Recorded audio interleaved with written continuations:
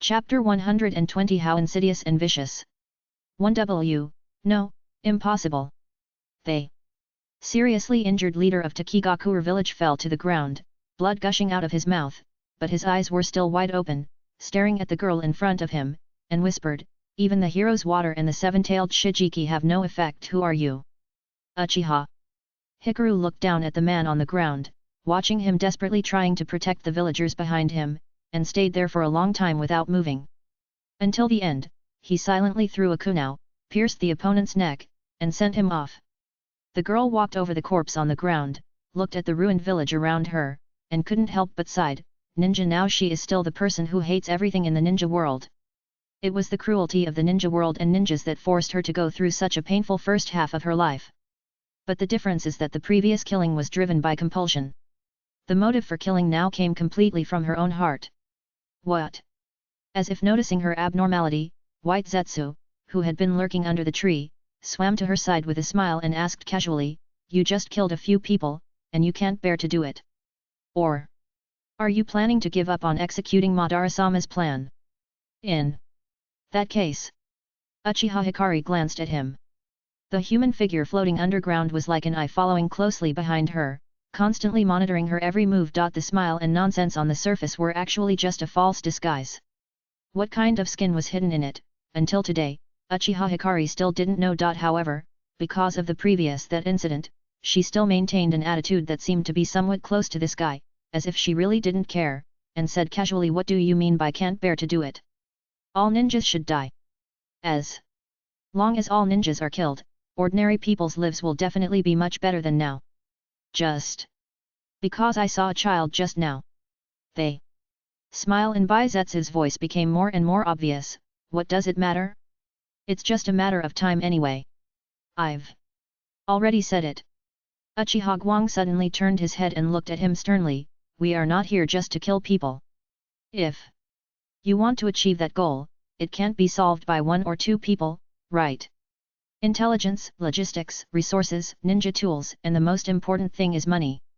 Miss." Uchiha Guang muttered in dissatisfaction, "I say, you two idiots, even someone like me who has not read much can understand something. How come you guys can't do it? Why do you just do it anyway?" White Zetsu's face froze. He couldn't say that before Uchiha Hikaru appeared. Uchiha Madara had already made plans in the Hidden Rain village, waiting for that kid Nagato to bear fruit. Now he had to quickly change the subject. "Speaking of which, what does pain feel like?" "It's better if you don't experience that nasty feeling." Uchiha Hikaru put his hands behind his back and walked forward carelessly, followed by White Zetsu, who was holding up the corpse of the Seven Tails Jinchuriki. It was agreed that this corpse would be taken back to the old man Uchiha Madara, and it must not be thrown away. In addition, Uchiha Hikaru also has some little secrets that she is not easy to tell. She has never been a good girl. The girl looked at the Takigakure shelter in front of her, and her eyes gradually deepened. The plan of the old fool Uchiha Madara is impossible to succeed. The result of hypnotizing everyone can only be to kill everyone, because no matter how the illusion changes, it is essentially just a process running through the original inherent program. Even the infinite moon reading that Uchiha Madara has mentioned countless times is actually just the content shaped according to the scenes desired by the hypnotized people. So, if the life they desire in their hearts is over, what will happen next? The greed of the human heart is indeed infinite, but people cannot imagine things they have not seen. Just like when a person who has never experienced sex has an erotic dream, he will be suddenly ejected at the key step. When the infinite Tsukuyomi reaches that level, those who are hypnotized will return to the logical circle they have experienced before, and continue the repetitive and boring cycle. During that time, what is the difference between being alive and dead? Therefore, the only way to truly save the world is the one she is now conceiving, marking Tsukuyomi. Using hypnosis, set rules that cannot be crossed for people. If someone violates them, let them die under the power of marking Tsukuyomi, thus forming a truly peaceful and stable world. However, Uchiha Madara will never let her have her way. Everyone has their own persistence. Whether it is Uchiha Madara or Uchiha Guang, they are actually the same kind of people. That is why Miss Guang decided to act on her own in the end. What is needed is still power. Uchiha Hikaru thought, if I can use this Takigakure village as a foundation and plant my 8,000 spears on everyone, I should be able to gain some improvement, right? If it's not enough, I have to continue to provide them with a stable environment so that they can produce more ninjas at least. at least I have to improve my strength to the same level as that bastard Uchiha Madara, so that I can have the qualifications to negotiate with him.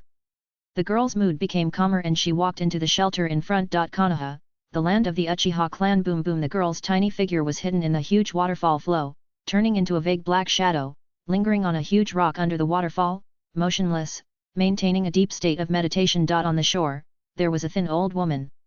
She combed her grey hair, leaned on a cane, and looked at the girl in the waterfall calmly, with a kind and satisfied smile on her old face. Until I don't know how long it took, the girl under the waterfall suddenly raised her hand. The extremely sharp wind escape chakra suddenly burst out from her slender arms. In just a moment, she easily cut off the waterfall above her head, split it in two along her body, and split a vacuum passage. The vacuum passage formed by pure wind escape lasted for 2 or 3 seconds, and then reunited after the chakra lost its support. But even so, a deep mark left on the rock wall of the waterfall mountain can be seen. Uchiha Yaoi looked at this scene, seemed to sigh a little dejectedly, slowly dragged his tired body, stepped on the turbulent water and slowly stepped to the shore. The girl was completely soaked, her dark undergarment stuck tightly to her fair and smooth skin, her long black hair stuck to her temples and back of her head.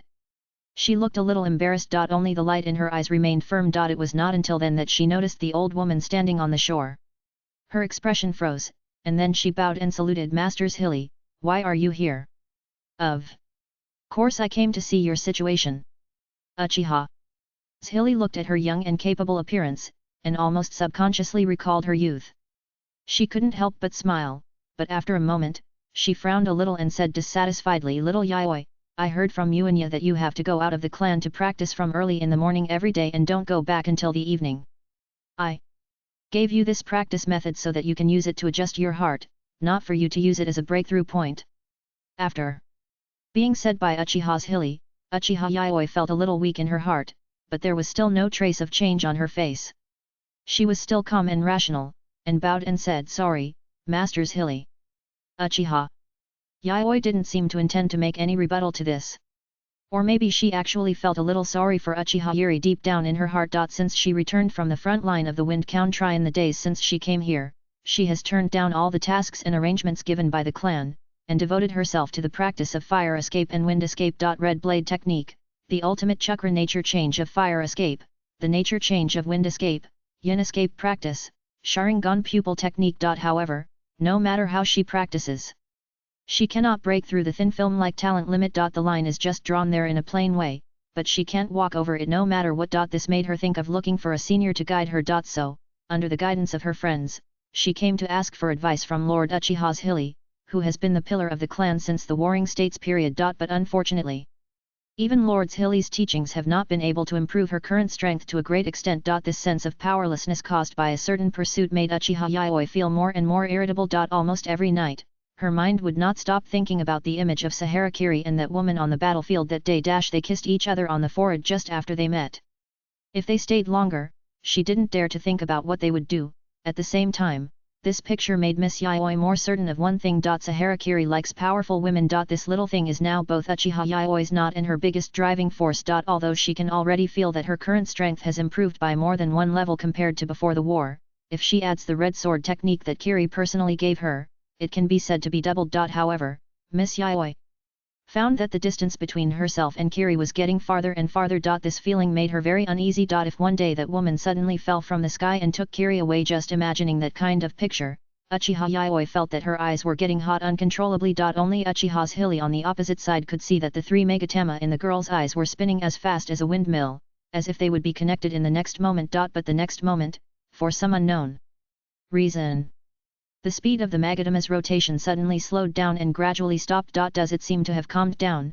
However, seeing that the girl was still so stubborn, Uchiha's Hilly was helpless. But when he thought of the Uchiha clan's natural pursuit of power, he seemed to think that everything was natural. If he had not pursued power like this when he was young, would he have achieved such results later? However, the little Yaoi in front of him was different. Even though he was so young, he already had the current strength, which was considered very outstanding even in the entire Uchiha clan. After the last mission in the Kingdom of Wind, he was granted the position of a formal jonin by Konoha village. The depths of the 3 Magatama Sharingan contained an amazing pupil power that even she dared not underestimate.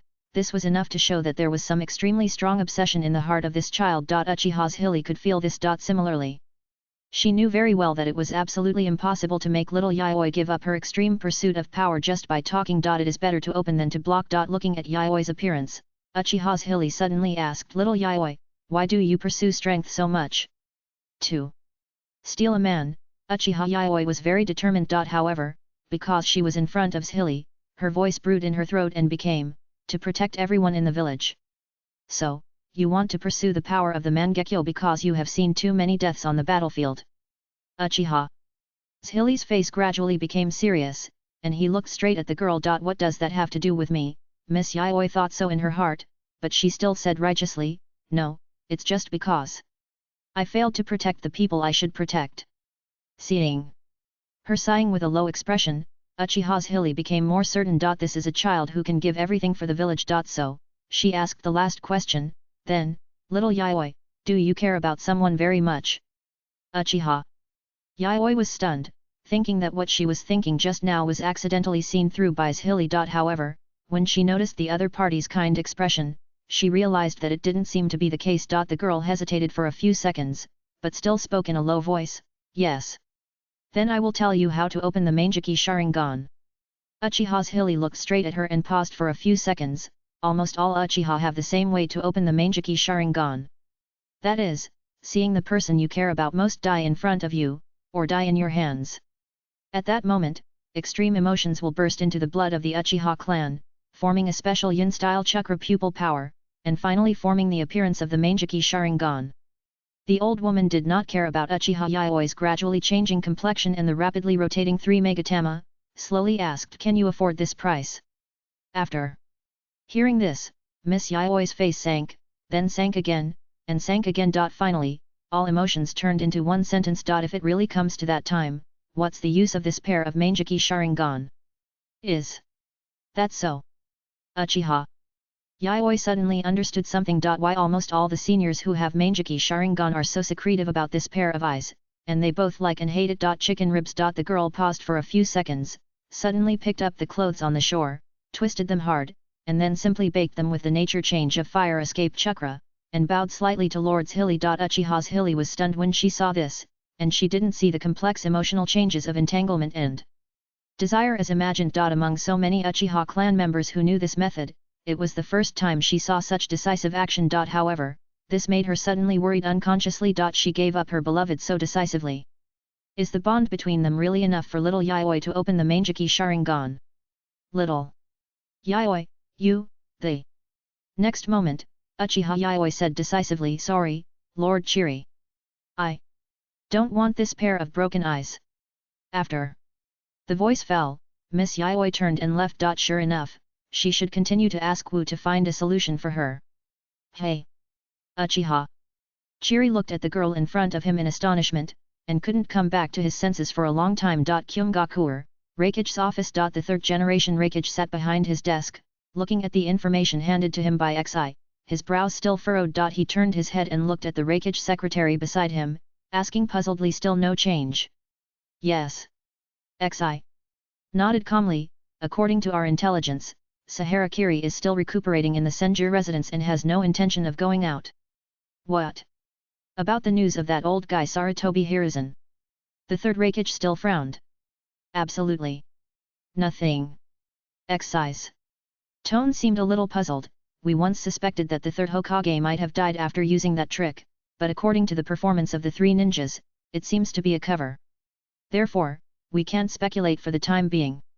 Hearing this, the third Raikage frowned deeper and deeper. Now, on the front line of the land of hot springs, the speed of the Kumagakuer front line is actually not fast. The reason is that every time the third Raikage appears, he is like an assassin in the traditional sense, coming and going without a trace, and there is no sign whether he is fighting or running. Sometimes, even when they were about to break through Konoha's frontline army, Lord Raikage suddenly retreated far away, and then immediately started to attack from another direction. The entire Kumagakuer headquarters couldn't figure out what the third cage was doing. Only a few people in the third cage's office knew the reason. The last time, the old man Saratobi Hiruzen exposed the technique when he fought with Lord Raikage, which really scared him. With their eyes, they could naturally judge that it was a special forbidden technique developed specifically for the soul, with the main effect of instant death. No one thought that Konoha actually had such a trump card. According to what the 8-tailed Ushiki said at the time, if they were hit by that knife, both he and the Hokage would probably have their souls taken away and become a hollow shell. In this case,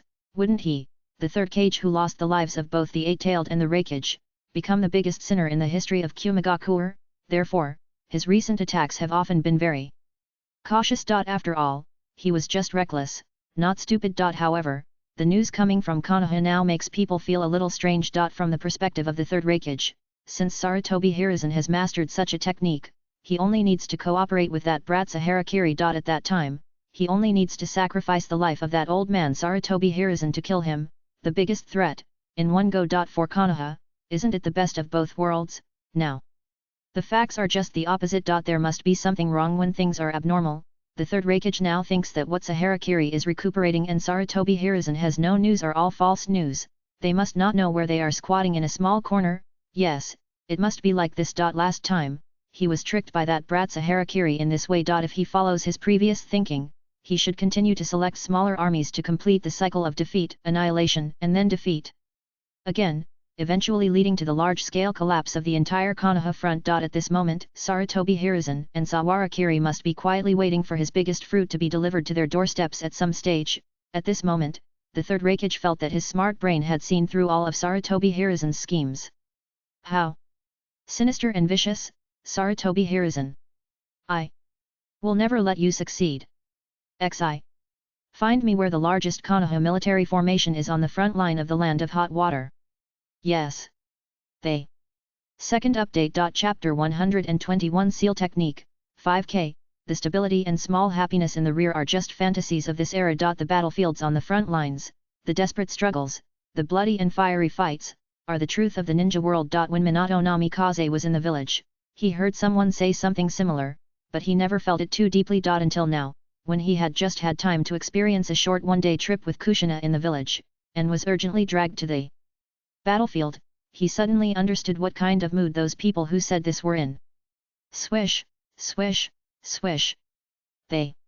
Flying kunao kept shuttling between the lush forests, and 3 points were accurately scattered in the center of the crowd in front. The Kumigakure ninjas who maintained a standard formation and charged forward instinctively tried to dodge when they noticed the sound of the kunao breaking through the air.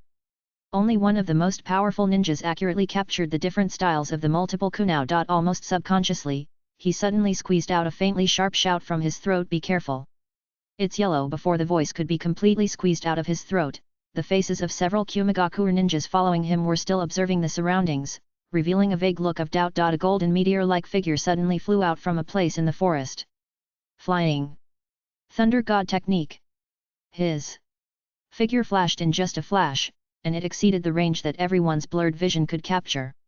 Even the most powerful Kumigakure Jonin among them only had time to make an instinctive defensive posture. Minato Namikaze almost completely closed his eyes, relying only on his own perception of the range of chakra, and clearly marked the location, posture, movement speed, and surrounding obstacles of each Kumigakure ninja in his mind. At this moment, after a long period of battlefield tempering, his application of the Flying Thunder God technique has long exceeded the imagination of ordinary people. Even if he only relied on this vague perception, the actions of the Kumigakure ninjas in the field were clearly presented in his mind as if they were three-dimensional models. The ultra-high-speed calculation made his brain vaguely swell. However, the speed and power that burst out from it also showed a comparable strength. The moment when the trident-style kunao passed by the Kumigakure ninja at an extremely high relative speed. Minato Namikaze's figure flashed in a sprinting manner, raised his blade, and raised his arm. The Kumigakure ninja who was facing him subconsciously raised his blade, and under this slight touch, a gap was opened. Just this line of blank space was enough to accommodate the tip of the kunao that Minato Namikaze stretched forward. The moment when the figures rushed forward relatively according to inertia, the two sides passed by. One of the tips of the trident deeply penetrated the neck of the Kumigakure ninja, easily cutting his aorta and trachea. The trident kunao continued to fly forward, and Minato Namikaze appeared beside everyone like a ghost, and every time he used the smallest inertia and movement to pierce the opponent's vital points. Carotid artery, heart, lungs, temples, kidneys, trachea. Even for the most proficient medical ninjas, Minato Namikaze's killing feast, which may not even take up a second in total, can be regarded as a hearty and precise dissection of the vital parts of the human body, harvesting all the lives that can be seen in front of him in an extremely vivid and impactful form. Most of these Kumigakure ninjas, who are only at the level of Chunin or Genin, are proficient in physical skills, have practiced swordsmanship for many years, and have extremely strong bodies like rocks, but all of this is nothing in front of the seemingly thin Konoha ninja in front of them. It was just a moment of passing by. Puff. Puff puff, several kunao all fell to the ground and buried deep in the soil. Namikaze Minato also landed almost synchronously, and his body paused slightly, dissolving the slight pressure caused by the high-speed calculation in his brain and the synchronous movement of his body. Compared with this, the amount of chakra consumed by the Flying Thunder God technique is the smallest part of the whole process. But it was only for this moment. The Kumigakure Jonin on the opposite side fell to the ground, stretched out his hand, and stroked the deep blood mark left on his cheek. If it weren't for his lightning defense technique that he almost instinctively sent out, barely blocking the tip of the man on the opposite side. In that moment just now, his neck would have been easily cut like tofu. That's right, others. The Kumigakure Jonin had just reacted from the shock, but seemed to suddenly remember something, and immediately turned his head to look behind him. Bang! Bang bang! What fell into his ears was a series of continuous sounds of heavy objects falling to the ground. The Kumigakure Jonin looked at the scene in front of him in astonishment. The dozen or so men who had just followed him, now all died silently in mid-air. Each of them was cut open on the vital parts of their bodies with a confused look on their faces, and left this world in an extremely helpless state without knowing why. Until they died, most of them probably didn't understand what kind of attack they were attacked by. The only thing they might know was the momentary pain when their wounds were cut open. The shock of the corpses that were still alive just now suddenly falling to the ground like raindrops is something that ordinary people can hardly describe in words. The moment he saw this scene, the Union Shangnan was heartbroken. There was not even time for the thought of fear to arise in his mind. The only thing that filled his heart was the sigh of his destined ending. He looked at the overly young blonde figure behind him and said calmly, "You are Konoha's Yellow Flash, Minato Namikaze." What? An amazing guy. Such a superb Flying Thunder God technique. Even the second generation of Konoha Hokage back then was only so good, right? A man like you is not the strongest of the new generation. Minato. Namikaze turned his head calmly, and seemed not to care much about the extreme resentment and suppressed hatred under his tone, and his voice had almost no fluctuations. "Ah, that's right. The strongest of the new generation is stronger than me. This level is many times higher. So, the failure of Kumigakure is already doomed. Even so, are you still going to resist?" These words, which were so indifferent that almost no emotion could be heard, seemed to have angered the Kumigakure senior ninja on the opposite side. His eyes suddenly turned red, covered with lightning like bloodshot, and he roared loudly, "Kumigakure, there is no ninja who surrenders." At the moment this sound fell, bursts of violent lightning suddenly broke out on the surface of his body.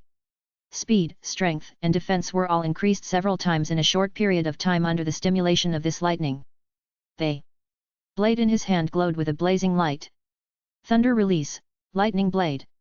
The next moment, with a bang, the soil under his feet splashed into fine dust, and his body turned into a thin snake that twisted like lightning, and crossed the distance of hundreds of meters at a speed that was too fast for the naked eye to catch, and the blade in his hand slashed down at the young man in front of him. Angle, timing, technique, and subsequent joint skills in just a flash, his mind had perfectly constructed all the resistance that the other party could make under normal circumstances. If only based on the current ninjutsu, the man in front of him was absolutely worthy of the name of a Jonin. However, the one he met at this moment was not an ordinary ninja. Almost at the moment when his body shot out, Namikaze Minato threw several kunao on the ground in front of him as if he was throwing them casually. The pupils of the Kumigakure Jonin suddenly shrank. Flying Thunder God, which direction will he attack from?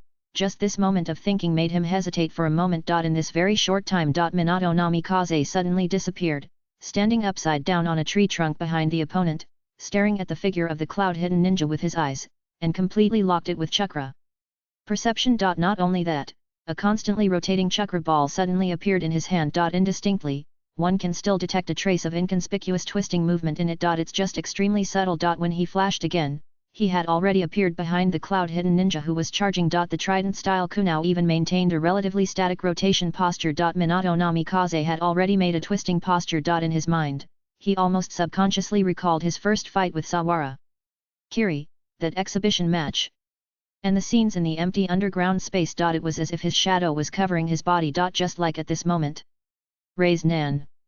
With a bang, the twisting movement suddenly hammered down a blow that gathered a lot of chakra, and fiercely imprinted it on the back of the unknown Kumigakure Jonin in front of him, shaking his strong and sturdy body into the ground that was broken like a rock plate, splashing circles of twisted and diffused ripples. Almost at the moment when this raised nan touched the other party, the expression on the face of the Kumagakuer Jonin suddenly twisted, and the figure behind him also showed a completely different spatial twist from the previous raised nan. That was different from the rotational force of the raised nan itself, but a kind of distortion of the material itself from the spatial level. Neither the lightning chakra defense wrapped in the outermost periphery nor his own strong body could play a slight role in resistance. In just a moment, his entire body was completely torn apart.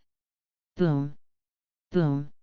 The explosive sound, accompanied by a gushing blood mist, instantly ended the life of the man in front of him. Minato Namikaze jumped out of the pit, gasping for air. He lowered his head and saw the part of the skin in the center of his palm that was also slightly twisted, and now it was slightly torn. Seeing this, he couldn't help but smile bitterly. Sure enough, is it too reckless? Unlike his son, Minato was born with a very careful and cautious character. Long before this technique was used in actual combat, he had already successfully completed it many times in experiments with great care. However, he originally thought that the technique had a rough prototype, but now he suddenly discovered some of its limitations when using it in actual combat, which made him feel a little depressed. It is really too difficult to integrate the space attribute into the raised nan. It is still say, let's start the experiment by integrating the lightning chakra attribute. Minato Namikaze had a lot of things in mind, but the only thing he didn't think about was the pride after killing a whole team of Kumagakuer ninjas independently. The scenery he had seen was too high and too far, and his vision alone was no longer limited by these minions. If Uchiha Yayoi only wanted to keep up with Sawara Kiri, then Minato Namikaze was thinking about how to surpass him at the beginning. But at present, this goal is still too far away. Faced with this reality, with the pride in Minato Namikaze's heart, how could he not sigh? Just as he was thinking about this in his heart, a familiar voice suddenly rang in his ears. Minato-sama! The anxious shout of the Yamanaka ninja in the rear command center came from the heart-turning connection. The third Raikage is attacking again, and Lord Sakumo has led his troops there. Please go over quickly. Again? Minato Namikaze frowned, but his voice remained stable without any hesitation. I know, I'll go now. However, when the voice fell, he couldn't help but frown and turned his head to look at the front line. This is the third time this week. With their current strength, they can't stop the sudden attack of a strong man like the third Raikage. But the rear is just like they did at the front of the Wind Country, and there is no intention to continue to send strong men to support. Even Wujun Minato Namikaze thought in his heart, and couldn't help but think of his identity. He is Jiraiya's direct disciple, the grandson of the current third Hokage, and a natural candidate for the Hokage line. But those guys are really... Ah! Finally, it turned into a long sigh, and rushed to the front line to support. Again? Looking at the girl standing at the door of Senjo's house, Sahara Yuki just opened the door a little and wanted to close it immediately. The memory of being pushed against the wall last time was very deep, which made Miss Yuki feel quite heavy resentment towards Uchiha Yayoi. Seeing that it was her now, she didn't even bother to listen to her words. She would never let Wu go. However, how could Miss Yuki's strength be compared with Yayoi? After going through very hard training, Uchiha Yayoi improved not only ninjutsu and genjutsu, but also practiced this body almost without stopping for a moment, and even the red sword technique was extremely proficient. The girl pushed the door with just one hand, and forced Miss Yuki inside to keep pushing back, and strode into the door as if she had returned home. Then, she saw Sahara Wu in the yard, who was leisurely stuffing herself into a recliner. Oh, it's Yayoi? Sawara Kiri was also startled when she saw the person coming, and subconsciously glanced at her head. The light blue halo still stayed there, without any change. Uchiha Yayoi's heart not, middle level, details, that damn woman. If I also have the power to keep up with the mist. The improvement in strength still didn't satisfy her. Sawara Kiri got up from the recliner and pointed to the room. What's the matter? Come in first. Yes. Uchiha Yayoi was not shy, and even strode into the room as if he couldn't wait. Seeing this, Yuki Sahara behind her hurriedly ran over in panic, trying to stop the bad woman. Wait a minute. Wu. You don't know what kind of bad guy she is. We can't let this guy get into our front door. Sahara. Wu helplessly stretched out her hand and rubbed Miss Suiwai's head twice. Don't worry, Yayoi must have come here for something important. And aren't you watching next to her? Miss Suiwai stared at the bad woman's back and muttered softly, what's the use of me watching? I can't beat her, and that guy might be even more excited. What? Nothing. Hurry up and finish the matter, let her go quickly. Miss Suiwai immediately turned her head away, pretending that she didn't say anything. Wait a little while, there's no time to prepare lunch. Yes, when he entered the room, the girl knelt on the ground and looked at him sincerely. Woo. This time, I came to ask you for advice on how to become stronger. As she spoke, the girl's voice seemed to be filled with a sigh. I came back to the village recently, and I wanted to ask the elders in the clan for advice on how to open the Mangeki Sharingan. But, according to the method the elders said, I probably won't be able to open the Mangeki in my lifetime. But the pupil power is enough. Because during the team formation period, Yayoi had already told Sawarakiri many secrets related to the Sharingan, not to mention that he had seen the appearance of the Mangeki with his own eyes when he fought against Uchiha Hikaru before, so there was no need to hide it. Following the trend, he told him all about his training process after returning. Sawarakiri had an expected attitude at first. But after hearing the part about the pupil power is enough, but the method is not suitable, cold sweat fell on his forehead. No, you should have opened the 3 Magatama Sharingan before the end of the war, right? Sawarakiri quickly recalled their recent experiences together, and was sure that he should not have caused Miss Yayoi any mental damage. The stimulation on the surface, there is absolutely no opportunity like Obito in the future to evolve from 2 Magatama to Mangeki in one go. And the heartbeat speed unconsciously accelerated. Careless, he originally thought that if Yayoi wanted to advance to the Mangeki Sharingan, she would have to accumulate for a while. Who would have thought that her talent in this area was so extraordinary? Then why did you not reach 2 Magatama until you were 15 or 16 years old?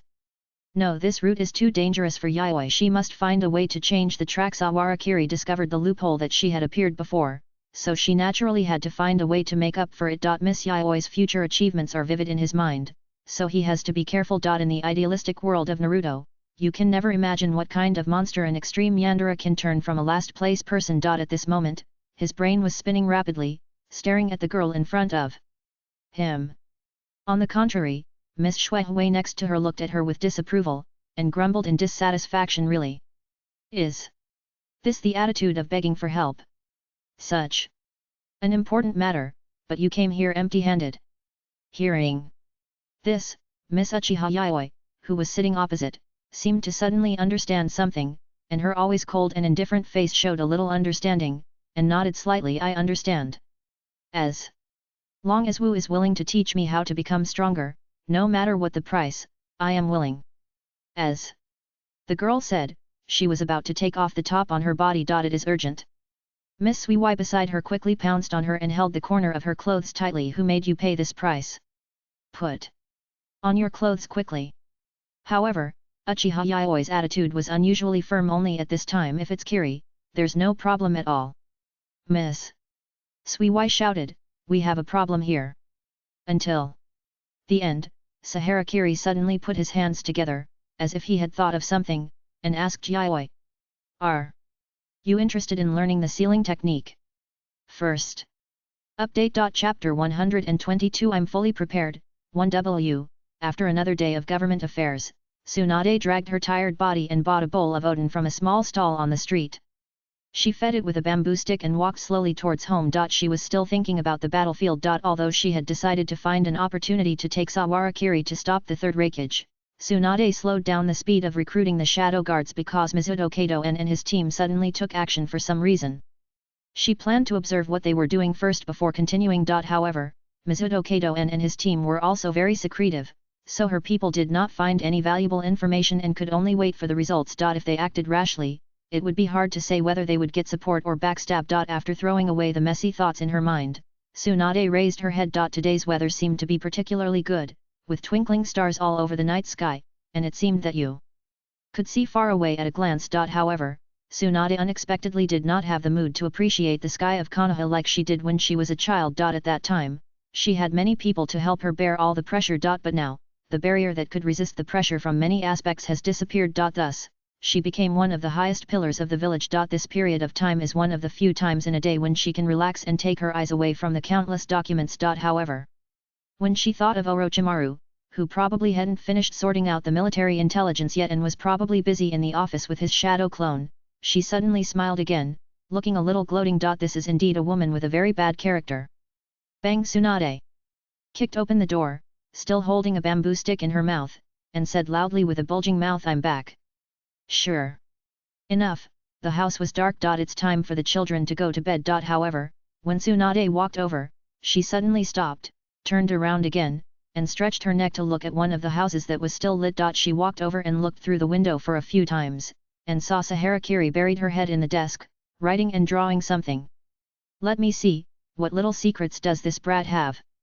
Out of curiosity, or perhaps because this woman named Tsunade had no respect for the privacy of young people, she put down the oden beside her, walked in carefully, and poked her head out from behind Sawarakiri, looking at the table in front of him. Then, she saw pages of paper with maps of the distribution of human meridians, muscles and organs covering the entire table. Sawarakiri was leaning over the desk, quickly sketching and drawing on the pages with a pen, and constantly marking various words on the side. Tsunade frowned and looked carefully. After a while, she found that all of them were actually distribution maps of sealing techniques. But when she quickly compared them in her mind, she found that she had never seen a similar style in Mito Grandma's secret scroll. If she had to say it, it was more like a small space barrier that should be set up in some secret places than a technique that should be imprinted on the human body. Is it a spatial attribute type? Could it be the one on this little guy? Tsunade was thinking in her heart, and she found that on the pattern of the whole body sealing technique, it seemed that part of her own yin seal and chakra storage was also integrated. Hey! You! Kid, when did you turn out my yin seal? She immediately widened her eyes. Even at this distance, Sawarakiri had of course discovered Tsunade's figure long ago. It was just because the unlimited cultivation itself was an extremely large design project, and it was impossible to restore it after seeing only 1 or 2 pages. In addition, she did not say anything, so Mr. Sawara, who was busy with the next stage of work, naturally did not bother to pay attention to this uninvited guest. Until he heard her voice, Sawarakiri continued to write and draw on the meridian distribution map of the whole body, and answered casually, "Before that, shouldn't Tsunade-sama knock on the door before coming in? What I am drawing now is the absolute sealing technique of our Sawara clan. Even the unmarried wife cannot see it. How are you going to compensate me, Tsunade-sama?" As soon as he finished speaking, Tsunade immediately hugged his neck tightly, and kept suffocating him in the heavy thunder, gritting her teeth and said unhappily, "You are so presumptuous, you little brat. You even dare to tease your immediate superior. How can I compensate you like this? Ola, ola, ola." It must be said that delay is indeed the most indisputable justice in the world. Saharakiri was almost shocked by the softness behind his head, but after realizing what he was trapped in, he immediately relaxed his vigilance. He was not a real young boy, so he would take as much as he could for such a big welfare. He was humming and moaning as Tsunade fiddled with him at will, and he even rubbed it by the way. Seeing that he didn't even have the shyness that was unique to his age, but kept taking advantage of her, Tsunade suddenly felt that she had lost money, and seemed to be quite bored and let him go. "You! Kid, you are really boring," she complained in a low voice. When she was with this stinky boy, she didn't have the pleasure of a mature big sister playing with an innocent little boy. "Actually, I don't mind Tsunade-sama coming a few more times." Saharakiri didn't have much reaction on the surface. Bang! Tsunade was pretending not to notice his movements just now, but she slapped him in anger when she heard his words. Mr. Sahara calmed down immediately. "So, what are you drawing now?" Tsunade looked at the large piece of paper on his desk, frowned and changed the subject. "At your age, it is easy to go wrong if you design such a large-scale sealing technique in one go." It is precisely because she is proficient in human medical treatment that Tsunade can best understand what kind of outrageous impact a seemingly insignificant mistake will cause after it is left inside the human body. "It doesn't matter. Sawara." Kiri continued to pick up the scattered pages on the desk carelessly, put them back in the order in her mind, and then continued to work before, saying to Tsunade, "It's better to say that it's copying than designing a seal. At most, I just transformed a part of it into your yin seal technique, Tsunade-sama. I have tried it on myself and it didn't have much effect." As he spoke, he lifted the hair on his forehead, revealing a prismatic mark. Tsunade was shocked, it was completed so quickly. "Also, how did you find my yin seal?" "I asked Shuihui to get it for me." Mr. Sahara sold his sister without hesitation. "That stinky brat! I never expected that it was difficult to prevent a thief from robbing one's house." Tsunade's chest suddenly swelled with anger. "It doesn't matter. Sahara. Kiri looked unconcerned. Anyway, Tsunade-sama still owed me 2 conditions before, so just use one up. What? 2? There's only one left. Tsunade slapped the table in annoyance, picked up the shaku in her hand and took a sip. You send your sister to me as a disciple, and it counts as 1. You don't know how that brat pissed me off. It was unexpected. It seemed that the young man in front of her had always been regarded as a brat by her, or it could be the kind of maturity beyond his age that he occasionally showed inadvertently, or perhaps it was the many things she had experienced with him. When Tsunade complained and cursed the little guy in front of her, there was no obstacle in her heart, just like when she was a child and sneaked into her grandfather's room with Orochimaru and Jiraiya, the 2 idiots, to steal things.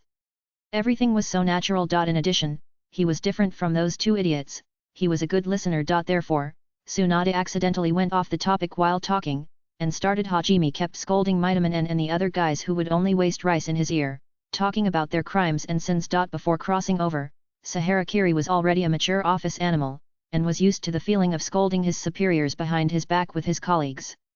Occasionally, he would hit Tsunade's point, making her unconsciously pat his shoulder and laugh twice, as if even the anger she suffered in the Hokage's office was dissipated a lot. It must be said that the feeling of working hard and earning a lot of time in his previous life was exactly the same. Until the end, after drinking half a bottle of wine, Tsunade's face was red, and she remembered the question she asked when she entered the door. By the way, what is your sealing technique for? Sahara. Kiri lowered her head. Yaoi's strength is a little behind.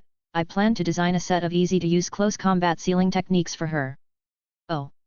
Tsunade came closer with a red face, with a little bit of alcohol and the fragrance in her hair. At this time, she still hadn't remembered who the child named Yaoi was. However, she looked at the paper carefully for a long time, but she didn't find any connection between this sealing technique and melee attack.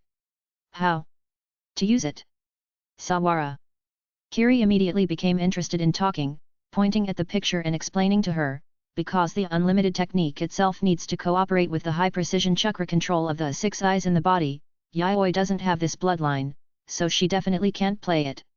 So I simply eliminated the part that needs to control the technique, and completely retained the instinctive whole-body space defense of the unlimited technique.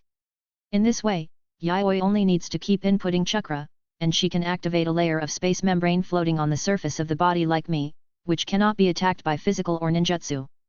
After that, I considered that this kind of space defense consumes a lot of her chakra, so I changed the original brain part sealing technique to the yin sealing part, so that she can store chakra in normal times and use it all at once when fighting.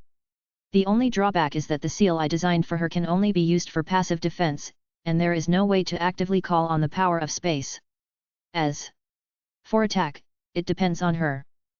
After listening to his narration, Tsunade found that this method seemed to be quite feasible. In this way, a melee ninja with absolute defense like this kid can be perfectly created.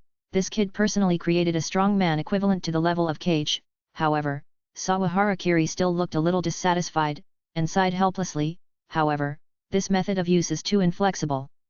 After the chakra is consumed, it will be finished immediately. However, if it is Yaoi, it should be possible to control it with the 3 Magatama Sharingan.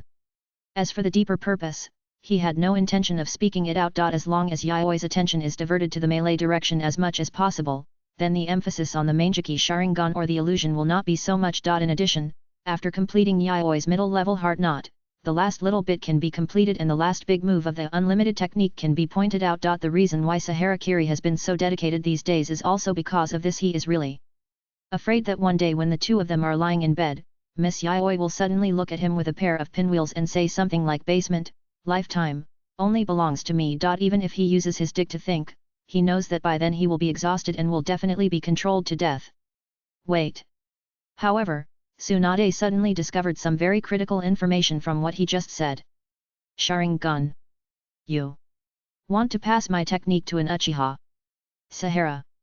Kiri looked at her calmly. Tsunade-sama, this is a new era of Konoha. Don't dwell on the grudges of the past. Before he could finish his words, Tsunade had already knocked him down with a feather twist. This time, the thunder was not a soft touch, but a soft body with explosive power, which almost sent him away in one breath. You are a born evil brat. That's what she said, but she didn't stop him. After a while, the fighting on the battlefield continued, and only the rear was still stable. After Saharakiri finished the sealing technique in her hand, she called Yayoi into the room and began the next teaching. Wu. Unai-chan. Brother. After learning what he was going to do next, the most nervous person was not Miss Yayoi, but Sahara Yuki. The girl looked at him with a tense face, very serious. You should know how dangerous that kind of thing is. That's a full body technique. Wu will write and draw on that bad woman's body for who knows how long it will take to seal her. Sawara. Wu nodded, I know. Ms. Suiwai's expression became more and more tense, and she subconsciously raised her voice. You still do this even though you know it. What? If that woman suddenly gets aroused during the technique and presses you to the ground in one breath, then I'm done for. Sahara. Kiri looked at her strangely. Why is Yuki Ei finished? Ms. Yuki Ei's voice was choked in her throat, and she couldn't speak for a long time. She couldn't say, the first time, Sahara Kiri, had already stared at her teeth, right? Wait. A minute. Halfway through the words, the girl seemed to have suddenly discovered something, and her eyes widened. Wu, you should refute it, say I won't be pushed down by such a weak guy or something like that. Hearing this, Sahara Kiri sighed as if she was a little embarrassed, and said helplessly, I shouldn't be able to run away. Wu. Just as they were talking here, the door inside had been pushed open. Ms. Yayoi, who had obviously been ready long ago, poked her head out of the door, looked in the direction of Sahara Kiri, and asked, Are you not ready yet? I'll be right there. Sawara Kiri responded, looking helplessly at the little girl in front of him. I'm so stupid, you still don't understand now, right? As a brother, what kind of difficult future choice am I facing now? No matter how you look at it, the pure love route is better than the Yandere basement. Anyway, remember to wait outside. You can come in after it's over. Gyuu. Miss Suiwai let out an extremely painful wail. She still has to wait outside, what kind of torture is this? When she entered the door, Sawara Kiri saw that Miss Yayoi had folded her clothes and put them aside early, like a wife waiting for her newlywed husband to come home, and faced him frankly. There was no trace of embarrassment in the girl's expression, as if she had been waiting for this moment for a long time. On the contrary, Sawara Kiri, the caster, looked a little uncomfortable at this time. Yayoi. You can be a little shy. However, the girl looked at him with expectation, and her tone was unprecedentedly positive. No need. I'm fully prepared. Hurry up, Wu. Sawara. Wu almost couldn't hold back. This is just a sealing technique, don't show that kind of expectant expression. He found that Yaoi's current situation might be more serious than the worst he imagined. She didn't show any clues before, which can only be said to be very good at hiding. By the way, Wu. As she was talking, Yayoi suddenly stood up and leaned forward to him, and Sawara Wu subconsciously leaned back. Then, the girl softened her tone and whispered, I leave everything to you. Sawara Kiri was startled when he heard the words. It seemed that it was the first time he saw such a natural and touching expression on the girl's face. After the voice fell, the girl pursed her lips, grabbed his collar, and suddenly tapped his lips and teeth, leaving a soft touch. Her eyes were clear and pure, and there seemed to be a touch of soft watercolor. Please. They. Second update. Chapter 123 Infinite Space, 5K, there is no deep love without roots and reasons. It's just that some people still remember it, and some people have long forgotten it. Uchiha Yayoi closed his eyes and lay quietly in the quiet room, feeling Sahara Kiri's breath, but his mind couldn't help but think of the day when he first imprinted the name Sahara Kiri in his heart. Like most Uchiha, she was born into a traditional Uchiha ninja family. Although her mother did not have the talent to become a ninja, her father was a very famous and excellent jonin in the clan at that time. He had a high level of fire escape and physical skills known to the whole clan, and was a strong man who could be called out even outside the village. However, unlike her mother's soft and easygoing nature, her father has always been a very tough person and has very strict requirements for her only child. From the age of 3, Uchiha Yayoi started comprehensive and strict ninja training under the guidance of her father. But fortunately, she, like her father, was born with a very outstanding talent for fire escape ninjutsu, and also had a good foundation, and her father placed considerable expectations on her. At that time, the little child naturally did not understand any profound truths, but only after she began to go to the battlefield did she understand what this kind of training and guidance at all costs meant to the ninjas. And what kind of heavy confidence it was for the ninjas who had to fight against ninjas from other countries on the battlefield. Yayoi only remembered that the training at that time was very hard, and only after the training was over every day could she eat the sweet cakes bought by her father as a reward. Looking back now, I can't remember how hard it was. I only remember that the cakes at that time were delicious and were a luxury that was hard to buy in the village. Her father loved his daughter very much. This heavy and silent love lasted until she was in the ninja school. Just like the fate that all ninja families often have to face, her father died on the battlefield because of a difficult mission. The remaining companions brought back only a pair of ninja emblems for him. She asked for leave from the ninja school class that day, but she didn't ask for a long time.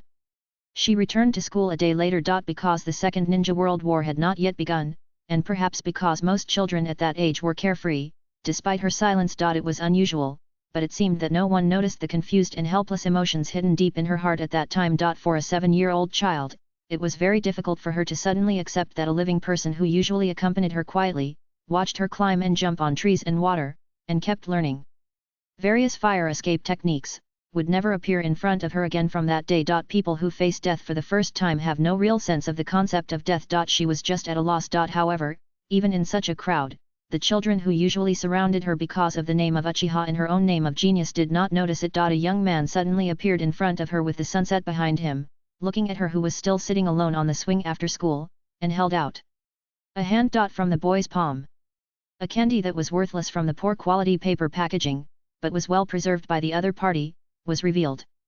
When you are sad, you should eat sour fruit candy. The boy, who had hardly ever spoken to her, sat next to her swing with a familiar look on his face, turned his head and looked at her with an annoying smile. When you have endured the initial sourness, you will be able to taste a little bit of the sweetness that overflows later. It's amazing, isn't it? Uchiha. Yayoi remembered that at that time, she just looked at him with a speechless look, as if she was looking at potatoes and cucumbers, without any concept. But his words were like her life-saving straw at that time. No matter how strong her self-will was, she couldn't stop pouring into her mind. On the contrary, the child in front of her seemed to have long been accustomed to her reaction, and said to himself without caring, the more you can't bear the pain, the more you have to smile. Only those who carry the past are qualified to move forward. Hey! Doesn't it sound great? It was full of words that the child couldn't understand, like an adult comforting a companion who had lost a loved one, pretending to be a mature fool. However, Uchiha Yayoi found that she unexpectedly liked to listen to it, and wanted to hear him continue, and even her eyes were shining. The little girl pouted, her voice choked, but she was still stubborn. What do you know? I know a lot. He stood up, like a tower under the setting sun. Many things in this world are destined. Just like a white skirt meets a white shirt, a sponge meets a wasabi, a salmon meets a sphincter. Once they meet, it's like golden wind and jade dew, dry wood and raging fire. Allah, is that what you said? Puff. She suddenly laughed out loud, as if she saw idiot. Do you know what a sphincter is? How can a fish get in? That's hard to say. The little boy looked very young. Wind, essential oil, happy water, nuns, and fish. There are many people with strange ideas in this world. For example, I can make you laugh out loud when you are sad. Uchiha. Yayoi remembered clearly that her smile suddenly withered at that time, as if she felt a sense of betrayal to sadness, betrayal of her father's death, and the heavy love that had passed away and could not be reproduced. However, Saharakiri still looked at her quietly as usual. Hey! If you wear a little skirt, would you want to spin around? You annoying guy. Yayoi remembered that she spit out a terrible tone coldly at that time. Who would say such words to a sad person? Sawarakiri didn't care at all. She just turned her back to her, tiptoed slightly, as if she could imagine such a scene, and sighed, but your deceased family must also want to see it, right? Miss Yayoi was startled, as if she suddenly remembered her father's always stern and scary face. Will it? She felt a little complicated again. Sawarakiri seemed to have completely forgotten her existence, as if she was daydreaming, and continued to talk to herself. It will definitely look good. Girls who have never been praised like this by others will always feel shy about such straightforward kindness, but they also seem to be suddenly angry, maybe both, making it difficult to tell the girl's mood for a while. However, Even if she tried to keep a straight face, her face was still flushed like the sunset. At that time, even Yayoi herself didn't know what kind of emotion she was in, and she suddenly asked, how can a ninja wear a skirt? Do I have to wear it just for you to see? The little person's answer was unprecedentedly decisive, of course. Her questions became more and more sharp, like a string of cannonballs. Then will you always look at me? Look at me for the rest of my life? I think I will. A smile appeared on his face, which was still gentle in the deepest part of Yayoi's heart when she recalled it now, because Yayoi is very cute. What happened when she went home later? Because she was alone, Uchiha Yayoi could not remember clearly. Only his smile, the smile and her sadness became the marks of the memory of that moment. Only the young man standing in front of her at that time left her with a clear impression. Until now, almost 10 years have passed. Every word he said, every movement, every change in his expression, is as if it is happening in front of her. However, after that, their relationship did not become as fast as imagined. Even after saying that, Saharakiri seemed to treat her as just an ordinary friend, occasionally chatting with her from a distance. She was just one of the children he had comforted in his life. Neither special nor special. Saharakiri's prematurely mature heart made him unaware of the impact this experience would leave on a certain girl. But he suddenly became the most special and most special person in Yayoi's heart. In the following time, only Uchiha Yayoi himself silently stuck to him a little further behind him like a fool, watching his entire campus life. The more attention he paid, the stronger the emotion in his heart became. When it came time for graduation assignment, she took the initiative to ask to join his team, replacing a female classmate whose name she forgot. However, Wu didn't like herself that much. Although she was beautiful, had long legs, a slender figure, and well-developed breasts, she was the most eye-catching one among all the people around her at this young and beautiful age. But he was still the same as before, and even occasionally disliked her. Until now, Uchiha Yayoi knew this clearly. A girl who became humble in front of the person she liked always had a delicate and sensitive mind. Because she understood this before, she had been trying very hard to endure and test, like an insidious hunter, pretending to be cold and elegant, moving carefully in millimeters to approach his hand that fell carelessly beside her, looking for an opportunity to touch. But time was too long. Until his figure was everywhere in her eyes, his photos were in every corner of the room, and his voice was in every space in her heart. Ruminating the self-sweetness of memory, her emotions gradually became distorted. Now, Uchiha Yayoi finally found out. She couldn't help it. I want to be with him no matter what. This has almost become an obsession that is so deep that it is imprinted in the depths of the girl's soul. Sawarakiri, it must be him. Almost at the moment when the entire sealing technique was completed, the corresponding prompt popped up on the panel in front of Sawarakiri. Uchiha Yayoi's middle level heart knot, completed, heart knot points +3 bond level increased. Uchiha Yayoi bond level, 4-5 first time completing the middle level heart knot. You can choose a random talent or special item. Seeing the extremely obvious prompt on the panel, Sawarakiri felt a chill in her heart. It's over. The bond level can actually be increased? The 4th level before was not the highest. What kind of bond is this?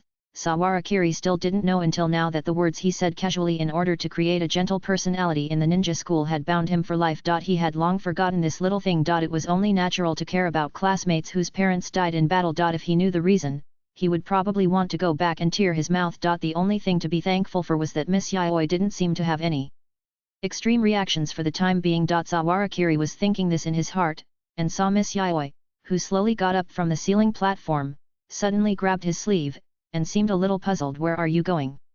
Sawara Kiri was also startled. I'm going to wash my hands. No. More behind. Miss Yayoi's tone was getting more and more suspicious. She looked down at her body after the sealing spell gradually disappeared, and then looked at his pants. Didn't move. How could this be possible?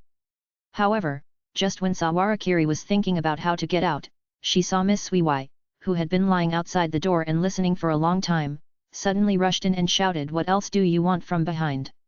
The little figure spread its wings like a hen protecting its calf, and rushed to block Sawarakiri and her, looking straight at her. Kiri is a serious man, don't think he is a casual person.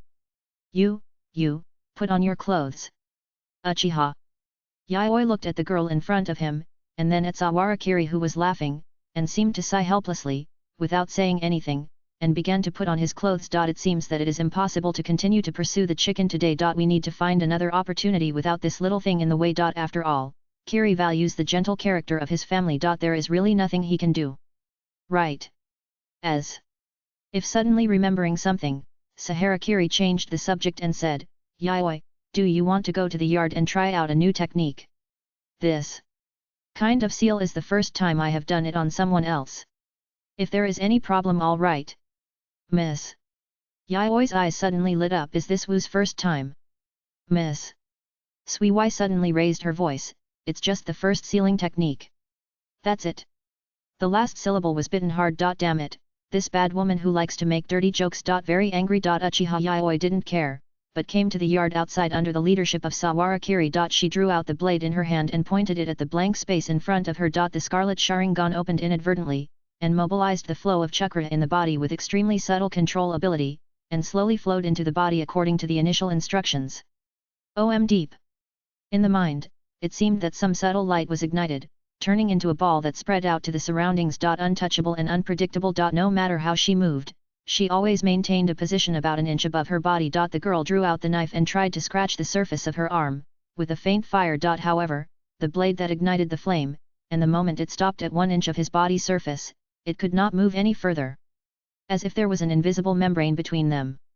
So powerful! Is this the technique of fog? Not only that. The flames ignited by the blade in Uchiha Yayoi's hand became more and more intense, and finally formed a very deep and heavy scarlet, turning into a red sword. While maintaining the Sharingan, the red sword technique, and the space defense at the same time, his body shot forward violently. A slash of the sword was swung out. Almost at the same time, the flames ignited on the surface of the red sword and the space membrane around the body expanded at the same time. The raging flames suddenly expanded and fragmented, and under the passive push of space, they splashed forward. Formed a circle of diffused fireworks. Sawarakiri looked at her and saw that she could use it so quickly, with a smile on her face. In this way, you don't have to worry about anyone being able to hurt you. Uchiha Yayoi stood still, and when she heard the words, she looked back and stared at him straight. The scarlet, rapidly spinning 3 Megatama made Saharakiri, who was still smiling just now, feel some subtle emotions in her heart. Miss Yayoi suddenly spoke in a soft tone. Does this sealing technique have a name? Sarah. Kiri was a little puzzled. The name of this technique is the unlimited technique. No. Miss. Yayoi's voice was decisive. This is a special gift from Kiri to me. So, let's call it Sarakiri's absolute defense. Sawarakiri's face suddenly darkened. With your talent for naming, you have to sit at the children's table with Namikaze Minato. However, Uchiha Yayoi herself was very happy, so Sawarakiri naturally let her do what she wanted. You can call her whatever you want. After the comprehensive experiment of the technique was completed and it was basically confirmed that there was no problem, Sawarakiri sent this person away as soon as possible in the name of Yin Seal needs to store chakra for continuous use. After Miss Yayoi's problem was solved, it was natural for him to improve his own strength. I've waited for a long time. Sawarakiri muttered, turned around and began to look at his panel. Consumption of hard points, 4 unlimited technique stage 3 stage 4 information localization, completed domain expansion infinite space, create a special chakra domain in the form of yin-yang escape, which is specifically manifested as a pitch-black sphere. In the domain, a mental shock of infinite information is forced into the brain, which can put the opponent in a state of neither life nor death where information never stops pouring in. Note: the scope of the domain is linked to the consumption of chakra, and the basic consumption is extremely high. Please use it with caution. Cannot be upgraded. The first complete ability has been developed. He looked at the information on the panel in front of him, and he couldn't help but feel a little emotional. It has been almost a year since I got this panel, and it is not easy to finally upgrade one of the S-level abilities to the full level until now. However, the cost is always equal to the reward. Due to the special nature of infinite space, Sawarakiri does not plan to experiment at home. When I have time, I can go to the death forest to find animal friends and give it a try.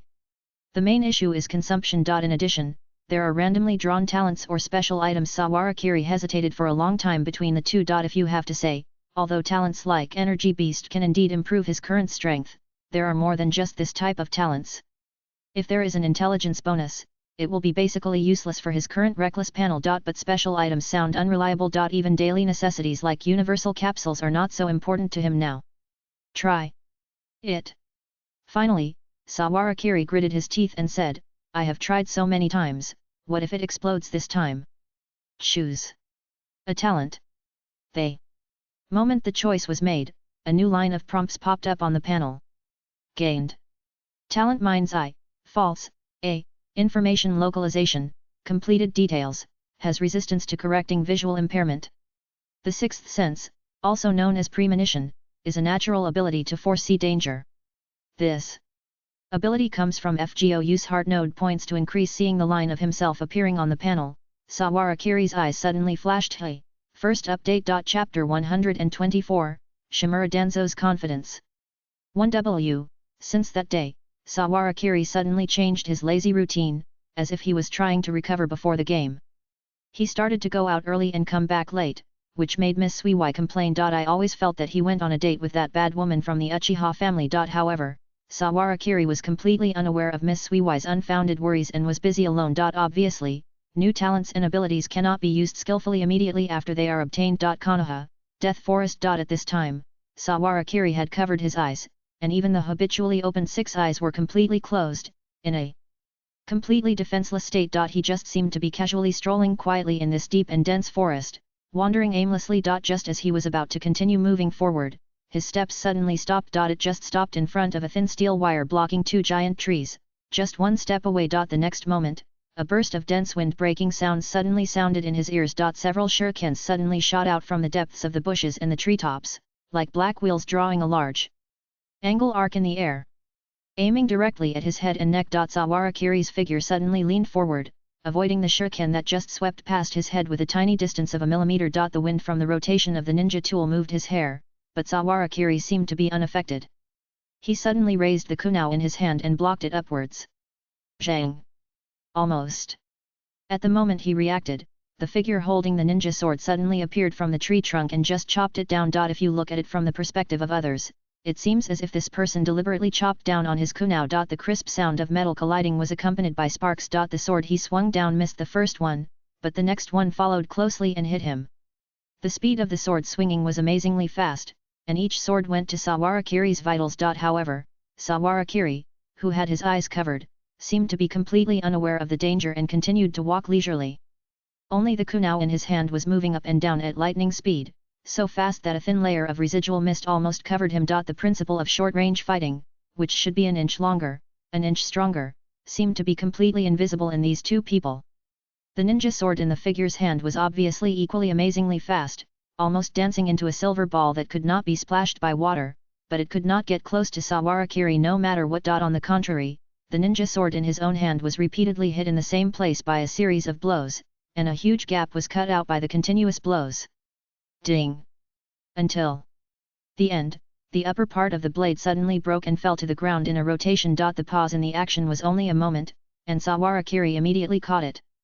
With his vision completely unavailable, he suddenly reached forward, grabbed the figure's slender wrist, and pulled it forward. But the figure had no intention of giving up resistance.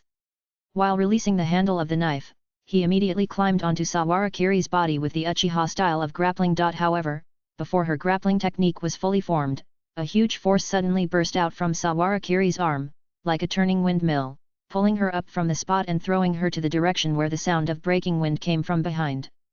Puff! The sound of the ninja sword swinging and the sound of smoke exploding from behind almost sounded at the same time. Sawara Kiri's figure passed through the smoke at a speed faster than sound, and whistled out a kunao towards the figure that had been hiding behind him for a long time. Puff! The next moment, the figure was firmly pressed against the tree trunk by him. The battle was over at this point. Sawara Kiri let out a long sigh of relief, took off the blindfold on his face, and looked at the girl in front of him. Miss Yayoi, who was pressed against the tree trunk, had her fair neck artery pointed at by a sharp kunao, but the 3 Magatama Sharingan in her eye sockets seemed to be looking at him with expectation. Thank you for your hard work, Yayoi. Sawara Kiri put down the kunao and smiled as he stretched out his hand to her. A trace of disappointment flashed across Uchiha Yayoi's eyes, but she immediately grabbed his hand, as if she wanted to put all her weight on him, and stood up under his traction. In this way, is the training considered successful? The girl dusted off the dust on her body, turned her head and asked in the direction of the young man. Well, it was very successful. Sawara Kiri actually lied. Although Yayoi now has the initial Sawara Kiri's absolute defense as a protection, his physical skills and reaction strength are still a long way from the level of Sakumo and Sarutobi Hiruzen, and he can't simulate the sense of crisis of death. However, this is not to say that Yayoi is weak, but that the current Sawara Kiri is too strong. Mind's Eye False, although this ability looks insignificant, it is an extraordinary ability that countless legendary heroes do not have. It can give people a strong instinct like a beast. Even if they don't explore the surrounding environment and the enemy's actions, they can completely rely on instinct to make the most perfect response. Although it is passive, only if you look carefully after experiencing it can you realize how much this ability has improved you. On the contrary, after trying it several times in the past few days, Sawara Kiri felt inexplicably embarrassed by domain expansion, infinite space. It's not that it's not easy to use. On the contrary, it's because it's so easy to use, so the corresponding consumption is too great for him. At the same time, this is also a range attack that ignores enemies and friends. If there are companions in the domain, you need to wake them up as soon as possible to avoid being made into a fool by his soul attack. If you have to say, probably only a human-shaped sacred tree like Senju Hashirama can use this ability freely, therefore, this ability can only be used by him as a real one-on-one killer. While thinking in his heart, he secretly summarized his findings in this battle. He didn't notice that Miss Yayoi had quietly closed the distance with him. The girl's little finger hooked forward and climbed up the back of his hand silently. Then hold it. Seeing that Sahara Kiri had no reaction, the girl's cold and elegant face inadvertently narrowed her narrow eyes, revealing a happy smile like a fox biting meat. Sahara Kiri then glanced at her. With the increase of the bond level, Yayoi's desire and motivation to get close to him became more and more direct and strong. If you don't find a way to restrain yourself, he thought silently in his heart, and the two of them went all the way back to the village until they stopped in front of the Uchiha clan's gate, and then they separated. After returning home, Sahara Kiri still summarized as usual, eating fruit, eating, and then taking a warm bath, preparing to go to bed. Before going to bed, he opened his panel. Personal information: name, Sahara Kiri. Age, 16. Talents, bloodline Genkai, A. Mind's Eye False, A. Photographic memory, B. Energy Beast, B. Abilities, Unlimited Technique 4th Stage, S+, Mirror Flower and Water Moon, S. Fire Style, A+, Lightning Style, A+, Water Style, A. Illusion, A. Taijutsu, B+, Red Blade God of Fire Kagura, B. Ninja Tool Operation, B. Sealing Technique, B. Overall Evaluation, S+. Heart Knot Points, 1 System Evaluation, Our Journey is to the Sea of Stars. Kiri-kun, you are now qualified to charge towards the Six Path Sage's hometown. Where is Kagaya Otsutsuki? Look at my energy beast's mouth. Ignoring the crazy talk in the system evaluation, Sahara Kiri began to observe the changes on the panel. The biggest change is that the abilities that originally only needed 1 heart knot point to improve, after the prompt of first complete ability development completed appeared, all increased by 1 point. Since there are too few samples to observe, and all of them are ability items that can be improved by 1 point, Sahara Kiri doesn't know whether it is only increased by 1 point or doubled. If it is the latter, it means that he should be more cautious in using the heart knot points in the future. Unless necessary, there is basically no need to continue upgrading abilities that are not S-level. More importantly, he needs to continue to explore other candidates who can provide him with heart knot points. Tisk.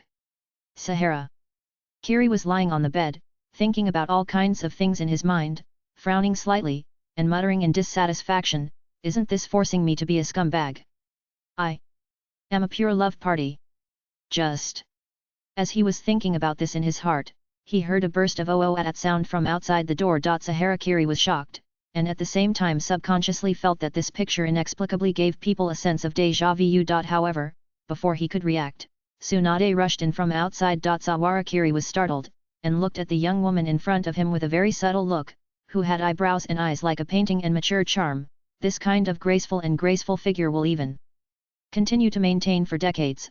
His mind inadvertently emerged with the wonderful little stories that happened in various comic books, such as The Married Woman's Apartment that he had read in his previous life, and subconsciously wondered if Tsunade-sama had finally reached the age of being as fierce as a wolf. But the next moment, reason made him feel that this kind of thing was unlikely. Sure enough, almost at the moment he broke into his room, he noticed the anxious look on Tsunade's face. Something happened, follow me. Next, we have to rush to the front line as quickly as possible.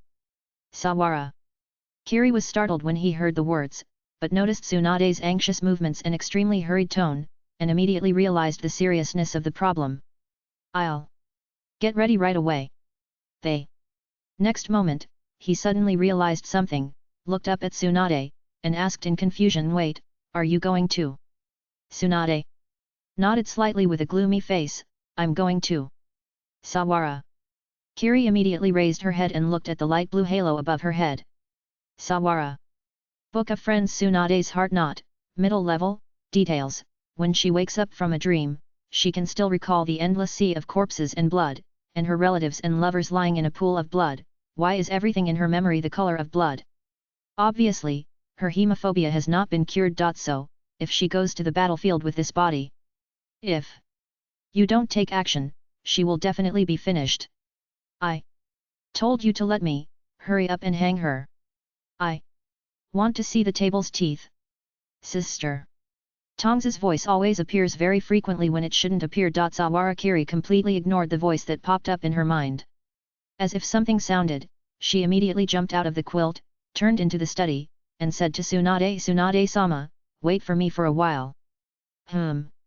Tsunade was startled. Then, she noticed the back of Sawara Kiri, who was only wearing a pair of big shorts. She turned her head away subconsciously, and suddenly felt that her action seemed immature, and she didn't look like a reliable adult who had seen all kinds of things in the world. So she turned back and looked at him again. "This kid has a pretty good figure." Time goes back to one day ago. The front line of the land of hot springs.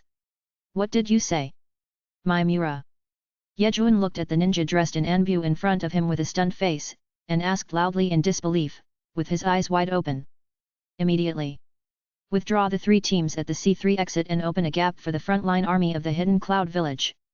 Ninja dressed in anbu just repeated the order coldly, not caring about the emotions shown by Miak and Yejuan at all, and his tone was as cold as a machine. Maimura Yejuan was completely unable to understand, and his voice was hoarse.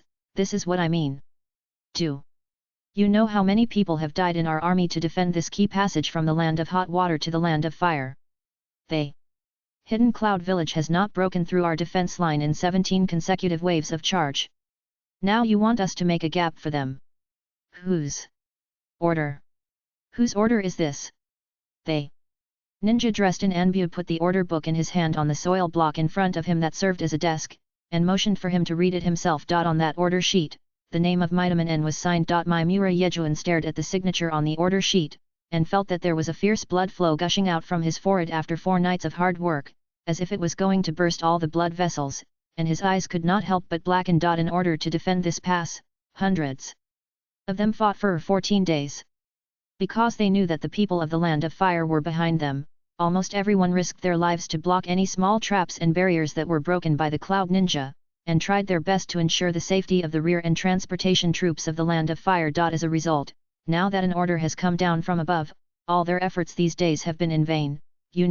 They are guarding the lifeline of this entire front line. Why? Maimura. Yejuan was furious, and he grabbed the collar of the anbu-dressed ninja with almost uncontrollable breath, roaring and screaming. His head was still filled with the figures of his companions fighting desperately one after another until they were torn apart. His eyes were bloodshot. Maimura. Yejuan, Jonan. Tone of the anbu-dressed ninja suddenly became a little colder, and he said calmly, "You are a ninja of Konoha, and obeying your superiors is everything to you. Follow orders."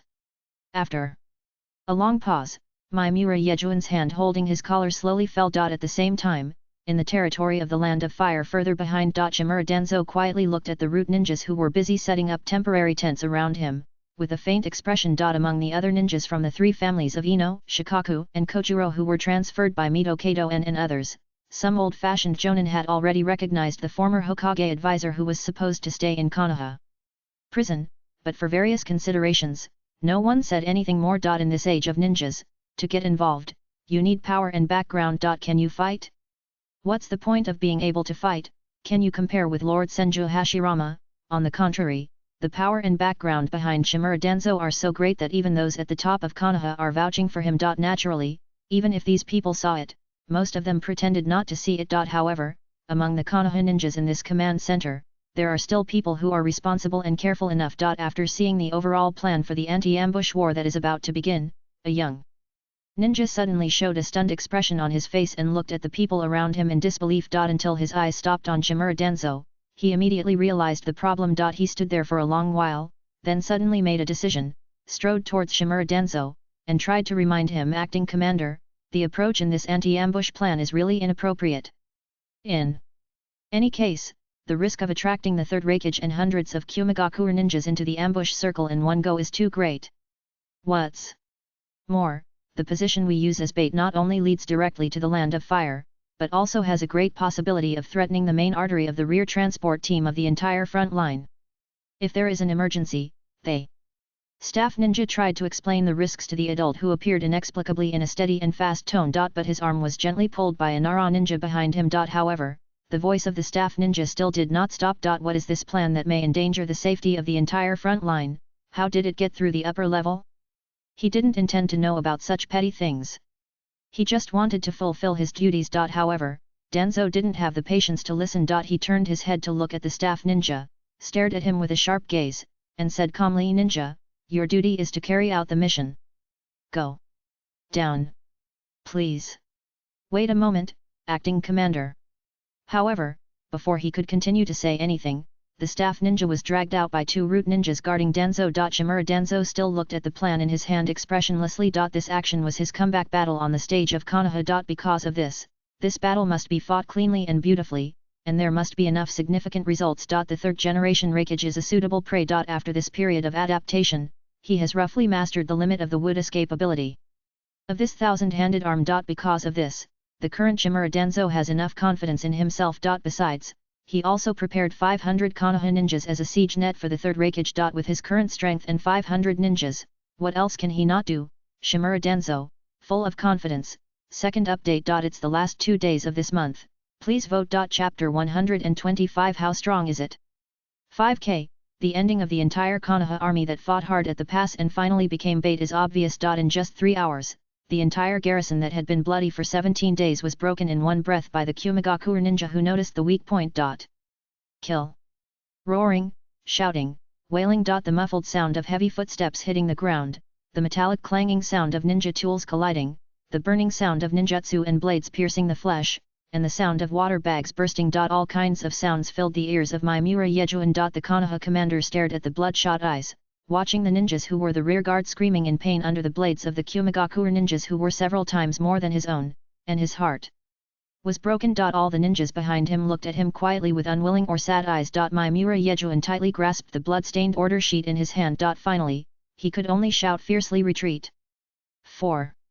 Ninjas, the village's orders are absolute. No matter what kind of order it is. The last part of the troops withdrew from the pass. Shimura Denzo on the cliff in the distance quietly watched the ninjas like ants under his feet retreating sparsely on the road opened up in the forest. The Kumigakure ninjas following behind him smashed the last bit of the rear guard resistance, and like a blade, led by a majestic man, penetrated the entire line of defense and pointed to the rear. The artificial eye on the right side of Shimura Denzo shrank rapidly under the drive of chakra, and the picture in his field of vision was constantly enlarged, and finally locked on the man's face. The third Hokage. Even though they had never met on the battlefield before, Shimura Denzo had seen various photos of the opponent countless times. At this moment, after locking on his real target, his expression suddenly became serious. If the sacrifice of ninjas has its value, then they should be sacrificed. Obviously, under the huge target of the third Hokage, the lives of a few hundred Konoha ninjas are not worth mentioning at all. In Shimura Denzo's view, as a superior, one must be so decisive. An army cannot be ruled by kindness. As he observed the advancing third Hokage, he asked the root ninja behind him, "Are you ready?" "Yes." A root ninja behind him half knelt on the ground and quickly replied, "The ambush and barrier preparations have been completed.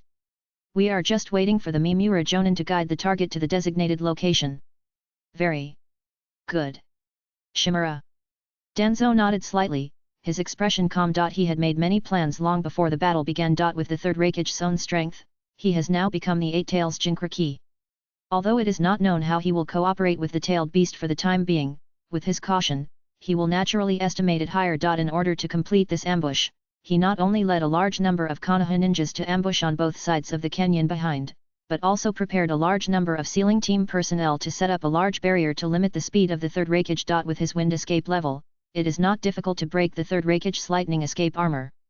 The problem is how to catch him. As for the tailed beasts, there is no need to talk about them. Since the beginning of the plan, Danzo has already searched all the records of the capture of tailed beasts related to the first Hokage in Konoha. Whichever file it is determined in a very absolute tone that the restraint of wood release on the tailed beasts is absolute. Any tailed beasts that were entangled by the first generation of wood release almost all lost all resistance in an instant and became pets held in his palm obediently. The reason is the ability of wood release to absorb chakra. In these records, among them, the wood release ninjutsu that appears most often is the combination of wood release and sealing technique, Quan Nurihu, and the tree world descent, which is used to limit the range of movement of the tailed beasts. The combination of these two ninjutsu is a serious blow to the tailed beasts. During this period of time, Shimura Danzo has already mastered the simultaneous use of these two ninjutsu many times. Wind release restrains lightning release, and wood release restrains tailed beasts. Now that Shimura Danzo has both wind release and wood release, the third Raikage who has transformed into a tailed beast is the best opponent for him to prove himself. As long as he can complete the capture of the third Raikage and the 8 tails, how can a mere crime trap him? Thinking in his heart, Shimura Danzo slowly showed a calm smile on his face. So, he ordered the root ninja behind him, start the plan. Yes. The root ninja behind him immediately agreed.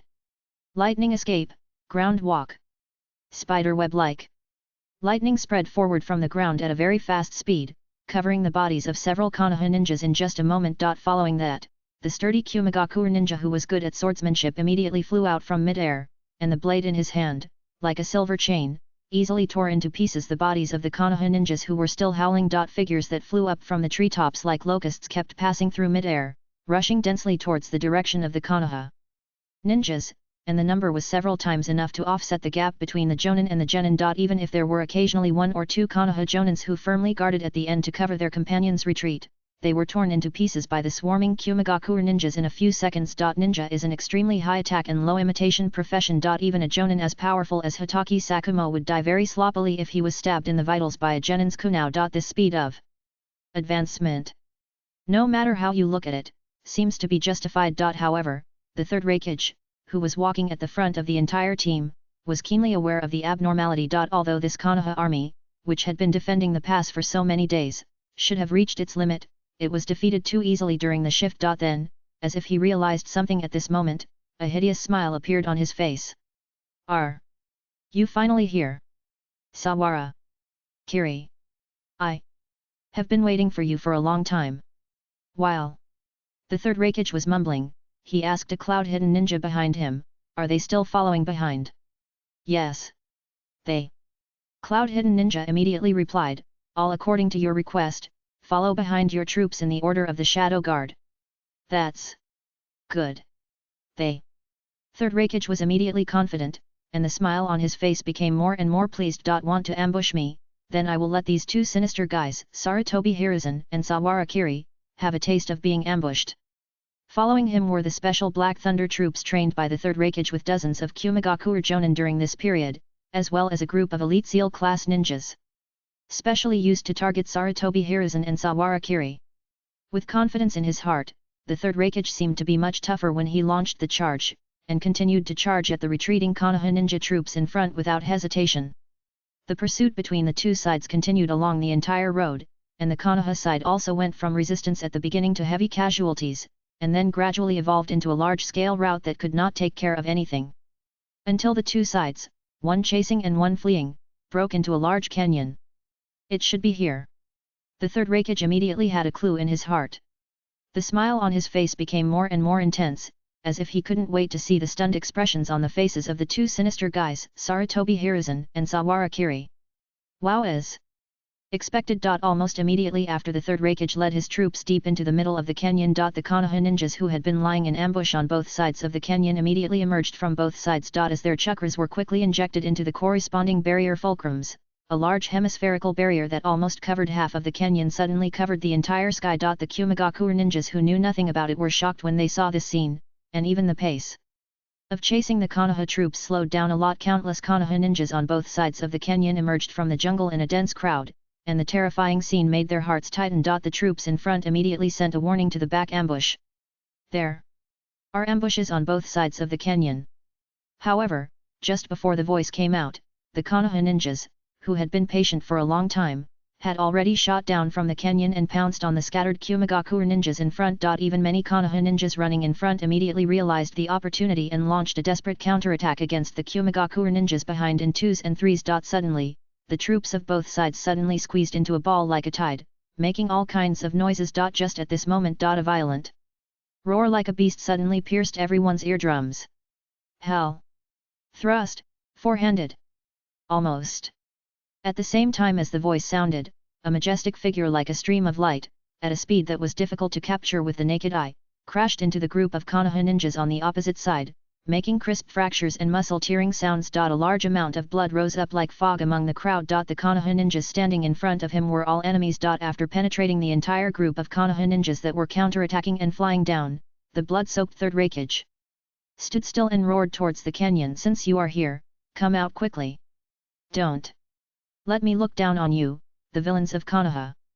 However, the figure that finally walked out of the crowd slowly made the third Hokage's expression stagnate. A middle-aged man wearing a black robe and with short hair standing up like a hedgehog walked out of the crowd slowly. As he walked forward, he slowly peeled off the layers of bandages wrapped around his right arm. He looked at the third Hokage opposite him with a cold look as if he was looking at a dead person. The surrounding ninjas immediately realized the current situation and retreated to both sides to make way for the two top strong men on both sides to avoid being affected. It's you. They. Third Hokage's tone seemed to be a bit puzzled. Darkness of Ninja, Shimura Danzo. Where are Sarutobi Hiruzen and Sawara Kiri? Let them come out. You dare to set a trap for me with your Mian Bokuten Quimuya Jeng? Humph. Shimura Danzo threw away the bandage in his hand, narrowed his eyes slightly, and stared at the bear-like figure in front of him with a blade-like gaze, but there was no fluctuation in his tone. Your big talk only stops here, third Hokage. Watch carefully. What kind of ninjutsu did I die under? After the voice fell, his hands quickly formed seals and pressed on the ground. Summoning Jutsu Dream Taper. There was a bang in his ear, and an orange-skinned leopard with an elephant trunk appeared behind Danzo. Seeing this, the third Hokage just laughed disdainfully. But the next moment, his eyes suddenly widened, and a layer of almost net-like blazing lightning suddenly burst out from the surface of his majestic body, completely covering his whole body, and the furious roar from his mouth was deafening. Just this little trick. Who gave you the courage to underestimate me? Lightning. Release chakra mode. At the moment this voice fell, his figure suddenly disappeared from the spot, and a heavy explosion sounded in the air. At the moment when the figure of the third Hokage disappeared, the pupil in Shimura Danzo's right eye suddenly shrank to the extreme, and with a high-frequency frame rate beyond the imagination of ordinary people, he quickly depicted the direction of the other party's figure in his brain, and his figure suddenly lowered. Buzz. At this moment, the heavy hand knife suddenly cut into the mid-air where his head was just now, making a muffled sound like a heavy hammer beating a drum. However, it was empty. The third Hokage's expression changed, but his feet immediately kicked towards the direction of the low-lying Shimura Danzo. Bang! Even though his arms had made a blocking move, Shimura Danzo was still kicked more than 10 meters away by this heavy kick. His feet were tightly pressed to the ground, and his arms made a creaking sound. However, he blocked it. Shimura Danzo showed a cold smile on his face. The power of the first generation is unmatched. The Yang escape chakra contained in just one arm also improved his physical fitness a lot during this period of time, plus this eye that can capture the opponent's speed. Even if it is just physical skills. Before Danzo's thought fell from his mind, his expression suddenly froze. The figure of the third generation Hokage, who was still on the opposite side just now, disappeared without a trace, leaving only a piece of rising dust. Almost instinctively, Shimura Danzo immediately blocked his chest with his right arm. Boom! The next moment, an explosion-like roar suddenly resounded from his chest and abdomen, shaking out circles of pure white ripples like waves. Ugh! Shimura Danzo suddenly spurted out a mouthful of blood. But he reacted immediately at the moment of being injured, adjusted his body in mid-air, and slid to the ground half-lying, staring at the figure of the third Hokage. At the same time, the almost broken right arm was also filling the sunken gap at a flying speed, making the torn muscles full again. The third Hokage still stood in the same place, as if feeling the touch just now. At the same time, he turned his head and looked in the direction of Shimura Danzo. Is the capture range the right field of vision? It seems that you didn't replace both eyes. In Addition, there is also that arm. Shimura. Danzo was suddenly shocked. What's going on? In just a moment, he completely saw through his trump card. How did he find out? The third Reikage seemed to have no intention of explaining to him. He walked slowly towards Shimura Danzo with a smile on his face. It's strange. Now I just moved horizontally for a moment, and you immediately couldn't catch it. Of course, it's a problem with your eyes. It's really unexpected that such a toy-like thing can actually give you such courage. Asshole. Shimura. Danzo suddenly said as if a secret in his heart had been exposed. Suddenly, his defense was broken, and he cursed with heavy breathing, and his hands immediately formed seals. Wind. Style, vacuum wave. In an instant, dozens of invisible air ripples like blades came out of Shimura Danzo's mouth, suddenly blocking the entire range of movement of the third Reikage. But why hide? The third Reikage stood there quietly, watching these breeze-like impacts hit the surface of his lightning-style chakra mode one by one, stirring up layers of diffusion-like ripples. With a calm expression. He just walked towards Shimura Danzo against these wind-style impacts. If you look closely, you can notice that the inner layer of his lightning-style chakra mode is actually wrapped with a thin layer of dark red chakra coat. The third Reikage said calmly, as early as the last time I fought with Sarutobi Hiruzen, I discovered the flaws of this so-called lightning release armor, or rather, it should be the flaws that exist in the 5 elements release technique. The relative restraint between the release techniques will cause a slight gap between the dense chakra. Since then, I have tried to fill part of it with the power of the 8 tails. Look. As he spoke, a sarcastic smile appeared on his dark face. Boom! The ripples of extremely sharp wind release chakra suddenly blew on the surface of the third Reikage's body at a distance of less than 2 meters, exploding into a group of air waves that spread out to the surroundings. Even the ground between the two of them was swept away by this extremely sharp wind release chakra. However, the third Reikage did not even move. The expression on Shimura Danzo's face seemed to become a little stunned and a little incredible. How could this be completely different from what he expected? Damn! It almost enduring this powerful wind ninjutsu, the third Reikage suddenly stretched out his hand and grabbed Shimura Danzo's neck with a bang. I ask again, where are Sarutobi Hiruzen and Sawara Kiri? They big hand like a bear's paw almost crushed Shimura Danzo's neck in one breath. However, at this extremely close distance, Danzo's eyes suddenly widened. Would release, tree binding kill. The moment his hands completed the seal. Countless tree roots suddenly spread out from the surface of his pale right arm, forming fine spikes, piercing straight towards the direction of the third Reikage. Duo. But all of them pierced into nothing. Shimura Danzo half knelt on the ground, covering his neck with a handprint, trying to breathe, but his eyes were fixed on the figure of the third Reikage. How could this happen? This question kept flashing through his mind. He had mastered the weakness of wind escape to restrain lightning escape, his body had become younger, and he had mastered wood escape, but in the end he ended up in such an embarrassing state. What went wrong? The moment he saw these wooden spikes, the pupils of the third Reikage could not help but condense. However, he seemed to immediately notice some problems.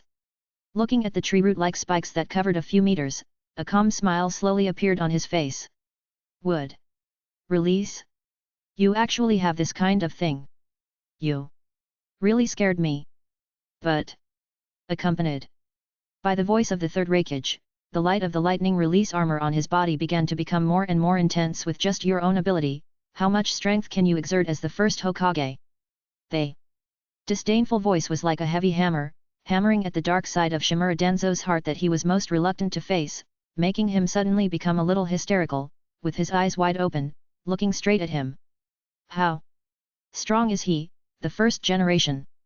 Shimura Danzo kept his hands in a seal formation, and the chakra in his body burst out like a blue flame, forming a blazing flame circle, and even his voice seemed to become a little hoarse. Then I'll let you see it. Wood release, Tree World Advent Dash. At the same moment when his voice fell, the lightning chakra on the surface of the third Reikage's body also burst to the extreme, and he looked at the man in front of him with a ferocious smile, and the long hair behind his head stood up like a lion's mane in the lightning. Hell! Thrust, three-handed. In an instant, the endless huge tree roots and the sun-like lightning collided in the center of the battlefield. A deafening roar broke out. First update. Chapter 126 Break U, 1W, 1 day later. Tsunade has led her shadow guard to the rear camp in the Land of Fire, responsible for the logistics, transportation and transit of the front line of the Land of Hot Water. At this time, she was holding a pair of dark glasses in her hand, looking at the young man in front of her with some surprise. Can this kind of thing be useful? My current situation. Tsunade's tone seemed to be a little hesitant, and she looked at him hesitantly. Sawarakiri said in a relaxed tone, whether it is useful or not, you will know if you try it first, Tsunade-sama. Although the ninja world has reached the pinnacle of physiological medicine due to the promotion of war, this extreme medical environment has also led to the fact that most of the psychological problems of ninjas are ignored. Even Tsunade's hemophobia was dragged on for decades in the original world line, and finally in Uzumaki Naruto's self-sacrifice. The situation improved after one block. Whether it was due to the Ashura Chakra, Saharakiri himself could not say. But the simplest method was actually right in front of him. Red-green color blind glasses. Saharakiri looked at Tsunade, and said in a very relaxed tone, what's more, this time our goal is to stop the third Raikage. Could it be that Lady Tsunade is just going to watch from behind like this? Tsunade looked at the glasses in her hand, and when she heard the name of the third Raikage, her body trembled unconsciously. It seemed that she suddenly recalled the previous battle. Kato Dan was easily split into two by the blazing lightning, and the battlefield was stained with blood. The feeling of powerlessness at that time. Tsunade gritted her teeth secretly, as if struggling, and finally said somewhat dejectedly, what's the point of me going up? I can't do anything. The moment she spoke, she saw Saharakiri suddenly hold her hand, and under Tsunade's stunned gaze, he gently took the glasses in her hand and helped her put them on. Saharakiri stretched out his arms, his voice was as gentle and warm as usual. I didn't ask you if you can. I'm asking if you want to. As for whether you can kill that guy, don't I still have me? In the calm voice of the young man, the dark glasses were firmly fixed on the upper edge of Tsunade's ear. All the colors in front of her seemed to be covered with a thin layer of fog. Only the voice of the fog could still penetrate into the heart. Somehow, looking at this young man who was already half a head taller than herself, Tsunade felt an inexplicable sense of security. Just as she and Orochimaru said. It seemed that as long as he appeared in front of her, everything would be settled. Tsunade muttered in a low voice as if she was unwilling. Saharakiri smiled gently, not caring about her little struggle in her heart. No matter whether it would succeed or not, he had to give it a try. What if it worked? Don't say it. He looked at Tsunade wearing dark glasses, smiled and nodded inadvertently. It was a bit like Tsunade's version of Kizaru. Just at this moment, a ninja rushed in from outside the tent and shouted Tsunade. As soon as he entered the door, the ninja's eyes froze, and he looked at Sawarakiri, who seemed to half hug Tsunade in his arms while wearing glasses. Suddenly, he felt that he was going to be silenced. Noticing the expression on his face, Tsunade reacted immediately, pushed away Sawarakiri who was blocking her, and said quickly, what's the matter? The ninja immediately remembered the urgent military situation at this time, and hurriedly reported, the ambush plan in the Utsumi Valley ordered by Lord Mightyman has completely failed. The big man from the Anbu who went directly to the front line suffered a heavy blow in the process of blocking the Raikage, and the barrier was also broken by an unknown small army. Hundreds of troops carrying out the ambush mission are beginning to disintegrate towards the rear. After receiving the order, Hatake Sakumo and Namikaze Minato in front have already rushed towards the direction of the third Raikage. Now the troops led by the third Raikage seem to be preparing to move towards our logistics center. The moment she heard the order, Tsunade's eyes widened suddenly, and when her seemingly white fists were clenched, a muffled bang sound even exploded in the air. Mightyman N. That bastard who is more trouble than help. Although Tsunade had realized the seriousness of the problem when she learned that Mightyman N had ordered a gap to be opened at the front pass to lure the third Raikage into an ambush, she immediately took Saharakiri and others to the front line. However, no matter how fast they rushed, they could not keep up with the speed of the plan's failure and the frontline army's retreat. Saharakiri's expression suddenly became a little cold. How did Konoha, such a big family, fall from the first ninja village? During the second Hokage's time, to the point where the body of the head of the Hyuga branch family had to be handed over to the Hidden Cloud village after the end of the Third World War? From the current series of internal struggles, we can see the clues. Without waiting for the ninja to continue speaking, Tsunade, who was wearing dark glasses, immediately turned her head and ordered Sawarakiri, gather the rest of the people and get ready to go. Yes. Swoosh Shimura. Danzo's figure flew through the air quickly. He was followed by several guards, and the expressionless root ninja, with his intact left hand covering the broken arm of his right shoulder, looked extremely ferocious. How could this happen? How could things turn out like this? How could the extremely powerful wood release not even control the first tail of the third Hokage? Thinking back to the scenes that had just happened, Shimura Danzo felt that he had experienced a painful nightmare, which not only shattered his hope of returning to the Konoha advisory group with military merit, but also left a deep shadow on his fighting career. The physical skills could not keep up. The wind release was ineffective. The Dream Taper's wind release attraction technique had just been released when it was cut into 2 pieces by the third Hokage with a single knife. The wood release technique that he had placed great hopes on was completely unable to catch the opponent's shadow. All the roots that shot out were smashed by him like biscuits. Even a powerful move like the Tree World Descent could not absorb the chakra of the enemy without touching them. Until the end, even the wood release, Quan Ninja Yuno handle, which he used as his last killer move, was dodged by him at the moment before it was about to touch the third Hokage. How could things turn out like this? Shimura Danzo felt that everything that happened today was so absurd. That was the power of the invincible Senju Hashirama. Could it be that even the Senju Hashirama, who was called the god of the ninja world, could not defeat the third Hokage now? How could such a thing happen? Even his arm was cut off. After losing his biggest trump card, he didn't even care about the army around him that he had brought as an ambush circle, and rushed out of the barrier and began a strategic shift to the rear. Escape, don't you? Escaped, he no longer cared about their deaths and injuries. However, Shimura Danzo still felt extremely sad. It was because he missed this opportunity and because he lost the arm that took a long time to adapt to. As for the Konoha ninjas he used as a rear guard, they did not leave too many marks in his heart. On the battlefield, victory and defeat are inevitable. Although the plan failed and many lives were sacrificed, their sacrifices were all worth it. Now, he must rush to the rear and organize the second wave of Hokage blocking line as the commander-in-chief, and must not let him continue to break through Konoha's rear defense line. All this is for Konoha. Shimura Danzo firmly believed that at this moment, only by preserving his useful body could he save more vitality for Konoha. After he could no longer detect the pursuers behind him, he finally landed on the ground and stopped. At this time, the Konoha ninjas following him were only the command and staff group that had originally stayed outside. Even with only these few people, Shimura Danzo wanted them to play the biggest role, and quickly ordered Liaison Department, immediately establish a communication channel with the Rear Material Center, and order them to organize a second line of defense.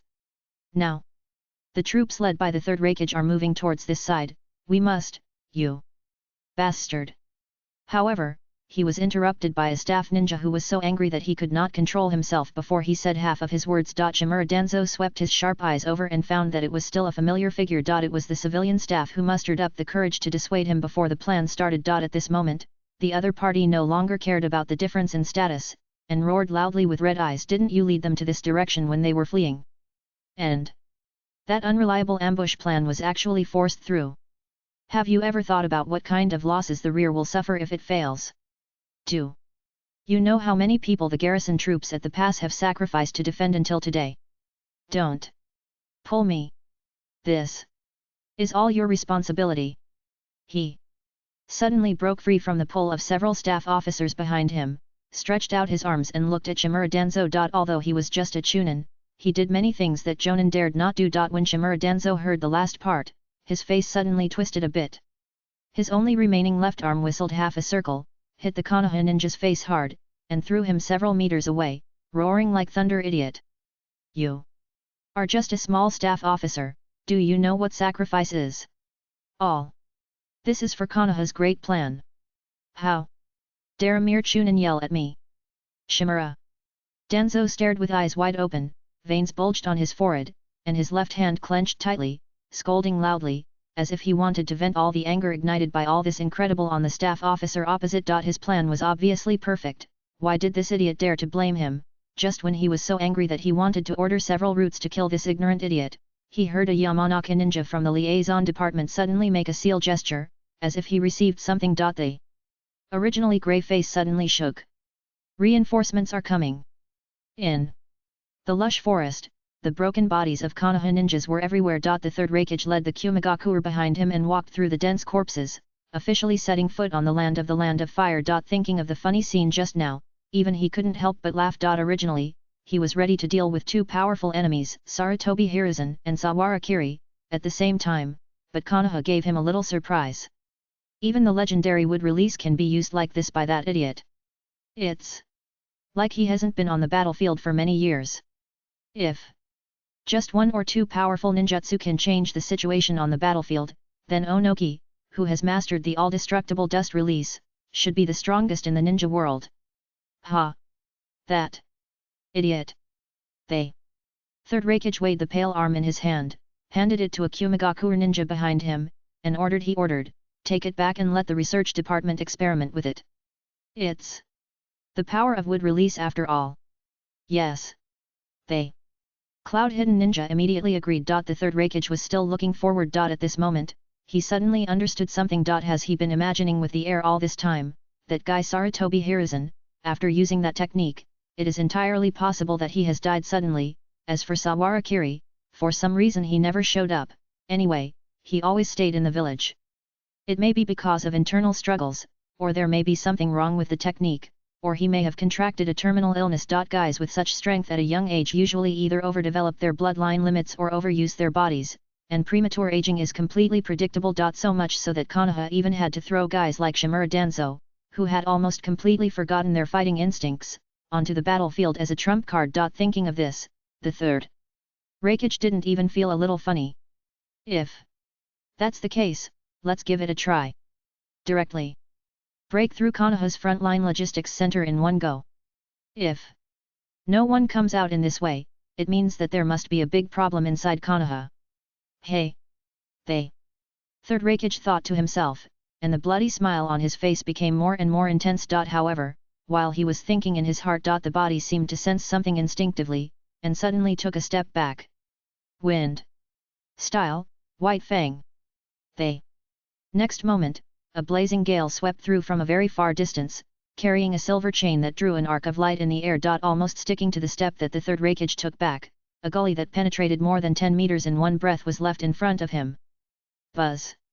Several Kumigakure ninjas who blocked the sword light were almost cut in two without knowing it, and fell to the ground with a plop and split into two parts. The third Raikage narrowed his eyes slightly and looked at the man who had already met several times on the front line. Hotaki Sakumo stood in front of him, and next to him was a young boy with half-long golden hair, holding a trident-style kunao upside down in both hands, staring closely at the majestic body of the third Raikage. We meet again, Konoha White Fang. The third Raikage uttered the other's name lightly, his expression cold. I didn't take your life, but you came to me. By the way, I brought a little one with me. Hotaki Sakumo had a cold expression different from usual, and a faint arc of chakra appeared on the surface of the blade in his hand. Really, Lord Raikage? Then why don't you try first to see if you can take my life? The third Raikage's eyes sank slightly, but he suddenly smiled and calmly ordered to the back, you follow the original plan. I will deal with the two of them alone. Yes. After receiving the order, the Kumigakure ninjas almost did not hesitate much, and immediately bypassed the front battlefield and dispersed to the back. However, both Hotaki Sakumo and Namikaze Minato were mature ninjas. They knew where the upper limit of their abilities was. It was already difficult enough for them to just stop the third Raikage. The third Raikage knew this. The best part was also this. In the past, because the battlefield was in the land of hot springs, Konoha ninjas were very flexible in fighting or fleeing, and Hotaki Sakumo and Namikaze Minato were very standard high-speed ninjas. Even with the speed of the third Raikage, there was no guarantee that they could be killed in one go. At the same time, the enhanced version of the lightning armor on his body was actually developed to target Hotaki Sakumo. This man, called White Fang, was best at wind-style ninjutsu. In the previous battle, although he did not leave any actual scars on his body, his lightning armor was cut several times by the opponent's White Fang short knife. If he went one step further than this level, even the third Raikage would not be able to guarantee his safety. Therefore, the third Raikage was extremely afraid of Hotaki Sakumo. Now that there is an opportunity that the opponent cannot retreat no matter what, the third Raikage will naturally make the most of this battlefield advantage. Today, I will break you here. Konoha. White Fang. They. Moment the voice fell. The figures of the three suddenly disappeared from the forest. The second update. Chapter 127. Am I not too late? 6K. The battle between high-speed ninjas is extremely cautious and dangerous. Especially when both sides are high-speed. Hey. They. Whole body seemed to be wrapped in an indescribable and vague wind. With Hotaki Sakumo's ordinary eyes, he could not see the environment around him at all. All his safety was completely based on the perception that was as accurate as a three-dimensional map. However, in the eyes of outsiders, it was a moment of disappearance and reappearance. The shrill sound of breaking through the air swept through the lush forest, and his chakra perception was completely locked on the powerful chakra target that was so fierce that it seemed to burst into flames. Then, he swung his knife. Zhang! They! Extremely violent inertia brought with it a force so huge that it was completely unimaginable for ordinary people. The seemingly fragile white fang short knife covered that the moment a thin layer of wind chakra was released, the speed was even faster than the sound, but there was no sound at all. The blade pierced the violently steaming thunder on the surface of the lightning chakra mode, and opened a subtle ripple like a stone skipping across the water. But if you zoom in, you can see the traces of that layer that can even cut through lightning.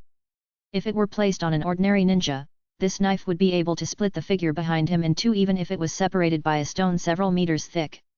But the man in front of him was called the third Hokage. Not fast enough. Not sharp enough. Hokage Sakumo's mind was just a flash of thought, or in this fierce battle situation, he didn't even have time to think about it, he just realized it instinctively. Then his figure immediately lowered before the sound of the wind came. Boom! A heavy blow like a heavy hammer swept over his head, rolling up several fine silver-white hairs. The heavy pure white track seemed to have forcibly carved a vacuum zone in this short space. The air was filled with the smell of burnt ozone, and was faintly entangled with thunder. At the same time, the white fang short knife was like a real continuous bite of teeth. In this extremely short moment, it stabbed the thigh of the third Hokage 3 times in a row, deeper each time, but failed to break his defense. Without waiting for the fourth knife to fall, Hokage Sakumo's figure had already retreated under the instinctive sense of danger. Bang!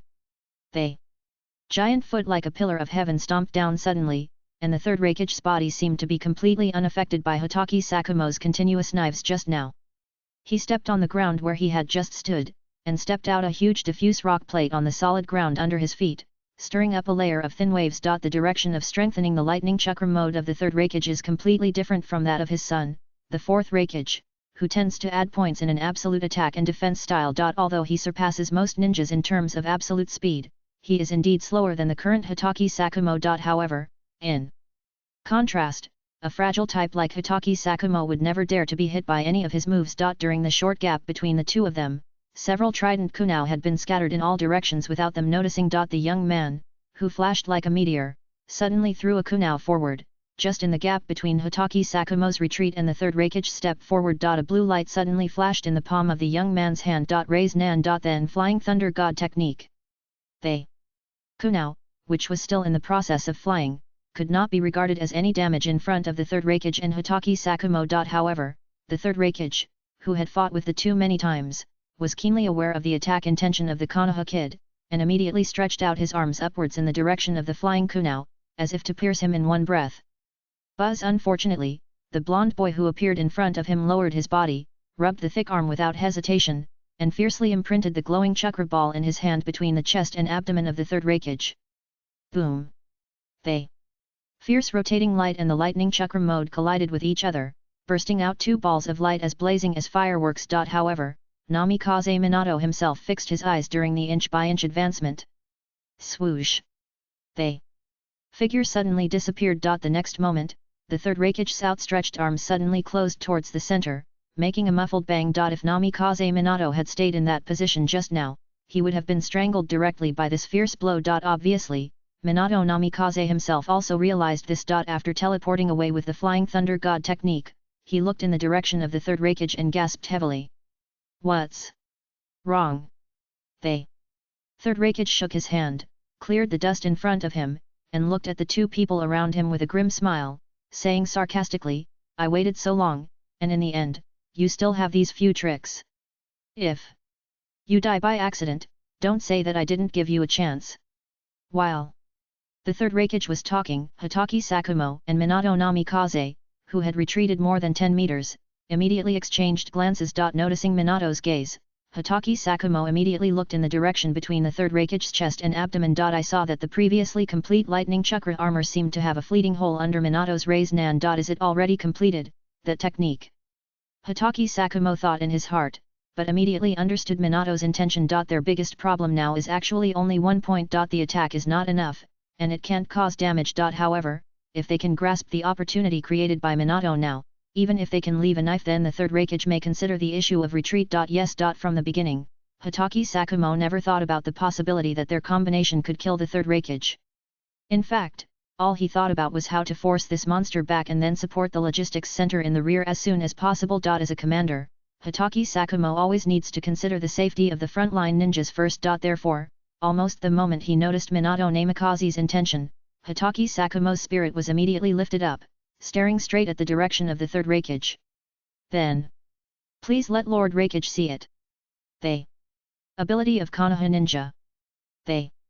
Moment the voice fell, Hotake Sakumo's body suddenly turned from stillness again, and within the short vacuum channel, he burst out with a speed that exceeded the speed of sound. Wind. Style, White Fang. They. Sharp blade swept through the white silk like a flower dancing. The third Hokage just raised his arm with a grim smile, blocking it with his iron-like arm, and stretched out his other hand like the sharpest spear tip. The blade in Hotake Sakumo's hand was blocked, but his body was lowered. While letting go of the short knife in his hand, he kicked his calf with a muffled bang. The third Hokage's supporting leg was suddenly hit, and his body shook, and his upper body subconsciously leaned forward. Hotake Sakumo aimed at this moment, and the white fang short knife spinning in the air was held upside down in his hand again and stabbed down fiercely, pointing directly at the back of the neck of the third Hokage.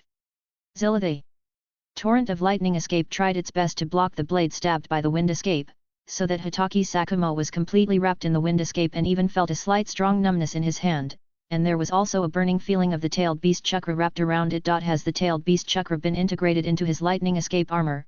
Hotake Sakumo had this thought in his mind, but his hand suddenly supported the third Hokage's shoulder, and he stared hard with his feet. His body immediately avoided the third Hokage's slash when he was diving in the air, and the blade outlined a full moon arc in the air. The third Hokage's reaction was also beyond ordinary people. He kicked back completely by instinct and rushed forward again. The moment he turned around, the blade in Hotake Sakumo's hand was already following him like a thorn in his flesh. However, in his vision, the third Hokage's grin of success was suddenly reflected. Lightning. Release, Black Thunder. Suddenly, the roaring thunder broke out, and the black lightning that climbed along the air gap like a spider web suddenly rose from the surface of the third Hokage's body and spread over a few meters around him. Hotake Sakumo subconsciously took a step back. But someone's reaction was faster than his. The two of them disappeared from the third Hokage's sight. Hey! When they appeared again, Hotake Sakumo and Namikaze Minato had already appeared on another tree trunk. It was really thrilling. Hotake Sakumo felt that his heartbeat had stopped for half a beat just now. Playing close combat with a monster that can't be killed with one blow requires facing such a crisis. No matter how many times he chopped, he couldn't kill the other party, but the other party only needed to hit him once, and his life would be over. However, just when the two had time to catch their breath, they saw the figure of the third Hokage turned into a stream of blazing light, rushing towards them at an extremely fast straight-line speed. Hell! Thrust, 4-point penetration. They. Violent roar filled the entire forest. Hotake Sakumo and Namikaze Minato almost dispersed to both sides at the same time. With a bang, the huge tree under their feet just now was split into two, and the figure of the third Hokage rushed straight forward for an unknown number of meters, raising a large amount of smoke and dust. However, just when the third Hokage's speed reached the end. A golden figure like a meteor suddenly flashed out from behind him. A piece of tree fragment flying in the air was branded with a subtle trace of sealing technique. In an instant, the raised nan in his hand, which was originally azure blue, seemed to be faintly stained with a faint golden shadow at this moment, as if it was beginning to transform from the inside out in a certain direction. Completing the time-space escape chakra infusion of the two techniques of Flying Thunder God and Raised Nan at the same time, even with Minato Namikaze's brain, it seemed to have reached a certain limit at this moment. There were bloodshot on the whites of his eyes, and his face was tense to the limit under the extremely fast movement. Whether it was the initial close combat with Lord Sakumo or the first attack of the Raised Nan, it was to reduce the vigilance of the third Hokage and estimate the degree of danger to him. Until this moment, Minato Namikaze's body began to twist while maintaining a top-down posture, like a small spring being pressed down. Tighten, stretch, he let out a deafening roar. Time-space. Escape Raised Nan. They. Golden and clear chakra sphere suddenly fell on the back of the third Hokage. Almost instinctively, the third Hokage, who was still in the hell thrust posture, had already sensed the danger from behind. The lightning armor rising from the surface of his body suddenly began to bloom to the maximum extent, almost twice as thick as at the beginning, and traces of dark red-tailed beast chakra could be vaguely seen in it. However, at the moment when this golden Raised Nan was pressed, the surface of the unbreakable lightning armor still showed an extremely distorted state. It seemed that the rotation did not start from the surface of the material, but the entire space where the material and energy existed was distorted. The alarm bell in the heart of the third Raikage suddenly rang loudly. He suddenly realized clearly that the insidious kid had ambushed him just now and did not show his strongest killing move. On the contrary, this attack now. The moment the third Raikage realized this, there was almost no change on the surface of his body, and his hand the hell thrust suddenly turned from the front to the bottom. Boom! Minato. Namikaze's pupils shrank. The third Raikage, who had just maintained a forward posture, actually drilled a tunnel on the ground at a faster speed than before, and avoided part of the impact along the inertia of the slope. Pop! However, a circle of twisted holes like cavitation appeared on the surface of the lightning armor behind him. Just as he turned around suddenly and looked at the kid in front of him with an angry attitude. The shrill sound of the wind sounded again from the direction behind him. The third Raikage seemed to suddenly realize something and subconsciously wanted to start twisting his body. But the speed of his reaction was not as fast as the speed of the knife light behind him. Hotake Sakumo had been aiming at this brief moment since just now. Although Minato-kun did not completely penetrate the opponent's armor, it was already very remarkable to achieve this level. The rest will be left to the adults. His figure flew at an almost blurry speed, and his whole body was covered in the vacuum channel of full effort. While holding his breath, even the skin on his face was flattened by inertia, and bloodshot like spider webs spread in his eyes. Unprecedented, full effort. Wind. Style, white light blade. When Hotake Sakumo thrusted, he looked like a peerless sword, suddenly stabbing at the momentary weakness created by his life. Before the lightning armor healed, he suddenly drilled into the tip of the blade along the smallest hole. Puff! It broke at a touch, and the whole blade penetrated. The white fang short sword, which was completely wrapped in wind-style chakra, was almost unmatched, and the entire blade was immersed in the majestic body of the third Raikage. An unknown amount of dense wind chakra exploded in his body in an instant, causing a thin bubble to appear on the surface of the opponent's already majestic figure. A surprising muffled sound was heard. Killed. Both Hotake Sakumo and Namikaze Minato had this thought subconsciously. However, the third Raikage still stood there. A knife was stuck in his back, and a line of blood flowed from his mouth. But the corners of his mouth slowly opened into a hideous and extremely angry smile. Ha, ha ha ha, you two little brats are really amazing. But he slowly turned his head and met Hotake Sakumo's eyes behind him, and said coldly, "Is that all?" Almost. At the moment when this voice fell, Hotake Sakumo suddenly felt a strong sense of crisis in his heart, which made the hair on his body stand up, and his body suddenly flew back like an arrow. Namikaze Minato also rushed towards the third Raikage at the fastest speed, and the raised nan in his hand condensed again, trying to stop him with this threat. However, the third Raikage seemed to finally disdain to continue this childish game with these guys. He completely ignored the sense of danger behind him and took a step forward. The surface of his body was covered with a layer of dark red-tailed beast chakra coat. One could even faintly see a thick tail slowly coming out from behind him. At the moment this form was completed, the speed of the third Raikage seemed to be one level closer to the previous lightning chakra mode in an instant, and the explosive power was even greater than that of Hotake Sakumo. 1 step. 2 steps.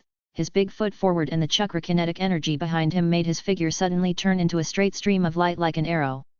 While avoiding the raised nan behind him, he also took a step towards Hotake Sakumo. Hotake Sakumo's chakra perception seemed to be completely covered by an incomprehensible chakra reaction in an instant, as if tens of thousands of enemy planes appeared on the radar screen in an instant, and his brain was even slightly overheated. The naked eye, which could barely glimpse a trace of afterimage at a relatively high speed, immediately noticed that the figure was smashing trees close to the ground.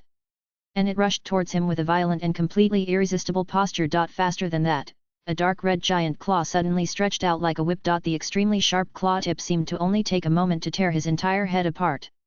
Flying Thunder God Technique. Minato.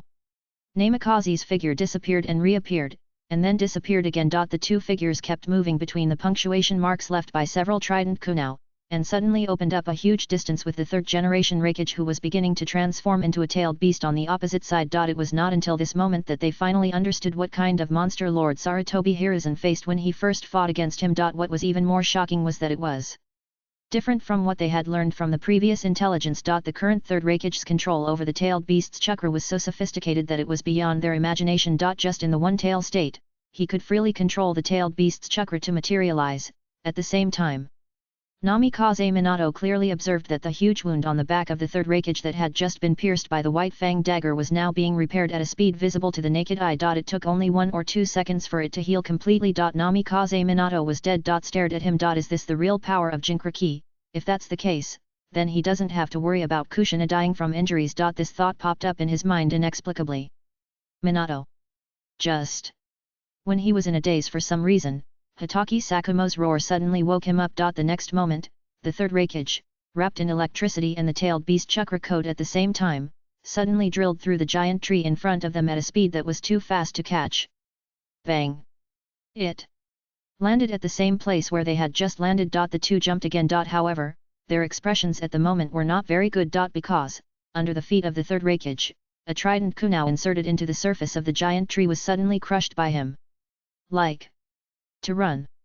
Then I'll let the sister bridge G scare you. The third Raikage's mood became obviously a little irritable under the influence of the tailed beast's chakra, but the smile on his face became more and more intense. Minato Namikaze's expression was also not good. Although his Flying Thunder God positioning can be printed at will, the number of Flying Thunder God kunai that can move randomly is not infinite. If it continues like this, the moment this thought came to Minato's mind, he saw the third Raikage's eyes completely swept across the large forest around him, and then suddenly shot randomly like a stream of light leaping in the forest. But only the two of them could see clearly that the third Raikage's figure crushed a kunai every time he shot out. Stop him! Hotaki Sakumo gritted his teeth and stood up. The wind chakra on his body became more and more intense. Minato's Flying Thunder God technique and Raise Nan are their last bargaining chips to force back the third Raikage here. Namikaze Minato had an ominous premonition in his heart. Now Lord Sakumo's speed is not as fast as the third Raikage. If he forces it, it seems to confirm his expectations. Almost at the moment when Hotaki Sakumo rushed out from the giant tree, the third Raikage's eyes suddenly showed a fierce look like a fish on the hook. He suddenly twisted his body in the air, as if with a snapping sound like a spring.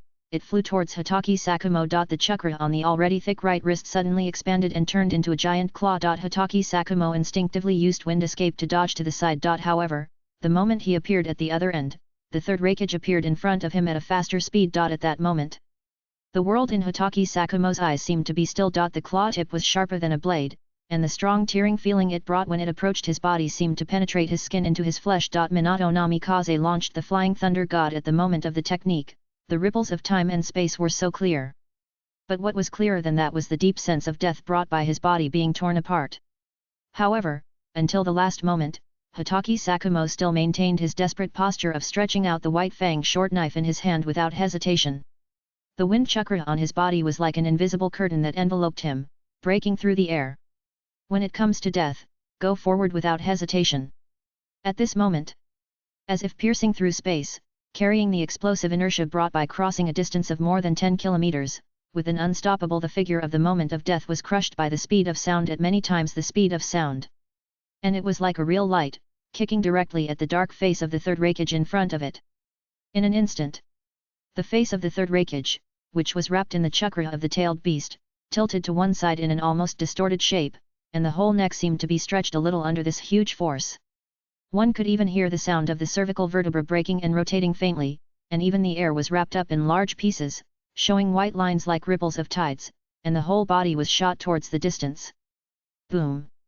It was not known how long it took before a series of sonic booms and kicks behind them suddenly exploded in everyone's ears. Piercing through the clouds and splitting the rocks. The figures of Minato Namikaze and Hotaki Sakumo were all frozen in place at this moment. Sawara Kiri's figure seemed to be completely unaffected by inertia, spinning in the air with the force, and finally kneeling on one knee with a bang sound. Looking at the two people who were almost stunned just now. Sawara Kiri smiled gently as usual, facing the fine spots of light scattered among the lush trees, facing the dust behind him, letting the breeze blow on his face, and slowly stood up. Teacher Sakumo, long time no see.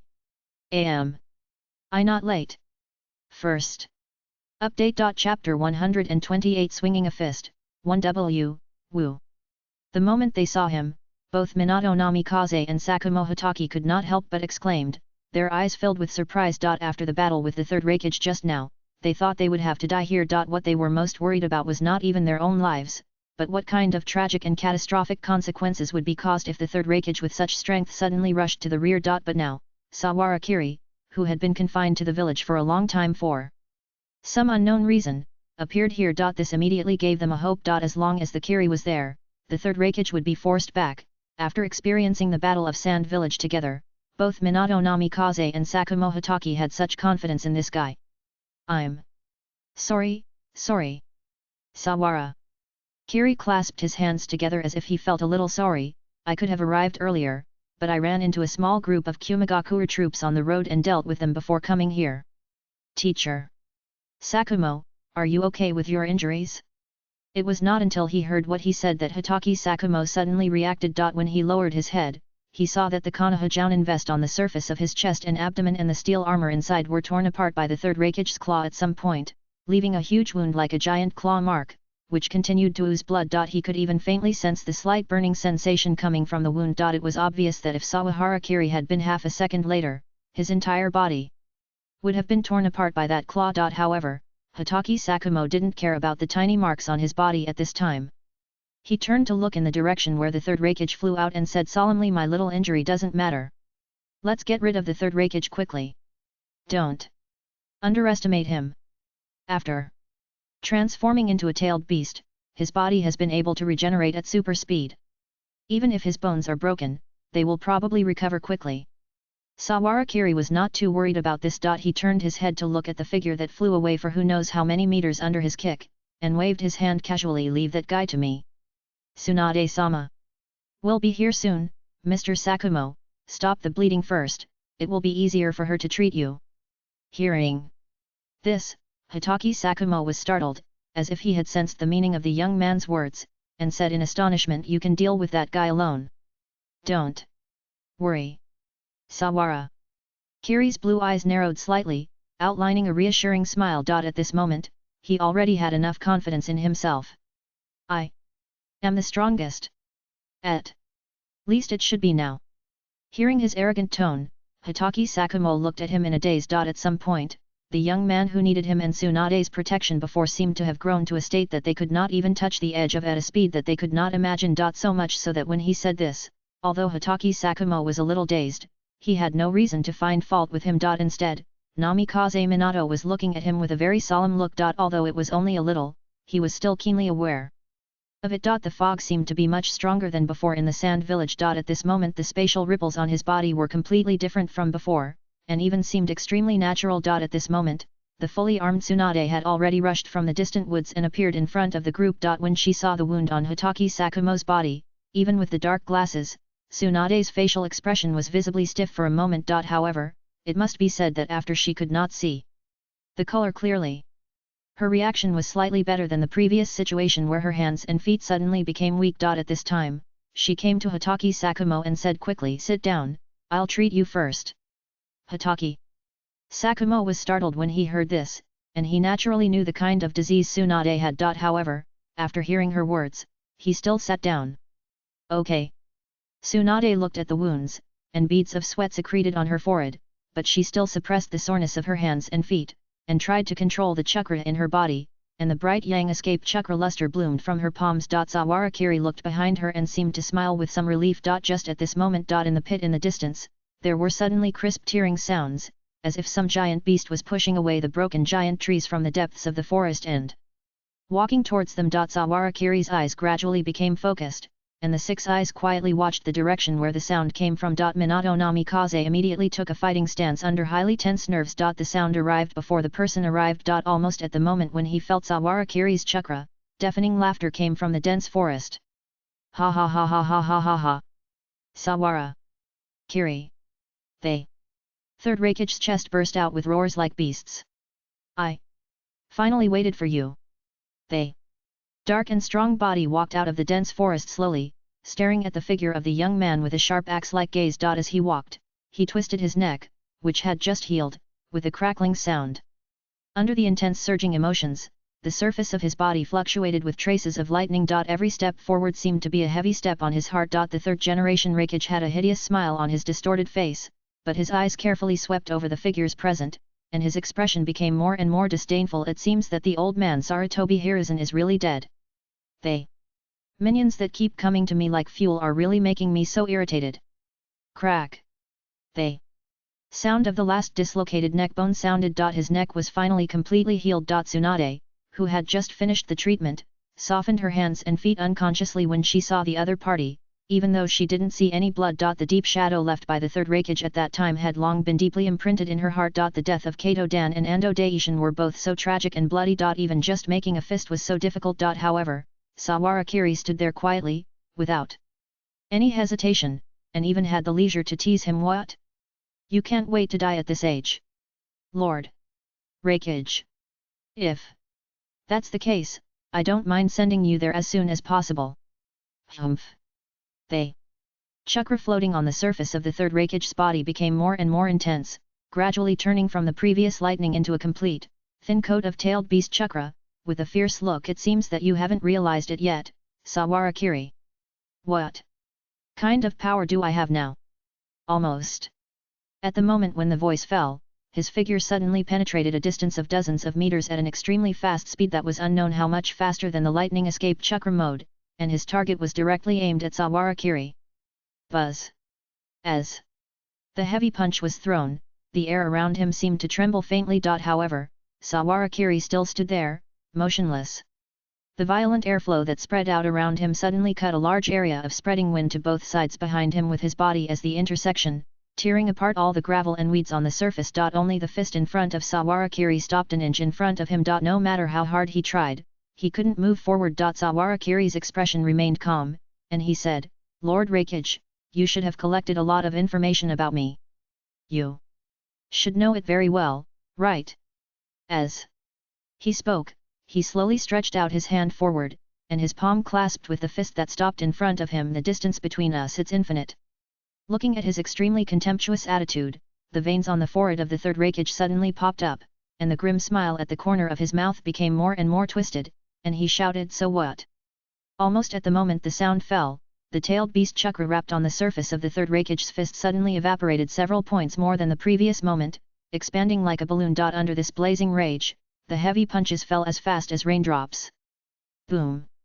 B. Suddenly, Sahara Kiri stretched out his hands and tightly grasped the arms of the third Reikage, causing the expression on his dark face to stagnate. The next moment, the young man took a step forward, and his knee strike was like a meteor, wrapped in pure and extreme violence, and slammed into his belly. Just the acceleration in this very short distance, but it burst out with a terrifying force that seemed to be able to penetrate the rocks. Whether it was the outermost tailed beast chakra coat, or the lightning chakra armor that stayed on the surface of the body, they were all broken under this extreme blow. The pure violence alone forcibly carved out a vacuum gap on this body that could be called absolute defense. The third Reikage's figure suddenly bulged backwards, as if the entire abdominal muscle, along with the internal organs and the last spine, were all carved out with a huge dent. The nearly 300-pound body just floated in the air out of thin air, making a muffled sound like a drum. Boom! Sawara Kiri used his right foot as a fulcrum, and his left foot suddenly rose up. With his excellent flexibility and explosive power, he swung out a whip-like arc in the air, turning into a shadow that broke through the air and slapped the face of the third Reikage. The huge impact force made him roll to the ground, and the tailed beast chakra on the surface of his body kept floating to repair the damage in his body. But he seemed to be completely unaware of the pain. He landed on all fours and pounced towards Sawara Kiri at a very fast speed, like a real beast, and even had a faint scarlet in his eyes. The dark red figure shuttled back and forth between the distance of dozens of meters, and in the eyes of others it seemed to be connected into a line. The continuous red silk wrapped everyone like a net. It was not until this moment that Minato Namikaze suddenly realized that the third Reikage was just playing with them like mice as he said before. However, the same scene was changed to Sawara Kiri, and the situation was just the opposite. Sawara Kiri, who had been standing in the same place from the beginning, did not move a single step, and stood quietly in the same place from beginning to end. However, no matter from which direction the third Reikage, who had already transformed into a tailed beast, rushed at such a speed that it was impossible to catch it, he could easily take it. Not just relying on the unlimited technique. Watching Sawara Kiri's eyes and small movements on his body, Minato Namikaze could even feel that Kiri-kun could really see through every change of direction of the third Reikage. The terrifying existence like a monster was like a football kicked back and forth by the wall in front of him. Without any threat at least. It seems that he noticed this as well.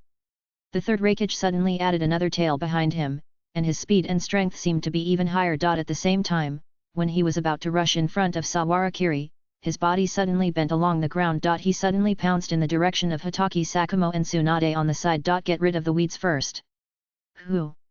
They Sharp wind and the figure that was so fast that the naked eye could not catch it seemed to take away Tsunade's reason in an instant, who was barely resisting the hemophobia. She just followed her body's instinct and subconsciously wanted to punch forward. However, just when the scarlet giant claw was about to touch her body, the slender figure of the young man suddenly shot out from nowhere and kicked him from the ground to the air. "Hey Sawara!" Kiri whispered, "Where do you want to run?"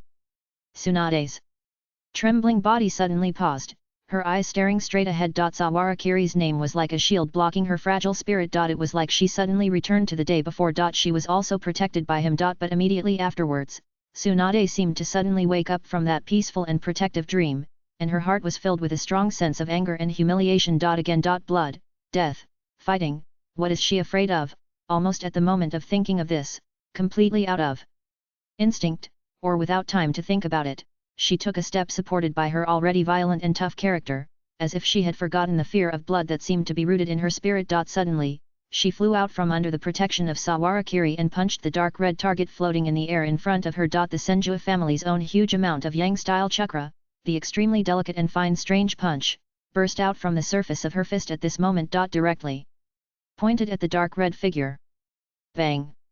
The fist that could even shatter the armor of Susanoo hit the target. The third-generation Reikage floating in the air seemed to be stunned for a moment, and even Sahara Kiri, who was blocking her just now, did not react. Under this punch, the sturdy figure flew out in a rotation. A trace that ran through dozens of meters was scraped on the ground.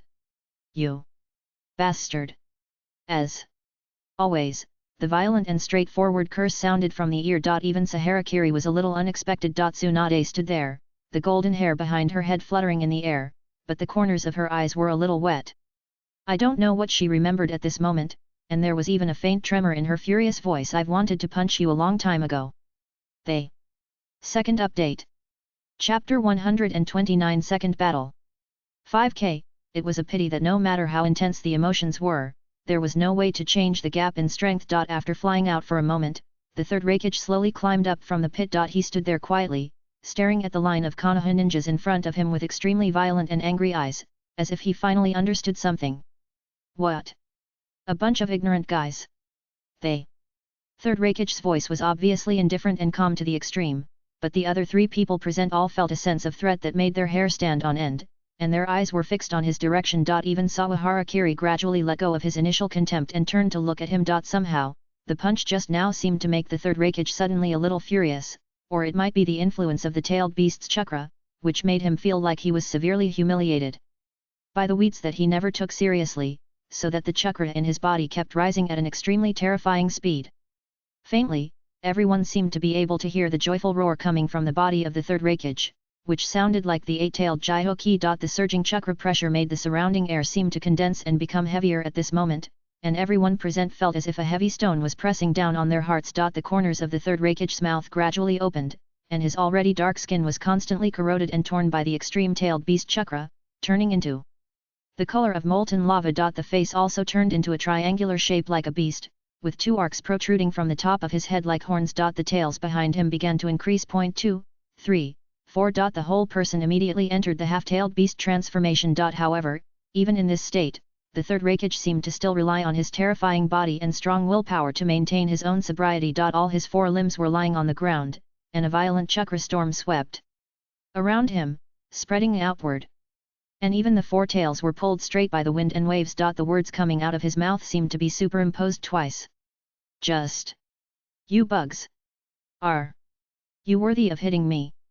Sawara Kiri's eyes suddenly condensed, and he took a step forward and stood in front of everyone. Minato Namikaze and others also noticed the source of this huge sense of danger, and their pupils contracted. The next moment, they saw a chakra reaction like countless colorful colors gathered to the extreme, suddenly condensed in the mouth of the half-tailed beast third-generation Reikage, shrinking into a bunch of indescribable spots, and then shrinking into a ball. Swallowing in, spitting out. At that moment, the blazing light suddenly engulfed the sight of everyone present, and Minato Namikaze felt as if countless suns suddenly flashed in front of him, bursting out with light that ordinary people could not look directly at. The extremely violent and manic chakra gathered into a beam and suddenly sprayed in the direction of Sawara Kiri, forming a trajectory that was almost black and shining like white.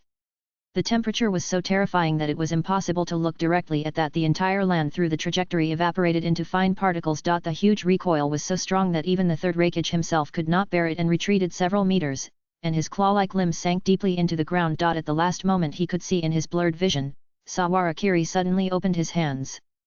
Boom!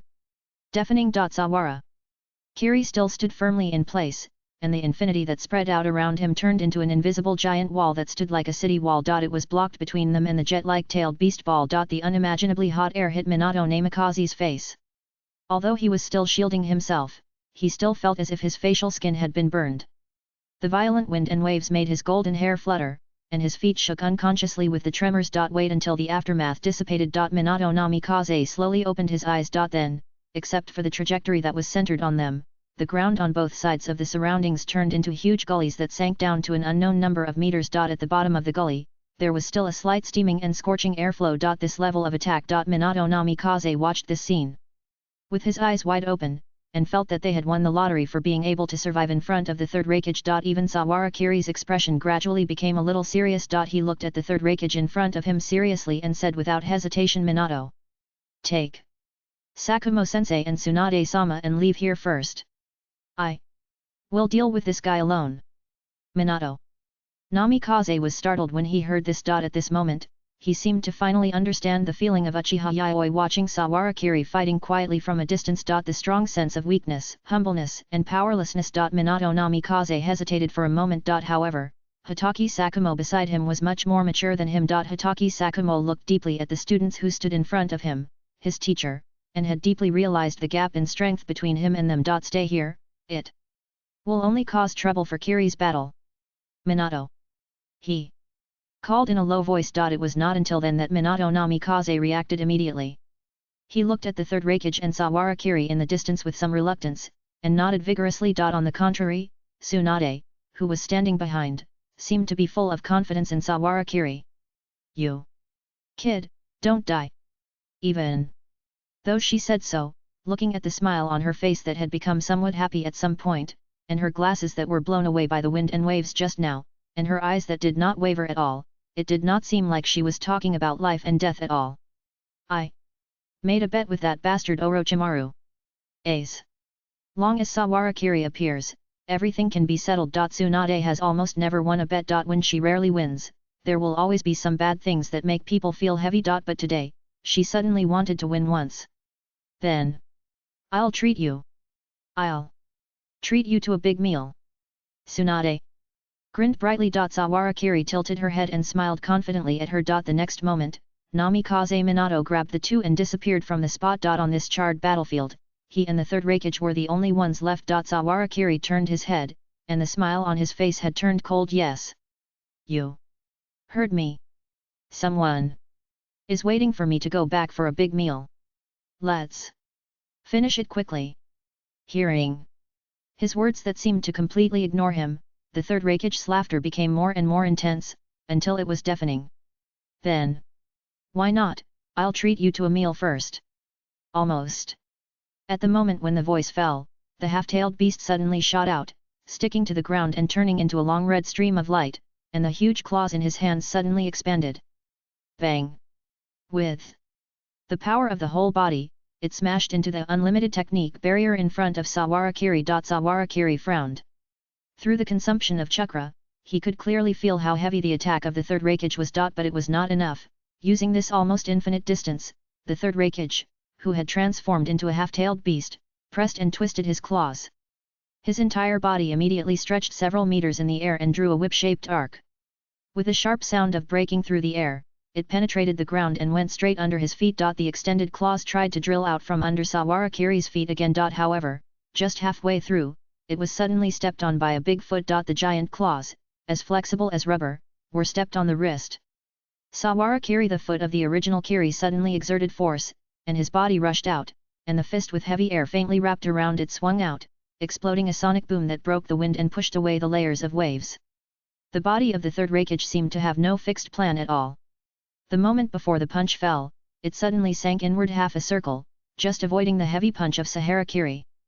But the knee strike that followed suddenly pierced his chin, causing the head wrapped in the tailed beast coat to stretch and lean back with a click, almost sticking to the back. However, the Jinkraki in the state of tailed beast transformation could not be explained by common sense.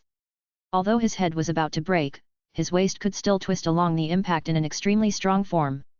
The tail whip behind him drew dark red arcs and whipped towards Saharakiri. At the same time, in front of the head that was about to stick to the back, a little tailed beast jade chakra was faintly overflowing. Before he could finish his move, Saharakiri had already reached out and grabbed the tail that suddenly stopped in front of him, spinning in midair, pulling away the body of the third Hokage with inertia, and dragging it in a full circle in the sky. Boom! It fell to the ground. Unbelievably tough body was hit by the terrifying and indescribable force, like a heavy hammer hitting tofu, shattering the ground under the feet of the two people, and ripples of the earth continued to spread. The violent impact even caused the ground within a range of more than 10 meters to sink into a huge depression. Saharakiri flipped and jumped away from the spot, and suddenly pointed to the side with his hand. Spell! Forward blew. A clear blue light suddenly appeared in midair, forming an abnormal gravitational center at a speed that could not be captured by the naked eye, attracting all the dust around to gather and twist towards that center. The gravitational point that swept all matter continued to expand and grow as it spun around Saharakiri, clearing all the surrounding trees and soil until it formed a giant gravitational rock with a diameter of more than several meters. Saharakiri raised his hands suddenly upward. The gravitational point just happened to spin up with his movement and plunged into the ground just above the third Hokage like a head over heels onion. Fall. Boom!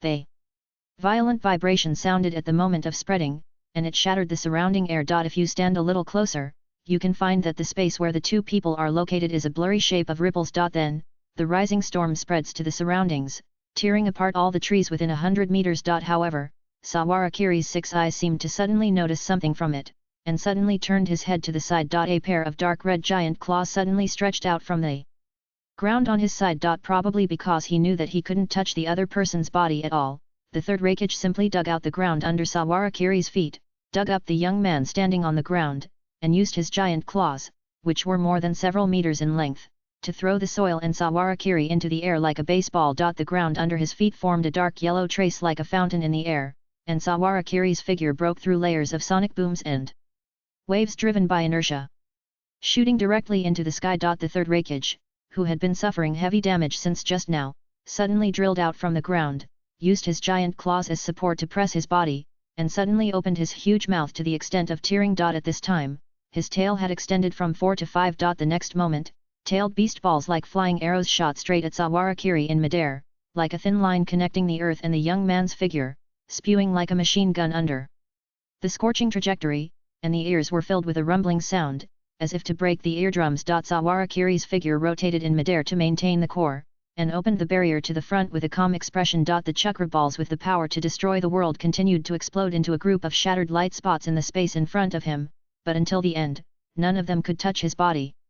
They were all swept to the side by him, and continued to explode in the distant forest, forming a circle of hemispherical explosion waves. Until the moment of falling, Saharakiri's feet suddenly stepped on the trunk of a giant tree.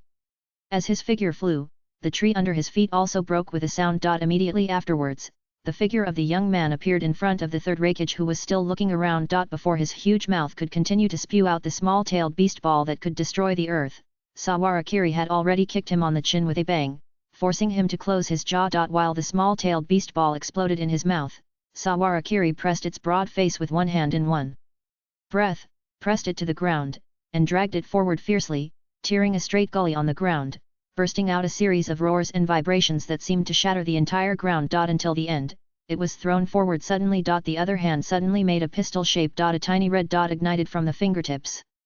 Spell reversal. He just this seemingly insignificant red light, but the moment it burst out from his fingertips, it burst out with a terrifying repulsive force that seemed to be able to destroy the mountains together. The third Hokage, who was still barely keeping his sanity, tried to adjust his body with his eyes wide open, but the huge repulsive force made him seem unable to resist at all. He kept moving backwards in an extremely distorted posture under the blooming red light. The inner part under the tailed beast's coat, the organs seemed to be destroyed by this blow. Then, it crashed into a small hill. Saharakiri was standing in the distance. The straight hill seemed to be bitten by some monster under this blow. The remaining soil on the top of the mountain slowly collapsed under the pull of gravity, and countless rocks and soil buried the large hole under the gap. The third Hokage felt the vibration from the outside and the will that was constantly eroded by the tailed beast chakra in his brain, and his expression became more and more urgent. Jihogui, you should have felt it too. The power of this kid. Even now, you still don't plan to cooperate with me. The voice from the bottom of his heart seemed to be a little disdainful, and he said casually, anyway, I can be resurrected after I die, and maybe I can escape from your broken village. What does your life or death have to do with me? The third Raikage's voice became more and more urgent, and he could feel that Sawarakiri was running towards this side at a speed like flying. How can it be unrelated? I tell you, that guy is an extreme Konohaist. Now you are sealed in my body, and you can go out occasionally. When he grows up, if you are caught by him, you will definitely be sealed deep underground in Konoha forever. He will destroy all our ninja villages, and then use all the tailed beasts as Konoha's trump cards. The voice of the eight-tailed Jihoki suddenly became a little uncertain, or maybe this guy with a bull's head was a piece of shit in his head, and he couldn't help but wonder you didn't make it up yourself, did you?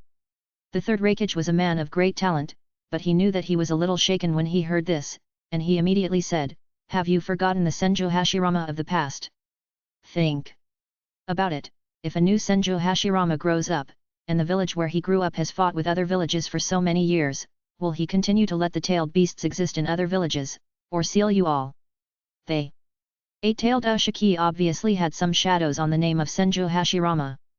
Hearing this, he couldn't help but think of the devastating scene of the past, and the thousand-handed Buddha that played with it as a toy, and he suddenly felt a little unconfident. But his mouth was still very hard. You don't want to merge with me, so what does it have to do with me? I accept it.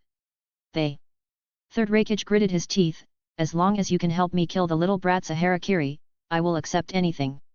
At this moment, he could no longer care about anything. Originally, he thought that after having the chakra of the eight-tailed, he could solve this monster that had not yet grown up with his own strength. But now it seems that he can master this ability even before he grows up. What will happen after he grows up?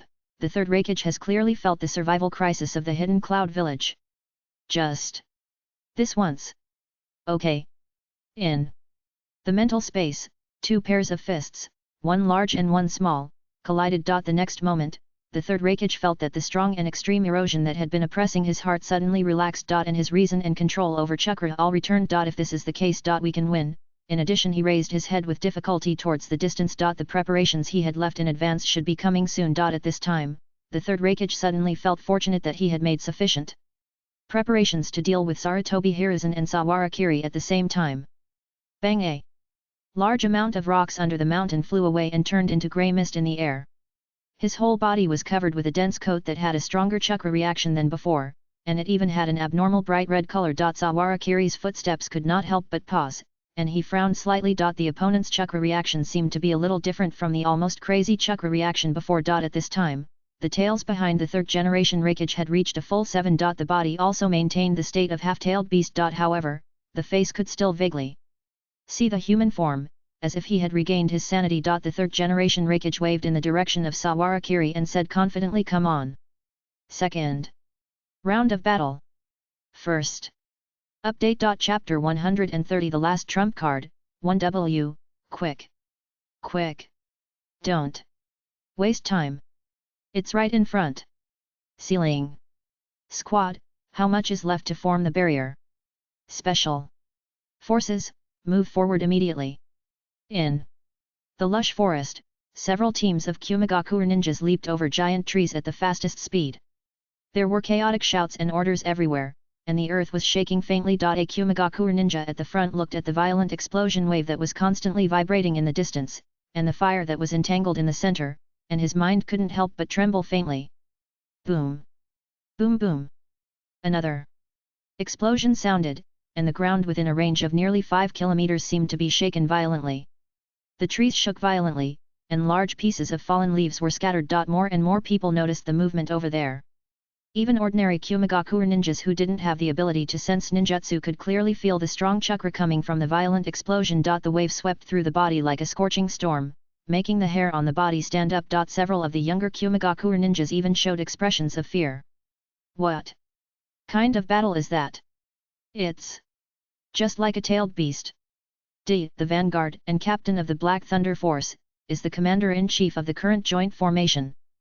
He is an excellent Kumigakure Jonin and one of the Kumigakure seniors with letters as their code names. At this time, he looked quietly into the distance, and the members of the command center around him were also standing there, watching from a distance. That a series of air waves spread from a distance, blowing quietly on his body, and his whole body seemed to have a layer of fine goosebumps. Even with his many years of combat experience, he had never seen such a terrifying scene as this one. In order to deal with that enemy, the third Hokage, who was as strong as a monster in their eyes, had to become the Jinchuriki of the eight-tailed beast himself, and set up their marginal containment force as support. Before the battle began, almost everyone thought that their presence was set up to deal with the third Hokage, who was rumored to have a sole secretary. There were even many people who thought that the third Hokage, who had become the Eight Tails Jinchuriki, had long been invincible in the ninja world. Until this moment, they finally understood. For such a long time, what kind of heavy pressure did the third Hokage bear in his heart?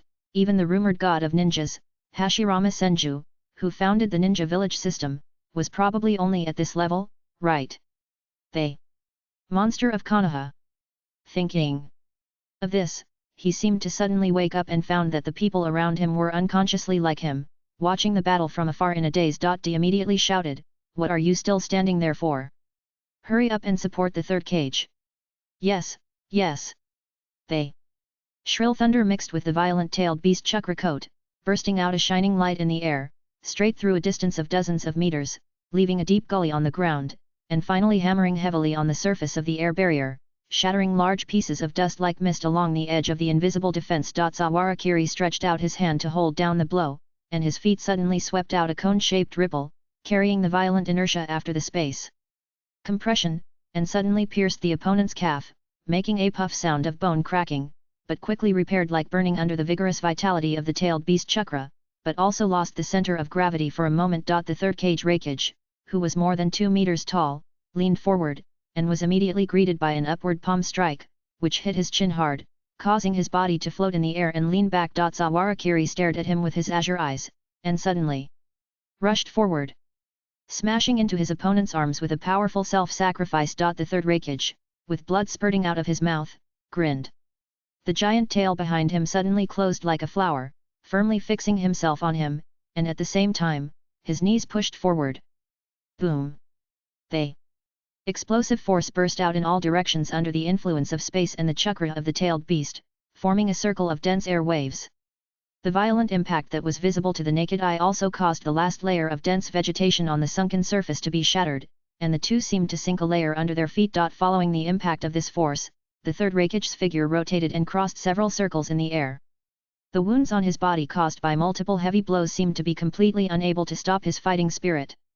He suddenly landed and stepped on the ground, and flew towards Sawarakiri like an arrow from a bow. At the same time, his mouth suddenly opened. Tailed beast balls, the seemingly tiny chakra concentrated cores shot out like bullets, sweeping across Sawarakiri's body, trying to attack multiple places at the same time in order to break his invincible defense. However, Sawarakiri did not do what he wanted at all. His body twisted like a spirit snake, swishing several meters on the ground, completely avoiding the series of small-tailed beast balls. Then, he collided with the figure of the third Hokage flying towards him. Boom! The atmosphere shook, and there was another round of heavy hammering. Within hundreds of meters around the two of them, there was almost no vegetation layer that could stand on the surface of the earth, and the originally lush forest was also swept into yellow soil. Countless atmospheric roars continued to spread in a chain under the extremely fast movements that could not be captured by the naked eye, making the entire area seem to be in a continuous small earthquake. Until they separated again, Saharakiri looked at the tall human-shaped tailed beast opposite with his blue eyes, with unprecedented excitement in his eyes. This heavy sense of oppression, the movements that can keep up with his speed, the strong fighting instincts like beasts, the continuous pressure test of the unlimited technique, all of this is what he has not felt since he obtained this technique. If the third Hokage's behavior was more like a beast before just now, then now he is more like a person who has mastered the power of a beast. The way of action, tactical strategy, and attack instinct all have reached a very high level. If it weren't for Mind's Eye Falls supporting his fighting consciousness, I'm afraid he would have fallen behind in the close combat just now and was in a state of being attacked from one side. Even so, his unlimited would not be able to stop him. The method was broken, but it was not as satisfying as it is now. Not bad. Sahara Kiri looked at him and slowly smiled. Have you become a perfect Jinchuriki? Lord Hokage. It's Beyond my imagination that you can do this. It should be me who is surprised. They. Third Hokage had completely regained his sanity at this time, without any signs of the beast he had turned into before, but his voice was extremely heavy. Even though I have tried everything possible and overestimated the degree of danger of you, little brat, I still didn't expect that you could reach such a level. If you let grow up, I'm afraid that the level of the ninja god is just the starting point of your peak period. What? A pity. He suddenly grinned with a fierce smile on his face and roared, for the hidden cloud village, you must die here. In the battle just now, he had already discovered it. Sawarakiri's unlimited technique initially maintained a defense space of more than 3 inches on the body surface, and gradually shrunk to just maintaining a defense distance of about 1 inch in close combat, just like just now. At the same time, he could clearly feel that the opponent's physical strength and chakra were being consumed, just like him. This shows that the chakra required to maintain the unlimited technique is constantly changing with the intensity of the battle. His technique is not invincible. Just like when a player sees the health bar, he thinks he can even kill a god. At this moment, the third Hokage has the confidence to kill him. What's more, he has a strong enough backup. Almost at the moment when his thoughts came to this point, he suddenly completed the seal in his hand. Shadow Clone Technique.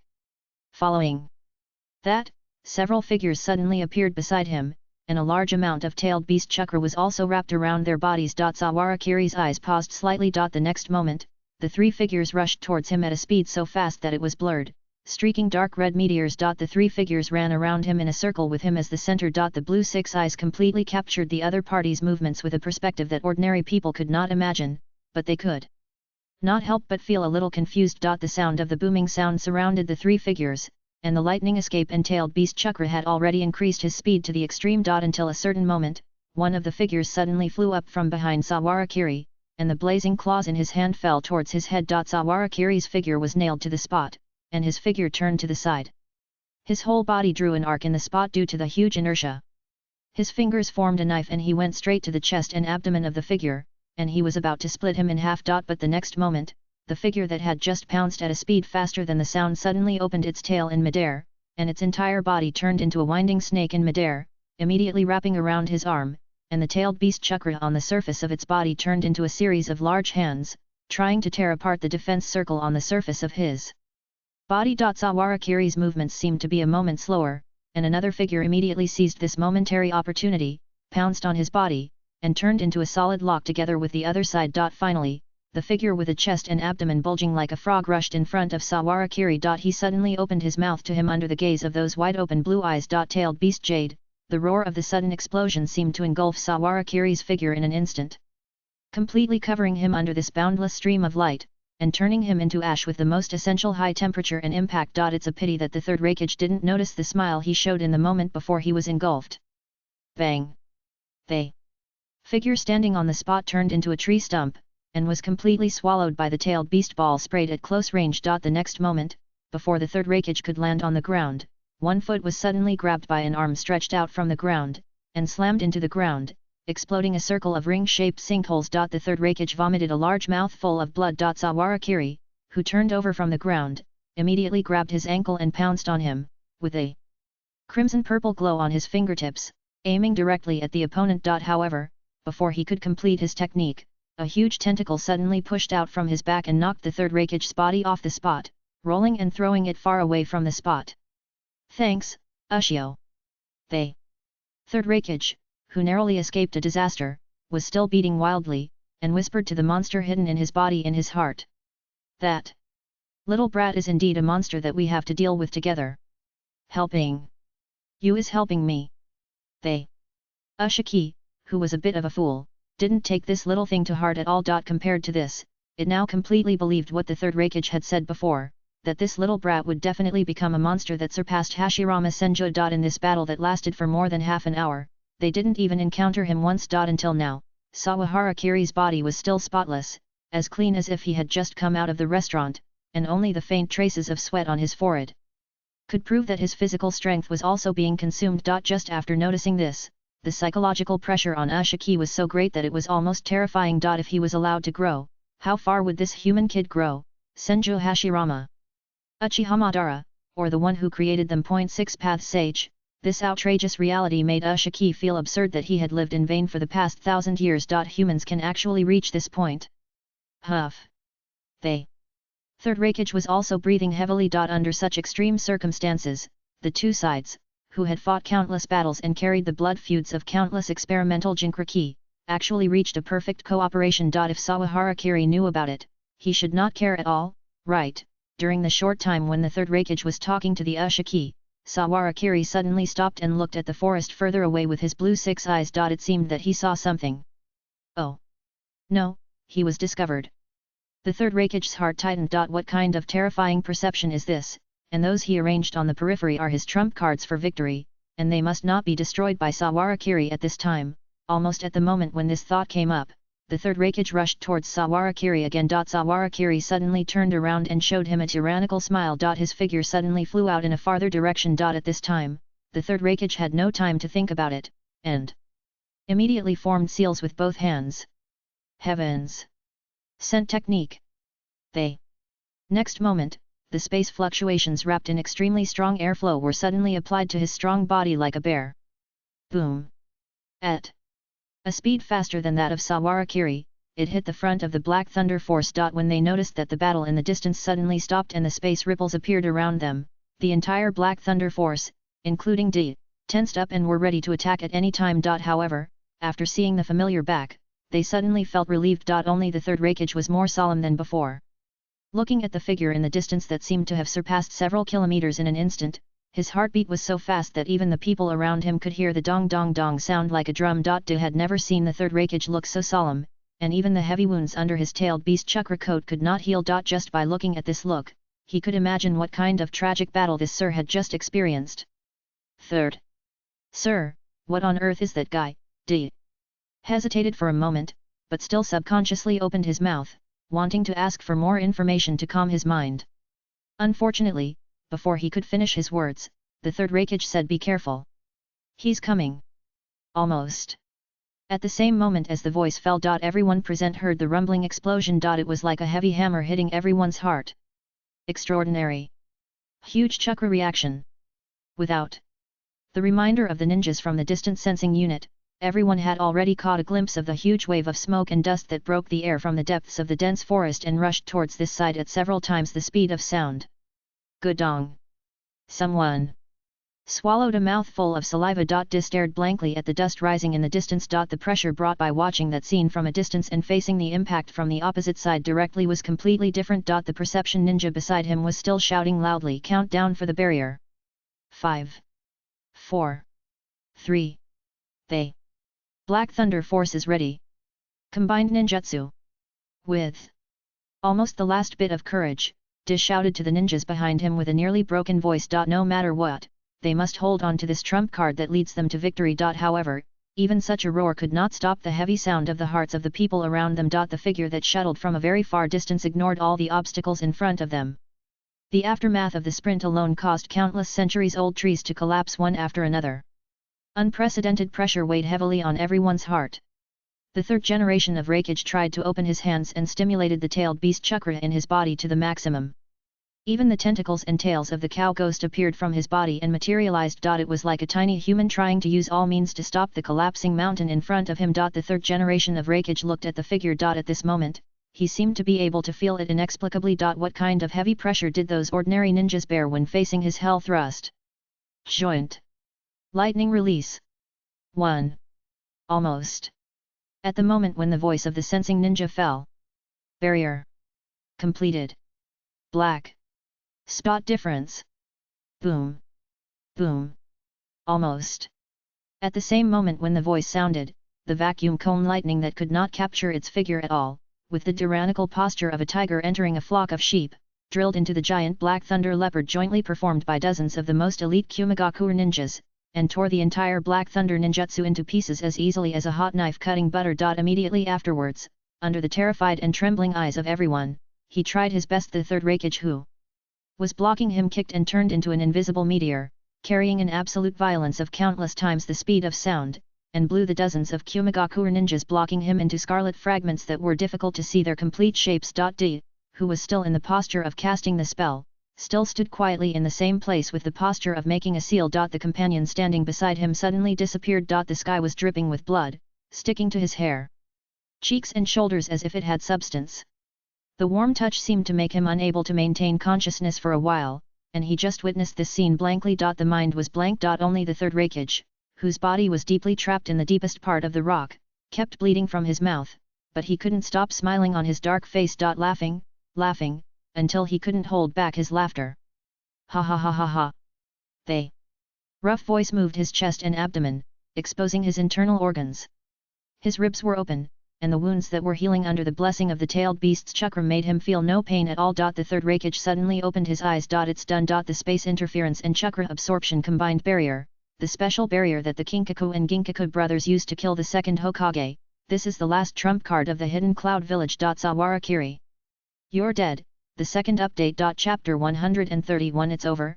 6K. Almost at the same moment when Sawarakiri rushed into the crowd. Around the huge forest area with the entire barrier as the center point, a wave-like ripple suddenly appeared, spreading from the inside out, expanding in all directions. There were countless sealing spells on the ground starting from the center of the circle, spreading and twisting like tadpoles to the far distance until they connected with each other. A large amount of chakra was poured into it. Buzz. They. Brilliant light curtain spread down like a curtain. After killing the entire crowd, Saharakiri looked up at the sky and saw that the land within a few kilometers around him was completely covered by the pale blue barrier curtain, completely blocking his vision. Behind him, in the entire blood-stained crowd, everyone turned to look at him. Saharakiri raised his hand. The barrier formed by the unlimited technique that was originally clearly visible in the visual range of the six eyes showed flashing spots like an old-fashioned TV screen at the moment of release.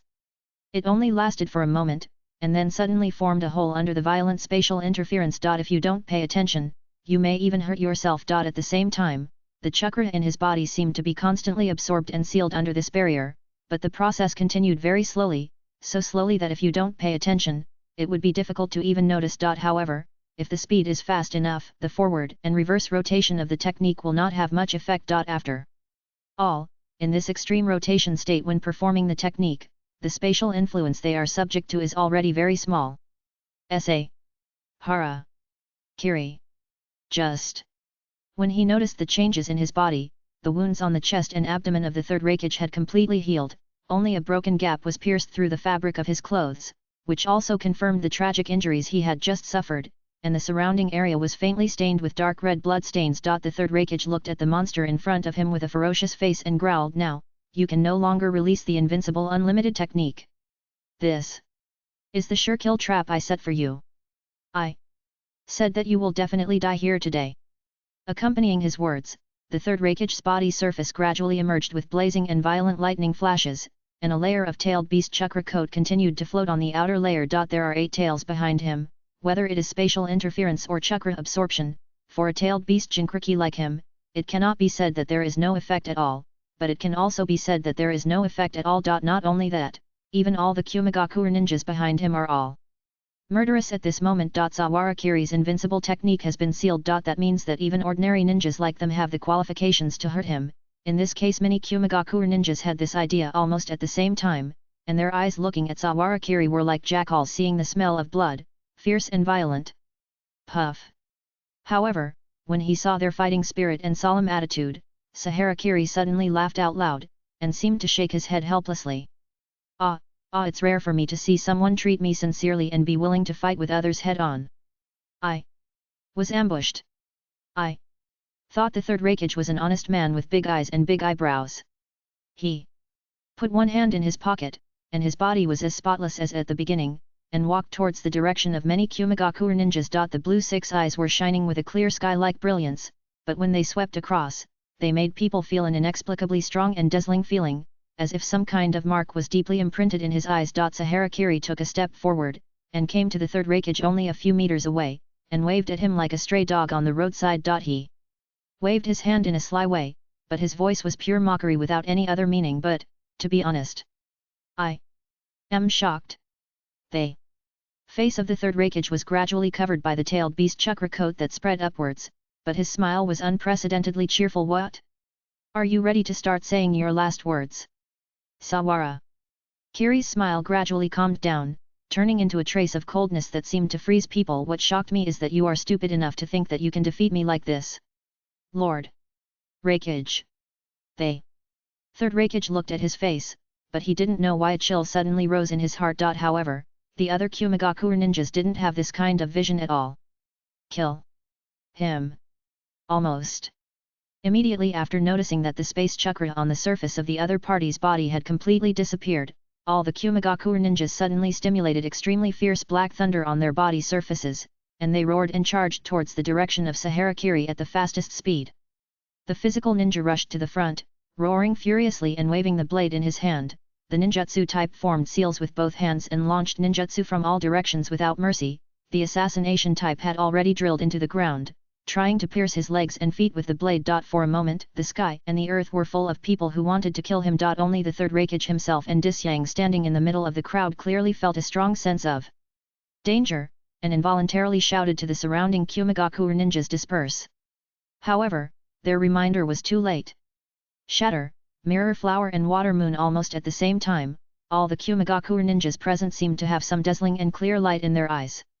Amidst the violent roar, they pointed their blades, ninjutsu, and kunao at their companions around them without hesitation. In just a moment, the dozens of Kumigakure ninjas who were still alive all turned into corpses and fell to the ground easily. Only D, who was trembling with fear, still stood beside the third Hokage. Saharakiri stepped down with one foot, and with a puff sound, he crushed several Kumigakure ninjas hiding below into thick blood that flowed out of the cracks on the surface. The third Hokage looked stunned.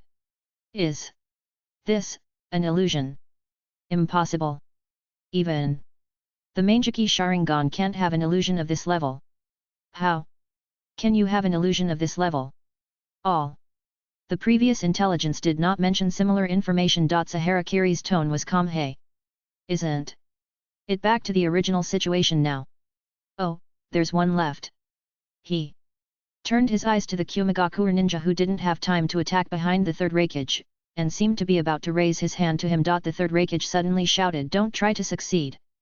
With a loud bang, his figure was like a giant cannonball, shattering the turret with mud as its foundation under his feet, and charging straight towards Saharakiri. At this moment, the third Hokage felt an indescribable sense of uneasiness. However, the powerful force in his body and the severe weakening of Saharakiri made him try his best to suppress this feeling and charge towards him with a roar. However, this time, Saharakiri's figure suddenly disappeared from the spot, as if he had no interest in continuing to play with him.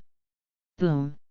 The third Hokage's chest and abdomen were suddenly hit hard, and his body spun and flew into the sky under the huge impact force, turning into a cone-shaped arrow that broke through the air, outlining a pure white arc in the air. The 8 tails behind him were all spread out, as if they were trying to adjust their body posture in mid-air, spreading out like wings. However, Saharakiri's figure followed his figure like a thorn in his flesh.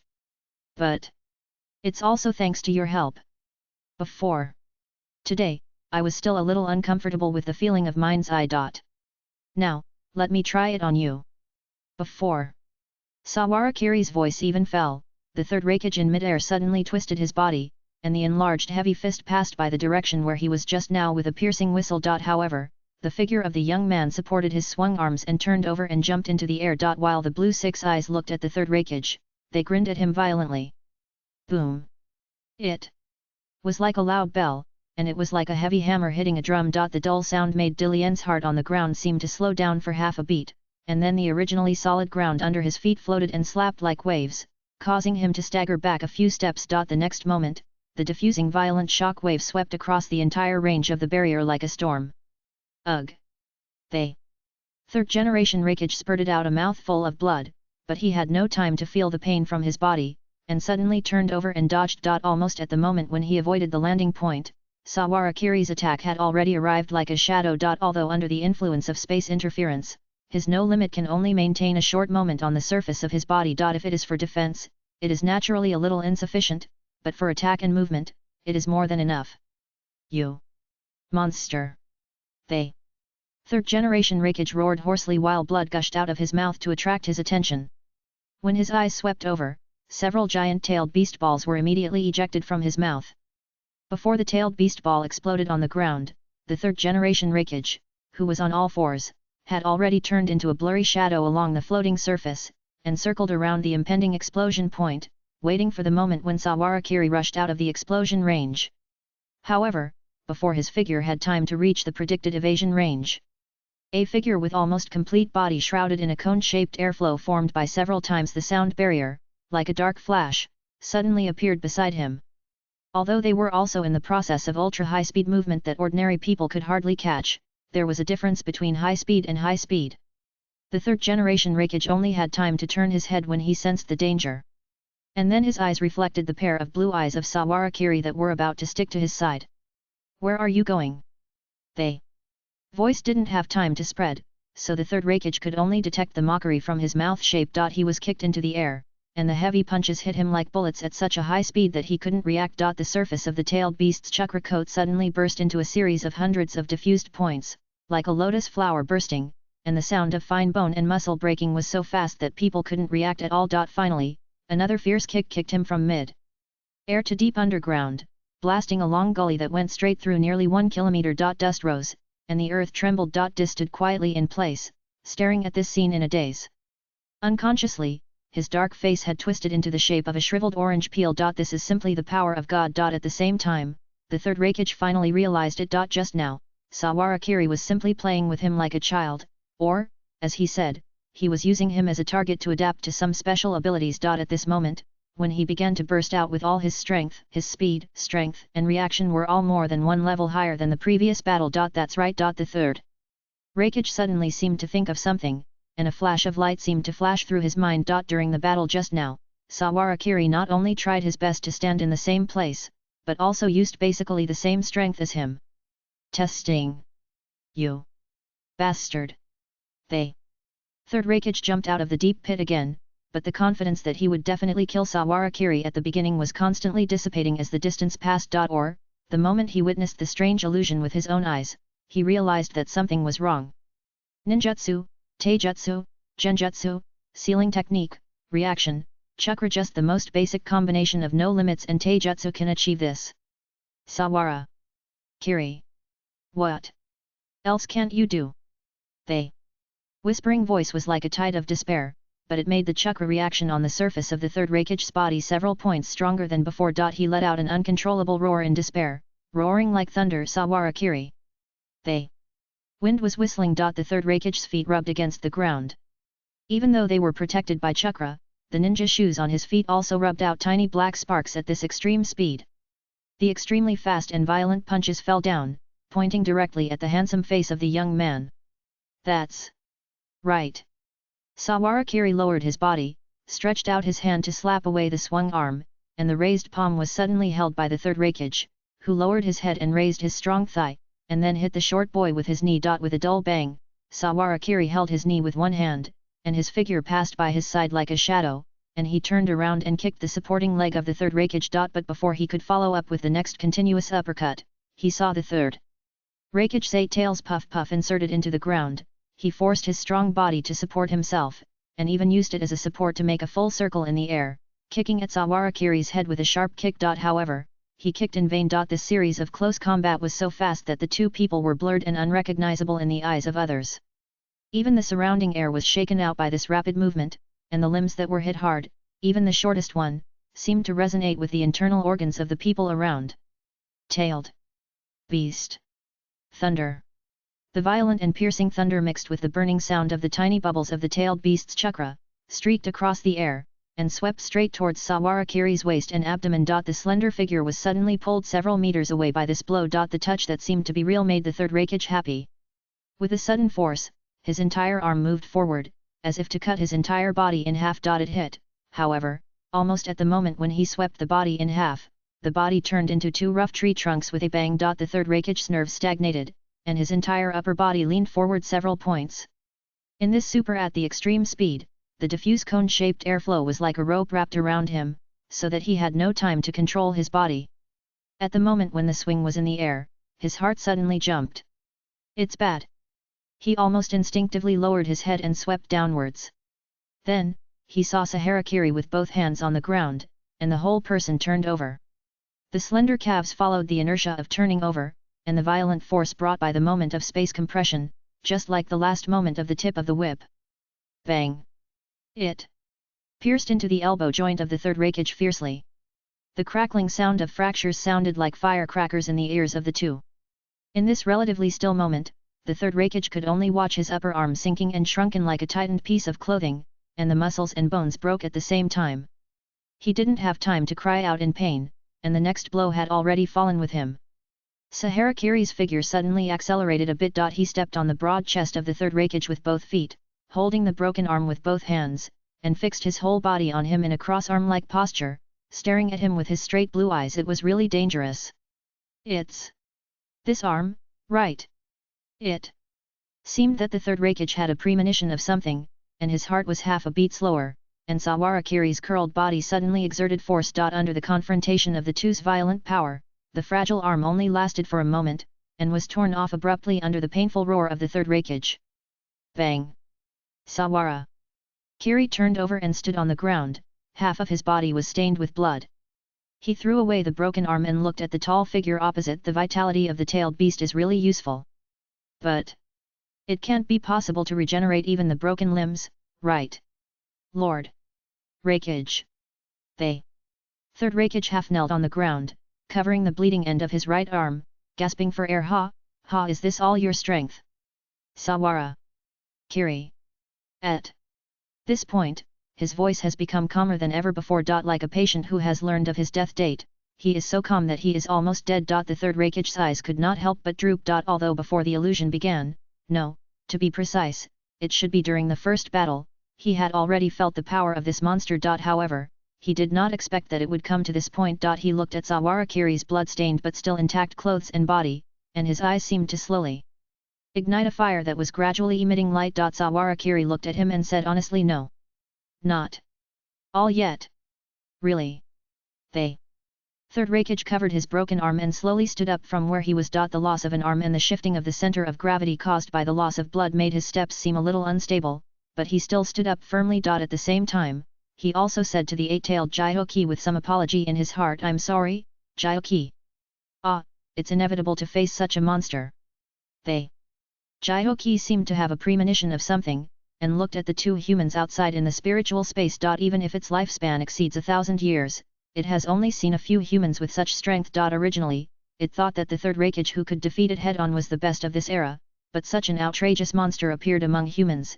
At this moment, the third Reikage actually had many other choices. He still had the heaven-sent technique, the eight-tailed Gyuki's method of escaping by breaking off the horn, the village he couldn't let go of, the son who hadn't grown up, and the successor he hadn't chosen. He still had many regrets and things he couldn't let go of. Even if he only had one arm left from now on, he would still be the strongest Reikage standing at the top of the entire ninja world. However, he didn't choose to run away like Shimura Danzo at that time, but stood still. The third Reikage stared into Sawarakiri's eyes without dodging. And a smile slowly appeared on his blood-stained dark face. Anyway, let me see it. Your true strength.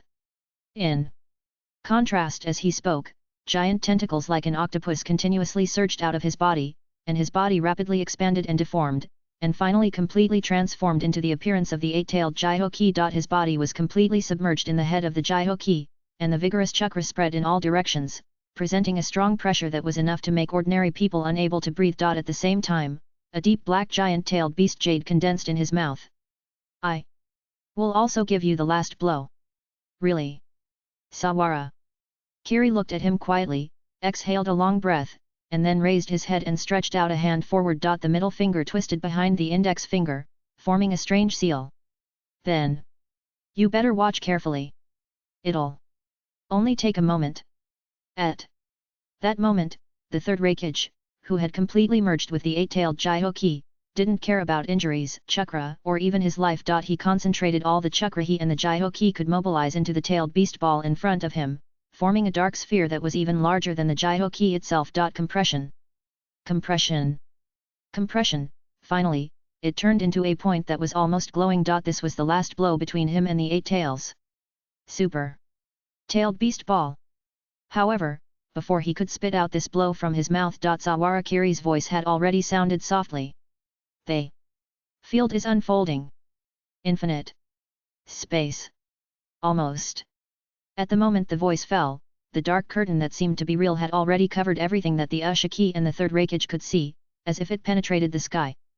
From the outside, it was a giant sphere that swallowed the tailed beast. At the same time, the third Hokage and the 8 tails Ushiki were all frozen in place silently. Only the mind could still operate with difficulty. The sense of time and space disappeared. But there was infinite information, like seawater pouring into a small ceramic bowl, madly impacting all the instruments that he could take on the function of thinking. In just a moment of less than 0.1 seconds, the information in their brains directly exceeded the scale of thousands or tens of thousands of years, and suddenly crossed to a huge amount that neither humans nor tailed beasts could bear. Almost at this moment, the bodies of the two were frozen there, and they even forgot to spit out the tailed beast jade. Only Saharakiri slowly took a step and floated in front of the third generation Hokage standing on the top of the Ushiki. He looked quietly at this sluggish, dark-skinned, and majestic man, and seemed to sigh. You can actually achieve this level with a mortal body. What? An amazing guy. In this era, there is no existence that can be compared with you. I will remember you as long as possible, Hokage-sama. The next moment, almost the moment when Saharakiri's palm touched his body. The third generation Hokage seemed to suddenly wake up from that strange state. Then, looking at the headless corpse and Saharakiri standing in the sky, he seemed to finally understand everything. Indeed, it was only a moment. You actually pretended to confront me for so long before. You are really a gentle guy. Sawara Kiri gradually, his consciousness gradually dissipated in this space. The curtain on the ceiling also dissipated. The corpse of the 8-tailed Ushiki also dissipated with it. Plop. The corpse of the third Hokage fell to the ground. Sawara Kiri stood quietly in front of the corpse. It's all over. First update. Chapter 132 Chakra Cannon, 1W, what? All members. The perception ninja of the hidden cloud force covered his headphones, trying to hear the information from the other side more clearly in this chaotic battlefield. However, although the corresponding information had been received in his ears, his brain, which was like a heavy hammer, made him subconsciously unable to understand the news. He paused for a few seconds in shock, then raised his voice again, asking again in disbelief, all members, including the third Hokage? Yes. The voice from the other side was extremely heavy, trembling faintly like despair, and repeated quickly and loudly, including the third Hokage and the 8 tails. All 176 Kumigakure ninjas responsible for blocking the Sawara Kiri were killed. Based on the comparison of the surrounding terrain, we have found the bodies of other people in the center of the battlefield, and that the Kumigakure ninja who was transmitting intelligence stood in the center of the battlefield, looking at the headless body lying in the center, and the yellow earth ground around him that had changed from the original forest surface to a whole sunken wasteland, gritted his teeth and continued, the headless body of Lord Hokage. He said the conclusion made by the ninjas in charge of the inspection in a sad tone. Lord Hokage's head was taken away. The moment he heard this, the Kumigakure ninja who was carrying out the offensive mission on the opposite side couldn't help shaking his body, as if it was difficult for him to accept this fact for a while. He looked at the ninja in front of him. The important logistics transit center of Konoha for the front line of U Kingdom was right in front of them. Hundreds of Kumigakure ninjas were charging this camp at all costs. There were only more than 100 Konoha ninjas guarding inside. The reason why the stalemate has lasted until now is entirely because of Konoha's Tsunade-sama, Konoha's White Fang Hotaki Sakumo, Namikaze Minato, and an Uchiha ninja who seems to have mastered a powerful fire escape and red sword, and who is as untouchable as Sawara Kiri, are all guarding here. The power of just 4 people has delayed the pace of hundreds of them. However, no matter how powerful they are, it is enough to estimate that with the continuous charge and fight of hundreds of ninjas, as long as the whole night passes, they should be able to take this position. But Lord Hokage, what kind of powerful power is that? Can the combination of Hokage and tailed beast not defeat that terrifying monster? Not to mention, behind him are the barrier squad and the Black Thunder troop that are like a dragnet. However, after realizing this, his brain suddenly seemed to, after being poured with a basin of cold water, he immediately woke up from his stunned state and asked loudly again, where is Sawara Kiri? Has the reconnaissance team found any traces of Sawara Kiri's movement?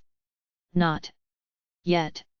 The Cloud Ninja on the opposite side swallowed hard and said quickly, but there is a high probability that it is the fulcrum that is supporting your attack. It's over. After realizing this, the Cloud Ninja commander who was in charge of commanding the troops immediately felt goosebumps all over his body. If Sawara Kiri, who was unable to resist the combination of the third generation and the tailed beasts, and hundreds of ninjas combined, came here, What kind of consequences would it cause? There was no need for others to remind him, the Cloud Ninja commander could understand it immediately. When he thought of this, he didn't even have time to take off his headphones. He suddenly stood up from the back of the trench and shouted to the other Kumigakure messenger ninjas, everyone, issue a retreat order. Hey! They surrounding Kumigakure ninjas hadn't reacted yet. They looked at him in astonishment, and couldn't understand why they had to retreat at such a critical moment. Only the commander was very determined. No matter what, they had to keep the precious blood of Kumigakure from that monster. It's not just here. After finding the body of the third Hokage, almost all the Kumigakure ninja troops on the front line received the corresponding retreat order. The entire front line, which was originally under great pressure, suddenly noticed that different Kumigakure troops had large-scale retreats on the same day, but because they didn't receive orders from their superiors for a while, they didn't dare to pursue them for the time being. However, all the Konoha ninjas realized it at this moment. Things seemed to have changed. Bang! Tsunade stood on the wall and smashed a hidden cloud ninja who was making hand seals into pieces with one punch. Blood sprayed on her body. She just shook her body slightly, and there was no sign of weakness at the sight of blood. After passing the test in her heart, the symptoms of hemophobia always faded very quickly. Only the pair of dark glasses were still firmly hung on the clothes on her chest. However, when she saw the front line of the hidden cloud army shrinking in the distance, her originally frowned brows finally relaxed slowly, as if she immediately realized something. Sure. Enough. Tsunade's pretty face showed a gratified smile, and she whispered, that brat. He really won't let people down. Then she immediately said to the Konoha troops behind her, who were already struggling to defend everyone, start chasing. Don't let them escape so easily. In just 2 days, the war between the Land of Fire and the Land of Lightning suddenly took a very significant turn. The shocking news spread throughout the ninja world at an incredibly fast speed. The third generation Hokage brought nearly 200 Kumigakure ninjas to set a trap for Konoha's senior ninja Saharakiri, but they were all wiped out in one breath. Even the most important head containing countless Kumigakure secrets appeared on the desk of the Hokage's office at this time.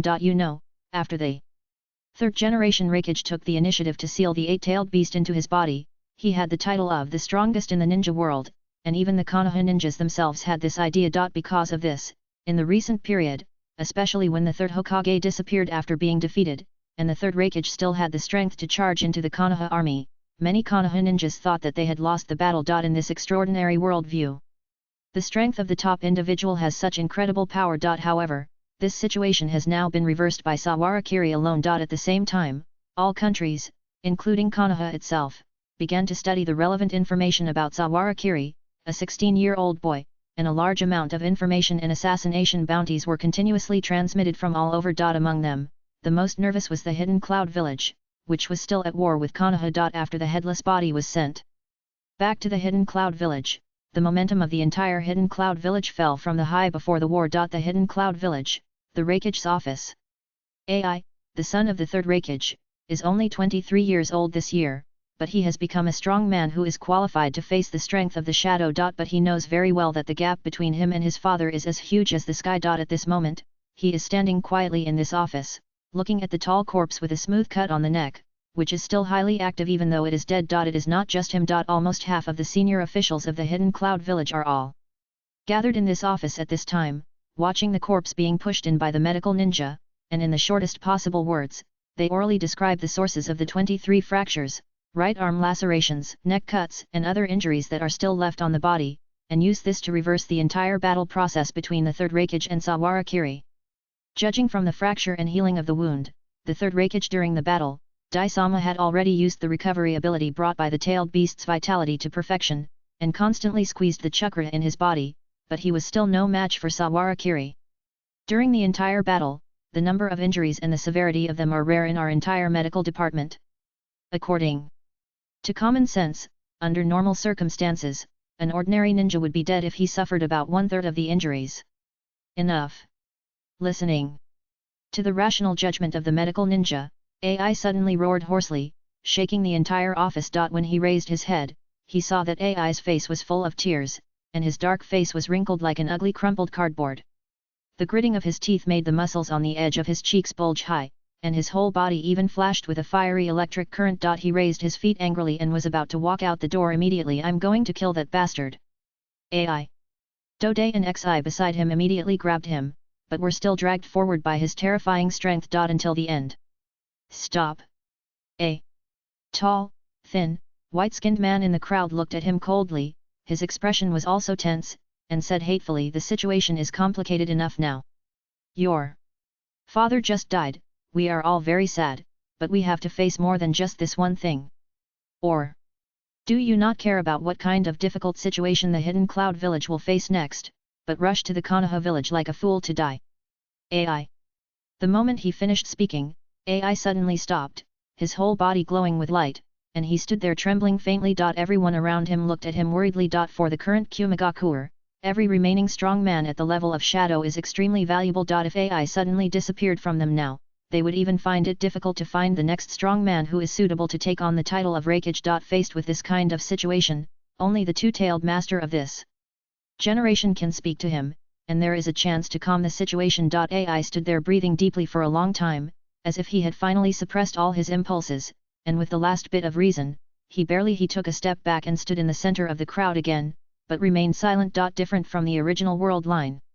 The AI who took over the position of Raikage during the Third World War. Although AI at this time also had the strong physical talent of the Night Moon clan and had quite outstanding strength, his age and mentality had not yet grown to the level of a few years later. However, seeing that he finally did not rush to die, the two-tailed finally breathed a sigh of relief. In any case, in this difficult situation, they must unite internally. Otherwise, I am afraid that even the last hope of survival will be gone. Xi, report the current situation. Yes. Xi immediately stood up, and then quickly said, "In the 11 days after the death of the third generation, the Konoha army has pushed back from the front line of the Kingdom of Soup to the territory of our Kingdom of Lightning. The frontline troops have penetrated more than 600 kilometers and are expected to reach the central logistics point within a week. Due to the sacrifice of the third Hokage, the Eight Tails also died, and no trace of it has been found so far. After the front line was suddenly breached, a large amount of military supplies were lost. The village is now collecting related supplies again, which is expected to take 5 to 10 days. In order to prevent Konoha ninjas from breaking into the village, the chakra cannon under development has been transported to the high point of Likey Mountain in accordance with the request of Lord Dode. According to the information of the researchers, this unfinished product can only be scrapped after 2 to 3 shots, and it consumes a lot of chakra, but the power should be able to reach the estimated level." Finally, Konoha Jonin Saharakiri disappeared. After hearing the last part, everyone present couldn't help but sigh. All the previous information combined was not as disturbing as the last one. However, the two-tailed man was very calm, and replaced the duties of the Raikage in an orderly manner, and quickly immediately arrange all the senior members of the Cloud Village to disperse into the designated underground shelters for divisional command, so as to avoid being wiped out by Sawarakiri. Secondly, ask the daimyo of the Land of Lightning to provide the village with corresponding military and civilian supplies as quickly as possible. Tell him that if he doesn't want the Cloud Village to be destroyed, he'd better not do anything this time. Again, all the remaining personnel, including myself, will start charging the chakra cannon from today, and at the same time set up a large warning barrier around it to guard against and deter the advancing Konoha ninja army." He said halfway, and suddenly turned his head to look at Xi. "What is the range of the chakra cannon now?" 1,400 kilometers. Xi immediately answered with a firm look. When it was originally designed, it was actually developed according to the standard of being able to hit all the villages in the ninja world from the Hidden Cloud village. This is why the chakra cannon that can shoot out of the atmosphere and detonate hundreds of giant meteorites after the Fourth World War was produced. However, it has only been a short time since the development began, and the capital investment is not too high. It is not easy to achieve this level. Then start the deployment based on 1,400 kilometers as the baseline. They two-tailed took a deep breath and swept a resolute look at everyone present. Finally, "I need 2 people to go to Konoha with me to submit the surrender form." Although everyone present had expected this result, but when they heard the two-tailed beast say that he would personally go to Konoha to surrender, they couldn't help but open their mouths and subconsciously stopped him. "Two-tailed lord! Shut up!" The two-tailed beast shouted, took a deep breath to calm down, and said in a calm tone as possible, "At the same time, we can't let our guard down. Only if we can fight can we have a chance to surrender. A trapped beast will still fight, and a desperate enemy will not be pursued. We must let Konoha feel our sincerity and determination, so that there is a greater possibility to preserve the strength of the hidden cloud village to the greatest extent and wait for the next opportunity to come. Even if he is as strong as Hashirama Senju, he will die of old age one day.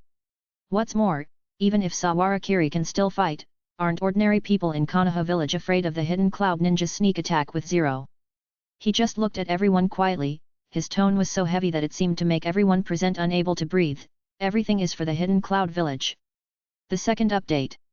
Chapter 133 Shimura Danzo's Choice, 5K. If the news that the third Hokage and his troops were killed on the battlefield was a sudden disaster for the hidden cloud village, then it was a shocking reversal for Konoha. All the knowledgeable Konoha jonins were distressed.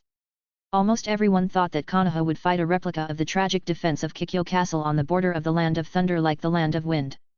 Suddenly, Sawarakiri suddenly crushed the third Hokage, who was regarded as the greatest confidence of the hidden cloud village and was known as the strongest ninja in the entire ninja world, like a meteor. The impact of this incident, whether for the entire Konoha or for Sawarakiri personally, cannot be underestimated. After hearing the news, almost all Konoha ninjas' first reaction was disbelief. Then they were ecstatic. When they received the news that the Konoha front was advancing towards the hidden cloud village, this enthusiasm and surprise reached a certain peak. However, even in such an environment, there are still people who are happy and worried. Midaman House. Midaman knelt down in front of the table with a calm expression, slowly poured himself a cup of tea, and silently watched the tea stems in the cup float from horizontal to vertical in the misty air flow, but his eyes seemed to look through the small teacup to the distance.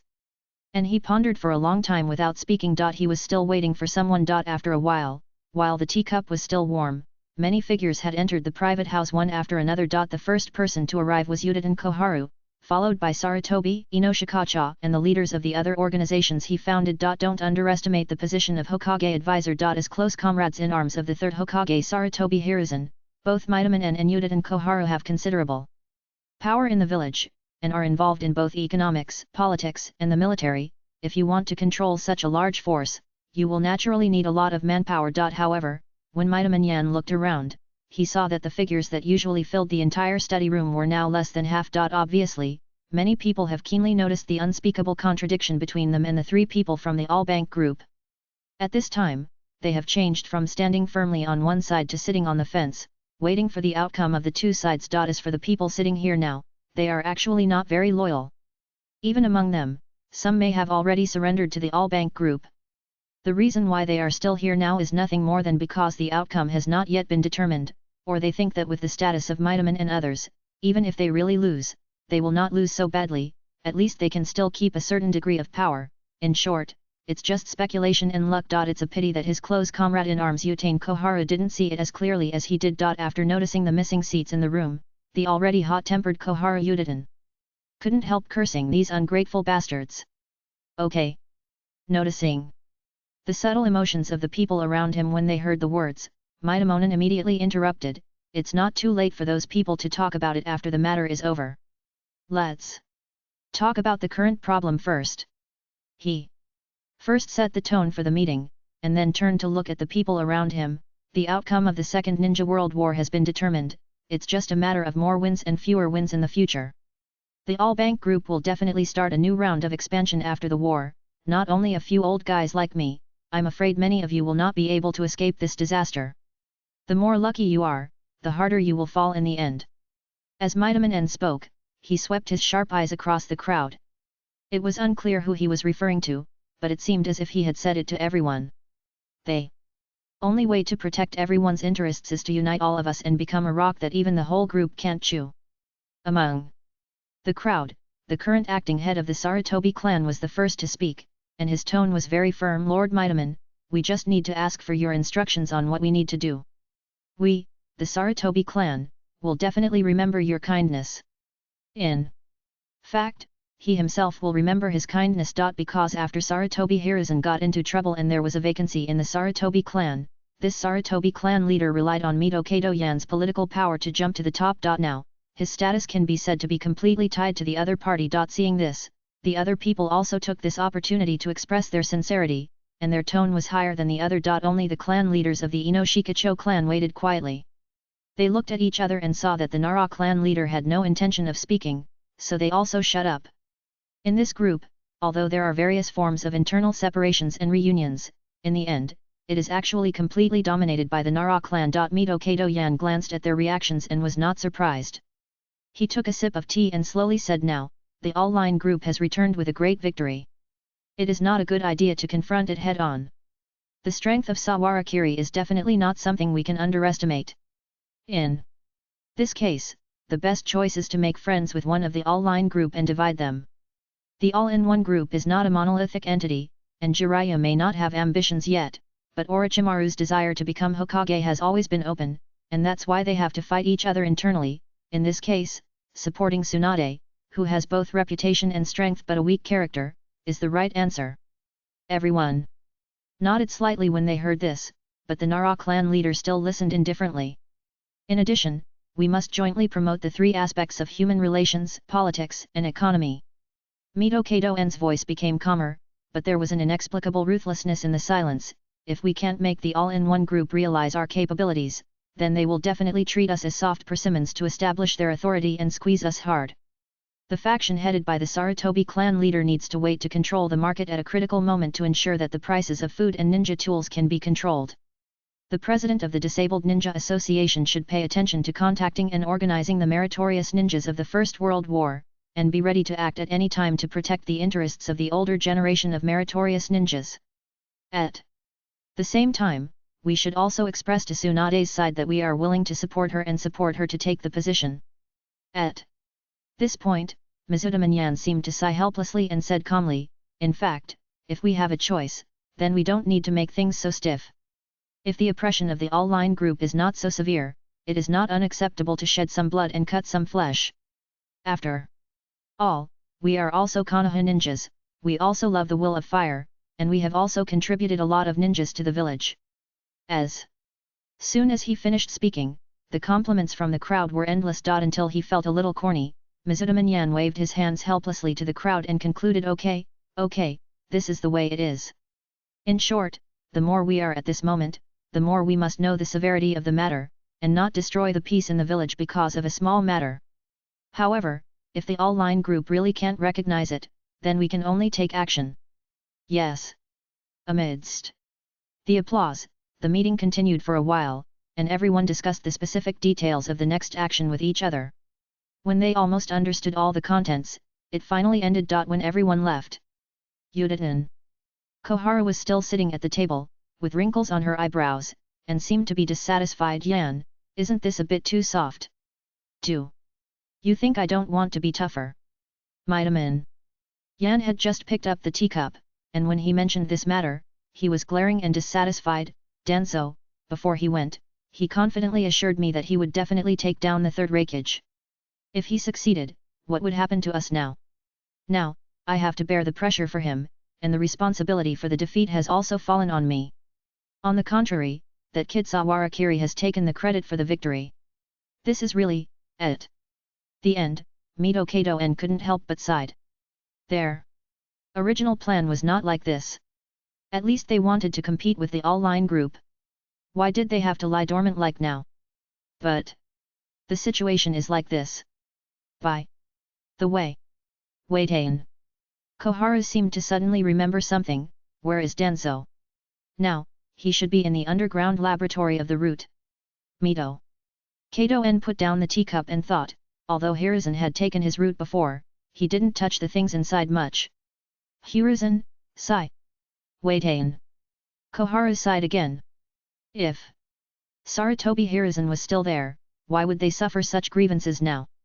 Damn it, the third Hokage. And that damn brat Sawarakiri, underground at the root. Shimura Danzo was looking at the research report in his hand while listening to the recent information summary of his subordinates. At this time, a pale arm had been reattached to his right arm. In terms of Hashirama cell resources alone, he should have the most abundant in the entire ninja world. Even Uchiha Madara did not have as many as he had. After retreating to the rear after the defeat that day, and finding that the logistics center had only more than 100 troops, he decisively gave up the measures to stop the second round of defense and resist the third Hokage, and instead turned back to the village in one breath, trying to reorganize a large army through his intelligence and resources. This time he already had experience. To deal with a strong man of the level of the third Hokage, at least a large-scale encirclement group of about 10 000 people must be organized to constantly consume his physical strength and energy. It is too stupid to fight the third Hokage one-on-one like he did before, or like Sarutobi Hiruzen. A wise man like him would not do it. Just like the first Hokage back then, is it possible for a normal person to face him? Anyone who resists is stupid. Obviously, in Shimura Danzo's heart, he has already regarded the current third Hokage as a strong man of the god of ninja level, at the same level as the first Hokage. However, he had just heard half of the news today. His ears suddenly moved, and he turned back in disbelief, and suddenly said, what was the previous intelligence? The Cloud Hidden Army retreated from the front line. The Root Ninja answered without any fluctuations. No, there is another one. Shimura Danzo said in a hurried tone. The Sawara Kiri killed the third Hokage and wiped out more than 100 Kumigakure ninjas he brought with him. What? Shimura Danzo's eyes widened immediately, and he stood up suddenly, overturning the stool behind him, making a muffled bang sound. He thought he had heard it wrong just now. Sawara Kiri. It's not that he hadn't heard of this name before, and he could even say that he was very familiar with it. He had almost read all the information about him since he was a child. But how is it possible? Shimura Danzo took a step and walked around in this dark office, repeating this sentence in a very puzzled tone. The third Hokage who turned into a tailed beast was simply not something that human power could defeat. He had clearly experienced it himself. As a result, a 16 or 17-year-old kid suddenly jumped out and said that he had killed the third Hokage. Is it fake news? No. If it was really fake news, then the reaction of the Hidden Cloud Village would definitely be much greater than his. However, the Hidden Cloud Village began to retreat to the rear. After a brief shock, Shimura Danzo immediately thought of the subsequent impact that this incident would bring. If Sawara Kiri returns with a great victory, what will happen in the village? Almost immediately, Shimura Danzo realized one thing. The third Hokage advisory group is going to be finished. He is now an outsider, and a very obvious radical. If he controls the power of Sawara Kiri, then he would be in a better mood if he does not kill all the obstacles in his way to becoming Hokage. The most important thing is that the overall strength of the advisory group is now weaker than the all-road group, and any resistance is just a mantis trying to stop a chariot, and there is no resistance at all. But at the same time, his guarantee of staying in the village is also finished. Shimura Danzo was thinking about it, but he was getting more and more anxious, but he couldn't find a solution at all, so he could only wander around the office like a headless fly. Suddenly, he seemed to have made up his mind and said to the Root Ninja beside him, contact Orochimaru for me. Just say that I have a killer weapon to give him. It's related to wood release. Hearing this, the Root Ninja beside him half knelt on the ground without hesitation. Yes. After finishing these chores, he seemed to be slightly relieved, but frowned with a headache, and his mind became more and more chaotic. Thinking like this, he took a step and walked deeper into the underground of this base. Walking through a long corridor and into the deep and silent darkness, he didn't know how long he walked. Shimura Danzo's eyes showed a faint light. It was the glimmering light emitted by the biological culture device when it was running. In the center of this underground laboratory, there stood a tall glass culture column. In the center of the culture column, there was a young child floating in the center of the culture medium, wearing a respirator on his mouth and nose, and sleeping quietly without a single piece of clothing. Faintly, one could sense an extremely strong vitality from the child's body. Shimura Danzo raised his head and looked at this child who had infused him with countless efforts, and his brows finally gradually relaxed. His code name was Tenzo. This was the only experimental subject that survived after he and Orochimaru had carried out a whole round of Hashirama cell culture, and he was also the only user of wood release in the entire Konoha. Although he was still young, after personally experiencing the power of wood release, Shimura Danzo could already imagine what kind of power this child would show when he grew up. The only pity was that because of the limited carrying capacity of his natural cells, his upper limit was unlikely to reach the level of the first generation. However, as if he had thought of something, Shimura Danzo slowly exhaled. He turned his head and said to Sheneng, who was recording data beside him, do you have any ideas for the body activation technique you mentioned before? Hearing this, Sheneng immediately showed an excited expression and said immediately, yes, yes. Master Danzo. The basic structure of that technique has been completed long ago, but now, he lacks a sufficiently powerful chakra source. Even if it is a forbidden medical technique, and also a forbidden technique. If this forbidden technique is used without a strong enough chakra source, the reduction in lifespan is obvious. Shimura Danzo's tone became calmer, if I want to make the little one grow up as fast as possible. Sheneng. was startled when he heard this. He subconsciously turned his head to look at the little 1 or 2 years old in the culture column, and then looked at Shimura Danzo blankly, and reminded him carefully, Danzo, even if you use the body activation technique to the greatest extent to activate his body, you can't make his wisdom grow together. If you use it without authorization, you may only get a teenager with a body of a teenager, but the mind is still the instinct of a 1 or 2 year old child. Dementia. He didn't say the last word, but he believed that Shimura Danzo could understand this. This kind of thing, no matter how powerful it is not very meaningful to Danzo Shimura now. However, Danzo Shimura ignored his reminder and looked at him calmly. I'm asking you if you can do it. Sheneng was stunned, but suddenly thought of the various resources he had obtained during this period of time, and immediately nodded with certainty. No problem at all. That's good. Shimura. Danzo said calmly, I need you to train this child to about 20 years old as quickly as possible, preferably within a month. In addition, I will send another team to adjust some of his soul secrets. You must remember to cooperate with their work. When Sheneng heard this, he became more and more confused. What exactly does Danzo want to do? However, he continued to answer, yes, I understand.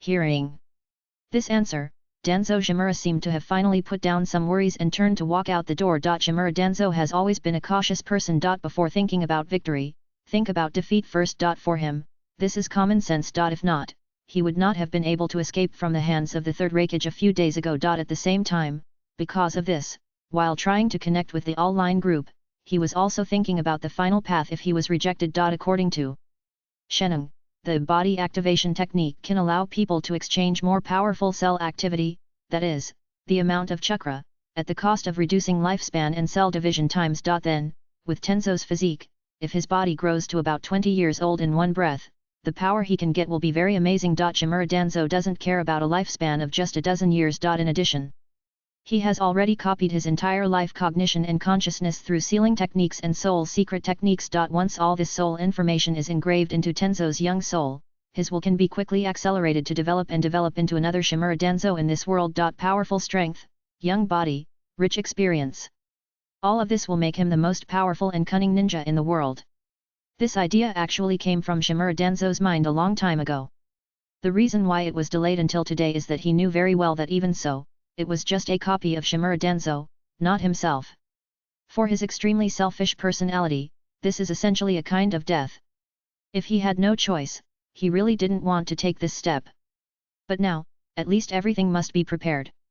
The first update. Chapter 134 Plan, 1W, Tsunade's middle level heart knot, completed, heart knot points +3 bond level increased. Tsunade bond level, 3-4. When Sawarakiri walked into the tent with the head, a line of prompts flashed on the board. Immediately afterwards, the exclamations of Tsunade and others sitting behind the desk were heard, missed. Hearing the voice, Saharakiri turned his head in their direction, smiled and lifted up the big head of the third Hokage who died with his eyes open, and gestured, I'm back. Just a few minutes later, the entire command tent was suddenly lifted to the sky by waves of cheers. After a long time, Saharakiri, who had been tossed around by everyone for a long time, finally fell to the ground with his waist, shaking his head helplessly. To be a hero, you really need a good waist. Okay, okay. Tsunade, the temporary commander-in-chief, also stepped forward to help, clapping her hands non-stop. The problem on the front line of Kumagakure has not been solved yet. The rest of the matter will be dealt with after the Kumagakure Legion is repelled. Until the crowd dispersed, she finally had time to walk to Saharakiri, patted the young man's shoulder vigorously. The smile on her beautiful face seemed a little complicated, but it was as bright as the sun that penetrated the clouds, and the strength was amazing thanks to you, little brat. I really don't know how to thank you. Tsunade said, staring straight at the head he was still holding in his hand. For some reason, there was a sense of relief as if she had finally freed herself from some shackles and memories. Tsunade-sama said she would treat me to a big meal. You shouldn't have forgotten, right? Sahara Kiri smiled at her nonchalantly, put the head on the table, and said with emphasis, I want to eat. Okay, don't try to get away with it even if you don't want to. No problem. Seeing his arrogant look, Tsunade felt relieved when she was pulled out of her memories. She exhaled a breath on her fingertips and was about to give him a slap. Saharakiri ran that fast. Looking at his back, Tsunade put her hands on her hips and slightly raised her chest. At that moment, the last trace of haze in her heart disappeared. Looking at his back, Tsunade laughed and cursed in a low voice, "Stinky brat." But when she turned around, she saw that all the ninjas in the tent were looking at this side quietly, and they seemed to be whispering something. It seemed that she could still hear words like teacher-student love and old cow eating young grass. The blood vessels on Tsunade's forehead suddenly bulged, and she waved her fists fiercely at the people behind her, making a furious tongue-twisting sound. "Kula. Want to die?" They crowd immediately scattered. However, it can be predicted that the rumors about Saharakiri being kept in Konoha village will become even more popular in the future. Next, Konoha's war on the front line will generally stabilize. In other words, without the freak of the third Hokage, Konoha's manpower and resources are superior to those of Kumagakure. The reason why they were beaten like that before, in addition to the various images in the rear, was mainly due to the combination of the strongest shield and spear of the third Hokage. So, after his death, Konoha's progress from the land of hot water to the land of lightning was naturally unnecessary. When the situation on this side gradually improved, Tsunade and his party quickly withdrew from the front line. It is true that the front line needs Tsunade and Saharakiri and others to sit in, but the key place in the rear actually needs strong people to suppress it in order to avoid chaos. The most bitter, in fact, it was Minato Namikaze who was the most powerful firefighters on the front line, and he and Hotaki Sakumo were tied there. The celebration and welcome after returning to the village are self-evident. After solving the problem on the front line, Sawarakiri had to start thinking about how to solve the problems in the rear as well. The three members of the advisory group had to be solved. There was basically no need to consider the problem of killing people. Even if they were multiplied several times, they would not have any resistance. The only thing to think about was one thing: how to squeeze as much oil and water as possible from the power controlled by the advisory group while killing them. But bang! The wooden floor made an unbearable muffled sound under the heavy collision. The Sarutobi clan leader, who was still angrily expressing his loyalty at the Midaman house 2 days ago, prostrated himself on the ground, and said loudly and sadly with a grateful voice like tears streaming down his face, "Such a thing, what can be tolerated, what can't be tolerated? We are also ninjas of Konoha. Although we are members of the ninja clan, we are also one with the masses. How can we do such disloyal and unjust things? We all disdain to associate with the Mito clan. I hope that the head of the Tsunade family can understand our timid and petty hearts trapped in the cracks of the rocks, and never treat us as their kind." The voice of the Sarutobi clan leader was cold, and it was true that he was deeply willing to survive. Whether it was his tone, movements, or posture, for a clan leader, he was simply sincere as he could not be more sincere. However, you can't judge a person by his appearance. Tsunade sat behind the coffee table, wearing a thick coat, looking down at the letter in her hand, and her other white hand quietly playing with the teacup. She glanced at the Sarutobi clan leader who was still kneeling in front of her, but still did not speak. Written on this piece of letter was exactly what she had written a few days ago. Except for the deletion of the point of "continue to win over Tsunade," the relevant contents of Mitomono N's conspiracy at home were basically recorded in the most detailed way, even including some malicious speculations. As for why Tsunade knew about this? Unfortunately, the Sarutobi clan leader was the fourth group of people who visited after Tsunade returned to Konoha. The most sensible one was the Nara clan leader. Almost on the afternoon of the day when Tsunade and her group returned to the village, they had already handed in a visiting card to ask for a visit, and the content they wrote was much more complete than that of the Sarutobi clan leader. There are many smart people in this world, but some problems are often difficult to solve because there are too many smart people. After the Sawara mist slayed the third Hokage and returned with a great victory, the entire Konoha village knew that the Second Ninja World War was about to end. And Konoha would also change. In this race to cling to the thighs, naturally only those who run the slowest will suffer the most. In just 3.5 days, by now, the people who came to the Senju residence in the previous batches have basically occupied all the positions after the war. You, the chief of the Sarutobi clan, have only come now, so who are you going to push off from the position? What's more, the bond between him and the Mitoman is too deep. It's not safe to use. So, Tsunade just scanned the letter in her hand, folded the pages casually, and calmly said to the middle-aged man in front of her who was almost as old as her father, "I already know the specific situation.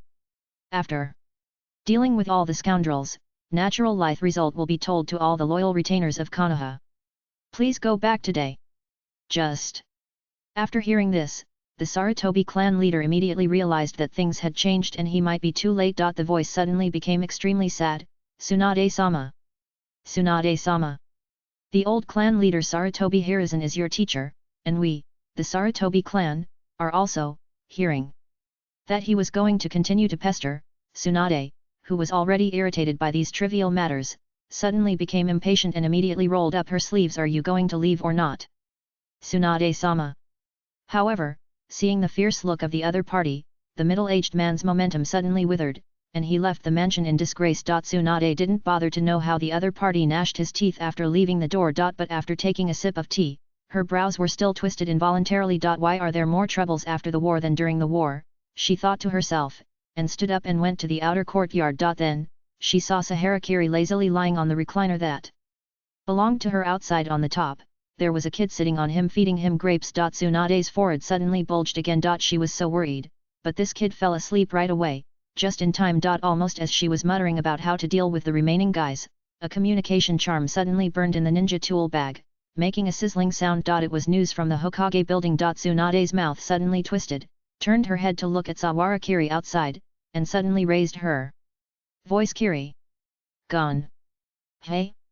Sawarakiri was looking at the panel and was stunned when he heard it. Tsunade didn't give him time to agree, and dragged him out without giving him a chance to ask. Are you kidding me? I can't rest, so you can't rest either. After a while, the two of them arrived at the Hokage's office. At this time, Jiraiya and Orochimaru had already arrived. Jiraiya had just returned to the village last night, but because he knew his own character, he didn't see anyone after returning to the village, and went straight into the Hokage's office and tied up with Orochimaru. Seeing Tsunade dragging Sawarakiri to the office, both of them were stunned. But soon, they showed a matter-of-fact look expression. Although Sawarakiri looks the same now, his social status and position have risen several levels like a rocket after he killed the third Raikage. If there were no other accidents, he would have been the next Hokage in the village. Now, being dragged into this office by Tsunade for a small meeting would not seem out of place at all. Sawarakiri himself was generous and confident, so he greeted the two of them without hesitation and sat down. Orochimaru has always been a straightforward person. Seeing that everyone was present, he went straight to the point without too much courtesy. Denzo has given me news. Tsunade sneered when she heard this. I'm from the Mito Gate. Jiraiya sat there, clasped his hands together, and sighed. Elder Tateen sent someone to send a letter to ask me to meet last night. The three of them glanced at each other, all with helpless expressions. Obviously, until now, the three parties of the advisory group have not given up struggling. The messages they received and the attitudes shown by those people, no matter how sincere they seemed, were actually just a step in the plan to split their small group. Sawarakiri almost laughed out loud after hearing this. They haven't given up yet. Orochimaru still had a stern expression, tapping the table with his fingertips. Needless to say, the plan of Mitoman is just an open conspiracy in front of us. But, we can't ignore the conditions that Shimura Danzo gave me. Jiraiya frowned. He looks like that, what conditions can he give? Orochimaru knocked on the table and said calmly, the summary of the biological experiments of the root so far, and a successful wood-release cell experiment. Bang! Tsunade was startled at first, then slapped the table and stood up. That experiment? Wasn't it shut down long ago?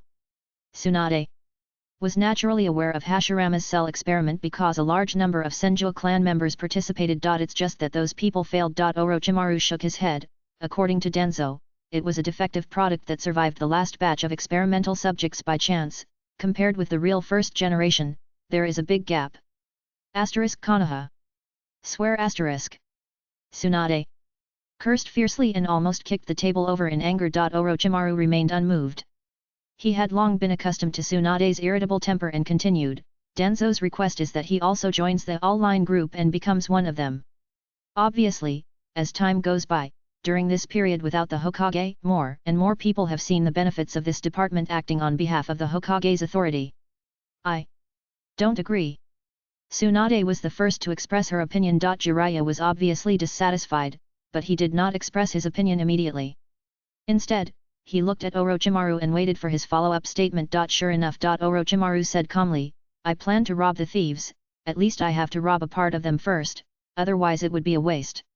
It has to be you, Lord Orochimaru. Sawarakiri looked at Orochimaru with a subtle look. Innate black living holy body. Tsunade obviously followed suit after hearing this. He paused for a second, as if to slow down, and then said, "Then what are you discussing with us?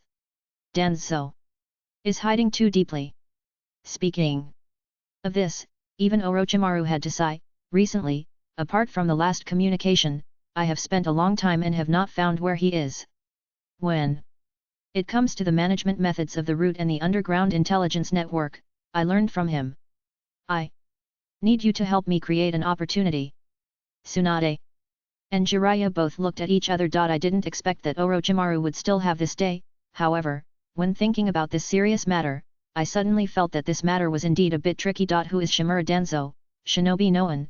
Just hearing this name, you know how well he can hide. It was only after this main plan that the three of them seemed to have finally caught the clue, and they began to discuss how to dig out Shimura Danzo's family background with roots and soil. Sawarakiri was also greatly impressed when listening to it. It must be said that without Sarutobi Hiruzen, the Sunin of this generation would really show no mercy to the Hokage advisors. The three people of prostitution, gambling, and drug abuse were more sinister and cruel than the other. Just when they were frowning, he suddenly mentioned if Advisor Mitaman and others suddenly found that the power of the all-line group was not that great, would they let Advisor Danzo come out to help? They three people who were discussing at the scene were all startled when they heard this, and turned their heads to look in the direction of Sawarakiri. Sawarakiri casually gave an example. After all, when fishing, you can only relax a little bit and wait until the fish has exhausted its strength in the water before you have a chance to pull it up in one breath, right? In addition, in recent days, because Tsunade-sama has just returned with a great victory, a bunch of guys who can't tell friend from foe rush into the yard and bow down every day.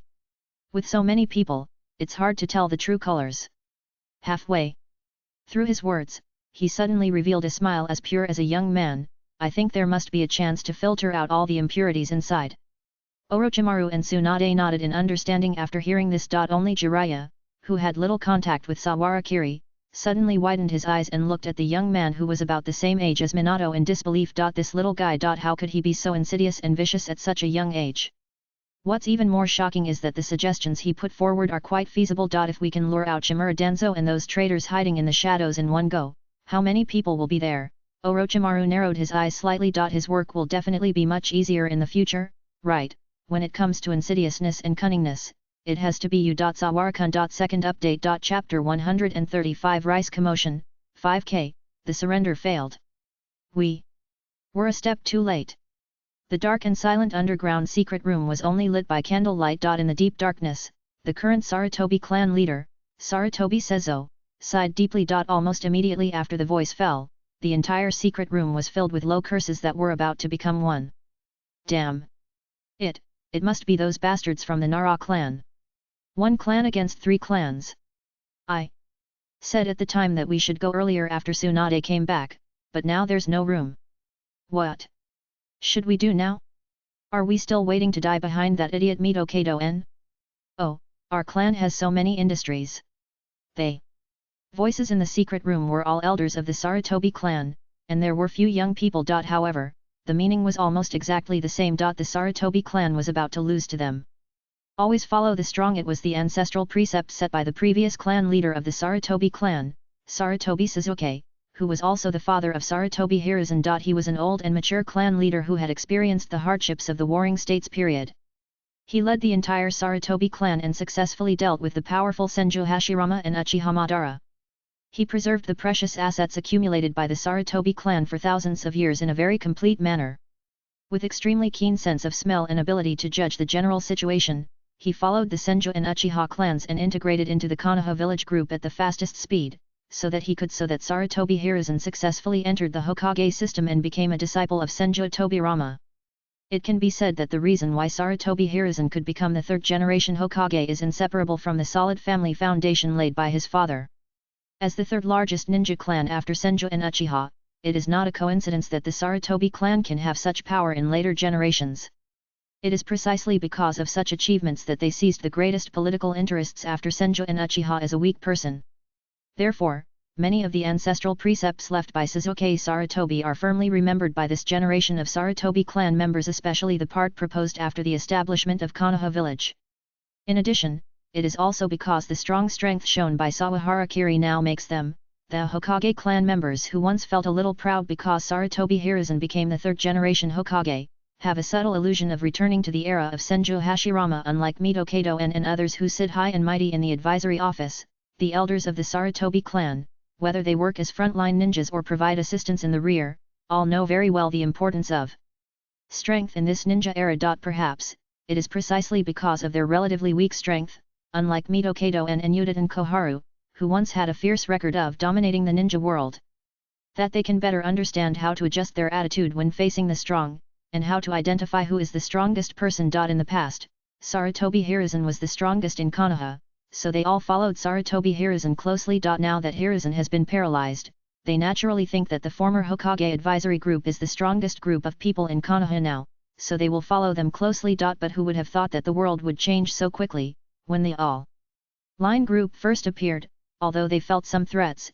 In fact, the sense of danger was not so obvious. Later, the news of Sawara Kiri's achievements in the Wind Country, who was part of the all-line group, spread, and they had the psychological tendency to play both sides. Suddenly, Sawara Kiri defeated the third Hokage who defeated Sarutobi Hiruzen. The time spent in the process was actually less than a month, for an organization. The speed of change in this world is so amazing that they have no time to make any investigations and preparations. So much so that there was a lot of controversy when choosing between Mitaman and Tsunade. Now it's good there is no choice. Sarutobi Seizo quietly listened to the dense noise and scolding of everyone present, even the accusations between each other, and even rolled up his sleeves to fight him, and his expression became calmer. Enough. Until the end, when the two elders had already pinched each other's collars, he suddenly spoke. The secret room was silent. Sarutobi Seizo actually knew that he had just been elected not long ago, and even borrowed some of the energy of the Mitaman clan during the election process. In fact, he did not have that much weight in the hearts of the elders. The reason why others shut up as soon as he opened his mouth could only mean that the scenes they had just quarreled were just for others to see, and by the way, they were waiting for someone to take over this dark and heavy pot. However, he no longer cared. Just as he did before. Whether he was lying in front of Mitaman Yan to show his loyalty, or lying in front of Tsunade to show his loyalty, there was actually only one purpose. That was to preserve the power of the Sarutobi clan. His actions never deviated from this purpose. For this goal, let alone kowtow to a young junior, even if he was asked to lie down and lick Tsunade's feet, it was not something that he could not do. As long as it was for the Sarutobi clan, he could do anything. Now that things were impossible, he could only choose another way. Sarutobi Seizo looked at the people present quietly and said calmly, since there is no place for us in the all-line group, we can only let the three adults see the strength of our Sarutobi clan. After all, if they don't see our value, they probably won't bear the pain to squeeze out some space for us. Fighting back is for better bargaining chips. As for all the problems that will happen next, I, the clan leader, will bear them all. Please don't worry about it, elders. The secret room was suddenly silent again. In this situation, seeing that Sarutobi Seizo, who was one of them not long ago, showed such courage, even the elders of the Sarutobi clan couldn't help but sigh in their hearts. However, for their own survival and interests, everything they did was actually a necessity. Until the end, the great elder came out and knelt in front of him, leaning over and saying, "Please give the order, clan leader." Bang! The teapot hit the ground hard, making a crisp and dull explosion. Assholes! They are all a bunch of ungrateful assholes. Mito Kato and didn't even spare a glance for the teapot that fell to the ground. He cursed loudly and kept turning around in his own courtyard, frowning. I have explained the matter to them so clearly, why don't these guys understand my good intentions? Only if we unite and work together can we avoid this impending disaster.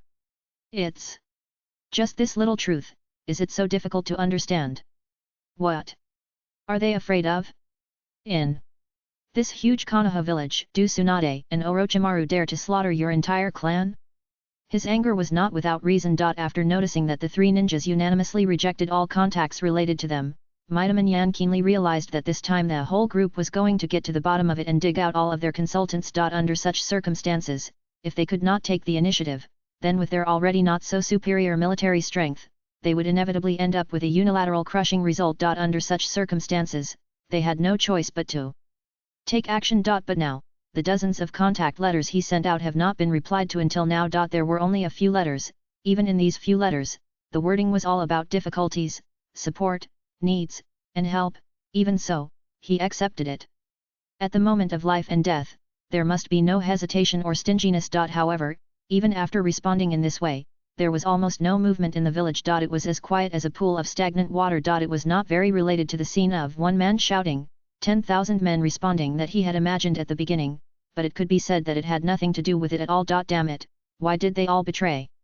The only thing that made him feel relieved was the Sarutobi clan leader he supported to take the throne. Mito Kato-yan exhaled heavily, as if grasping the last hope, and read the letter tightly held in his hand again. In the end, it's still Hiruzen's legacy. Look. Start controlling the market price in 3 days, and wait for Lord Mitamanen's further response. It's still an old friend. He kept repeating this sentence, murmuring it several times as if to comfort himself, as if this could change the current extremely unfavorable balance of power and let him seize the opportunity to win again. Like a drowning man grabbing the last straw. In addition, the only ones who supported him were the ones he founded and some small forces that were inseparable from the Mitaman faction because of various evidences. Mitamanen couldn't help but sigh in his heart. However, at this time, even the most useless Koharu Yudatan in the advisory group had already noticed the gap in strength. She sat on the side and said to Mizutaman with some hesitation, otherwise, let's just give up. After all, they are ninjas of Konoha, they won't dare to do anything to us. Although she was still very tough verbally, the fact that Koharu Yudatan could say such words already explained a lot of things. She began to be afraid. She was afraid that if they were to fight to the death, they would not get any good results at all. Give up. Mizutaman Yan turned his head and looked at her. Are you willing to give up the power you have now? What's more, even if we lose, won't the result be the same in the end? In that case, why not give it a try? The situation can't get any worse. Koharu Yudatan opened her mouth, but seemed to think that what Mizutaman Yan said made sense, and finally closed her mouth. Yes, how bad can the situation be? Could it be that after they lose, those 3 little guys dare to kill them? Impossible. They both thought so naturally. However, they did not seem to realize that it was no longer the time for their close comrade in arms, Sarutobi Hiruzen, to manage the village. 3 days later. Rice shop. The elderly and somewhat wealthy woman looked at the price list in front of the shop in astonishment, and immediately stepped over to ask the clerk inside, please wait a moment, wasn't the price of rice still 60 taels yesterday? Why did it suddenly rise to 90 taels today? Sorry. Because of the tense war on the front line, all the extra rice in the store has been requisitioned. The clerk seemed to be very helpless. Not only is the price of rice today this, it may be higher in a few days. You also know that the first thing the village has to ensure is food for the front line. The elderly woman was startled when she heard this, pointed at the banknotes in her purse, gritted her teeth, and immediately said, weigh 10 kilograms for me first. It's not just her. Unlike ninjas who have a guaranteed living, most civilians in the wartime village have a very difficult life and have to be frugal every day. Just a slight change in the price of rice may make a family that is already in trouble suddenly worse. Therefore, most people are very concerned about the changes in the prices of various commonly used commodities. After a short while, 3 or 4 people immediately noticed the price changes in the rice shop here. Most of them still had some luck, and the remaining few seemed to have noticed some influence and immediately bought more at this price. 1 spread to 2. 2 spread to 3. More and more people noticed this seemingly insignificant change in the price of rice. More importantly, it was not just this family. The price of rice on the whole street began to change after the small signal gun sounded. In the first 1 or 2 days, civilians could barely keep calm, or the key was that they had no money. And they also hoped that the village could control the speed of these price increases. But after the 3rd day, many people could no longer sit still. Rice shops everywhere have raised the price to 120 taels or more. Not only that, the price of ninja tools also began to rise accordingly. Just as the Nara clan monopolized most of Konoha's medicines and medical materials such as deer antlers, and Akimichi monopolized the food industry. The key industries controlled by the Sarutobi clan were food and some ninja tools. As the pillar industries of the entire Konoha village, the price of these 2 commodities would have a considerable impact on the entire village as long as there was a slight change in the price. This was also the reason why the Sarutobi clan could support the people in the future. The confidence of such a large ninja clan to ensure that it will not decline, and even to form an independent fire escape unit. Training ninjas is a very costly thing. What makes the villagers even more frightened is that although the village has continuously issued notices during this process that it is importing rice from foreign countries and the total number of hundreds of thousands of people, the impact will not last too long and will subside on its own. But panic itself is irrational. Most people just want to ensure that their families will not go hungry. After some people started to grab rice, more and more people began to join the rush to buy.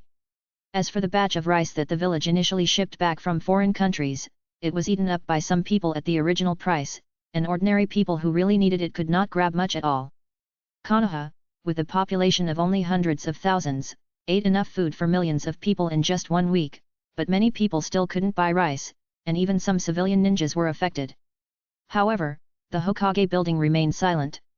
This subtle acquiescence made more and more people have the impulse to speculate and join this feast.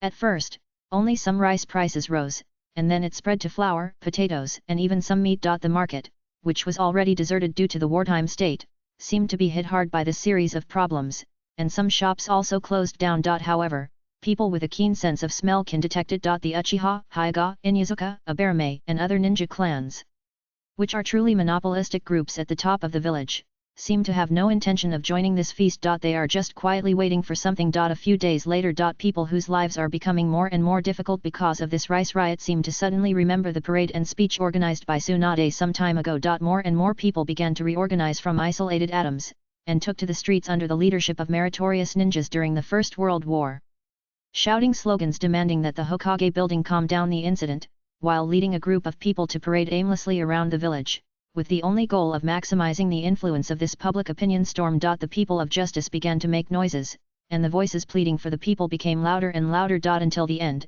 even some small ninja clans could not bear the temptation of huge benefits from this feast and personally participated. In just half a month, the front line had not even had time to push to the central part of the Land of Lightning, but the rear had already been in chaos because of various incidents. There was no sound in the Hokage building. It seemed that they were completely helpless because of these various things that were so stressful. Disappointment continued to accumulate.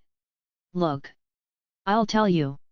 On the contrary, Mizudaman Yan, who was like a drowning man grasping at the last straw a few days ago, laughed loudly and said to the people who returned to his yard, "Just 3 ninjas, what do they know about governing the village? You are so stupid. What did I say before? If you don't fight, you will definitely lose. If you fight, you will definitely win.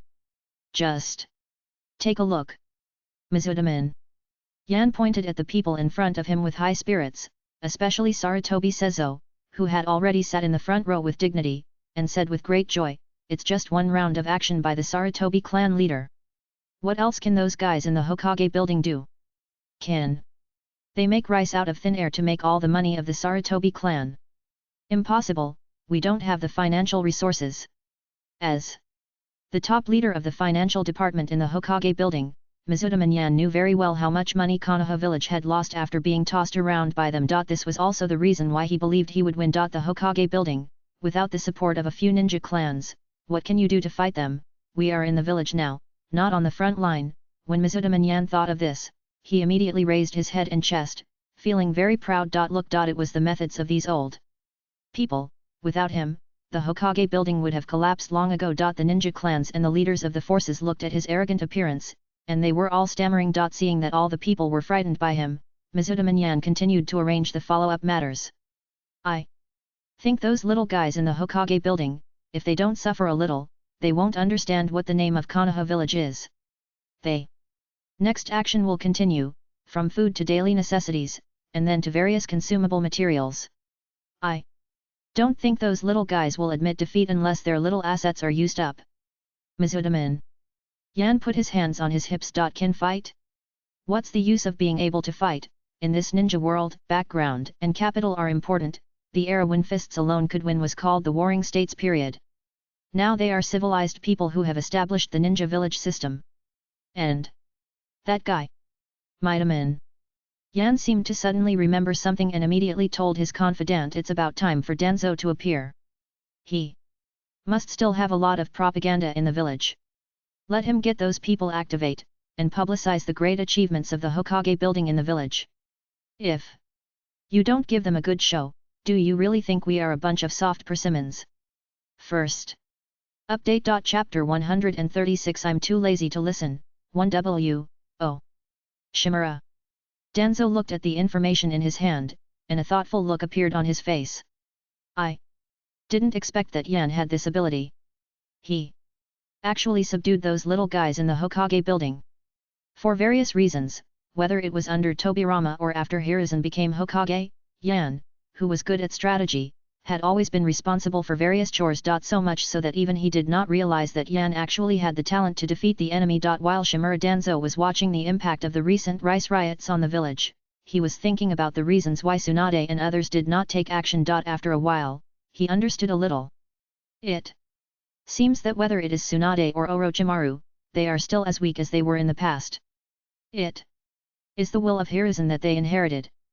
In the past, Sarutobi Hiruzen treated them like this. Whether it was Mito Kato and Udaten Kohara who were doing all sorts of things in the Hokage building, or his former comrade in arms who were secretly raising private armies in the name of the Anbu training department. Shimura Danzo knew very well that Sarutobi Hiruzen actually knew all these things. It's just that the guy was too weak and too concerned about the relationship in the past, and was unwilling to act openly against them, so he placed some restrictions on them by inserting people. Although those restrictions were not very noticeable, they themselves represented the will of him, the third Hokage. If Shimura Danzo himself was the Hokage, he would probably have chopped off the claws of these guys when they stretched out their hands, and would not have allowed them to develop to this point. As long as there is the precedent of Sarutobi Hiruzen, then everything that is done in the Hokage building now becomes justified. However, for me, this is good news. Thinking like this, Shimura Danzo began to use his amazing wisdom. He participated in the operation to stop the third Raikage before, and the order sheet was signed by Mitaman N. He and N were accomplices. Now, since even N can jump up and down like this, it means that the Hokage building has no intention of killing them all at once, but just wants to exclude them from the circle of power. Then, he should be able to move, right? Shimura Danzo thought so subconsciously. Among the three members of the advisory group, his desire for power is actually the strongest. How could he be content with mediocrity and die of old age? As long as there is a little chance, he will definitely seize it without hesitation. Just as he was thinking about this, a gust of wind suddenly came to his ears. Danzo, Lord Orochimaru has replied. Yes. Shimura Danzo's eyes did not linger on the root ninja for too long. He took the information he handed over and started to read it. First, take the experimental report as a deposit. After the work is completed, the wood release experimental subject will be handed over. Seeing this reply, Shimura Danzo narrowed his eyes and thought for a while. He seemed to suddenly understand something and laughed out loud. Idiot! It seems that Orochimaru also knows that they can't hold on for long under this economic offensive. He actually replied to me at this time and asked for the original price. Does he think I'm a kid who can be fooled easily? It seems that Tenzo doesn't need to hand it over. Not only that, you can only give half of the experimental report. This seemingly insignificant reply made Shimura Danzo more certain that the Hokage building is now at an absolute disadvantage in the face of the economic offensive, and at the same time, he felt more relieved about his own safety. No, it's more than that. Danzo Shimura thought to himself and opened the letter from Mizudaman N that he had just read. His eyes flickered slowly, and his mind became more and more determined. Before that, I have to give them a warning. Not only that. N's actions were too weak. He could have made things bigger and let the three young men in the Hokage building know the power of these old seniors, otherwise, wouldn't it make me look very cowardly? Do it as soon as you think of it. Danzo Shimura immediately stood up from his seat. N. Your strategy is too weak. Get straight to the point. As soon as he entered the door of the Mizudaman family, Danzo Shimura spoke. N and Kohara Udaten, who were discussing the remaining matters in the room, were startled.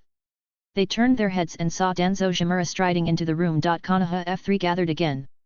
Mito Kato N was delighted when he saw him, but froze when he heard his words. Danzo, you need to understand the situation.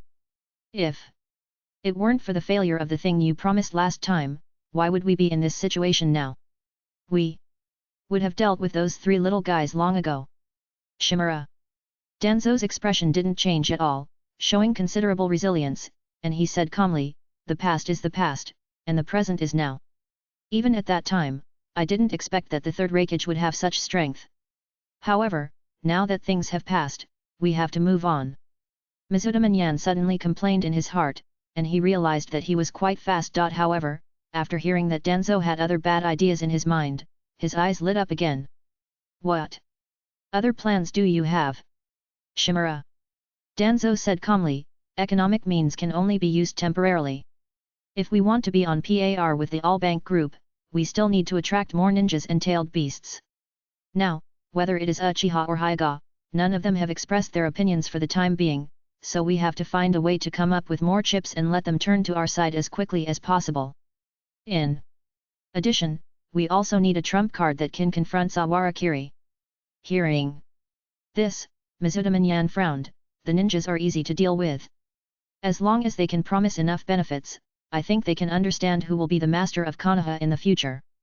But, the Nine Tails, his meaning was quite obvious. In fact, the Hokage family had a very clear plan for Uzumaki Kushina at the beginning. First, they recruited Minato Namikaze, a talented boy who had been friends with her since childhood, to the Hokage family, and then arranged a fixed venue to help Kushina learn to use the power of the tailed beasts, so as to create a bond between the two of them. In the plan of the Hokage family, this kind of naturally cultivated emotion can bind the loyalty of the tailed beast Jinchuriki to the huge train of Konoha to the greatest extent. However, there is a problem now. There is a gap between their generation and Jiraiya's generation. Now, even Minato Namikaze, who they used to help the Nine Tails Jinchuriki, has passively become a member of the all-training group. It's easy, just leave it to me, Shimura. Danzo said calmly, the route has 100 ways to train that girl into a tool that knows nothing except loyalty to Konoha. In other words, the tailed beast Jinchuriki should be trained as a tool. Hiruzen has gone astray, which has led to the current situation. Mitamin and still frowned. Although he had a fierce conflict with the next generation because of power, it did not mean that he was stupid. What's more, Namikaze Minato is now on the front line. If something goes wrong. Just as he was thinking about it, Yutain Kohara beside him frowned and said, somewhat puzzledly, but, that kid Sawarakiri even killed the third Raikage of the Eight Tails Jinchuriki. They Nine Tails is strong, but compared to that monster, can she really stop Sawarakiri? Shimura. Danzo said calmly, haven't you discovered it yet? Until now, nothing has happened to you. Do you think that the Hokage building really can't see that it was you who did it? Mito, Kato-en and Yutain Kohara were silent. Although they also knew this, it was not nice to say that they relied on the enemy's secrecy to survive and cause trouble. Shimura Danzo had no such concerns at all, and had a clear understanding of reality. From this, it can be seen that both Sawarakiri and the three guys are timid and dare not act rashly. If not, what's the problem with that little commotion? As long as we get rid of the leaders, what's the problem? Under this premise, as long as we have the little girl who holds the Nine Tails Jinchuriki, they will definitely be afraid of it and dare not act rashly because of the village. Before Danzo finished speaking, his voice was immediately interrupted by Mito Kato-en. We never said we would use the Nine Tails Jinchuriki to harm the village. Shimura. Danzo glanced at him and sneered, you are just trying to cover your ears and steal the bell. Mito Kato-en was just silent and did not refute him. What he said just now did have some meaning, but it's still the same sentence. It's not easy to say. Compared to the two of them, Shimura Danzo, who has always been the dark side of Konoha, is much more straightforward in both words and deeds. In short, this is the truth. Only by mastering this big killer can we have a chance to be on par with them. The economic war is just the beginning of our competition, not the end. Think about it carefully. After the voice fell, Shimura Danzo walked out of the door with a calm expression. Mitaman and Yutain Kohara looked at each other in bewilderment. To be honest, before they started this competition, they just wanted to end it in a slightly more decent way, at least not to be driven away. But Danzo's words made the two realize that they seemed to have a chance to continue to control the power of Hokage in the form of a cabinet like the all-industry group. Human greed is endless. Shimura Danzo knew this very well, so he did the same. After leaving Mitaman's house, he was ready to go meet that idiot Orochimaru again. At least I need to suppress his arrogance again, lest that young man be ignorant of the current situation. Humph. As long as we can take down Orochimaru as an insider. In this way, the situation of Konoha village is in my hands again. Shimura Danzo was very proud. Bang! Under the compression of art of forwarding blue, the figure that crossed several kilometers in one breath rubbed against the air rapidly, and a ball of sound barrier like fire exploded around the fist. The heavy force that was completely unimaginable to humans suddenly penetrated the dense branches that continued to extend from the pale arms, and with a crackling sound, it hit Shimura Danzo's old face. Shimura Danzo's specially modified right eye still maintained an extremely contracted state, but even at this level, he was completely unable to capture the afterimage of the fist when it was swung out. Even after countless defenses of wood release, he could not resist the heavy bombardment at all, and his entire neck seemed to be stretched a section at this moment. He could faintly hear a burst of fine and crisp sounds between his cervical vertebrae, almost breaking. Until this moment, Shimura Danzo's mind was still blank. No, Midaman and the others jumped for so long and nothing happened. How come I was targeted as soon as I went out? Shimura Danzo couldn't understand it. He couldn't understand why Orochimaru didn't show up, nor why he was hit by this fierce punch. Has Orochimaru given up the information? Has the Sunin never thought of letting these old guys go from the beginning? Has Sawarakiri been waiting for them to crawl out of the shadows early so that he could kill them all in one go? One terrible conjecture after another kept emerging from Shimura Danzo's mind, but his body had already spun and hit the ground with his head due to the inertia of the violent movement. After being hit by this punch, he didn't even have the slightest thought of resistance. He got up from the ground frantically and ran in the direction of the attack with the fastest wind escape and instant body. There was no way to fight, no way to fight at all. He had subconsciously used the wood escape with all his strength, but he still didn't even notice the guy's shadow. This heavy force broke through all defenses before falling on him. If he was hit head-on by such a punch, he would definitely be dead. That was Sawarakiri. Sawarakiri was many times more terrifying than the third-generation Raikage who defeated him head-on. At this moment, Shimura Danzo couldn't even muster up the will to resist. Just like when he faced the fatal question of Senju Tobirama teacher. From the beginning to the end, no matter how much he did and how much he contributed, he only imposed his so-called cruelty on others. When the person who died became himself, he would subconsciously make such a decision. Run away. But can he run away? Boom! The sound of breaking wind behind him was like thunder, deafening. Sawarakiri's figure was like an arc of light passing by the ground. He completely ignored the branches that were spreading rapidly under his feet and trying to slow him down. He threw out a second punch that was extremely heavy under the reversal of the unlimited technique. Shimura Danzo was the top shadow-level ninja in the village anyway. At this most critical moment, he still reacted and stretched out his pale arm, subconsciously blocking in front of him. Snap! However, even though he was still bursting out wood-release chakra as a resistance, the arm was still vulnerable to Sawarakiri's heavy punch. Just after the touch, the whole arm suddenly blossomed into a blooming chrysanthemum like fragile plasticine, and the whole arm, accompanied by the force brought by his heavy punch, was embedded in the chest and abdomen of Shimura Danzo, making a series of fine bone-cracking sounds. Crackle! Shimura Danzo's body completely lost the ability to resist, and he kept vomiting blood from his mouth. He stared at him fiercely as if he would die with his eyes open, and whispered, Saharakiri killing the village elders without permission, aren't you afraid of Konoha's laws? Not only you, but even your relatives. What law? Sahara Kiri walked up to him, and asked with some doubt in his expression. I am just hunting down Konoha's S-level rebel ninja, the former Konoha consultant Shimura Danzo who escaped from Konoha prison. What law do you think I broke?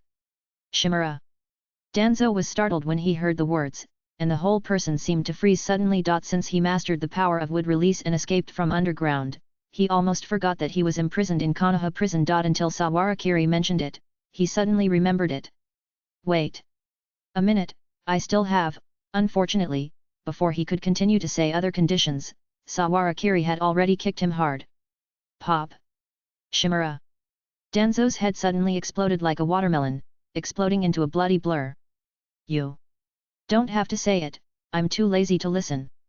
After the voice fell, Sawarakiri took a few more steps away from the large area around Shimura Danzo's body. After a while, the dark ceiling chakra shot out from the surface of the body, splashed in all directions, suddenly forming a large sphere. It immediately engulfed the entire land. In the last moment before his death, Shimura Danzo had clearly realized one thing. Damn Midaman Yan, Pit, I am dying. Second update. Book friends, I'm 676 votes away from becoming the President of the United States. Help me cut a few votes and get tax cuts for free. Chapter 137 Reform Announcement, 5K, Impossible. When he heard the report from the Anbu, Midaman Yan almost subconsciously widened his eyes and turned to look at the Anbu next to him in doubt, thinking that it was a traitor who sneaked in from somewhere. However, after seeing the other person's face, he suddenly dismissed this reaction, but still couldn't believe the information just now. Shimura. Danzo was killed, and several root bases were cleaned up. Absolutely impossible. He stared at the information in front of him, still shouting like a madman, clenching his teeth tightly. But looking at his slightly twitching face, he could still detect the subtle fear that continued to spread from the depths of his heart. Danzo is dead, he died so easily without any warning. What's more, it was Sawarakiri who did it himself. If it was Sawarakiri, Danzo would not have been able to defeat him, but how dare he kill someone? Midaman Yan murmured in a low voice, and sat down on the chair behind him with a plop. His whole body seemed to have been drained of life, and he kept muttering in disbelief. Isn't he afraid that others will break the rules like him? Does Sawarakiri have no relatives or friends? If this bad precedent is set, won't everyone who has a tendency to political struggle in the future have to use knives? As if he had noticed his doubts, the Anbu beside him whispered, Midaman, the Sawarakiri Jonin captured and killed Shimura Danzo in the name of arresting the escaped rebel ninja, and now the mission details have been submitted to the Hokage building.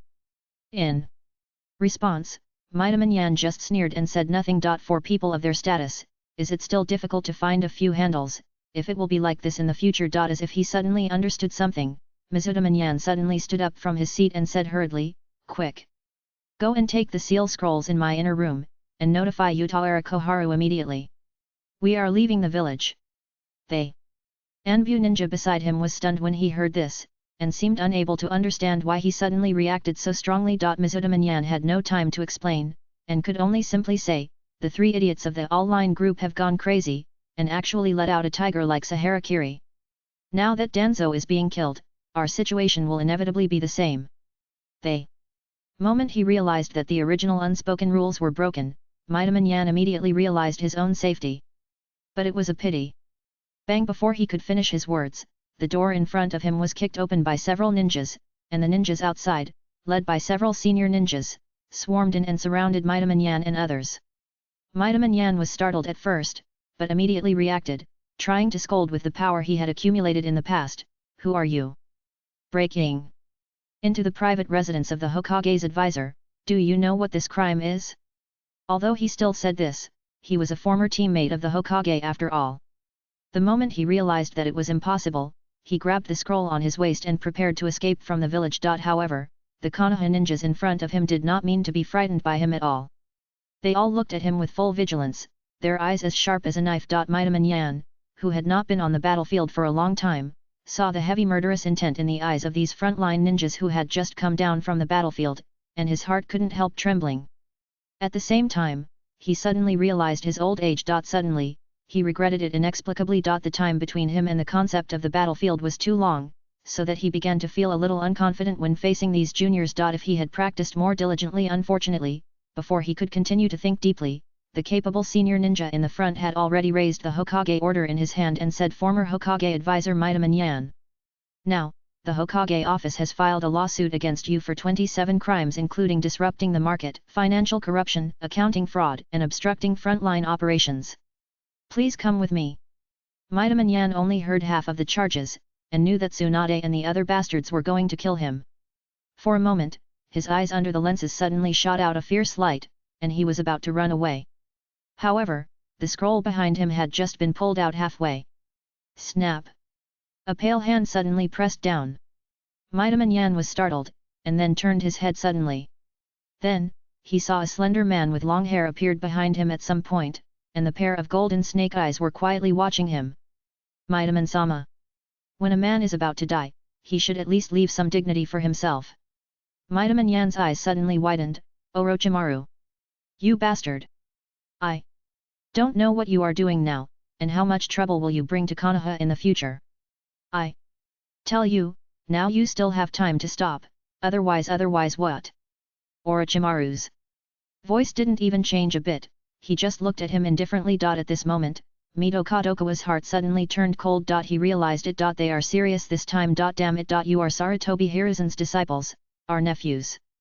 How dare you now? However, even if he had more words in his heart, he couldn't say them. The tadpole-like sealing runes climbed up his body at a very fast speed as soon as Orochimaru's palm pressed on his wrist, fixing his entire body in place, completely unable to move, and even unable to make a sound. Finally, Mizutaminen could only stare at him with his eyes wide open. Until he was held down and taken away by other Konoha ninjas. Orochimaru stood in the room, watching the scene quietly, completely ignoring the Anbu who had been standing beside Mizutaminen from just now. With a far-reaching gaze. The soft and slippery tongue like a rope slowly slid across the corner of his lips. For the first time in a long time, a hint of excitement flashed in Orochimaru's golden pupils. The wind began to blow. It was not just Mizutaminen alone. Almost at the same time when Sawarakiri killed Shimura Danzo, the entire all-in-one group and the forces under its control began to take action. One part cooperated with the Uchiha Guard to take charge of various defenses in the village, and the other part kicked the door and arrested people as quickly as possible according to the list. For a while, the entire Konoha village was full of ninjas who kept running around on the eaves like flying swallows. Mizutaminen and his ninjas who participated in the previous action were constantly arrested and tried. At first, the villagers thought that ninjas from other villages had entered the village. The large-scale action frightened everyone into silence.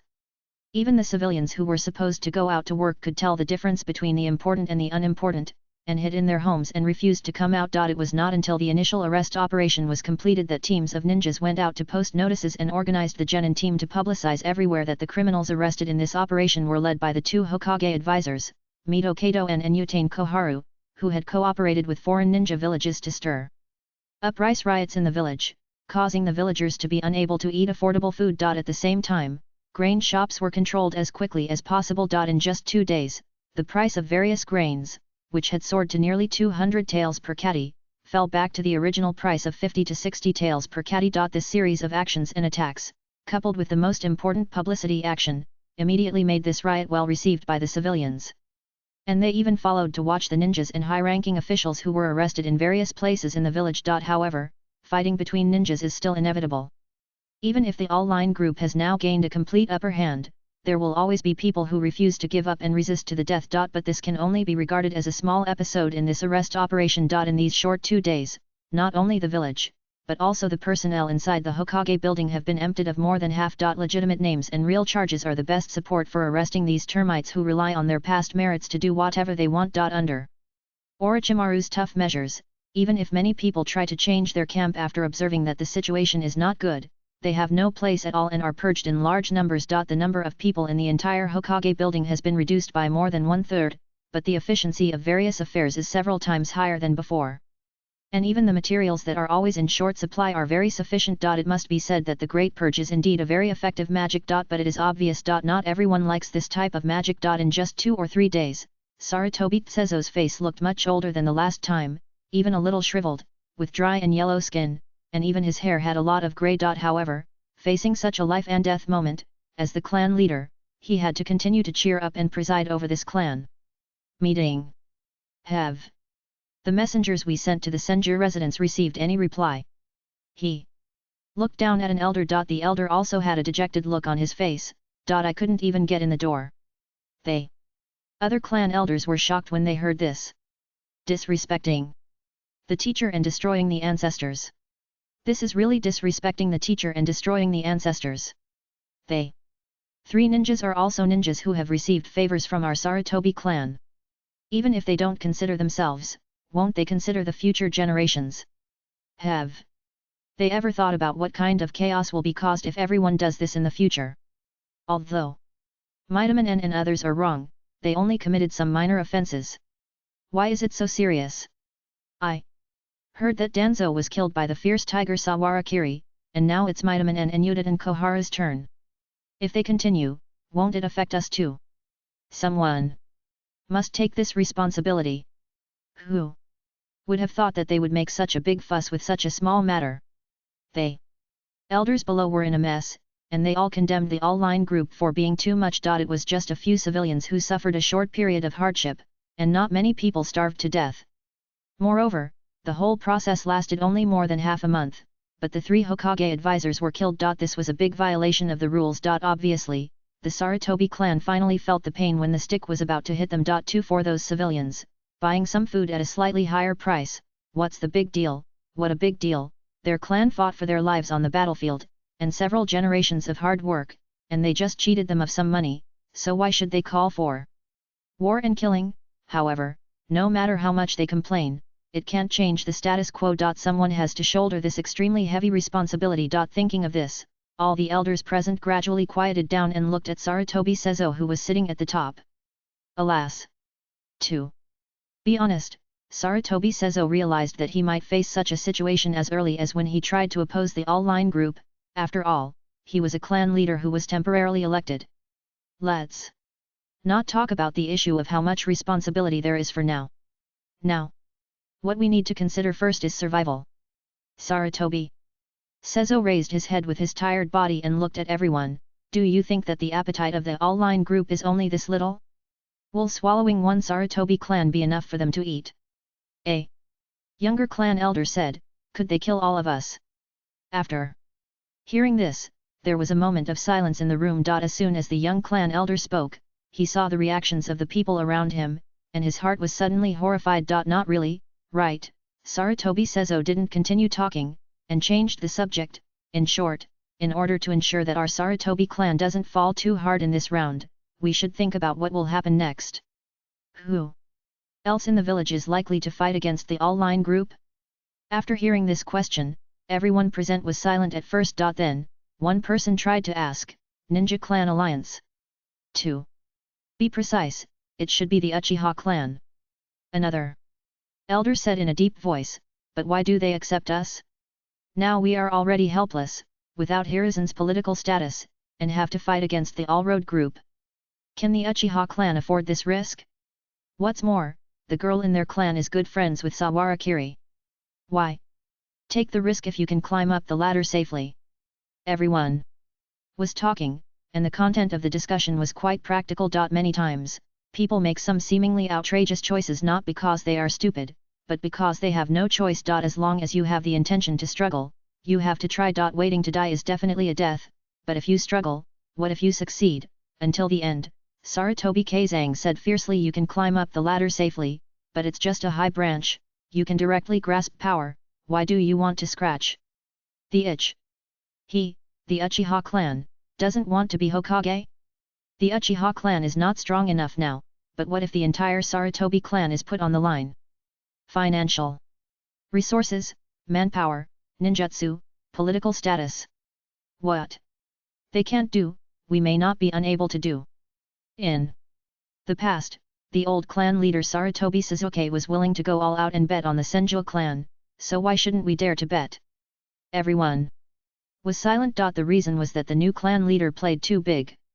A mahjong game of 100 million or 100 million could easily lead to the destruction of a family. However, the next sentence that Sarutobi said made them pause.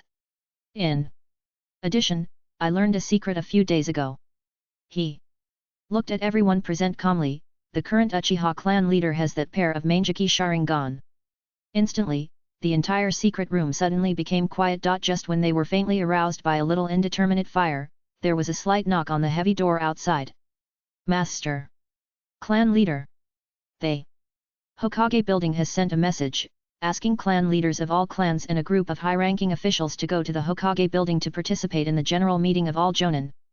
In less than a week, the roots of the Mito clan that had been entrenched in Konoha were wiped out. The so-called political connections that seemed to be deeply rooted were not worth mentioning in the face of real violence. The only thing that could limit violence was the unknown and greater violence. After clearing out these termites, Konoha, which was lightly equipped, should naturally launch further reform actions. The current all-bank group may seem a little powerless because it has just taken full power, but this double oppression of victory in war and victory in politics has made this moment the best time. In a short while, all the Jonin in the village had gathered in the central conference room in the basement of the Hokage building. Although Saharakiri was the last one to sit, he was also at the podium. At this moment, looking around, hundreds of Jonin gathered in this conference room, gathered in their own small groups, and sat down one after another. Just looking down from above, you can tell who is in the same group. At this moment, he was in a very relaxed mood, without the tension of just catching the previous generation of Hokage's advisory group in one fell swoop. This may be the so-called margin of the strong. Compared with this, the three people in the full group should be clear. It was much more serious. Unlike Saharakiri, who didn't have to think about anything, they now had to sort out the political ecology of the entire Hokage village, so as to pull one faction. Against another. The whole meeting process was not complicated. It was just a simple description of the various crimes of the Hokage advisory group and a summary of the recent period. Although most people pretended to be serious, Saharakiri still noticed that several people were yawning quietly. Until the end, when Orochimaru came on stage and spoke, the atmosphere in the entire venue suddenly changed. Now that the Second Ninja World War has ended, due to changes in the world situation, the economy, education, and scientific research in Konoha village must keep up with the trend of the times. According to the 49th round of the All-Bank Group tripartite meeting, the following items have been decided. 1. Jointly establish a village-run monopoly economic industry, including but not limited to food, medicine, salt, iron, tobacco, chemical, and military. A total of 39 categories and 81 sub-items. 2. On the basis of the existing ninja school, further open a ninja advanced professional school taught entirely by senior ninjas, specifically for graduates of the junior ninja school. Professional courses. 3rd, patent reform of the existing scientific research industrial center in the village. If the previous part is just some common nonsense, then every word uttered by Orochimaru is the key point. When hearing the key point, many ninja clan leaders in the audience almost cried out, because the industry they are operating, or completely dependent on, is within the scope of collective monopoly of the village. What does this mean? Robbing money? As for other secret ninja clans, after hearing the ninja school high school after further teaching, his eyes widened. Originally, they made a living by advancing specialized ninjutsu. If they lost even this advantage, what would they rely on as the core of the ninja clan? This is a major event that could lead to the dissolution of the entire ninja clan. It is simply demolishing the load-bearing wall of this village. Therefore, after only hearing half of it, there was already an uproar in the audience, as noisy as the waves, making it almost impossible to hear clearly. Only some of the civilian-born jonin seemed to suddenly realize something, and when they looked at the three people on the stage, their eyes were like it is to emit light. However, Orochimaru seemed to have expected this. He read the entire manuscript in a calm and indifferent voice, and then walked off the stage leisurely. He didn't care about the noise of the people present at all. Saharakiri also sat quietly on one side, supporting his chin with one hand, looking coldly at the boiling crowd of jonins below, with indifferent eyes. However, no matter whether they are indifferent or calm. It is visible to the naked eye. The next round of impact composed entirely of ninja groups will sweep in like a storm. First update. Chapter 138 Tianzang, 1W. While the Jonin meeting was held in the Hokage building. Somewhere in the territory of the Land of Fire. Drip, drip, drip. In a long reminder, Sheneng shut down the running culture column. Hwa. La. The nutrient solution in the culture column faded away, revealing the slender figure that had been transformed into a young man. Looking at this perfect work, even Sheneng couldn't help but sigh in his heart. The vitality of would release as early as the moment Shimura Danzo made up his mind. He had sent people to move the Tenzo experimental subject here. This is one of the deepest strongholds in the entire route. Just looking around, you can see that the white-robed researchers in the laboratory here have now become cold and hard corpses, all lying on the ground. Blood was everywhere. On the contrary, all the information related to the wood release experiment was collected by Sheneng early, put into a sealed scroll, and carried with him. At this moment, the undercover agent of the Sky Ninja village who had worked sincerely and hard for Shimura Danzo for a long time finally showed his own fangs. Sheneng stared at the figure in the culture column and slowly smiled. To be honest, he joined Danzo's research team at the beginning just to find a more suitable research place for himself and speed up the development of his own medical forbidden technique. Already. However, after realizing the darkness in Shimura Danzo's heart and his extremely fierce ambition, he clearly understood that he didn't need to do it himself. As long as he could push Shimura Danzo to move forward, Konoha village would be torn apart and ruined because of him. For a ninja whose village was destroyed by Konoha village, what could be more wonderful than letting the ninjas of Konoha destroy Konoha themselves? The only thing that made him feel sorry was that in this era, Konoha had another ninja named Sawarakiri. Is a huge variable. No matter from the age or the record, this is a strong man who is destined to surpass the ninja god who founded Konoha village. His future is limitless. Even a big man like Shimura Danzo who controls huge power seems so vulnerable in front of him. A day ago, there was news that the other party was killed by Sawarakiri. Fortunately, he also mastered this killing weapon called wood release. Thinking of this, Sheneng's smile suddenly became more intense. As long as he can make this experiment body, and cultivate it into a strong man like the god of ninja. Presumably, even Sawarakiri would have a headache. Right. What if the immortal medical forbidden technique is added to the god of ninja? just imagining the day when the two of them fought in Konoha village and the people were living in misery. Shenung's smile was extremely strong. Konoha's ninjas, I will also let you taste the pain of the village being destroyed.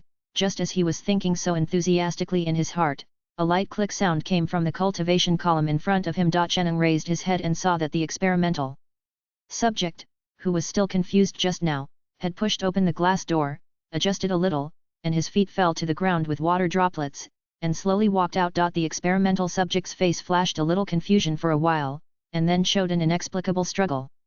The brain seemed to be constantly changing its thinking under the struggle between two wills. But after a short while, it stabilized and looked at him with a calm expression. You are Shenung. Shenung immediately knelt on the ground and said respectfully, it is your subordinate. The experimental subject swept the entire laboratory with a cold gaze, and seemed to reveal a bit of pity in his eyes, and nodded slightly. Get up. Report the current situation. Hearing this, Shenung hesitated for a moment, and asked cautiously, excuse me, sir, what are you now? Call me Tianzang. The experimental subject pressed his head. Danzang's there is indeed a lot of soul information, but he doesn't know the secrets of the soul very well. Now all of it is input into my head as information, and it is still a bit confusing. In a few days, he should be completely wiped out. Shenung was shocked and said cautiously, Lord Tianzang, what is your attitude towards Konoha? Of course I have to take it back. Tianzang looked arrogant, with a bit of the flavor of Danzang when he was young. After all, it belongs to me. However, I am still far from the strength of Sawarakiri, and I can't compete with him head-on for the time being. It takes some time to accumulate. Hearing this, Shenung's vigilance was immediately put down. Obviously, although this Lord Tianzang said that he would completely wipe out Danzang, as a person without a past or even a present, all the information and thinking methods he could obtain came from Danzang's life. The same life and way of thinking will naturally create a similar person. Even if the original Yamato's heart was as pure as a child, it is needless to say that it was affected by the pollution. Humans are creatures created by the past. Shenung knew this very well. Naturally, after confirming that Tenzo would also destroy Konoha at this moment, he immediately put his mind at ease. Destroying Konoha was his long-cherished wish. As for whether it was Tenzo or Danzo who did it, he didn't care. Report on the recent events. Yes. Shenung immediately perked up and said quickly, a day ago, Master Danzo passed away. Because it has been a short time, it is not yet possible to make your body in the best condition. But because several supervisors in the experimental team tried to rebel after getting the news, they were all killed by their subordinates. Now, the Konoha Anbu should have begun to spread outside the Konoha village because they failed to search for the wood-release experiment subject. For your safety, please leave here as soon as possible and go to another country. Tenzo listened to these matters one by one quietly and nodded slightly. You did a good job, very decisive. As for now, as if he thought of something, Tianzang snorted coldly, turned his head and looked in a certain direction outside the deep underground. His eyes were cold. It's just Sawarakiri. After I completely inherit the power of the first generation Hokage, I will work with Hokage. It's my position. Although Tianzang himself didn't realize it, the obsession of Danzo was deeply imprinted in the depths of his soul. Go. Find me a set of clothes first, and then leave. Take all the useful equipment with you. Tianzang said, sighing softly, after leaving Konoha, we won't have so many resources to waste. Yes. Shenung nodded deeply, smiling. After the end of the Jonin conference, a group of Jonin walked out of the hall one after another. However, at this time, many people had gloomy faces or looked sad, and only a small number of civilian ninjas smiled, as if they had seen the dawn of hope. After they dispersed, the ninja clan suddenly gathered again with Uchiha Yuanya as the center. After a few gestures to each other, they dispersed again. Only Uchiha Yuanya, who looked uncertain, stayed where he was. The current Uchiha clan has just experienced the second generation period not long ago. The legacy of the past still makes this ancient ninja clan strong and robust. Whether it is industry or the number of senior ninjas, it ranks first in Konoha. It is the first ninja clan in Konoha. Naturally, when encountering such a situation that may endanger most of the ninja clans, they still have to be the leaders. However, Uchiha Yuanya didn't want to offend the all-line group at this time. Alas, he sighed, but still walked forward helplessly. After a while, many ninja clan leaders who had pretended to go back to their own homes gathered in the basement of the Uchiha clan without any prior agreement. Looking around, the Uchiha, Hyuga, Sarutobi, Inoshikacha, Aberame and other major ninja clans were all present, and the number of heads of various small ninja clans was even greater, nearly 100 people, almost squeezing this not-so-big secret room into a ball. However, at this critical moment, no one cared about this little thing. Before Uchiha Yunya walked to the front, the people below had already scolded each other because of the matters mentioned at the meeting just now. And the surging scolding almost lifted the roof of the entire basement. Among them, the one who looked the most indignant was none other than the Sarutobi clan leader. Did you see that? They just won a war thanks to the legacy of the third-generation lord, but now the all-line group has become so arrogant and conceited. You know, when the third-generation lord Sarutobi Hiruzen was in power, this kind of thing never happened. What do you mean by monopoly? Are we going to give away the wealth that we, the ninja clan, have accumulated over the years? What will we eat and drink then? And what about the ninja high school? The teaching of the jounin, the inheritance of ninjutsu? Isn't this going to cut off the way out for our secret family? I'm not going to argue with you. My Sarutobi clan is a big clan that got its start with the secret art of fire escape. Even now, we have never coveted the secret art passed down by other ninja clans, because we know how important ninjutsu is to the ninja clan. Now, they are passing it on to a group of civilians for free. Isn't this digging up our roots? I have been studying this for dozens of generations. Why do they want to take away everything from me after studying for a few years? Just these righteous words immediately resonated with most of the small ninjas present. Like the Uchiha, Hyuga, and Senju, who have inherited the bloodline from the Six Paths period for thousands of years, they are very rare among the very few in any village. The cohesion of most small ninjas depends on a few rare and powerful ninjutsu that have been passed down for hundreds of years. There are even a few who have been passed down to this day just by controlling a few ninja tools. If the ninja high school appears on a large scale, the family inheritance form that has been circulated before will be broken, and their means of exploiting the lower level ninja people will be in vain. This is a struggle for power and interests, a life and death struggle. If the three ninjas really take this, if the series of reforms are implemented, then why are these clan leaders still clan leaders? Just thinking of this, many people who have done bad things can't help but feel cold in their hearts. Even those who have done nothing wrong are very disgusted that their power has been lost for nothing. As for how many outstanding young ninjas can the ninja high school train for Konoha village, what does that have to do with them? Whether this thing exists or not, will it still affect their status as jonin? For a while, the whole secret room was full of excitement. When Uchiha Yunya saw this scene, he was immediately annoyed with Sarutobi Seizo. It was obvious that he was putting him, the leader with little power, on the fire. Okay, calm down for a while. He sat at the first seat, and then he looked at the people in front of him with a solemn expression, and said, I know that you are dissatisfied with the many measures of the all-line group, but you must also consider the situation in the village after the war. If, before he could continue, Sarutobi Seizo had already taken the lead and said, as long as Chief Yuanya is willing to be our leader and ask for orders from the all-line group for us, then even the Hokage building will not dare to disobey the wishes of so many ninja clans like us. I, Sarutobi Seizo, swear that I will serve Chief Yuanya. Hearing his words, many ninja leaders present were moved and followed suit. If just waving the flag and shouting can keep their property and power, then what's the big deal even if they join the Uchiha clan?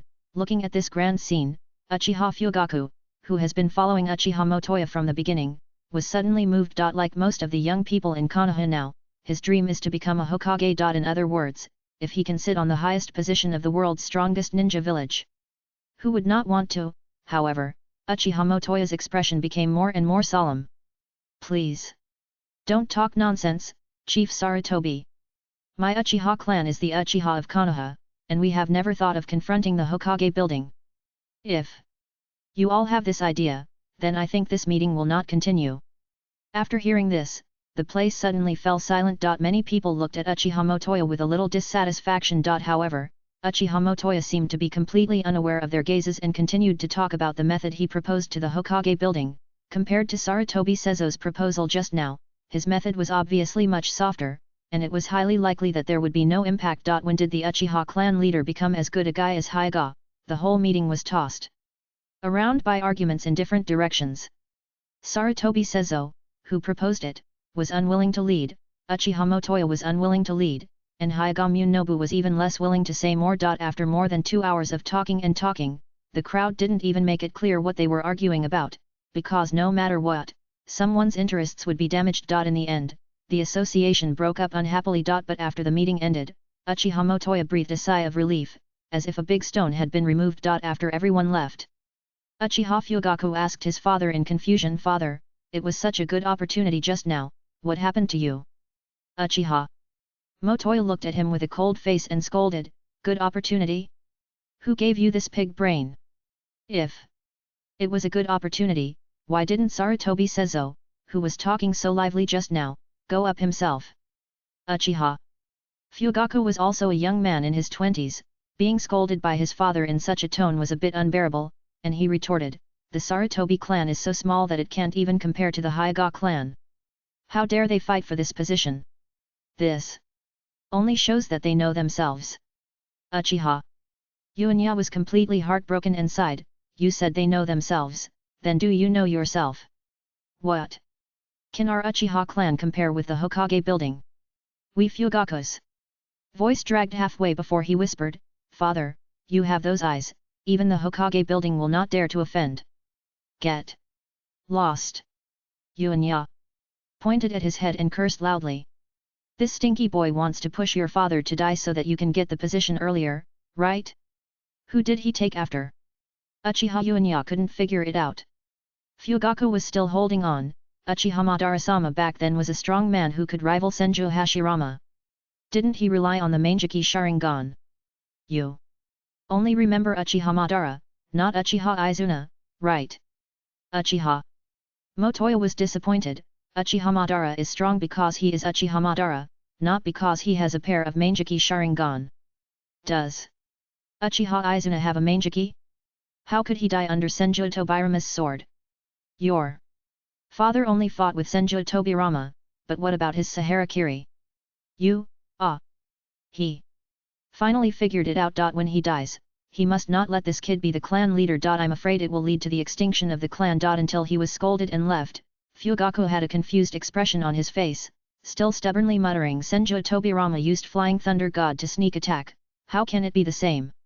Fuck you."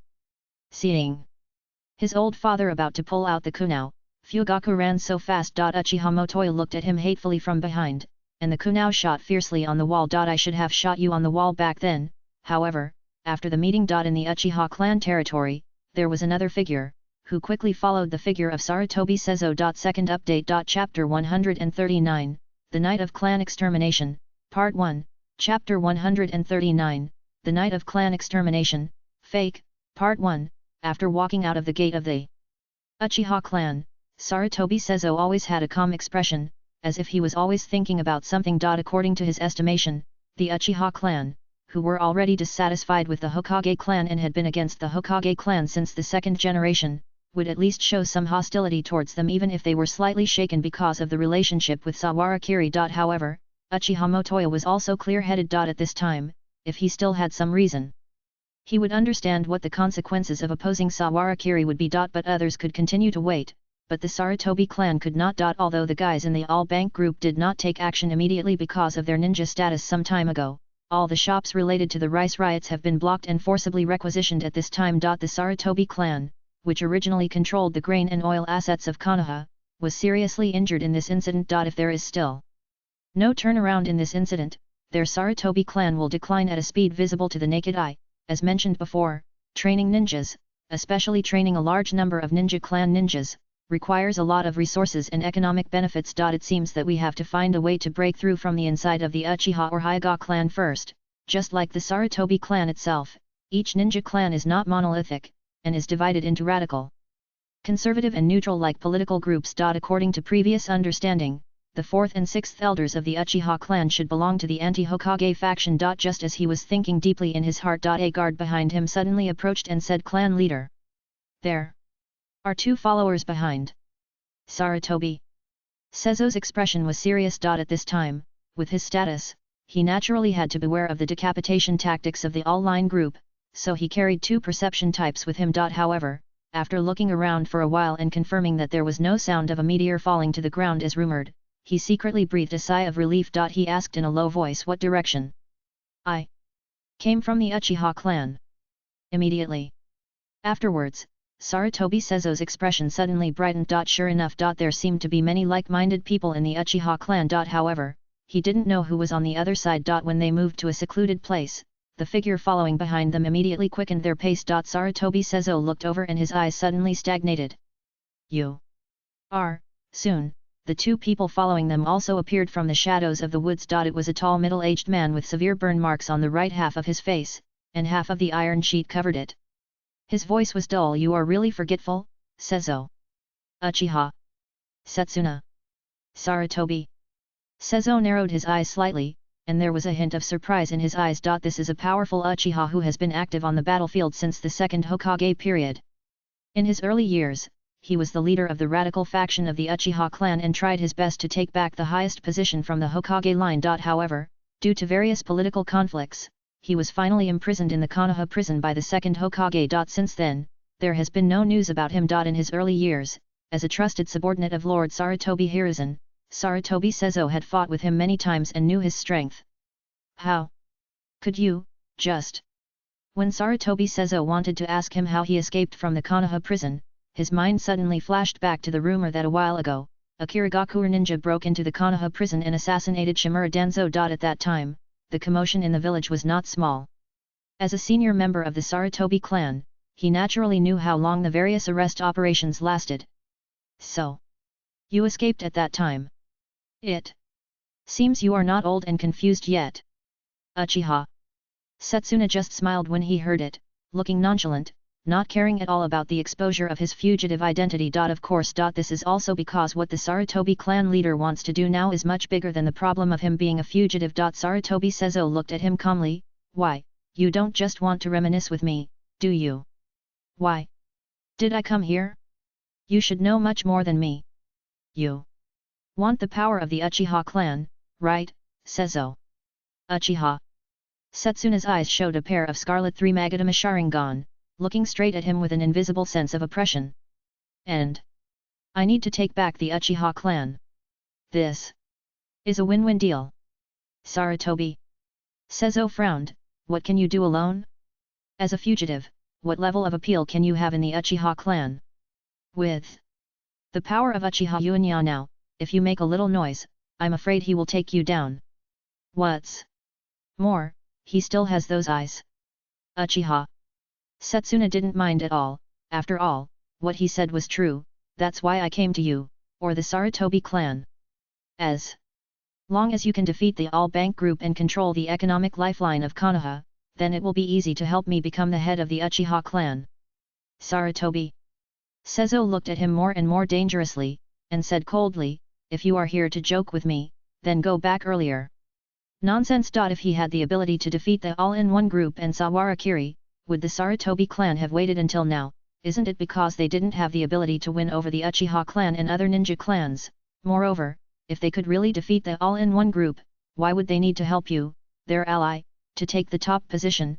Logical deadlock. Uchiha Setsuna didn't take his cold attitude to heart at all, and smiled calmly. Sawarakiri is about to leave the village. Hearing this, Sarutobi Seizo was startled. How do you know? I naturally have my own channels. Uchiha Setsuna's voice became softer and softer. In 7 days, he will return to the front line of the Land of Lightning because of some things. He will probably be held back by some people for 1 or 2 days. If you can seize this period of time and break through the Senju house in one go, you can capture Sawarakiri's sister and Tsunade's adopted daughter. In the case of being afraid of the consequences, even if we can't let Sawarakiri surrender to us, on the other hand, at least he can stand neutral. To be a ninja, you have to do whatever it takes. Sarutobi Seizo couldn't help but tremble on his wrinkled face when he heard the news, and his eyes showed an extremely excited glow, but he was worried and confirmed again. Are you serious? How can I be sure? You don't need to be sure, you just need to prepare. Uchiha Setsuna left the news and turned around. After you finish this, we will discuss the next step. After all, You don't want the Sarutobi clan to be defeated by you, right? Uchiha. Setsuna glanced at him for the last time, smiled threateningly, and walked away quickly. Sarutobi. Seizo was left standing there for a long time. Looking at him. Seems to be struggling. Sarutobi Seizo actually has no choice. Waiting to die and dying quickly are essentially a process of death. It is precisely because of grasping this key point that Uchiha Setsuna's proposal seems so fatal. Now, the biggest tiger blocking them is the young man Saharakiri. As long as the other party can be controlled, then everything else will have room for struggle. Uchiha Setsuna walked towards the direction of the clan land while thinking in his heart. As for whether Saharakiri will be like those heroes in history, completely ignoring the life and death of the last family member, and after returning, he will kill the entire Sarutobi clan in one breath, he has actually considered it. But after searching for information from many sources, Uchiha Setsuna finally suppressed this possibility to a very small level. According to the information he found. In order to stay in the village for a long time to take care of his sister, Saharakiri, who had such terrifying strength, actually hibernated in the village for 5 years after graduating from the ninja school. It was not until Saharayuki graduated from the ninja school and had a certain degree of self-protection and survival ability that she began to go out with the team. This level of bond is definitely not something that anyone can match. More importantly, after Uchiha Setsuna ordered his men to leave, he walked alone into the deep basement of his house. In the center of this dark basement, in a formation lit by candlelight on all 4 sides, a faint chakra flame could be seen. Uchiha Setsuna made seals with both hands. Soon, a slightly blurred chakra human figure lit up in the center of the formation. It was exactly the appearance of Uchiha Madara. Almost instantly, Uchiha Setsuna's face showed an extremely respectful and fanatical expression, and he immediately knelt on the ground. Lord Madara. He was over 50 years old, and had been taken by Uchiha Madara as a personal guard since his early years. He was one of the few who had followed Uchiha Madara for the longest time among all the existing Uchiha. Naturally, he also inherited Uchiha Madara's will. Originally, after receiving the news of Lord Madara's death, he thought he would never see this lord again in his life. But he never thought that after he escaped from the Konoha prison, Lord Madara contacted him in an unprecedented way and asked him to provide him with various news about Konoha village, especially about Sawarakiri. After receiving this order, Uchiha Setsuna began to lurk. An old voice came slowly from the other side of the formation, with an indifferent tone. What was the result?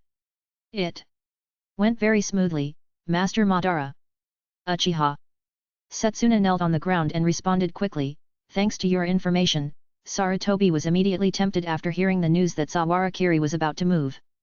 I have already told him to contact other ninjas to prepare. Master Madara, is there anything else I need to do? The slightly blurred figure of Uchiha Madara heard this, without any extra expression, only a bit of deep thought in his eyes, and paused for a few seconds before speaking. Let's talk about it after completing this step. You did a good job, Setsuna.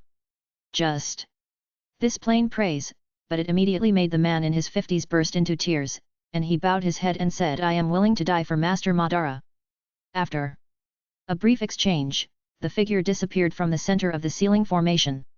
When Uchiha Setsuna came out, everything was back to normal. On the other side, Uchiha Madara frowned slightly, as if he was a little confused about what was happening now. After receiving the news that Sawarakiri had killed the third Hokage, he realized that the problem of this new generation of young people was a bit serious. Although becoming the third Hokage of the Eight Tails Jinchuriki was not a big problem for him in his prime, he still had to do some work. As a result, according to the information he got from Zetsu, Sawarakiri even used physical skills and an abnormal illusion to blow up the opponent after the special defensive space technique was sealed. At the same time, this young man was only 16 years old. Uchiha Madara asked himself, when he was 16 years old, he definitely did not have such combat power. Naturally, the future of the young man opposite made him more worried. For this reason, he even activated the hidden card he had planted deep in Konoha at all costs, intending to first grasp a handle on Sawarakiri. But everything that happened now gave him an illusion of too easy. Uchiha Madara looked at the ceiling in the distance,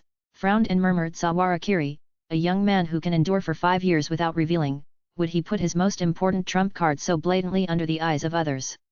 When the original enemy was a ninja from another village, it was understandable that he only protected his relatives in the barrier within the village. But now, his enemy is a ninja within the village. Uchiha Madara instinctively smelled a hint of conspiracy. Almost at the same time, the Hyoga father and son, who were turning back from the Uchiha clan to their home, also had some small disagreements because of their previous statement. Hyuga Hayashi followed closely behind his father Hyuga Sonobu and seemed to hesitate for a long time. But seeing that there was no one on the nearby paths and the guards beside him were far away, he finally asked a question. Father. What Chief Sarutobi said at the meeting just now may have been a little radical, but from the perspective of our ninja clan, isn't what he said the right thing to do? Why? Didn't you say anything just now? Hinata Hayashi couldn't understand such a conservative approach. Hinata Munenobu looked back at his eldest son, seeing that he had been holding it in for almost the entire journey, and now that he finally asked, he felt relieved. Not too weak. Hayashi. Hinata. Munenobu turned his head and looked at him. In your opinion, what is the position of our ninja clan? Hayashi was startled by this question, and subconsciously said, of course it is blood inheritance, secret techniques, resources, and industry. Hinata. Munenobu asked again, then do you still remember why our ninja clan gathered in this village and became part of Konoha? Because the first generation wanted to end the chaos of the Warring States period. Hinata Hayashi seemed to realize the problem, but he couldn't tell what the problem was, so his tone became more cautious. Yes. Hinata. Sashin sighed, to put it simply, it's because the first generation wanted it this way, it's that simple. Hayashi's expression froze. But Sashin's voice did not pause at all, whether it was the First World War or the Second World War, in essence, it was just the second and third rounds of rebalancing caused by the uneven distribution of interests and the imbalance of status and strength among the 5 major countries. Then, since you didn't agree with this distribution from the beginning, why did you divide it into 5 ninja villages in an ordinary way without any waves at the beginning? It's because Master Hashirama is strong enough. Hinata. Sashin paused and looked up at the sky. It has been 40 years since then, and even your father has grown from a child to this old. In such a long time, naturally there are many new ninjas who naturally think that the people of the ninja clan are superior to others, are born ninjas, and are truly strong. But, when I was young, I really saw what the so-called strong was like. At this point, he turned to look at his eldest son, the destined heir of the Hyuga clan. Do you know? For the first generation of Hokage in the past, whether it was a ninja or a civilian, even the monsters now named as shadows, or the tailed beasts that ordinary people could not resist at all. In their eyes, they are just toys like ants. Hearing this, Hyuga Hayashi's pupils couldn't help but shrink. He is not a flower in a greenhouse, but a strong man of the level of Jonin who has truly experienced the battlefield. Isn't this a bit too exaggerated? Hinata Munenobu couldn't help but laugh, as if he could understand his thoughts, and said calmly, before I saw it with my own eyes, I thought it was a rumor, because your grandfather, who had fought with the Senju clan in the Warring States period, was always very secretive about it. Until I witnessed the Battle of the Valley of the End with the second generation from a distance. Alas! Countless complex emotions and words that I wanted to express were all melted into the long sigh of this life. That is the power of God. It is also a power that cannot be disobeyed. Hearing this, Hinata Hayashi, who is only a young man in his 20s, became more curious about the strong men of that era. In short, the current Sawarakiri has some of the style of those 2 adults. No matter what others say, you can listen to it or talk about it, but never make an enemy of him. Hyuga Sashin sighed, the reason why we, the Hyuga clan, have been able to survive from 1,000 years ago to the present is, in addition to our strength, the only thing we rely on is the 3 words of knowing the times. What's more? He thought to himself, silently opened his white eyes and looked around him. The tiny firefly-like chakra light continued to light up from the bodies of the tiny insects in the forest one after another, like a faint flickering fire. Since they came out of the Uchiha clan, these tiny insects have been following them until the words just now. Just after noticing these insects, Hyuga Sashin understood in his heart. No matter whether it is the Uchiha clan or the Sarutobi clan, those who have a rebellious heart will probably not win. Many results have been determined long before this meeting began. At the same time, there are too many people who are as sensible as their Hyuga clan, and they are too fast. Still a step behind. Hinata Sashin sighed in his heart, and suddenly said to his eldest son who was thinking beside him, Hayashi, don't go to the clan land first, come with me to the Hokage building. Hey! Hinata! Hayashi was stunned when he heard the words, and was still a little hesitant. We just finished talking with others about how to oppose the all-line group and the ninja clan meeting ended less than 20 minutes ago. Isn't it a bit bad to run to the Hokage building now? He still had some concerns in his heart. Hinata Sashin said helplessly, I have to go. If it's later, I'm afraid there will be no place. Hey. They.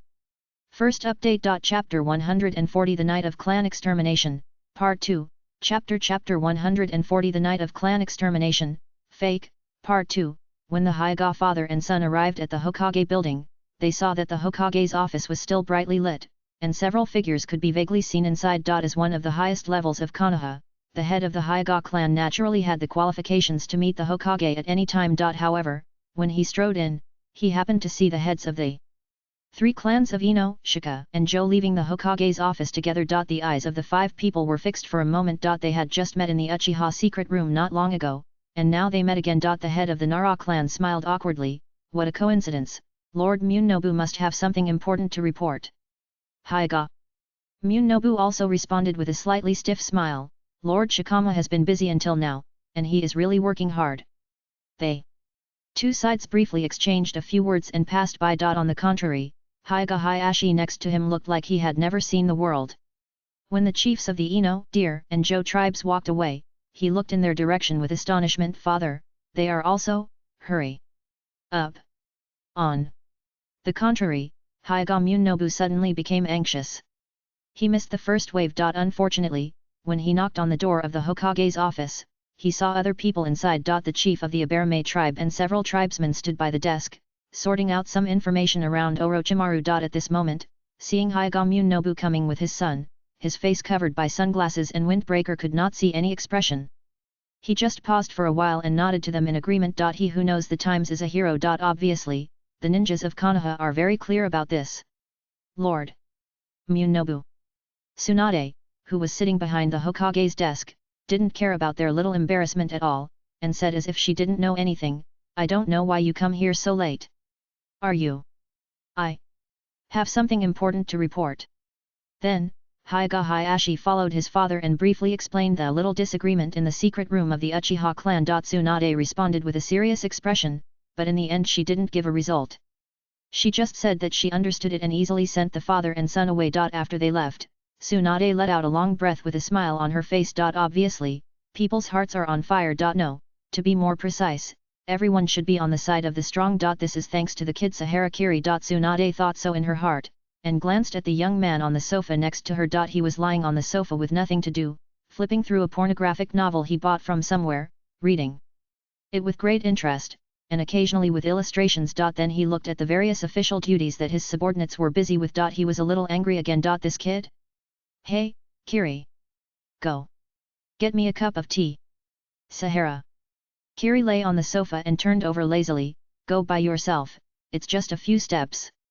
He didn't want to come here to get involved in these messes. However, after Tsunade got the news that a large number of ninja clan leaders were gathering in the Uchiha clan, she dragged him, the backbone, here to deal with special situations at any time. However, the ninja clan leaders who can achieve what they have now are not stupid. With such a big gap in strength, who would bite the bullet and carry out a coup? The Aberame clan leader is very self-aware. Early before going to the Uchiha for a meeting, she had already made a pledge of allegiance to the All-Bank group. Several Aberame clan members entered the Hokage's office early. The entire ninja clan meeting was basically live broadcasted, and the various records might be clearer than they remembered themselves. In fact, this is also because most of the reforms of the all-line group will basically not affect this secret insect family. Their main business is the cultivation and collection of insect materials, as well as daily luxury goods industries including honey and cordyceps herbs. They have enough room to be loyal to the all-line group. Not just their clan. Now this evening, 3 or 4 groups of people have been walking back and forth in the office. All of them are here to report their loyalty. If this kind of ninja clan alliance can succeed, it would be really strange. The novel in his hand turned another page. However, just as he was thinking this, he saw a member of the Aberame clan sitting beside him who was keeping the posture of sensing and making hand seals. She seemed to have suddenly noticed something and suddenly said, Lord Orochimaru. The chief of the Sarutobi clan obtained important information from the fugitive ninja Uchiha Setsuna. Almost. At the moment when this voice fell, everyone's eyes swept towards the direction of the Aberame Jonin. Even Sawarakiri raised her head from the sofa. It had been a whole night, and there was not even one piece of information that could be called important. Without anyone else's instructions, the Aberame Jonin immediately kept one hand in the state of making hand seals to connect with her bug, and quickly recorded the conversation information of both parties on paper with one hand. When the whole conversation process was over, the eyes of everyone present could not help but become more serious. 7 days later. Will Sawarakiri be sent to the front line of the Land of Lightning? Orochimaru looked at the handwriting and frowned slightly. The war has continued until now, and the people who know the enemy's level best are naturally the people themselves. After the death of the third Hokage, the only person who can be considered a threat to the entire Cloud Village should be the one who seemed to have failed to reach perfection in the rumors. The two tails Jinchuriki of the Bijinchuriki level is left alone. However, with that guy's level, the combination of Hatake Sakumo and Namikaze Minato is enough to drag him to death on the battlefield. Even if he is not careful, the opponent may die in the hands of the two. The Jinchuriki is not invincible. Even if he colludes with the outside village, it is impossible to create a strong fighting force out of thin air. So, what else can force Saharakiri to go on the field? As for Saharakiri himself, I don't know when he stood up from the sofa and stood behind the Aberame Jonin. He stared calmly at the line of words "take the opportunity to kidnap Sahara Yuki and Kato Shizuan," said nothing, just waited quietly. However, Orochimaru, who knows this boy better than Tsunade, roughly understood it the moment he stood up. This matter may be a big fuss. Mister, calm down. Thinking of this, Orochimaru spoke in advance to comfort him. There should be other forces behind this Uchiha Setsuna. As a traitor, he can't make much trouble in the Uchiha clan or Konoha. Okay. Sawara Kiri responded and sat back on the sofa. But he didn't continue reading the book in his hand, but turned to his own panel. Recently, because he was away from the battlefield and the smell of blood, he didn't even have the knife of Kirigakure hanging over his head all the time, and he was also famous in the whole ninja world for his invincibility.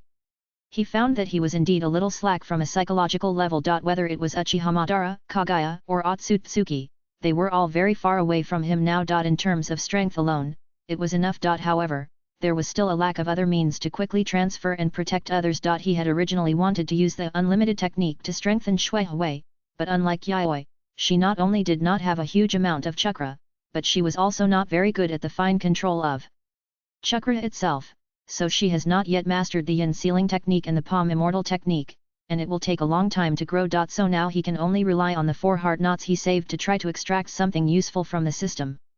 Directional wishing well ability talent item number of extracts, 4. Just as he was thinking this in his heart, he opened the wishing well and found that there was an extra option in the optional column. When did this come out? As Saharakiri thought this in his heart, the reminder sound of Sister Tongza sounded in his ears. Ding! Ding ding! It's the reward for completing the middle level hard knot for the first time. Just a reminder, there will be a corresponding reward mechanism after completing the deep level hard knot for the first time. Hearing this, Sawarakiri couldn't help but feel curious. After opening the items column, he saw 4 items in the center of the panel: weapons, armor, applications, and specials. The first 2 are relatively easy to understand, but the last 2 options are a bit confusing. What will be drawn from the last 2 options? He tried to ask Sister Tongzi. The universal capsule I got before belongs to one of the applications categories. In addition, there are also daily trial items including medicines, powerful daily necessities, special mobility tools, houses, etc. The special category will draw parts of abnormal creature corpses, abnormal memes, etc. Miss Customer Service does not recommend you to draw at will. Just listening to Sister Tongza's description, Sawarakiri immediately declined the last item. Good fellow, even when Otsutsuki came, they only fought a few swords and swords, but you went straight from the boys' comic to the world view. If you don't do it right, you might end up like Sister Tongza. Saharakiri thought about it, walked out of the door, and came to the bathroom in the corner of the corridor. Without thinking too much, he first drew a piece of armor for Miss Suiwai. Direction: armor consumption, 1. Let me see what you have inside. The familiar crazy words on the panel flashed by and disappeared immediately. A large cloak with a familiar pattern appeared in the center of the panel. Which cloak? B. Information localization, completed details, Chakra armor with abnormal characteristics. Mist. When not in combat, an imperceptible mist field shield can be formed within a 1 meter range centered on the wearer. Sahara. Kiri's eyes lit up. It's not just because this piece of armor has decent properties, but also because after he draws the item, as long as he doesn't choose to take it out immediately, the equipment will always be saved in the system panel. Now, he can draw it will even in front of others. After the first draw, the desire to draw, which he had always restrained, suddenly became uncontrollable. Sawara Kiri stared at the panel for a while, and finally drew one from items, abilities, and talents. Black Blade Autumn Water, B. 6 Styles of the Navy, B. Perfect Bloodline, A. There is nothing much to say about the first two B-level contents. Although the description of Black Blade Autumn Water adds a description that even if a dinosaur stands on it, it will not be shaken at all, it is actually just a suitable item for Sawara Kiri now. The only thing worth paying attention to is the last A-level talent. Almost at the moment when this talent appeared on the information bar, the original Bloodline limit, A, began to become hollow, and in just a short while, the two talents disappeared at the same time. When it appeared again, it had changed its name. Bloodline. Limit, evolving, S. Sawara Kiri was stunned when he saw the line of handwriting. Although he was a member of the Kagaya clan, he rarely used the corpse vein in normal times. The only thing he occasionally used was the unique physical skills of the Kagaya clan. At this time, he subconsciously stretched out his hand and stretched it forward a little.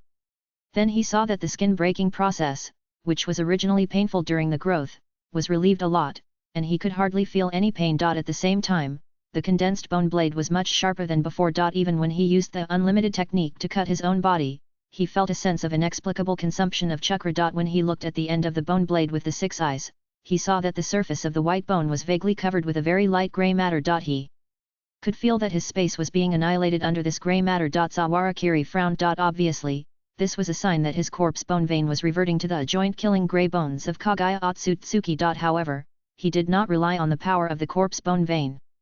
If he got a blood disease because of the evolution of the blood vein, it would be a great loss. However, when he dispersed no limits and let this layer of grey matter cut his skin, he found that this layer of grey matter cut his body, but there was no reaction. The blue eyes of Sawara Kiri gradually lit up. It seems that this evolution is not a comprehensive evolution without direction. It's not just the enhancement of the bloodline itself. Even the chakra that has already reached the level of Kage seems to have been enhanced a lot in this process. Although the amplitude is not large, it is a continuous process. It's just that I don't know how long this evolution process will last. Thinking so in his heart, his face returned to the unhappy Saima face before, and turned back to the Hokage's office. In just this short time, the 3 people in the room have roughly discussed a direction. Instead of waiting for the other side to be ready, why don't we take the initiative? Orochimaru's voice was as calm as ever. As long as the Sarutobi clan is ready to launch a strong attack on the Senju residents, we will directly take them all down. It just so happens that some pioneers are needed in the reform process. Jiraiya was obviously a little hesitant, but if this is the case, the casualties within the Sarutobi clan may not be controlled, right? If we can only punish the chief culprit, Jiraiya, you are so naive. Orochimaru, it is the teacher's family after all. While they were still discussing, Sawara Kiri had already pushed the door in from outside. The argument between the two stopped immediately. The timing of his opening the door was too coincidental, so coincidental that it didn't seem to be accidental. Orochimaru nodded in his direction in a friendly manner. Sawara Kiri didn't say much, but Jiraiya still shut up. Obviously, this issue has already had a result. The next thing to consider is how big the scale of this coup should be. The more during the reform period, the more ruthless the internal attack should be. It is obviously not enough for the leaders of the Sarutobi clan alone, they need more people who are ready to join this feast. In the following period of time, the entire Konoha village maintained a strange calm. Whether it is the all-line group that is about to wield the reform knife, or the ninja leaders who gathered a group of people some time ago and loudly discussed how to hinder the reform, they seem to have been silent in recent times. However, under this surface calm, there is a turbulent undercurrent. The Sarutobi clan is constantly trying to win over the leaders of various small and medium-sized ninja clans who are also forced into a dead end by the reform with the greatest strength and the most sufficient chips. At the same time, the entire Sarutobi clan is also sorting out military affairs under various names. However, the actions generated by this whole process were very small, so small that only a few hundred elites were involved, and it was not as grand as launching a coup d'état. Even the ninja leaders who contacted them did not think that the Sarutobi clan was going to confront the Hokage clan head-on. This action was both reassuring and worrying. Even if they secretly united with the Sarutobi clan, these ninja leaders had to consider the question of, does Sarutobi have the courage to confront the Hokage building on his own? Time passed quickly. On the sixth night. On this night, when there was no movement in the entire Konoha. Inside the Sarutobi clan, there was a solemn atmosphere. 120 Sarutobi elite ninjas, ready to go, stood in the center of the secret room, looking at the clan leader standing in the front. Originally, Sarutobi says he should give some inspiring speeches. But when he really made up his mind, he found that everything was unnecessary. He looked at the people in front of him calmly. Hiruzen Sama's disciples betrayed his ideals and tried to wipe out our ninja clan, who had made great contributions to the village. There is no place for us to stand, so we have to fight now. The rise and fall of the Sarutobi clan depends on this move. Sarutobi, Seizo said loudly, raised the ninja sword in his hand high, and shouted, live towards death. Live towards death.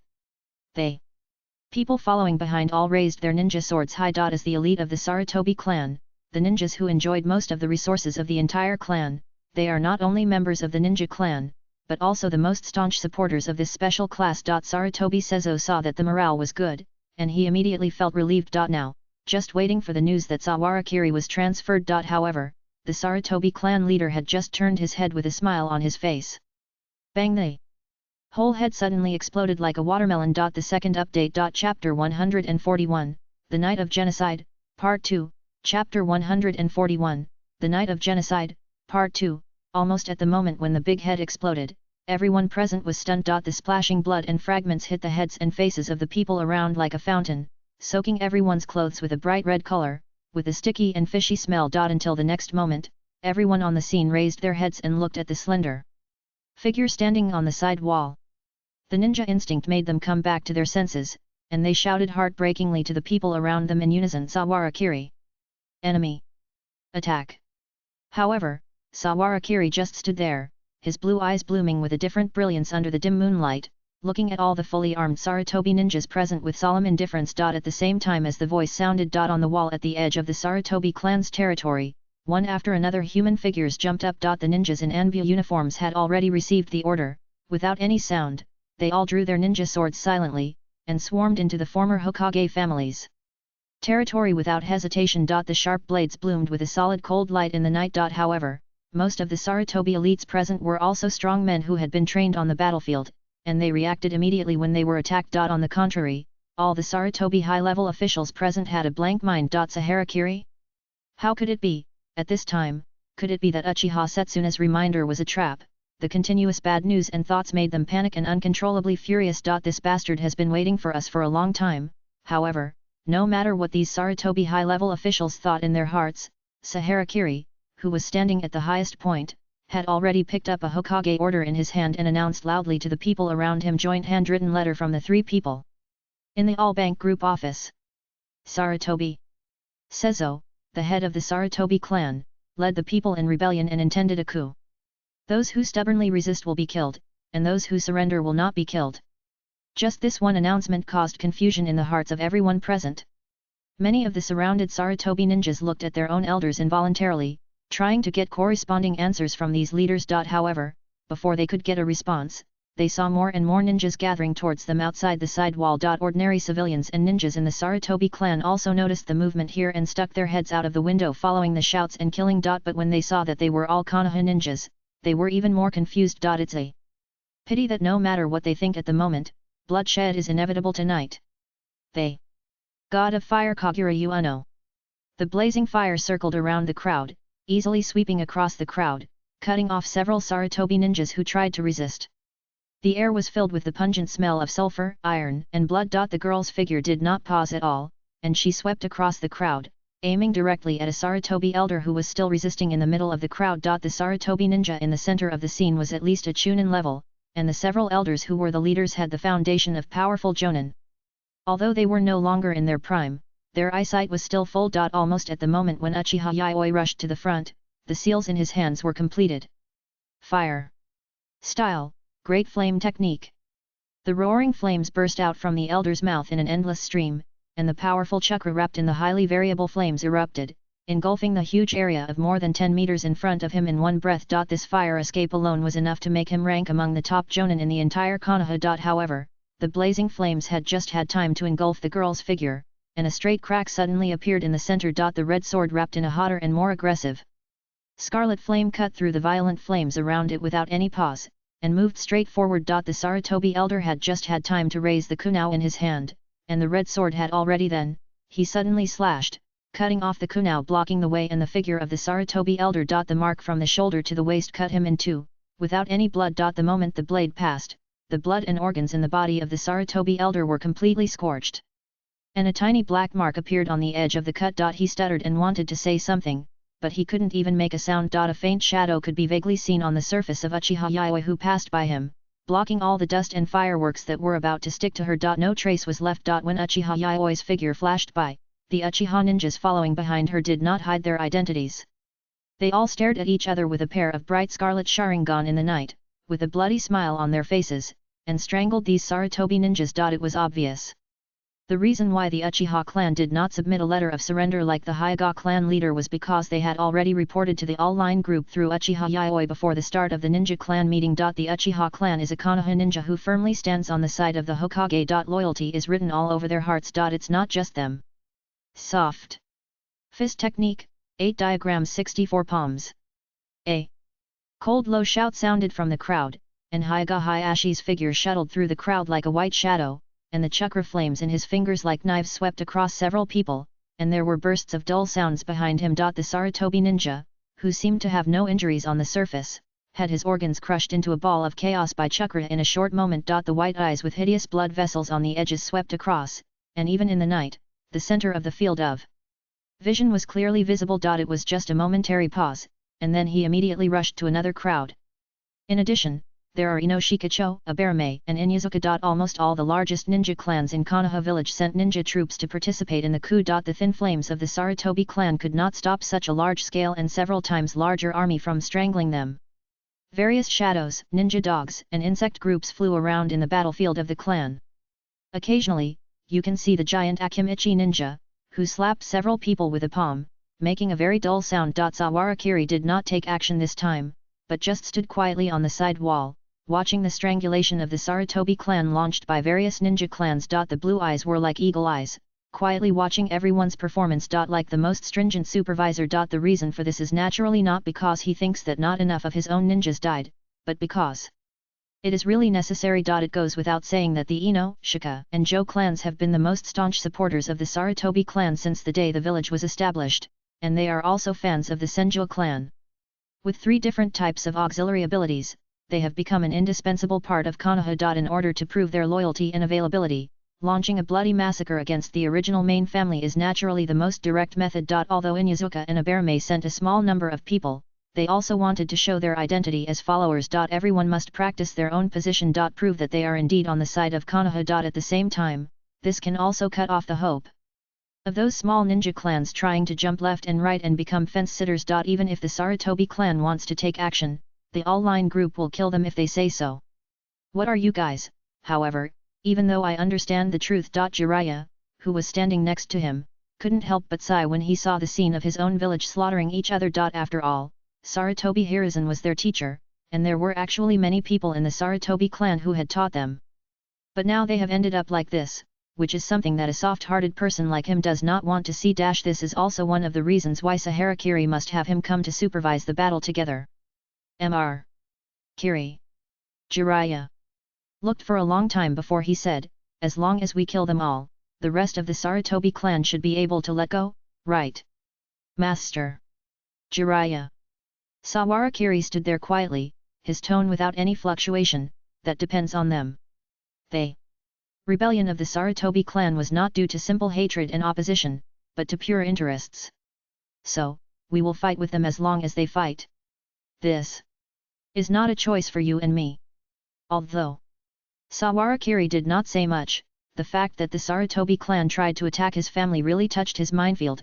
To be honest, if it were not for his current identity as a Konoha ninja and the fact that he was about to inherit a high position in the future, It would not be too much for Sawarakiri to kill the Sarutobi clan alone. It is a traditional virtue to eradicate the roots and kill the whole family. It is a pity that the ties he is entangled with now do not allow him to be so decisive. Hearing this, Jiraiya seemed to be stunned for a moment, and turned his head to look at the young man beside him with a calm face. Suddenly, he sighed with self-mockery. This child is only 16 years old, but his mentality is much more mature than those 30-year-olds. It really makes people wonder what to say. Is this the original sin of this ninja world? However, when will the killing caused by the struggle for hatred and interests stop? What's more, there is the word the coming of the gods mentioned by the great Toad Sage. What does that mean? Although Jiraiya has a very developed intelligence network, he is not actually a very smart person.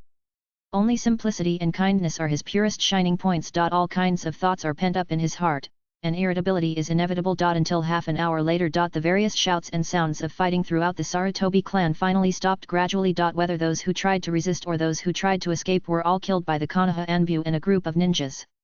The entire Sarutobi clan was covered with blood and a strong stench. Only the civilian houses were dead silent. Sawarakiri just watched this scene quietly. After the corpses were collected and the streets were cleaned, he left quietly. The next day. The whole Konoha exploded. The Sarutobi clan tried to launch a rebellion, but was discovered in advance by the all-in-one group.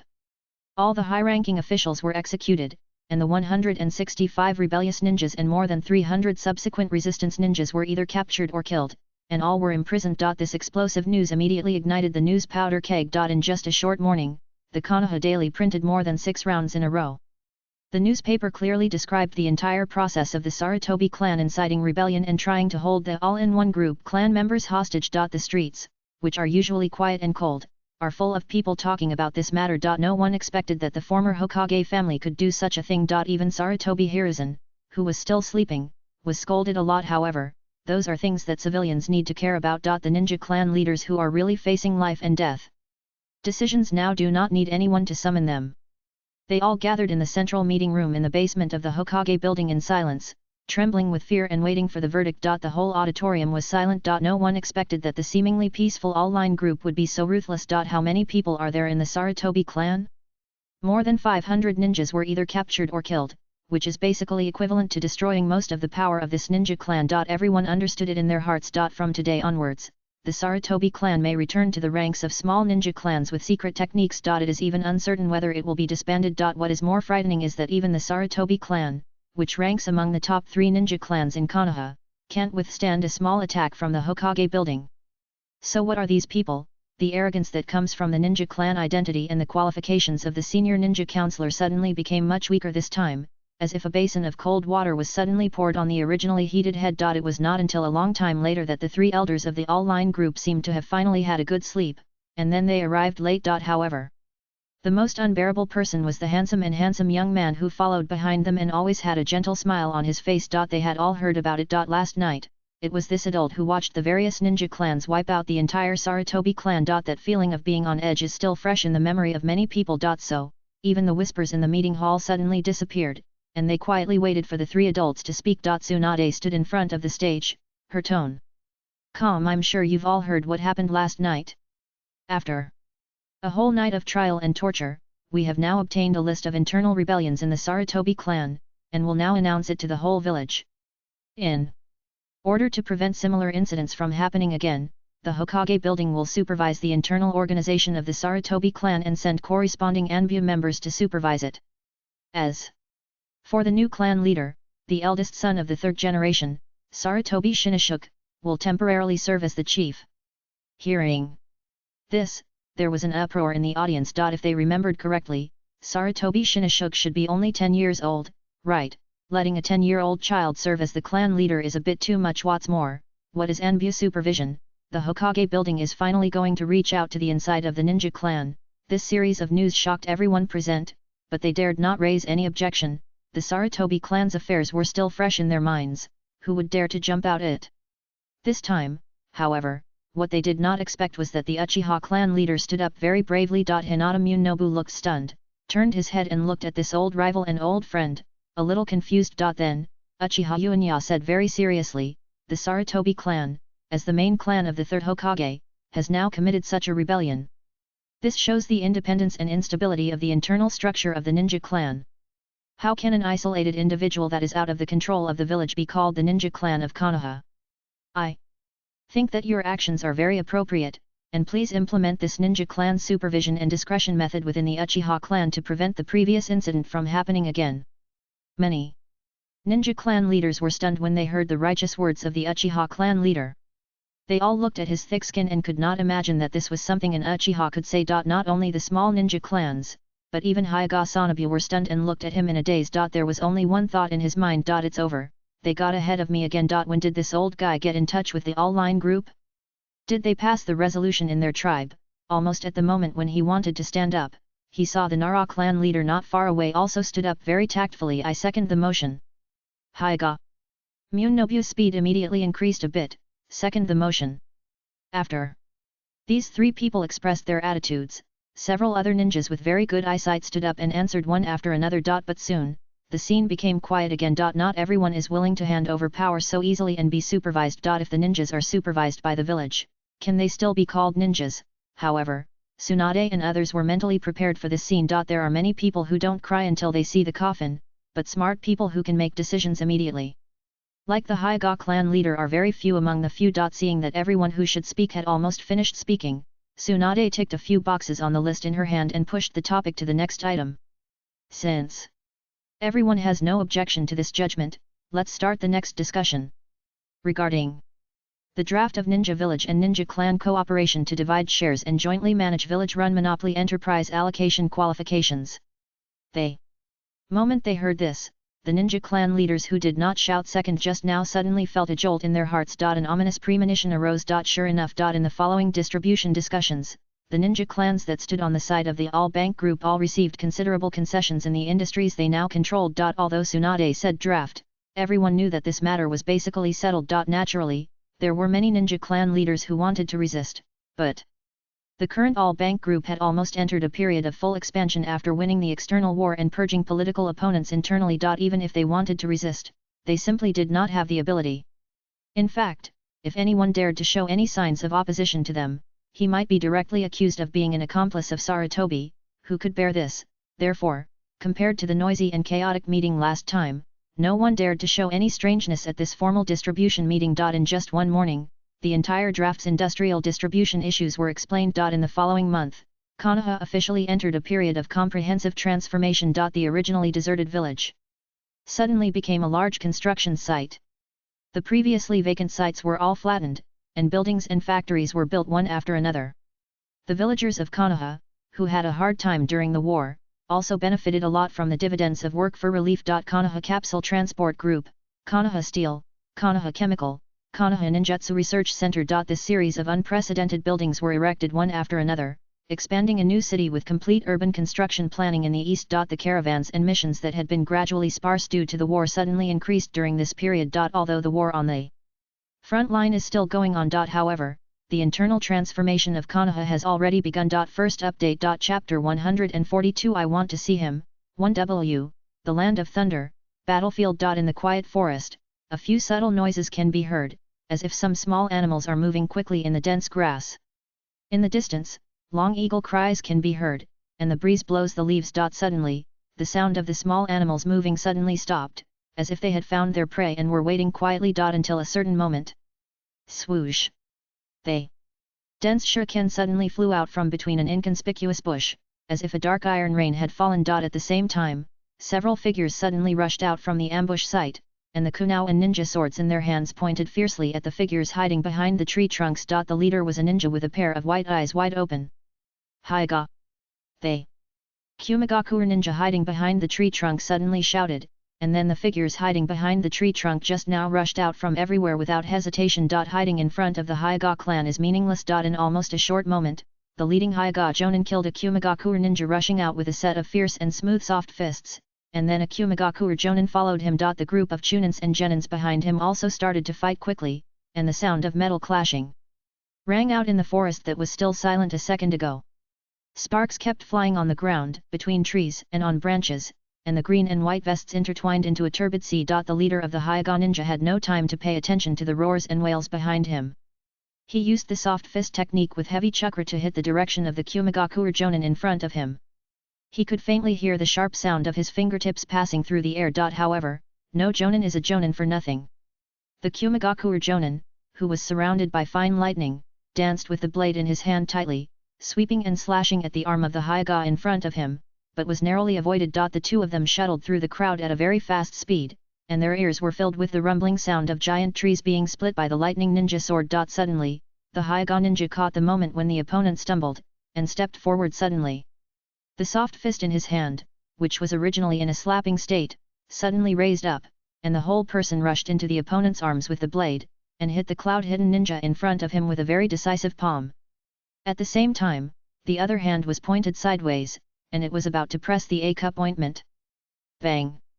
The heavy feeling of the palm came from the center of the scattered smoke, but the Hyoga ninja was keenly aware of the rough and frosted feeling on the surface of the skin. Substitution technique. Before the smoke dissipated, the white eyes that were always open had already caught the figure of the cloud-hidden ninja who swung the sword from above. He didn't care about anything else and raised his hand. 8. Trigrams empty palm. Lightning. Chakra. The two sides suddenly collided at a very close distance. It was a life and death struggle. While the ninja sword pierced the shoulder of the Higashijo ninja, the tall Kumigakuer was hit in the chest and abdomen by an empty palm, and the whole chest and abdomen seemed to be sunken, rolling and spurting out a mouthful of blood. However, although the Higashijo ninja was hit, his right arm fell in front of him as his shoulder was cut off, and he could no longer exert force. On the other hand, the Kumigakuer ninja was still able to stand up after vomiting blood and retain his fighting power. At the same time, he also observed the miserable situation around him with his white eyes. It was obviously a small number against a large number, but these Kumigakuer ninjas all had the strength of a chunin or even higher, and they killed most of the encirclement troops in a short time. Faced with such a desperate situation, the Higashijo ninja knew that he would die, but he still struggled to support his body, completely ignoring the huge wound that was bleeding, and gasped for breath. Damn! Konoha! However, the determination of the Kumigakuer ninja opposite him was no less than his. His eyes turned red due to the pain in his abdominal organs, and he pulled out a kunai from his back. Let me show you the consequences of daring to invade the land of lightning.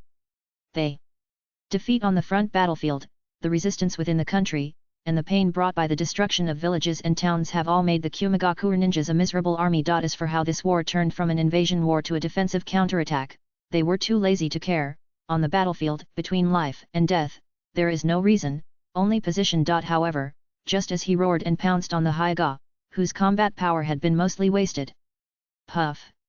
A kunai suddenly fell from the sky and pierced deeply into the soil. The attention of Kumigakuer and Hyoga was drawn away by the sound of the kunai piercing into the soil, and they subconsciously looked over. It was not just a sound. Puff, puff, puff from some unknown time. Dozens of kunai were thrown from the sky like rain. The familiar scene made the Kumigakuer jonin, who was still screaming just now, seem to remember some horrible scene, and his face suddenly changed from ferocious to pale with fear. The next moment. It was just a moment. Flying. Thunder God technique. The sudden flash of golden light, like a picture noise point across the center of the battlefield, disappeared and appeared in an instant. In contrast, there were wind shuriken that harvested lives like the sickle of the god of death. Retreat golden. Flash. All. The surviving ninjas suddenly let out heart-wrenching wails to their companions further behind. The Hyoga ninja whose arm was crippled just now only felt that in his almost all-round vision, there was only a flash of light, and the flowing sharp blade had already cut across the neck of the Kumigakuer ninja who was about to approach him. Even the Hyoga ninja had to marvel at this terrifying speed. Even the Byakugan can't catch it. What a terrifying guy! It was only a short while. Except for those who turned around and fled, there were only a large number of Kumigakuer ninja corpses left on the ground. Minato Namikaze then flashed out and looked at the seriously injured Hyoga ninja, showing a sunny and gentle smile. Can you still hold on? Yes. The other party immediately nodded. Thank you for your support. No problem, Minato. Namikaze simply nodded, and his figure immediately disappeared. He still had the next battlefield to support. Maybe he had almost adapted to this kind of tactics during the time he fought with Mist-kun on the battlefield of Wind Country. Minato Namikaze was now used to the feeling of running around in different places every day. After a busy day, he finally had the opportunity to return to the camp to rest for a while. Thank you for your hard work, Minato-kun. Hatake. Sakumo, who was processing documents behind his desk, smiled and nodded when he saw him come back, but his face was still a little sad, as if he was very helpless. Is there anything I can help with, Lord Sakumo? Although he was still young, as one of the deputy commanders of this camp, Minato Namikaze was naturally qualified to ask about the corresponding military information. It's nothing serious, it's just that the supplies are a little insufficient. Originally, they were enough, but because of something like that. Hotaki. Sakumo laughed and simply skipped the topic. I don't know if the next round of supplies can be delivered earlier. There are many things happening in the village now. Hearing this, Minato Namikaze's expression stagnated slightly, and then he understood. Even on the front lines, ninjas of their status are naturally qualified learned about a series of changes that happened in the village. It has been almost half a month since the Sarutobi clan was purged by the all-industry group.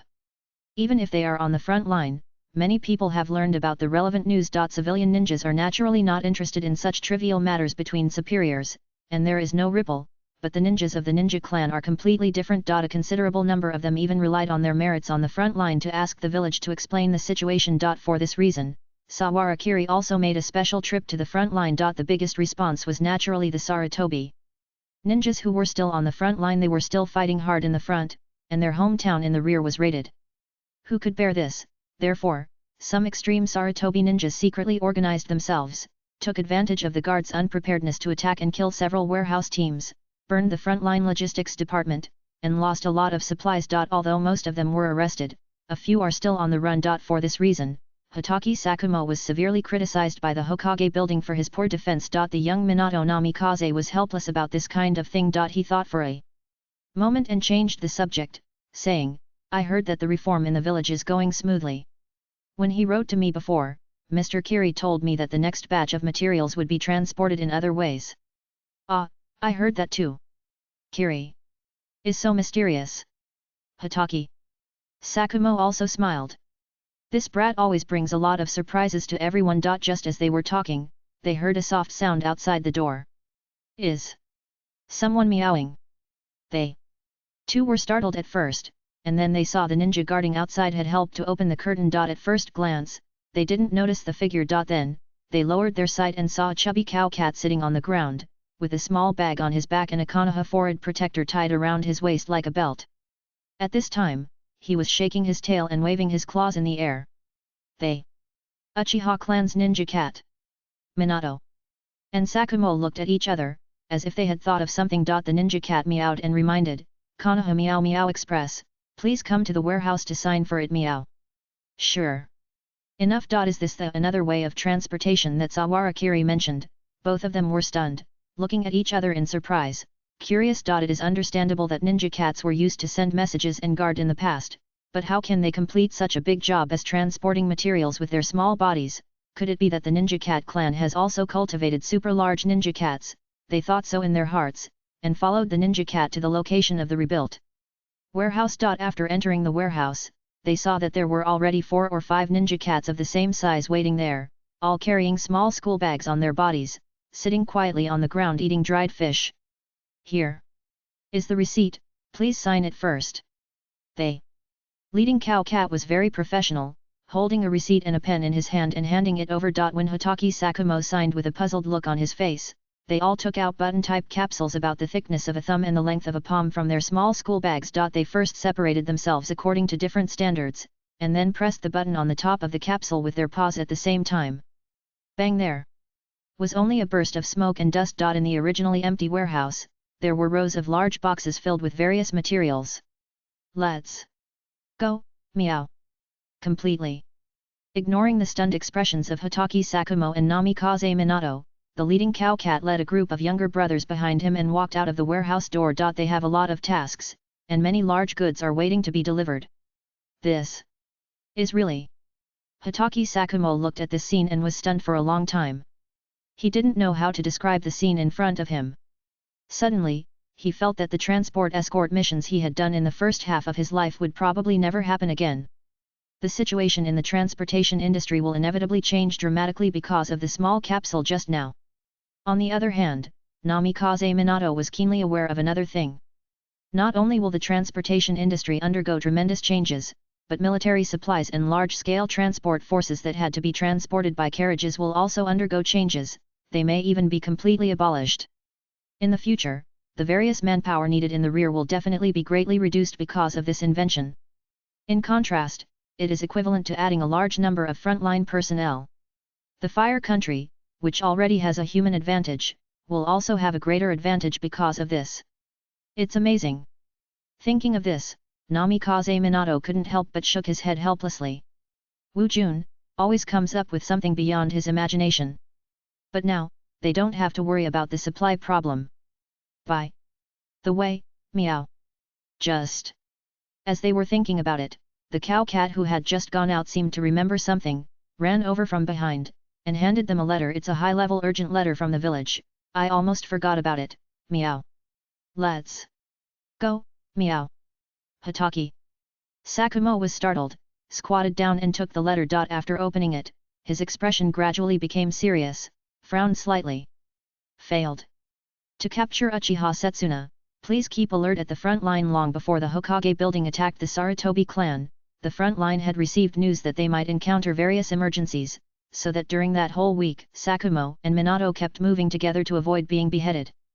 Now that they have seen the strength of the Third Raikage, they have already broadened their horizons and know that there are strong people in this ninja world who completely surpass the title of Shadow. If they are left alone, they may suddenly be finished. However, this situation of advancing and retreating together lasted for a whole week, and there was no abnormality on the front battlefield, which gradually made the two relax their vigilance. But now this again. Hotaki Sakumo frowned deeper and deeper, muttering in a low voice, in this ninja world, are there many strong people like the Third Raikage? Where can they come from? Konoha.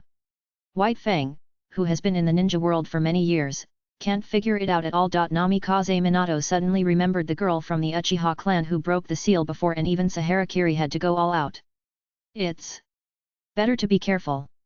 So, they girl with messy hair like a lion sat on a branch, her two white legs swaying in the air, and asked the black and white figure floating out of the tree trunk next to her, is this mission cancelled?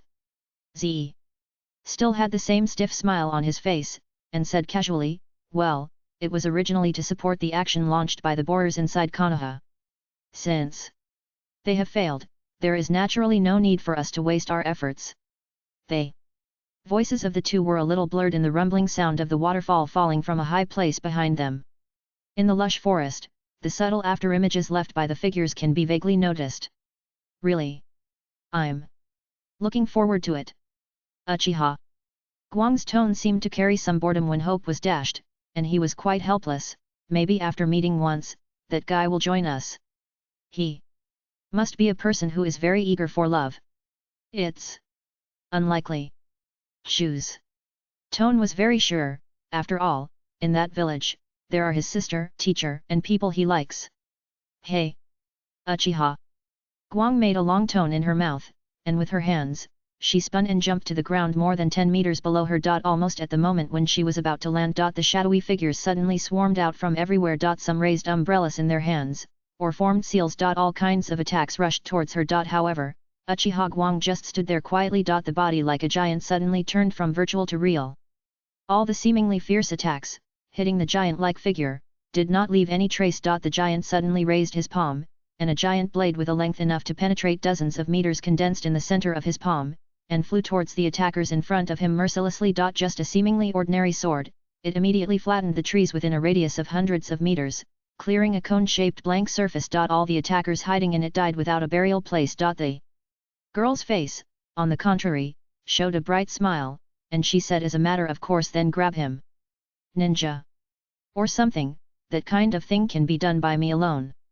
Anyway, he must be the same as me. Yes, that's it.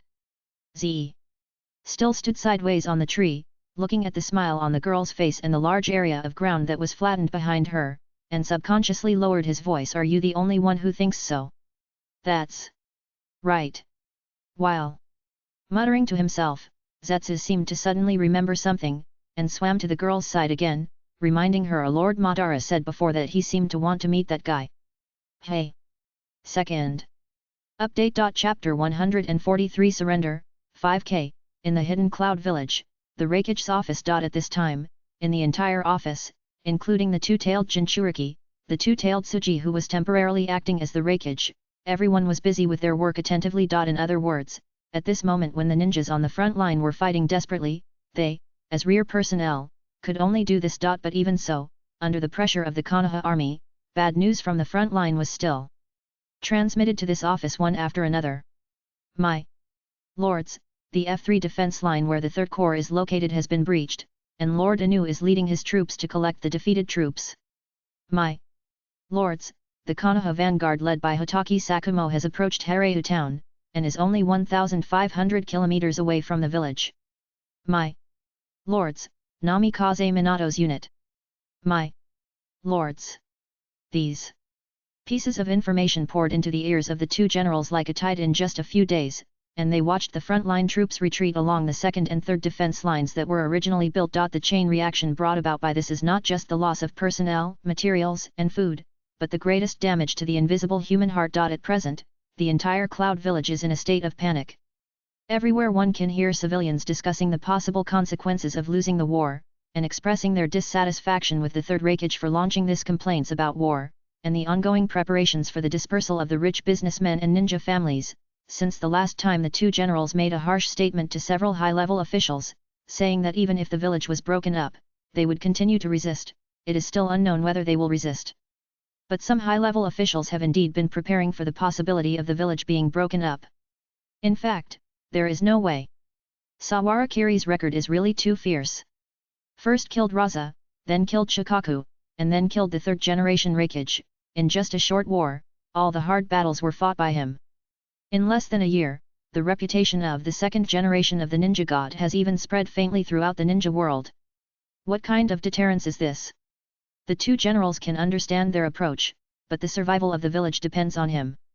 As the interim Raikage, he can't understand it, and he can't let the village really fall apart like this. When he saw the last message, he saw that the Konoha vanguard led by Minato Namikaze had approached within 1,400 kilometers of the hidden Cloud Village. Seeing this message, the two generals looked up in their seats and were stunned for a long time. Finally, they let out a long sigh. Like a criminal who had finally waited for the death sentence, the heart that had been in his throat finally fell heavily and fell to the bottom of the valley. Send the order. Yes. A hidden cloud ninja in the office immediately responded. The two generals said calmly, order the Chakra Cannon scientific research team to immediately calibrate and position the cannon according to the existing and subsequent intelligence, prepare for firing, and wait for orders. Yes. Hearing this, everyone present finally raised a bit of excitement. The bad news that has been coming from the front line these days has not only tortured the two generals, but also these loyal hidden cloud ninjas. Now, hearing that the two adults are finally ready to use the village's trump card, it seems that he suddenly has some confidence, and even the strength of his fist seems to be a little stronger. When he quickly turned around and went out, he did not notice the two generals' faces that were covered with fatigue and gradually lonely. The maximum amount of chakra cannons can be used is only 2 rounds. What kind of ending will they face after these 2 rounds are fired? The two generals actually know very well in their hearts. It's just that ordinary people don't see as far as he does. Front line, Namikaze Minato's unit. This vanguard unit with only dozens of people has maintained a forced march for nearly 10 days and has long been exhausted. However, the retreating Kumigakure invaders are like treasures that firmly attract this unit to keep moving forward. Not only the ninjas in the unit, but even Namikaze Minato sees these people as the confidence that he can continue to be on par with Wu Jun. However, the night march tonight was less than halfway completed. The entire reconnaissance squad, including Minato himself, said that they had detected abnormal chakra reactions, but the Hyuga ninjas did not find the corresponding signals within a range of 10 kilometers. This contradictory military situation made Minato Namikaze hesitate. Just when he was thinking about whether to report this abnormal situation to the headquarters of Hokage Sakumo in the rear. One of the perception ninjas suddenly raised his head and looked at the far horizon in astonishment. Even his body trembled unconsciously, and then he screamed behind him. A super large equivalent chakra reaction is detected. Very fast. The tailed beast ball is no, it's stronger than the tailed beast ball. It's too late to dodge. As one of the outstanding perception ninjas in the entire army, Minato Namikaze also clearly detected the extremely strong, meteor-like chakra reaction this time. In the sky, someone suddenly gave a reminder. The next moment, everyone looked towards the sky. The sky, which seemed a little dim at dawn, was suddenly ignited by a dazzling stream of light. It was an arc of light that clearly showed the Earth's gravity curve and flew from an unknown distance of many kilometers away. It broke through the clouds and tore the sky, piercing through everything with a glow that seemed to penetrate the entire country of thunder, pointing directly to the direction where Minato Namikaze and others were. In just that moment, Minato Namikaze realized that it was coming towards them. When he realized this, the arc of light had begun to fall from the sky. It originally looked like a streamlined trajectory, but when it approached them at an unimaginable speed, the area reflected in the field of vision became larger and larger. From the thickness of a finger, to a fist, to a palm, and then gradually covering the entire field of vision. Everyone come closer to me. Minato Namikaze's voice was unprecedentedly severe, and the roar almost overwhelmed the speed at which the light in the sky broke through countless sound barriers and fell towards them. The surrounding ninjas had already prepared to dodge the cannon. When they heard the sound, they immediately touched each other skillfully, and finally several of them reached out to Minato Namikaze. Flying Thunder God Technique. Until the moment when the glow was about to fall. Their figures suddenly disappeared. Then, the glow fell. Boom! Boom! The sound was so loud that it shook the earth. After leaping tens of kilometers away in one breath, everyone could still feel the obvious vibration under their feet. The trees around them shook violently as if they were dancing, and the ground under their feet seemed to have turned into the water waves they stepped on when they were training just after graduation, swaying and spreading in all directions. After a pause, the sudden storm immediately uprooted the trees that were still dancing just now, and countless gravel and branches were swept into the sky. The scorching air waves seemed to be able to scrape away their skin, with an unimaginable impact. Everyone struggled to maintain a defensive posture, using chakra to protect the exposed skin as much as possible. Only Minato Namikaze raised his head high and looked directly at the glowing ball that fell on the ground, lighting up the dawn like the Sunday. The extremely dense and destructive chakra light ball, like the tailed beast jade, engulfed the place where they were just now, and a ball of several kilometers was included in it. Hot ball. The clouds in the sky seemed to be stripped of a layer, revealing the color of the top of the outer sky, vaguely distorting the magnetic field, exposing the colorful glow. At this time, everyone's eyes were shocked, staring at this scene that seemed like a natural disaster in a daze. What kind of divine power is this? However, when Minato Namikaze saw this terrifying movement, he inexplicably thought of Sawara Kiri. If Kiri-kun was here, even this level of attack would probably not be able to do anything to him, right? Unconsciously, the strong feeling of powerlessness seemed to swallow up his entire soul. Where did this attack come from? Which Kumigakure ninja has this strength? Unfortunately, no matter what Minato thought at this time, this result has become a fait accompli. As the vanguard, they must report this situation immediately and cannot let the rear troops face this attack head-on. Leave 2 people with me to investigate the situation. Rest of you, retreat. The power of this cannon alone made the entire Konoha advance force stay on this line 1,400 kilometers away for a full 3 days. Everyone in the Raikage's office cheered for this remarkable achievement, and many frontline ninjas also had unprecedented courage and continued to arrange the 3rd and 4th lines of defense around this line. Only the 2 generals sat quietly at the table with their hands clasped together. It was not until a long time later that he slowly stood up and left the office. Outside the office door, Yi and Eve had been waiting for a long time, as if they had already expected that he would choose to go out at this time. Not only them, Ai also stood there and looked at him quietly. After his father's death for so long, the young man has gradually adjusted his mentality and understood the truth. Unlike the lower-level Kumigakure, as a minority of upper-level people with the right to know, they knew very well what the 2 generals needed to do after this cannon landed. My lords, I want to go with you too. Ai stood there, as strong as his father at a young age. The 2 generals just smiled at him gently. Ai, you are the man who will inherit the name of the 4th generation Raikage. Some things are enough for us old people to bear. My 2 lords. Ai was startled when he heard the words, and suddenly clenched his teeth. The 2 generals did not stay for too long. They took a thick scroll and left the Raikage building with Yi and Eve. A few days later, his figure came to the front line of the battle between Konoha and Kumigakure amid the cheers of the Kumigakure ninjas. As a role model, Hatake Sakumo naturally could not show weakness. At the same time, it was because only he and Minato could cooperate on the entire front line to stop the 2-tailed Jinchuriki. However, this time the 2 generals had no intention of fighting with them at all, and their voices were steady. Let's go, take me to Konoha. This war should end.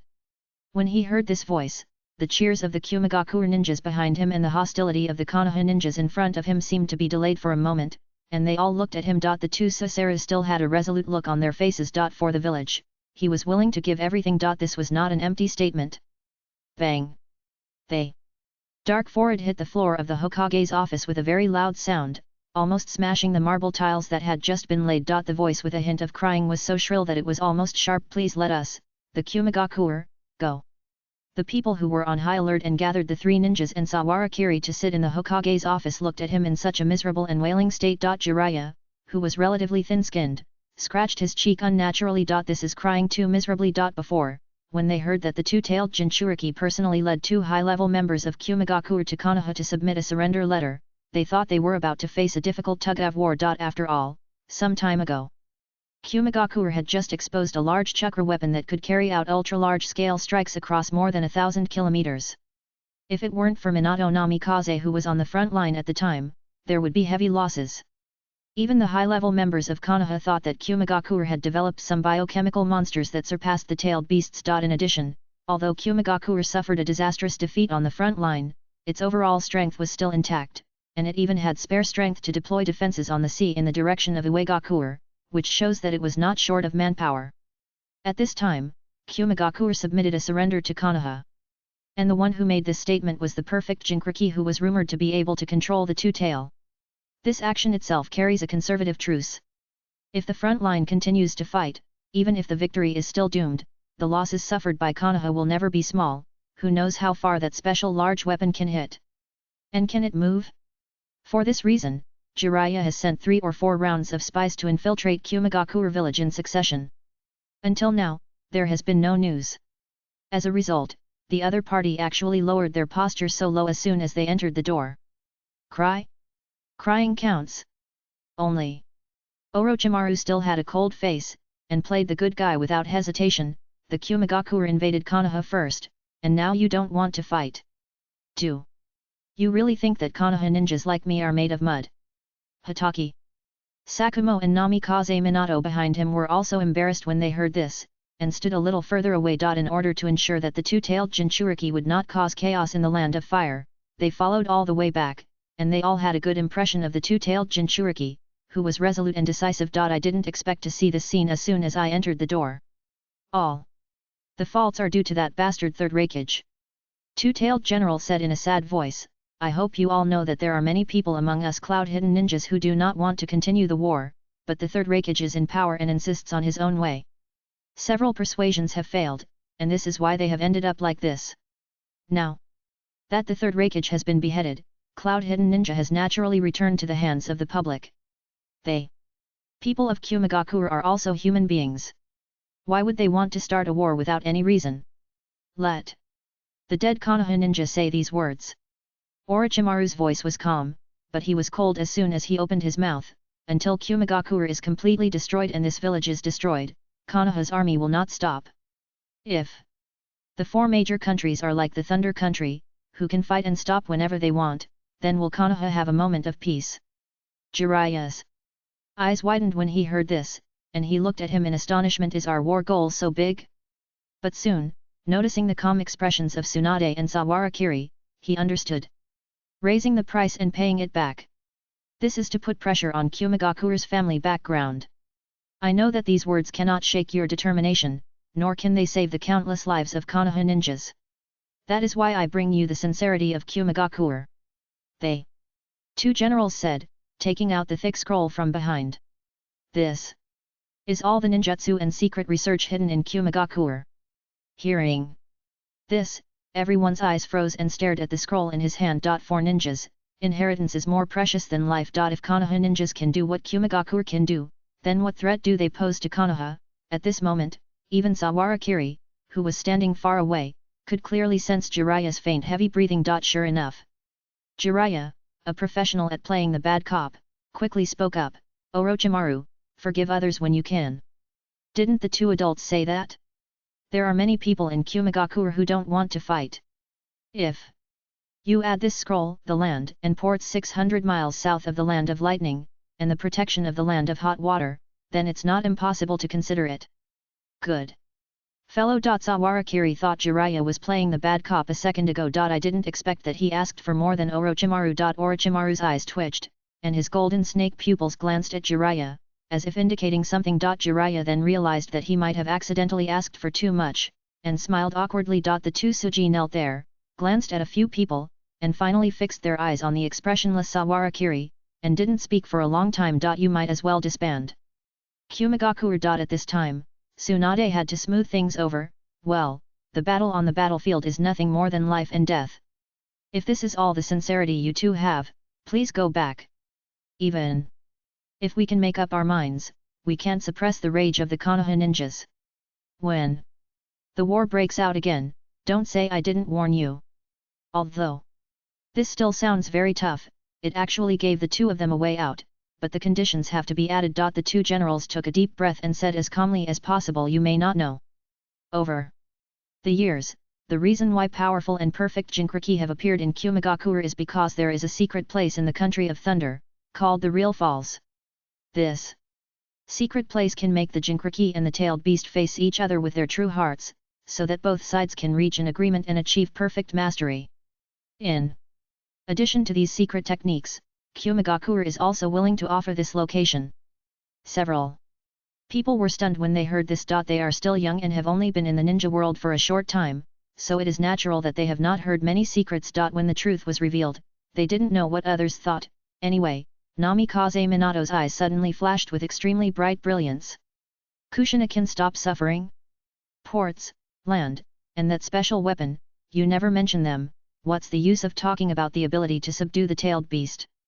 Orochimaru's voice was still calm. Without Kumigakure, we can also control the 9 tails. Please. No, Orochimaru, I still have 30,000 troops in Kumigakure, countless ordinary people willing to resist the invaders, and countless money and hired ninjas. They. Voices of the two generals suddenly became a little tougher. Does Konoha really want to force Kumigakure to a dead end? This needing finally touched the vague bottom line of Kumigakure. However, the 3 ninjas were not discouraged by this. The negotiation has not really started until now. A week later, the news that Kumigakure handed over the surrender to Konoha spread throughout the ninja world. First update. Chapter 144 Sand Uranium Scorpion, 1W, Chapter 144 Sand Uranium Scorpion, 1W, Kumigakure, is it defeated too? On the hospital bed, the third Kazekage listened to the information from the Anbu beside him, and made a hoarse voice with difficulty, causing the breathing tube inserted in his nasal cavity to tremble. Yes, third Sama. Scorpion, who was sitting next to him, whispered in his ear, Sawarakiri is too strong, and Reikage is not his opponent. The second tail Jinchuriki personally went to Konoha to submit the surrender letter. They. Third Kazekage lay on the hospital bed, silent for a while, and then slowly said, you two are really brave. I am not as good as him. Scorpion was stunned when he heard this. He was only 11 years old this year, and he was not old enough to understand the human relationships here. He just thought that the two Tsujis were cowardly. Obviously, Kumigakure still had so many people and resources, but they surrendered to Konoha for no reason. They were not like them, Sand Village, who had the courage to survive, not to mention the Kazekage who was on the battlefield. However, since the Kazekage said so, he couldn't refute it, but whispered, third generation sir, you don't have to say such discouraging words. When you get better, we Sand Village will have a chance to start over. Listening to the mumbling of the little boy beside him, the third generation Kazekage turned his head and looked at him. His once heroic face had aged a lot due to illness, and even his originally smooth skin had some wrinkles, which made his smile seem a little kind at this time. He stretched out his hand with some effort. Scorpion leaned forward slightly. So, the third generation Kazekage placed his palm on his soft red hair. Scorpion, you are a sensible child. The future of Sand Village will depend on young people like you. How proficient are you in the magnetic escape technique I taught you a few days ago? Scorpion said solemnly with a stern face, I can already feel the magnetic force, but the frequency is a little wrong when I apply it, so I can only summon some glowing small stones. That's not bad. The third Kazekage smiled gently. It is always gratifying to have successors. As for those troubles, he is not old enough to know them. While talking here, Garuru, who temporarily took over the position of Kazekage, has also walked in from outside the door. This slender yellow-haired woman carried a tall puppet on her back, but her steps were very light, and she had obviously adapted to this weight. The third Kazekage patted Scorpion on the back and gestured, Menkaku-san, Garuru and I have something to talk about. Yes. Scorpion nodded obediently. Since his parents and second grandfather passed away, he has become much more sensible, which makes Cho and the third Kazekage feel relieved. When the door was closed, the third Kazekage's face became a little heavy, and he turned to look at Garuru. What's going on? Garuru sighed slightly. The daimyo is now held hostage by the opinions of the noble meeting. The responsibility for the defeat should fall on us. At the same time, all kinds of expenses will be reduced a lot from now on. I'm afraid, it doesn't matter. They. Third Kazekage said calmly, the responsibility for the defeat belongs to me. I'm going to die, and my reputation after death is not a big deal. What's the situation with the business expenses? After the previous war negotiations ended, the people of Konoha had planned to continue the business negotiations according to the war negotiations. Business cooperation has been going on for more than a month. Garuru continued, when Konoha was still in a stalemate with Kumagakuer, their various negotiation contents were reasonable, but they were reluctant to sign. At this point, Garuru lowered his eyes. Now, the requirements have been raised again. Accepted. They. Third Kazekage said calmly, if they don't sign now, when Konoha becomes more powerful after the war, they will only become more and more greedy. Sawahara Kiri can still live for many years. Yes. Cough. Cough cough cough. Just. After finishing these short words, the third Kazekage couldn't help but start coughing and vomiting blood, and his handkerchief was stained with a rich scarlet red. Garuru lowered his head with a sad look, not daring to look. On the contrary, the third Kazekage seemed to have thought it through, throwing the handkerchief aside, not caring about the blood on it at all. Since returning to the village after the last defeat, the entire Sand Village has experienced miscellaneous tasks such as rebuilding the village, alienating business routes and transportation nodes. His health condition, which had originally been caused by depression, became worse and worse.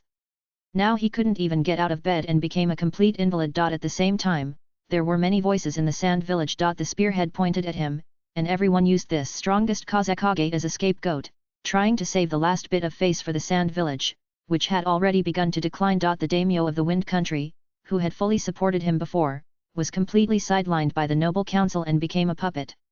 Now his son is basically in charge of handling important matters, and his attitude towards the Sand Village is really hard to say. Under heavy pressure, it is inevitable that the third Kazekage has ended up like this. I'm sorry, Garuru. The third Kazekage's hoarse voice was a bit helpless. I left you such a mess.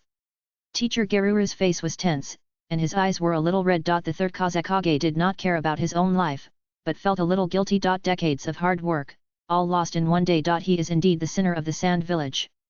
Okay, let's go see Scorpion. He lay on the bed, seemed a little tired, and closed his eyes again. I am like this now. Scorpion is a talented child. You can only teach him. Yes. Garuru was silent for a while before he responded and walked out of the ward. Alas! When there was no one in the ward, there was another long sigh in the ward. Why is Konoha always so blessed? After Garuru left the room, he was probably upset and did not return to the Kazekage's office immediately.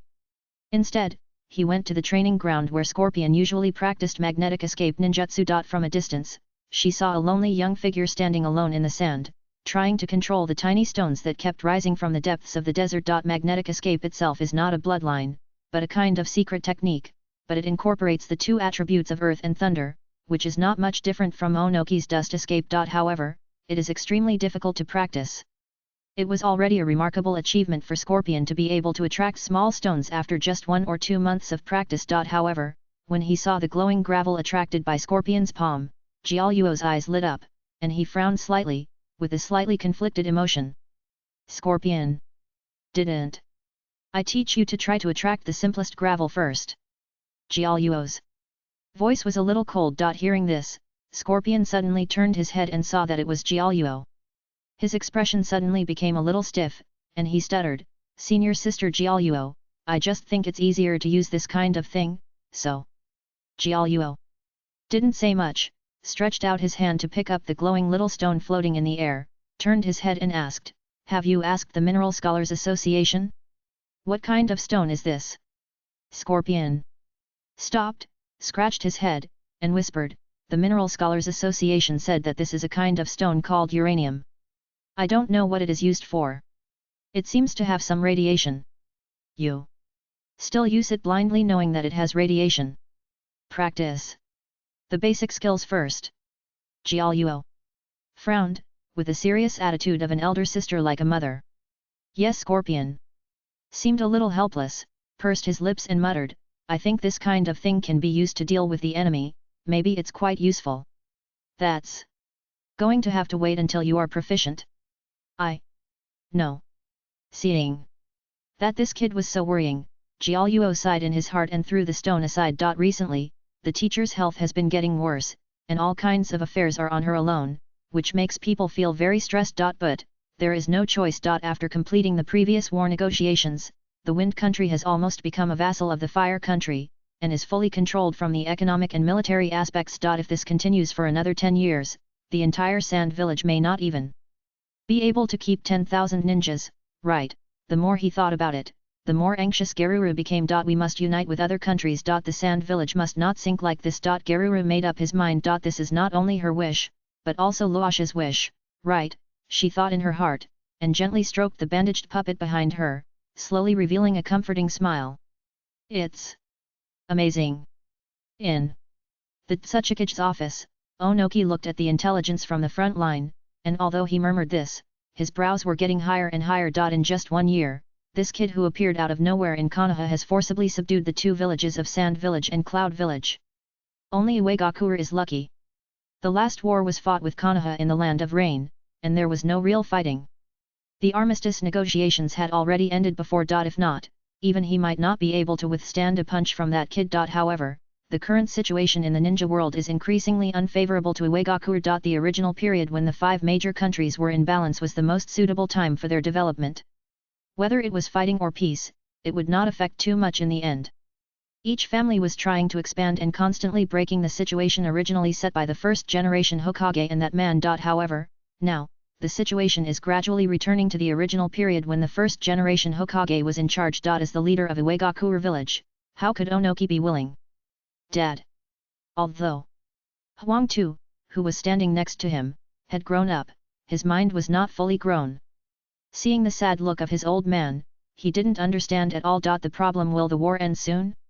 Then we can just make money. You bastard! Onoki was stunned when he heard this, and flew up and hit him hard on the head. Are you my child? You can't learn dust release, explosion release, and you just show off your strength every day. Look at Konoha's Saharakiri, and then look at you. The end of the war is a good thing? Then see if you can do business with Konoha or Kumigakure. Our Land of Earth is a landlocked country. It is a major importer, do you know that? Stupid thing. Onoki cursed angrily and flew back to his seat. Huangtu, who was beaten for no reason, scratched his head, but didn't take this little pain to heart, and smiled innocently. Also, how is the matter of Takigakure that I asked you to send people to investigate? Such a big thing can happen right at our doorstep, and we don't know any information at all, and you're still laughing. Onoki suddenly became even more angry. Yellow 2 seemed to remember something, and suddenly said, the people we sent in the previous rounds are basically all dead. However, someone still used the summoning beast to spread some news. He said, his voice paused, his expression serious, the new leader who claims to be the Moon Organization can use Susanoo. And he has complete control of the 7 tails. What? Onoki's eyes suddenly widened. As a member who witnessed Uchiha Madara's strength with his own eyes, Uegakure has always been extremely wary of the name of Uchiha. For this reason, his teacher Wu even personally created the Dust Release, a bloodline elimination that is considered to have excessive attack power in the eyes of the entire ninja world. Back then, his teacher's greatest last wish was to see with his own eyes that this technique could break through the invincible Susanoo. However, this wish was never fulfilled until his death. But for the same reason, the Tsuchikage family has always been extremely wary of Uchiha's Manjiki Sharingan pupil technique, and various records are quite detailed. At this time, when he heard that the person using Susanoo was an Uchiha. Onoki almost immediately thought of her relationship with Konoha. The kingdom of Taki is a small country sandwiched between the kingdom of Earth and the kingdom of Fire. It has always been close to Konoha since the establishment of the village. If this country is also controlled by Konoha. When Onoki thought that there was a Konoha bridgehead at his doorstep, he felt a chill in his heart. Has Konoha been planning a war with Iwagakure since that time? Then what should Iwagakure use to resist? What's more, Konoha's habit of hiding its trump cards has been deeply rooted in people's hearts because of Sawarakiri, so he almost instinctively thinks that this Mangeki Uchiha is also Konoha's trump card. Complex thoughts quickly surged into his mind, making his heart a mess. No. We must unite. Onoki's tone was decisive. The current Konoha is no longer a monster that can be resisted by one country and one village. We must unite all the forces that can be united. Compared with the previous two, the treatment of the two Sasagi who sacrificed themselves for the village can be imagined. Almost immediately after returning to the village, the temporary raikage was warmly welcomed by the people of Kumagakure. All kinds of rotten eggs and rotten leaves flew all over the sky, smashing him all the way. The result of the negotiation of Kumagakure has returned to the village one step ahead of him. The current two-tailed Jinkriki has also become a recognized traitor in the entire country of Thunder. However, as early as when he made that choice, he had actually realized that this day would come, and he returned to the raikage building calmly despite the scolding. After entering the office, before he could deal with the dirt on his body, the two generals had already spoken to AI beside him. How are the contacts with other countries going? This AI looked at the two generals who were hit all over by various things, and his expression was a little gloomy. If he had followed into Konoha village at that time, he would probably have ended up like this, right? However, the two of them were obviously the ones who were dedicated to the country. He thought so in his heart, and nodded excitedly. Onoki and Garuru have agreed to our conditions. Only Kirigakure probably thought they could live in peace in a corner, and never replied. It doesn't matter. They two generals looked calm. This kind of thing can't be forced. It may be a good thing that they are unwilling to send people. But AI's words came to his lips, and he tried to open his mouth, but he couldn't raise his tone. His tone gradually fell. Do we really need to share so many research materials with them? They two generals stopped and looked at the young man beside him, and suddenly said, AI, do you think there is anything in Kumagakure that can compete with Konoha now? AI was stunned when he heard the words, and didn't understand what the two generals meant. Seeing him like this, the two sighed softly. I went to Konoha this time and saw a lot of things beyond my imagination. Do you know? They were still at war with us, but they opened up a new city was built, full of ordinary people and civilian ninjas working everywhere. They also planned to build a new school on the original ninja school specifically for training Chunin and Jonin, and set up enterprises to expand ninja enrollment. They are getting stronger and stronger with the dividends they have taken from our village. The most important thing is that the current three ninjas are not as resourceful and indecisive as Sarutobi Hiruzen. If we continue to be complacent, our village will only be pulled bigger and bigger by them. Until the day when one country can defeat four countries.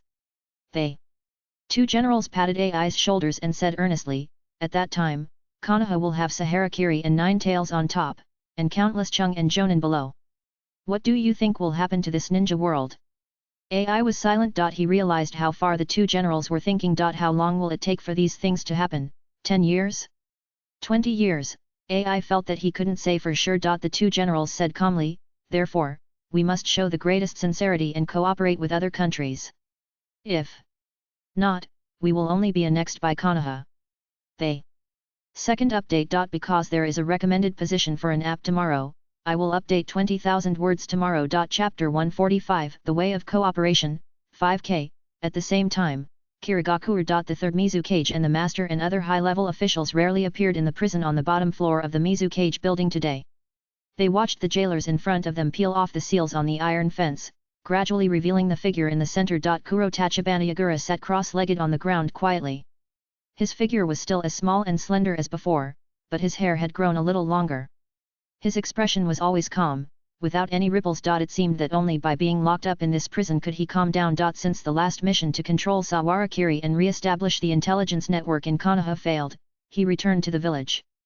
Was imprisoned in the center of this prison, imprisoned by countless seals, and never saw the Sunday. Despite this fate, Gaji Yagura surprisingly had no emotional ups and downs, or, compared to facing the horrible reality that might happen outside, being imprisoned here was a blessing. However, watching everyone gradually release him from the seal, Gaji Yagura sighed deeply. He knew that there was only one reason why the Mizukage and others released him, a man of great evil. Some of the things that Saharakiri had said to him had come true. It was probably still very bad news.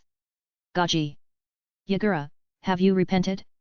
It was not until all the seals around the prison were unlocked that the third Mizukage stood in front of the prison, looked at the man in front of him and spoke in a calm voice. It should not be that bad. When the third Mizukage spoke, Yagura made a judgment in his heart. However, he still straightened his body, which had been sitting a little stiff, bowed his head and said, I have regretted it.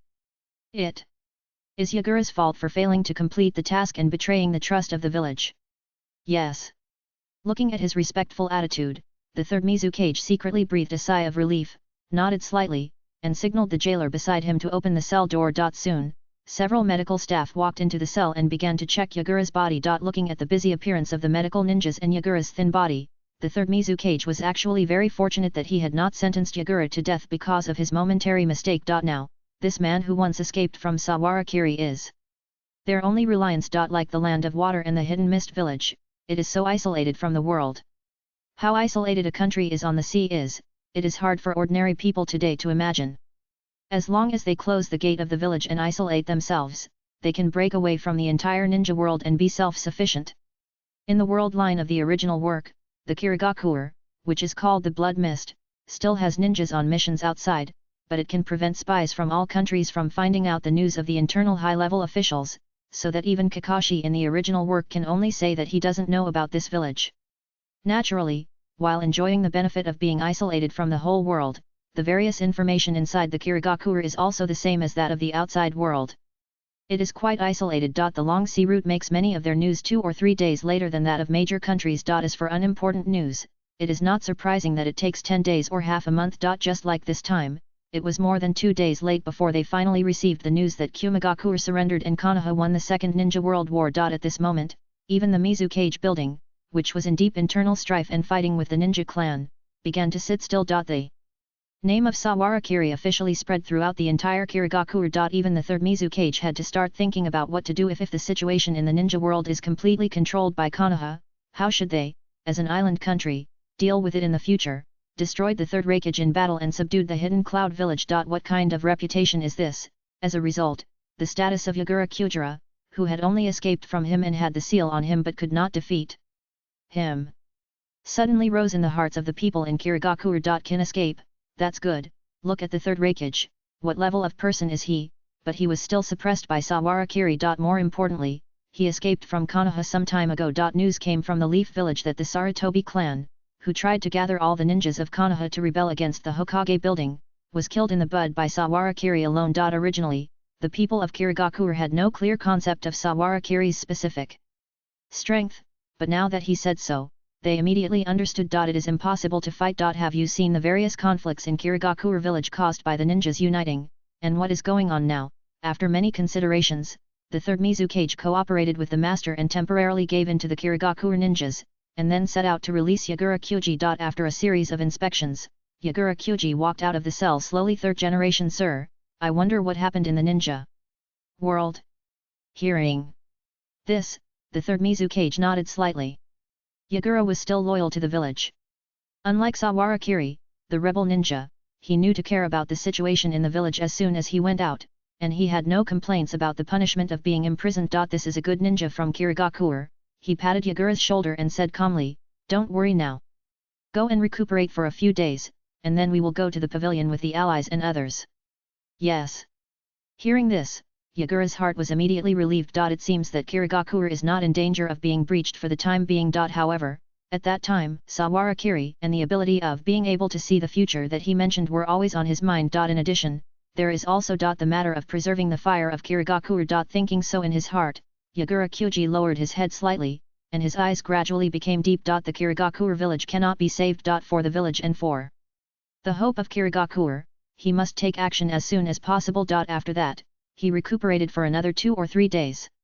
After he completely recovered from his previous weak state, Yagura Kyuji was summoned to the Mizukage building again. But this time, what was waiting for him was not a big meeting, but a small meeting. In the Mizukage office, there were only the third generation Mizukage, the master, and several big ninja leaders. Obviously, this was the most confidential secret to be discussed. Yakura, I'll confirm with you first. The master still looked old and immortal, looking at him calmly, pointing to a mission file on the table. We have read your last mission record many times. Do you have any other additions to the process of the failed assassination of Sawara Kiri? The meaning is very clear. If you lied in your mission record, we can give you a chance to start over. However, Kyujo Yagura was firm, there is nothing wrong. In fact, it is true. His entire mission process, from setting traps, preparing seals, and formal battles, all appeared in reality, just in illusions. Hearing this, the third Mizukage and the master were obviously relieved. Sure enough, even a ninja like Sawara Kiri cannot avoid being attacked and ambushed. He is not really invincible. Then, if we ask you to perform this mission again, are you sure? Before the Mizukage could speak, the Kagaya clan leader beside him spoke in a hurry, his eyes even shining. Yes. Apart from the third Mizukage and the master, the one who wanted to capture or kill Sawara Kiri, that is, Kagaya Ren, the most was the Kagaya clan leader. In this report, they saw another possibility of developing bloodline besides the corpse vein, that is, the eyes. Based on all the reports that can be collected now, they found that Sawara Kiri's eyes are likely to have the ability to control and adjust chakra. So much so that he can manipulate that special space ninjutsu so meticulously. If the Kagaya clan can also get the relevant information about this bloodline, then they have a great chance of becoming the strongest ninja clan in the entire ninja world. With greed overflowing, they are naturally eager. However, the answer of Gaji Yagura disappointed them. No. Yakura's answer startled everyone. Then, he continued, the reason why I was able to escape from Sawara Kiri last time was not because of my strength, but because of the sealing technique in Sawara Kiri's body. Now, Sawara Kiri, who is almost designated as the next Hokage, dares not ask for help from others, and it is difficult for him to unlock this sealing ninjutsu by himself, which makes him controlled by me when he is not prepared. This process has nothing to do with the number of people. In fact, if more people are added, it will reduce the possibility of Sawara Kiri entering the sealing technique and chakra absorption barrier. In my opinion, this move can be used for defense, but it is impossible to use it for offense. Speaking of this, Yagura paused, looked at the senior officials who had ordered him to assassinate Sawara Kiri alone, and said calmly, after all, the best time has passed. He is already prepared. Hearing this, the senior executives present all showed some unnatural expressions. It was they who had asked Gaji Yagura to go alone before, but he refused. They were the ones who gave more resources, and even put this hero in jail. How thick-skinned must one be to have no impact at all? Until then, the third Mizukage continued to speak.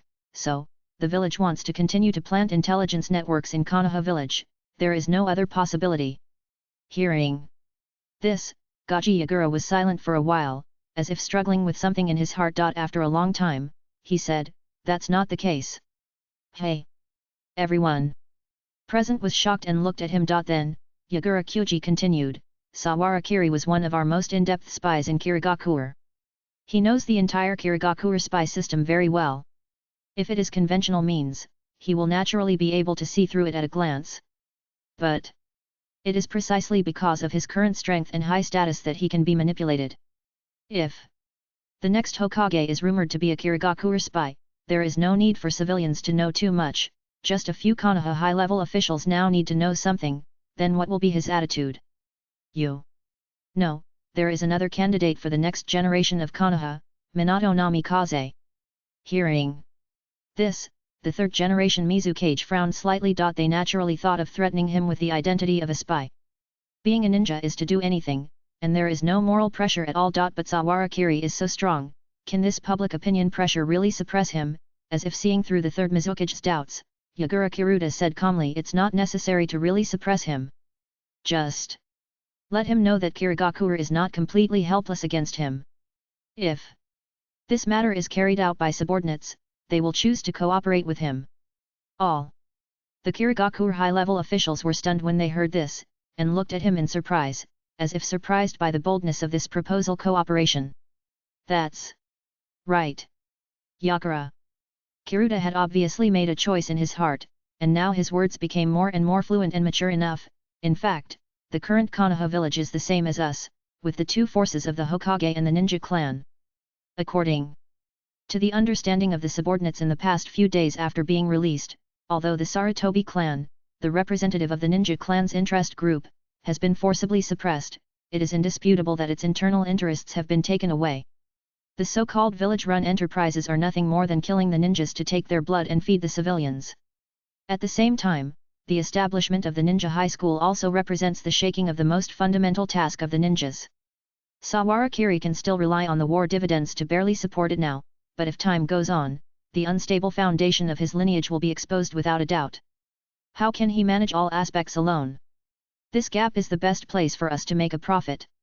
Hearing this, the master was the first to understand, slightly raised his heavy eyelids, and said, "You mean, the intelligence network sent by us from Kirigakure should not only deliver intelligence, but also send talents to help Sawarakiri control all aspects of Konoha village?" "That's right." Kurotachi Yagura's voice fell, and he looked quietly at the senior officials in front of him, and said no more.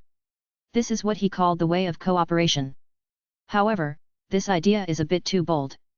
What's more, why should Sawarakiri trust the people they sent over? Isn't this equivalent to handing over many of Konoha's lifeblood to Kirigakure to maintain his position? Moreover, how can these people avoid the eyes and ears of Konoha village? As if he had thought of something, the third Mizukage suddenly raised his head and looked at Yagura Kyujira, frowning. "According to your idea, the best candidate to send over is probably a talented child, right?" "Yes, third generation, sir."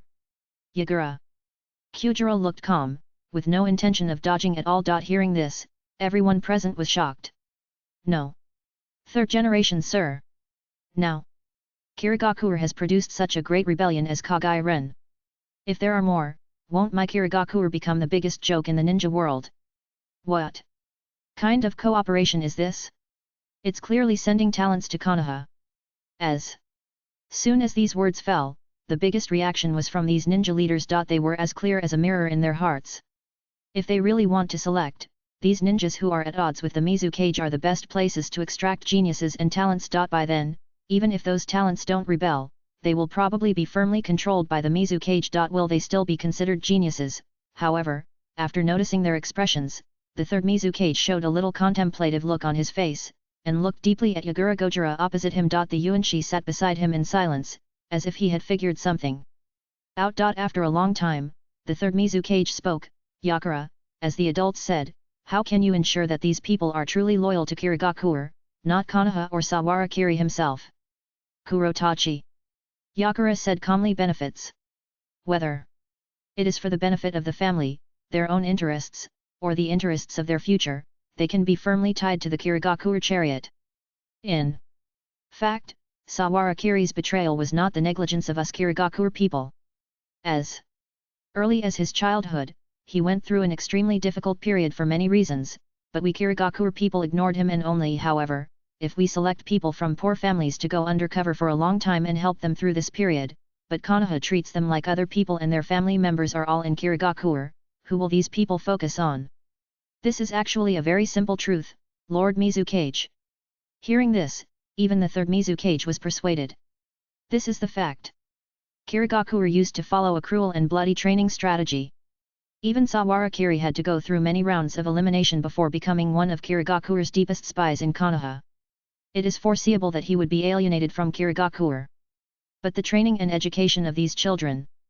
The third Mizukage was still a little hesitant. "That's the job of my subordinates." Kaujuyagura bowed his head deeply, hiding all his subtle thoughts. Everything he did was to preserve the flame of Kirigakure. He was not a traitor to this village, but a hero who sacrificed everything at all costs. Hearing this, everyone present held their breath and waited for the Mizukage to make a decision. Finally, he finally made the decision. "Yakura, your subordinate is here." They. Third Mizukage looked at him with deep eyes. "To be honest, this kind of cooperation is too risky. If it is not impossible, I really don't want to agree.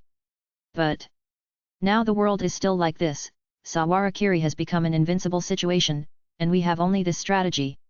In order to test its feasibility, I will carefully select 3 talents and hand them over to you as the first batch of experimental subjects. Do you understand how heavy this burden is?" Hearing this, Kyujo Yagura immediately knelt on the ground and nodded deeply. Your subordinate understands. Very good. The voice of the third Mizukage became calmer. Since the decision has been made, don't hesitate. This is the only truth he has come up with over the years. 1 month later. The 3 children were brought to Yagura. Mangetsu, Kizuna, Zabuza, Mamakai, Mei, Terumi, Yagura read out their names one by one, and said calmly, in the next period of time, I will give you 3 comprehensive training to let you know what kind of mission you are about to undertake. I hope you can ignite the hope of the village with yourselves. Do you understand? They 3 little ones said in unison yes. Today's update, 1/4, Chapter 146 Jiraiya's Knot, 1W, Chapter 146 Jiraiya's Heart Knot, 1W. After the war, the rhythm of the entire Konoha village seemed to slow down. The daily routine returned, and the ninjas who were constantly running on the roofs because of the war disappeared. The oppressive feeling that seemed to be pressing on people's chests and making them breathless seemed to suddenly disappear, as if the running people suddenly stopped and walked forward slowly. The caravans, people, and vendors reappeared in the villagers' vision. Even because of the large construction site of Konoha New City and the post-war dividends, coupled with the long-suppressed consumption desire, the whole Konoha seemed to be more prosperous than before the war. It is much more prosperous. But in contrast, in the newly cleaned Hokage's office, the 3 ninjas who had been busy sorting out various government affairs for years were now idle. The corresponding work was handed over to the right people, and their workload was not as high as before. Now, Tsunade and the other 3 rotate every day, and often only one person is on duty in the Hokage's office. On the contrary, the election of the next Hokage, which should have been carried out long ago, has never been carried out. However, those things have nothing to do with the current Saharakiri. At this time, he was lying on the big sofa in the lounge next to the Hokage's office, with his legs crossed and resting on his head. On the side of the sofa, he was reading a novel quietly with one hand. The bright sunlight outside the window hit one side of his cheek, making him look particularly lazy. There was a reason why he stayed here. After the war, all kinds of corresponding publicity naturally spread throughout Konoha. Originally, Saharakiri, whose reputation was limited to ninjas, suddenly became famous as a young hero. How famous was he? Whenever he went out to buy vegetables, he would meet 3 or 4 girls who came up to him to ask for autographs, and they insisted on signing on their clothes. At first, he was quite proud of it. He became famous as a teenager and shocked the ninja world. It's hard not to be proud of such a great reputation. However, when the number of people increased, it became a physical job, and just when he went out for a walk, he could notice that everyone around him was staring at his face. It was like staring at a monkey. Who can stand this? Over time, he chose such an empty place. In the Hokage building, there was a special person responsible for delivering snacks and drinks to the Hokage's office, and Tsunade and the others disliked him staying in the office and doing nothing, so they simply drove him to the next door, and asked people to send him some things, and put up a bookcase. It's all like raising a mascot. Really, in fact. The 3 ninjas were also very helpless about this. Because of the huge difference between Sawarakiri's age and status, he is not suitable to be the minister of a party or the commander-in-chief of a certain front.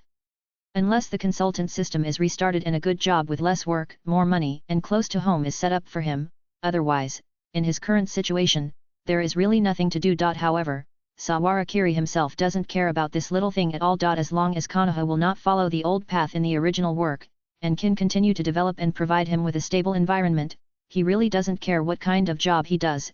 It's best not to work and still get paid. After all, everyone understands the truth. Labor is shit. Just as he was reading a book leisurely, the door of the lounge was suddenly pushed open. Ah, I'm so tired. The tall Jiraiya stretched his waist with effort, making a crackling sound, with a bit of fatigue on his face, and fell on the sofa opposite with a thump, and the whole person seemed to be paralyzed. It was obvious that he was the one who was in charge of the Hokage's office today. How come you don't have the energy of a young man, kid? You're just like us middle-aged people all day long. Seeing Saharakiri lazily lying on the sofa opposite him, Jiraiya was furious. He was so envious. Saharakiri was still firmly nailed to the sofa, completely ignoring Jiraiya's little jealousy, and even smiled hee, with a matter-of-fact tone. If I can't do what I want after becoming stronger, what's the point of becoming so strong? This is called taking 20 years less detours, Jiraiya-sama. As he said, he turned a page in his hand, pinched the senbei and ate it, and reminded and more. If you say you are a middle-aged man, be careful not to be heard by Tsunade-sama. She will definitely beat you to death. Sahara. Kiri's tone was quite certain. Jiraiya shuddered upon hearing this, and immediately clasped his hands together. Please. Don't tell her. It's really annoying. Tisk. They two took advantage of this free time to chat and laugh, but they didn't take it to heart at all. Jiraiya looked up at the young man opposite him. To be honest, he had a very complicated impression of this young man. Since he was instructed by the great Toad Sage in his youth and began to know that he would become the guide of the Child of Destiny, Jiraiya has been deliberately looking for young people who can take on the responsibility of the entire ninja world. At the beginning, after accepting Minato as his disciple and seeing his talents, Jiraiya almost believed that he was the one who could change the entire ninja world. It was not until later that Sawara-kiri suddenly became famous and forced Minato to take the position as the first person of the new generation, that he began to doubt the so-called prophecy of the great Toad Sage. Later, after Sawara-kiri's deeds gradually made him the strongest in the ninja world, he was even more convinced that the prediction of the great Toad Sage was wrong. Obviously, the person who could change this ninja world was not Minato, but the young man in front of him. However, he was not led by himself. This made Jiraiya, who had originally regarded himself as the supporting role in the heroic epic, feel an inexplicable sense of mission failure, but at the same time, for some unspeakable reasons, he could not help but breathe a sigh of relief. People's fate may not be predetermined. This is the change that Sawara-kiri brought to him. But now, after seeing Sawara-kiri's leisurely appearance, Jiraiya saw another side of him besides decisive killing and rooting out the grass. Jiraiya thought to himself, and felt that he was really making a fuss. He shook his head, sat up from the sofa again, opened a novel in his arms, picked up a pen in his hand, frowned and thought deeply, and drew a character sketch according to the image constructed in his novel. Different from other people's way of relaxing. For Jiraiya, doing what he likes is the real relaxation. However, just as he was drawing according to the plot of the novel, Sawara-kiri stood beside him and watched quietly. Due to the rapid development of ninja technology, many aspects of this world, such as culture and art, actually make people feel out of touch. Including Jiraiya's novels, rather than being modern novels, they are more similar to masterpieces such as Golden Plum and Futon, with a subtle style of blending ancient and modern times. At the same time, even what Jiraiya draws now is more similar to ancient ink paintings. Sawara-kiri has been tolerant of this for a long time. Alas, how can a fox spirit be drawn like this? He read half of it and couldn't help it immediately. The fox spirit drawn by Jiraiya is not only not charming, but also completely unattractive. A fox spirit with a human body and a fox head, this is too advanced for the ninja world. Not to mention that it was the illustration of the heroine of the novel. Jiraiya was shocked when he heard it, and immediately pulled himself out of his own world, almost rolling to the ground. Who can stand being discovered by an acquaintance while drawing a dirty picture? Sawara-kiri waved his hand with a disdainful look, sat down in Jiraiya's previous position, took out another piece of paper, found a pencil, and sneered like a master. No wonder your previous novels couldn't be published even though they had good plots. Let me show you what a true master illustration is. Jiraiya was startled when he heard this, and the embarrassed red on his old face froze, and he looked at him in astonishment. Then, he saw Sawara-kiri hastily sketched 2 strokes on the paper in a way he had never seen before, and then glanced at the characters in his book, and began to write with his pen. It must be said that after countless ninja training, Sawara-kiri was quite good at controlling his body and imagining in his mind. With just 3 or 2 strokes, he sketched circles of eye-catching arcs on the paper. Although there is no free time to watch various entertainment works in this life, in the previous life, Sawara-kiri had experienced the baptism of countless masterpieces of masters, such as Karyuke, Asakes, Karen no Suku, Yokamurameru, Mifune Seijiro, etc. It is no problem to imitate at this time. Hey, you are so awesome, but you are just like Jiraiya. Saw the outline he drew and was about to make a few sarcastic remarks. Then, the voice stopped immediately. The rustling sound passed quickly. When Sawara-kiri started to draw the circle and do the finishing touch, Jiraiya was completely silent. Only faintly could you hear his eyes almost popping out of his eye sockets, and even his breathing became heavy. It took only a short while, and the last stroke on the fox tail was finally settled. Sawara-kiri picked up the pen shavings and shook them off, looking around, and then nodded with a little satisfaction. Fox ears swaying, eyes as charming as silk, peaks and peaks, a waist of the highest order, the best porridge bar, and this soft big tail. It is the type that will be banned if you post a blurry screenshot on the domestic internet. Not bad, After more than 10 years, the skill has not declined. Look, this is called a fox spirit. Sawara. Kiri smiled slightly complacently, turned to look at Jiraiya next to him, and was stunned. Then, I saw Jiraiya standing there quietly with his hands folded on his chest, his eyes looking forward, as if frozen. Only 2 lines of blood continued to flow out of his nostrils, with no intention of stopping at all. A stunning work. What happened? Jiraiya suddenly choked and barely held back the blood that was flowing out, and then it fell again. Only his mouth was still hard. Nothing happened. That was so resolute and fierce. If the blood was not still flowing, he might have believed it. Suddenly, Sahara Kiri felt a little regretful. That's right. How could the ancient people have seen such a scene? Isn't it a bit too exciting for him? Sawara Kiri hesitated for a few seconds and asked tentatively, then, I will take this painting first. Please. Keep it.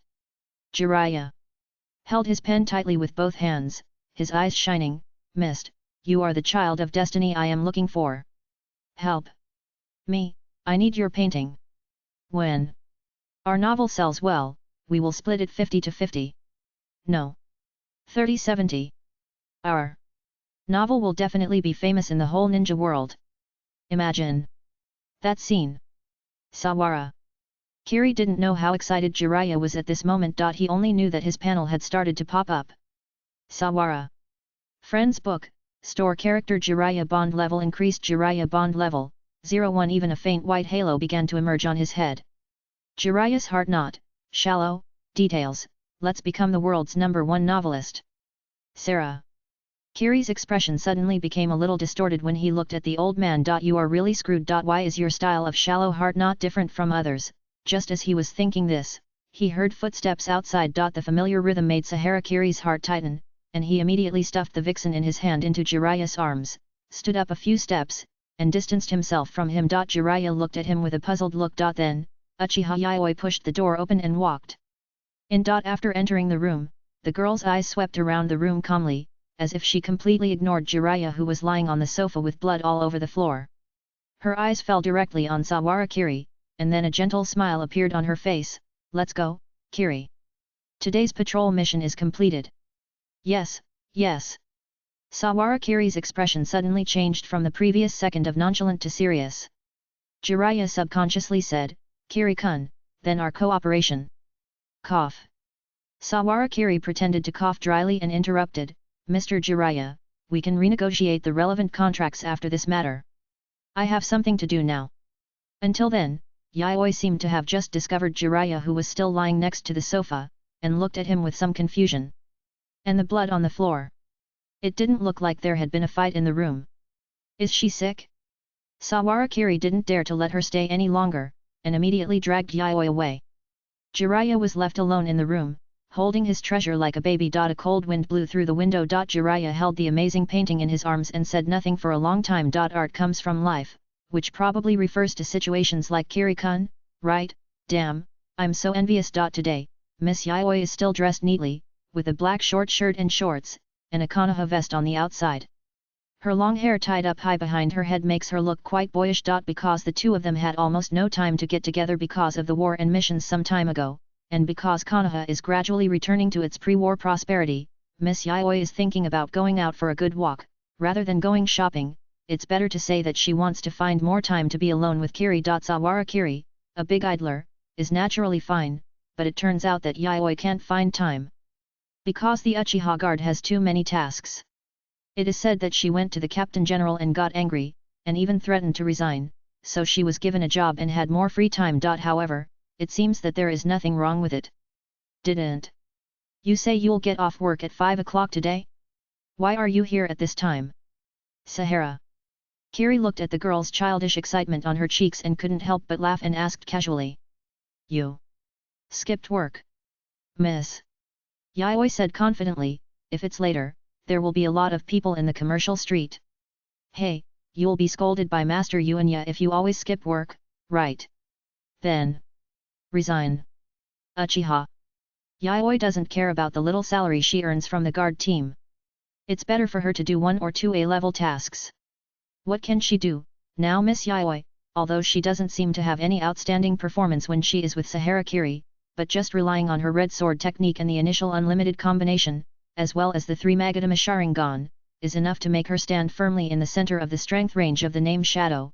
She can't even be considered the lowest level. Therefore, even within the Uchiha clan, her personal opinion should be taken seriously. Besides, she has a special connection with Sahara Kiri. Being too willful will make people talk behind your back. Just like me. Sahara Kiri was not justified but also very confident, setting a very bad example for Miss Yayoi. Who is talking behind your back? Uchiha. Yayoi noticed another key point. Who told you to pay attention to that? Sahara Kiri pouted unhappily, and when he glanced down, he seemed to notice something. Raise your hand. Miss Yayoi raised her hand obediently. Then, Sahara Kiri took out a tissue from her pocket and wiped the edge of her white index finger carefully, probably because she held the pen for too long, it was stained with some ink marks. Okay.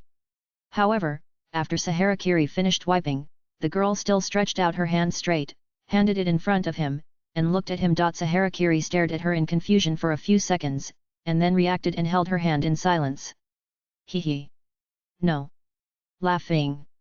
Although Sahara Kiri said so, Miss Yayoi still looked very proud, with the corners of her lips curled up, and she was led by him as if it was natural. It was good as long as it was like this. Uchiha Yayoi liked this kind of calm time, but she could hold his hand. Other people passing by the Hokage building were all used to it, and some even looked at the two of them with an anti-smile when passing by, causing Sahara Kiri to speed up a bit. On the contrary, Miss Yayoi seemed to completely ignore the eyes around her, and held his hand tightly, with a very proud smile.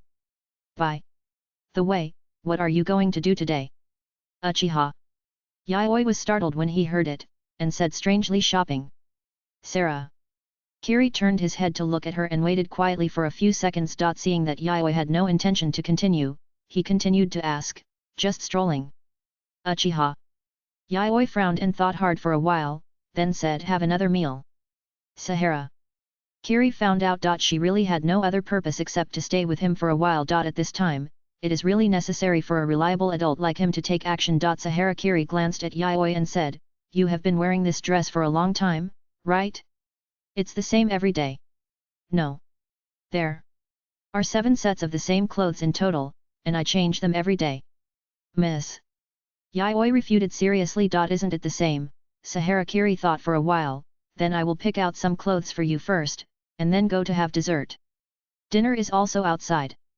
I have to tell Suiwai in advance. Uchiha Yayoi listened to half of it, and suddenly turned his head to look at him. It seems very skilled. Arrangements for the date. Almost. The moment the voice came out, Sahara Kiri felt a chill on his back, as if Suiwai was crawling. He turned his head and looked at Miss Yayoi in silence, and said very seriously, I thought about it for 3 days and 3 nights before I decided. Miss Yayoi looked at him with a slightly suspicious look. Really? Suspicious? Today's update, 2/4, Chapter 147. Study hard and make progress every day. 1W5, is this a woman's intuition? Sawara Kiri felt a little cold in his heart. If it weren't for the fact that all his life experiences were traceable and his emotional resume was basically blank, he felt that his own Miss Yayoi might really become a king of catching adulterers. Fortunately, Yayoi seemed to be just talking unintentionally. After a simple mention, she didn't continue to ask. The two of them strolled slowly in the village like ordinary lovers on the street. Compared to the deserted appearance during the war, there are a lot more pedestrians around now, and there is finally some popularity in the prosperous market. In the distance, dust can be seen rising from the location near the new city.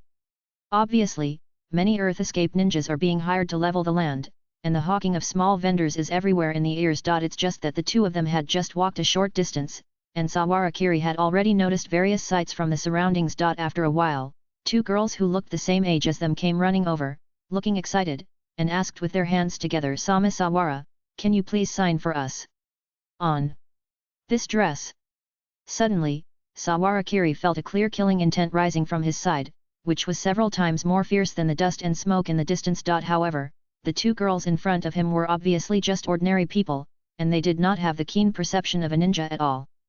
They did not notice the sight that came to their neck and heart, and still looked at him excitedly. Is this okay? On the shoulder. Yes. Thank you very much.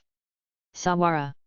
Kiri barely maintained a smile and quickly signed his name, then dragged Yayoi into the crowd farther away to avoid the increasing sight behind him. As for the joyful shouts from behind, he pretended not to hear them.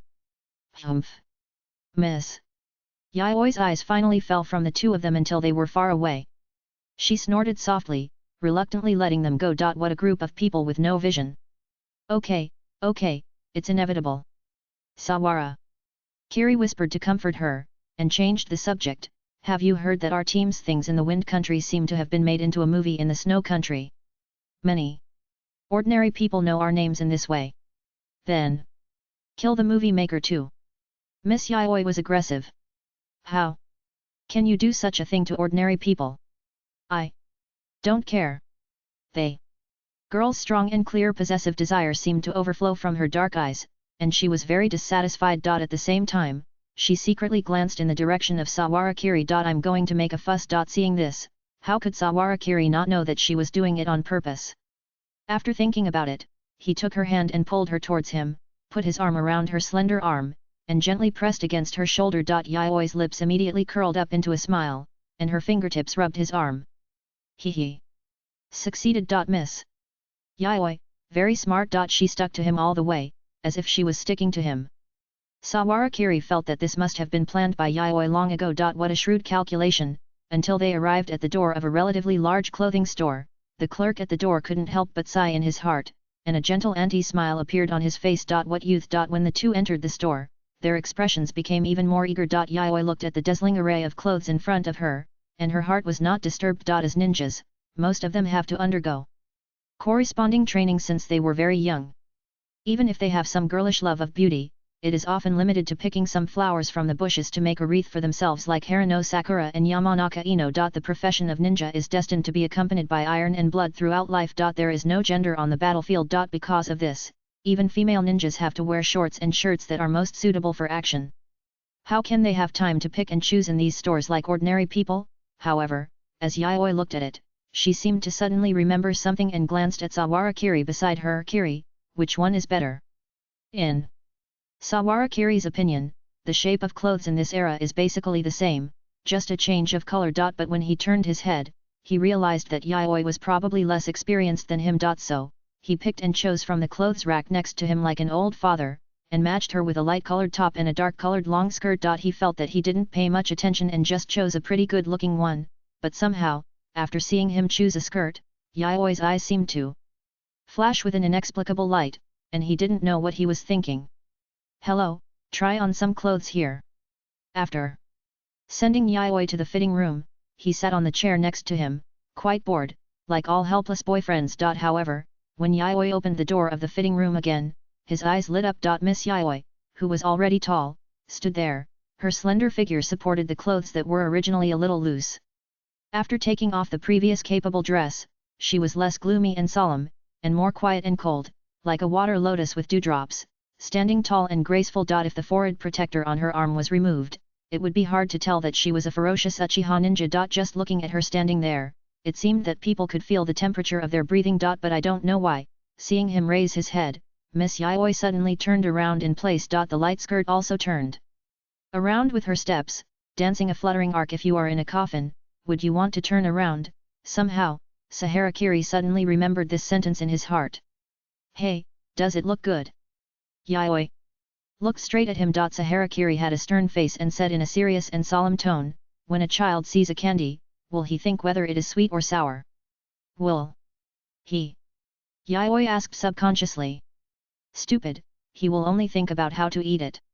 Sahara Kiri raised a finger and pointed like an experienced person. Miss Yayoi leaned over and moved closer to the mist sitting on the chair, and seemed to be able to smell the fragrance between her hair. Will Wu think so? Mr. Sahara raised his finger and touched the girl's forehead, pushing her away a little from the distance of being able to touch, and said calmly, I won't think about it at all. Eat first and then talk. Hey, it's really Wu's style. Miss Yayoi suddenly laughed out loud. When he raised his head, he suddenly attacked, opened his mouth and gently bit the tip of his raised finger, leaving a thin tooth mark as a mark. Sahara Wu was stunned for a moment. When he looked up, he saw the girl tilted her head and glanced at him, her eyebrows and eyes gathered into a curved arc, like a little fox who had just stolen honey. A little proud. Extraordinarily cute. If he didn't know that this guy was a yandere by nature, Sahara Wu would have felt that he was being deceived. However, when he stood up and followed, Miss Yayoi acted as if nothing had happened, and showed an innocent look. Is there anything else Kiri wants to try? Probably.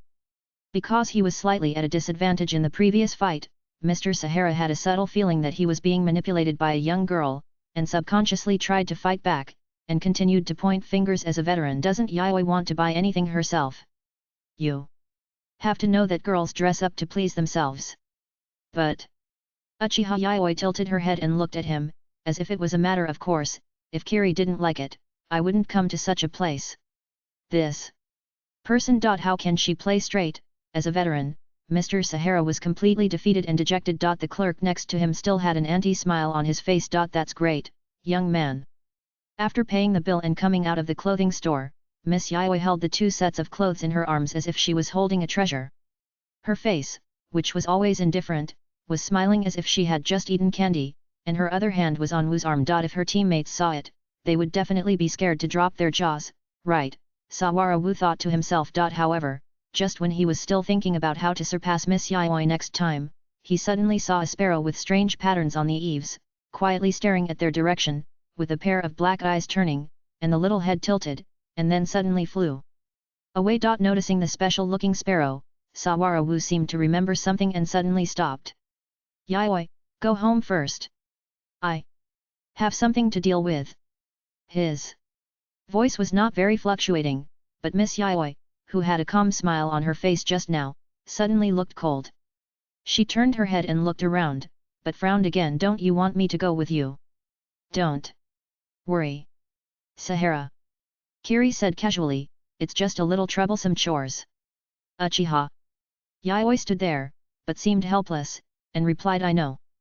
Ninja is such a profession. Even a small date always has some twists and turns. The subsequent plan was naturally ruined. Sahara Kiri jumped up and jumped onto a roof, and her figure quickly disappeared. Uchiha Yayoi looked at his receding figure, quietly standing there holding the clothes she had just bought, looking at the far distance beyond the roof. Unconsciously, the pair of dark eyes had turned scarlet. The black jade was spinning rapidly in the center of the pupil like a windmill. One could even vaguely see the fine black lines connecting different jades, but in the end, they suddenly broke apart due to lack of some kind of opportunity and split into 3 different places. But even so, the dark pupil power seemed to engulf the surroundings. Even ordinary people who could not sense chakra subconsciously avoided it for a few steps, squeezing out a circle of blank space in the crowd. Patience. The girl took a deep breath, barely suppressing the increasingly unstable emotions in the depths of her brain, and rubbing her temples with her fingertips. There were so many things that were annoying that people were at a loss, and they always appeared at such an unfortunate time. Damn it! Squeak. The faint grinding sound was drowned in the noise of the crowd and disappeared. Sawara Kiri naturally didn't know the little things that happened after he left. His figure followed the corresponding mist hidden code to avoid the sight of the surrounding Anbu, quickly passed a distance of several kilometers, and appeared in a remote corner. When he saw the figure staying there, his expression relaxed a little, and he put on a gentle but cold smile again. Lord Yagura, we meet again. However, this time, Yagura was no longer as rational and arrogant as before. He bowed slightly in the direction of Sawara Kiri, but his expression did not change at all. Lord Kiri, I have already started to implement what you told me before. However, the establishment of an intelligence network in Konoha also requires your cooperation. Sawara Kiri's smile remained the same, and he said calmly, before that, there should be other things, right? Yakura's voice stagnated, and then he took out a list from his arms and handed it to Sawara Kiri. This is the list prepared by my subordinates. After Sawara Kiri took it, he just took a simple look, and his expression became more gentle. At the top of the list, the names of Terumi Mei and the other 2 were listed. When will it arrive? It's already here, and we're waiting outside the barrier. Kuratsuki. Yagura's tone was calm, and he didn't show any ripples because of being a double agent. It seemed that he had already accepted his fate. Obviously, whether it was the analysis that Kujatsuka Yagura had made in Kirigakura or the series of actions after sending these Kirigakura seed players to Konoha, they were all the results of discussions with Sawara Kiri before. If Kujatsuka Yagura still had some luck in his heart after escaping back to Kirigakure, then at this time, Konoha has completely won the Second Ninja World War and has become the first country in the ninja world. He has completely stopped holding hope for the third Mizukage and others. Such a drastic change occurred outside, but the inside was still fighting each other. If it can still be accomplished, it is better to hope that Sawara Kiri will suddenly die tomorrow. Naturally, he chose another path. However, Master Kiri. After hesitating for a few seconds, Yagura Kyuji still said with some uneasiness, if there are any flaws in the hidden plan of my subordinates, will these children also be, at that time, they will be Konoha's ninjas. Sawara Kiri's tone was natural. In addition, regarding the issue of the intelligence network, I will also instruct another group of people to contact you. In the future, your actions will not involve these people for a period of time. Can you rest assured with this? His tone was still warm and considerate. Hearing this, Yagura Kyuji did breathe a sigh of relief. Thank you, Master. At this time, he no longer cared about what the village behind him would become. He only hoped that these seeds that had the hope of growing up could continue to exist, as the seeds of the former Kirigakure, and also the ninjas of Konoha. At least in his heart, the destruction of Kirigakure has become a foregone conclusion. At the same time, as Sawara Kiri becomes stronger and stronger, there should be more and more people like him, right? Yagura Kyuji still kept his head down, but this thought came up subconsciously in his mind. Sawara Kiri just nodded and looked at him calmly. Since you are relieved, bring them to meet me first. As for the identity issue, let me solve it.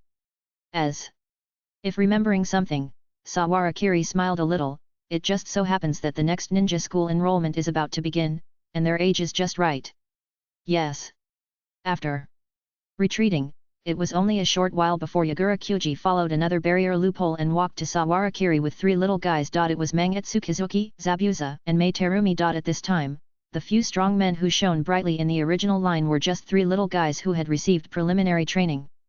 It was only because of their little talent that they became candidates for the reconstruction of the Konoha intelligence network in Kirigakure. Now, seeing the current strongest in the ninja world in front of him whose identity has been emphasized many times, their expressions are all tightly fixed, as if they are afraid that they will accidentally reveal the inexplicable thoughts in their hearts. Sawara Kiri's eyes swept over the three of them one by one, revealing a gentle smile, and took out 3 candies from his pocket and handed them to them, one for each person. Don't take more. They. Beauty on the side, who can already see some future appearance at a young age, was shocked when she heard the words, and seemed to be trying to muster up courage. Lord Lian Yu, is it poison? Sawara Kiri smiled and looked at them. Yes, it's a poison that can control your tongue. It's green apple flavor. Terumi Mei was secretly relieved when she heard the words. However, before she reached out, Zabuza took the candy first, peeled off the candy wrapper and threw it into his mouth. Swallowed it expressionlessly. Seeing that he was indeed fine, Mei Terumi also took one, and habitually held it in her mouth without swallowing it. Then, her cute little face suddenly wrinkled into a ball, and her facial features seemed to be squeezed together. Gulp. Super sour. Sorry. It's just a very sour candy. Sawara Kiri still had that smiling expression, looking at them calmly. Gulp. Mei Terumi's eyes suddenly widened with anger, but she still didn't dare to spit it out, and she just chewed it up with a crunch. Children are really fun. Until Mangetsu finally swallowed the candy. After that, Sawara Kiri withdrew his hand, with a sense of pride after a successful prank. However, the tension of the 3 children facing the super big man before was obviously dissipated at this time. Kuro Tachibana Yagura behind him covered his face helplessly. Okay. Seeing that the 3 children had an impression of him, Sawara Kiri restrained his expression and said softly, from today on, you are a member of the Konoha Ninja. All actions need to obey my command. You must not ask about any irrelevant events. Contact is one way and orders must be executed unconditionally. Do you understand? At this moment, the 3 children finally felt that they were infiltrating to carry out a top-secret undercover mission, and immediately responded in a low voice yes. Sawara Kiri nodded and ordered, then, the next is your first mission. They 3 children raised their heads together. Children always have some romantic fantasies about missions. Even if it was a spy, or an assassination that was certain to lead to death. Then, I heard Saharakiri smile and say, get into the ninja school. Then, study hard and make progress every day. 3. Little ones. Today's update, 3/4, Chapter 148 Help You, 2W, on the first day of the ninja school. The young Hotake Kakashi has already learned to wear a mask like a real ninja in his mind, covering most of his face. Only his iconic short silver white hair is still exposed. I don't know what the meaning of covering his face is. However, although he still lacks the aesthetic qualities of a ninja, Kakashi, who is already 5.5 years old, has already mastered the strength equivalent to that of an ordinary ninja. Under the guidance of his father, who is known as the White Fang of Konoha, and his own hard work. If there are no other accidents, he will probably take the first place in the ninja school for the next 6 years. I really don't know what the meaning of my dad letting me go to school is.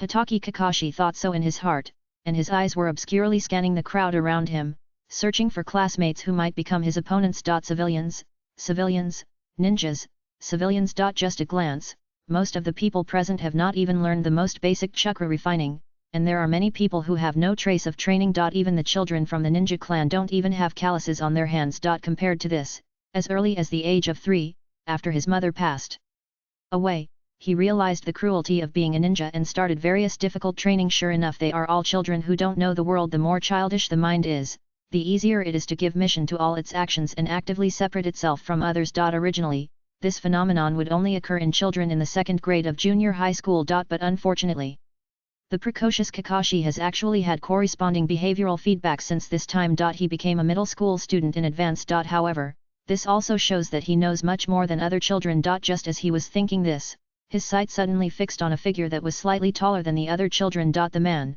like him, covered the lower half of his face with a bandage, and looked ferocious at a young age. What are you looking at? As if he was a little dissatisfied, after noticing the gaze from behind, Zabuza bared his teeth and glared at Kakashi fiercely. This reaction surprised Kakashi. Can you actually detect my gaze? The training marks on his hands and feet are obviously very light. Noticing this, Kakashi's gaze on him became heavier, and he took note of his appearance and body shape before turning to other people. It seems that this ninja school is not completely unnecessary. I don't know if it's because he found a like-minded person. Hotake Kakashi finally had a glimmer of expectation for his ninja learning career. After a while, a tall figure with long black hair appeared on the podium in the front accompanied by a whirlwind. Hotake Kakashi recognized the man. It was Lord Orochimaru, the Wind of Disaster, who was as famous as his father. It seemed that he was on duty today. It was a pity that Lord Orochimaru was born with a face that might not be popular with children. Just after he appeared on the stage for a while, before he had time to speak, Kakashi had already noticed that several children beside him were so scared that they couldn't even hold back their tears. Childish. He was not afraid at all. He was obviously an adult with a very deep theoretical foundation and worthy of respect. I really don't know what these idiots think. Do you still want to be a ninja with this level? However, compared to what he thought in his heart, Kakashi's subconscious avoidance of Orochimaru's sight and his gaze around seemed to better indicate his current psychological state. But unfortunately, since there are people with normal aesthetics, there are also people with abnormal aesthetics. Almost at the moment when Orochimaru appeared, Hotake Kakashi found that someone poked him quietly with his finger, saying, "Wow, Kakashi. Kakashi. That's Lord Orochimaru, so handsome. That whoosh just now." Although the kid behind him probably thought he had lowered his voice, Kakashi just wanted to press his head to the ground. At this distance, the adult would definitely hear it, right? When he turned around, it was indeed the idiot Uchiha Obito. At this time, the young Kenji was staring at the podium in front of him with his eyes beeping. His tone was very excited. "Keep your voice down, idiot!" Kakashi cursed in a low voice. But seeing that he didn't listen to advice at all, he couldn't help but cover his face. It's so annoying. If it weren't for the relationship with this guy, he probably wouldn't even bother to say that sentence just now. It's a pity that he knows more than just this idiot. Almost at the same time when Obito's muttering fell, another big-nosed kid beside him suddenly raised his hand and shouted courageously, "I want to be a ninja who can appear in a flash like Orochimaru in the future." Kakashi, who was standing next to him, felt his body stiffen. He turned his head with difficulty and saw that the person who spoke was the guy whose father evaluated him as "he may surpass you" during the entrance examination. Even Orochimaru's speech was interrupted for a second by this powerful announcement. Everyone around looked over at the same time. Obviously, Kakashi was also in the range of these gazes. Although he was not the focus of these gazes, Hatake Kakashi still had a burning illusion that his skin was peeled off and thrown into boiling water. The next moment, a series of laughter suddenly broke out from the queue of children. Skip a grade. Definitely skip a grade quickly. As soon as he saw this guy standing in the same class as himself, Kakashi seemed to be able to foresee that he would soon become the supporting actor in this idiot theater. It was simply unbearable. Only Might Guy himself was completely confused. Tisk. They are all idiots. Manzuki. Hojiki looked at this scene and curled his lips in a low voice. But his calf was suddenly kicked by Mei Terumi. He immediately reacted and pursed his lips tightly. They are now carrying out an S-level mission. However, the childish words of some children are obviously unlikely to have any impact on Orochimaru's speech. After enduring this period of time, Kakashi finally made it to the moment of entering the class. Finally, he didn't have to embarrass himself in front of the big shots. Hatake Kakashi is a guy with a strong self-esteem since he was a child. Although he was not the one who did those stupid things just now, he still got a hot face because he was involved. He is outside, representing his father's face. Just as he was thinking this, he saw the Chunin who had just entered the classroom looking at them kindly and said, "Hello everyone, I am Daisuke Harada. For the next 6 years, I will be the homeroom teacher of your grade 1A class. Let's start with self-introductions for the first class today. Everyone can talk about their names, hobbies, and dreams first. Let's start with this classmate."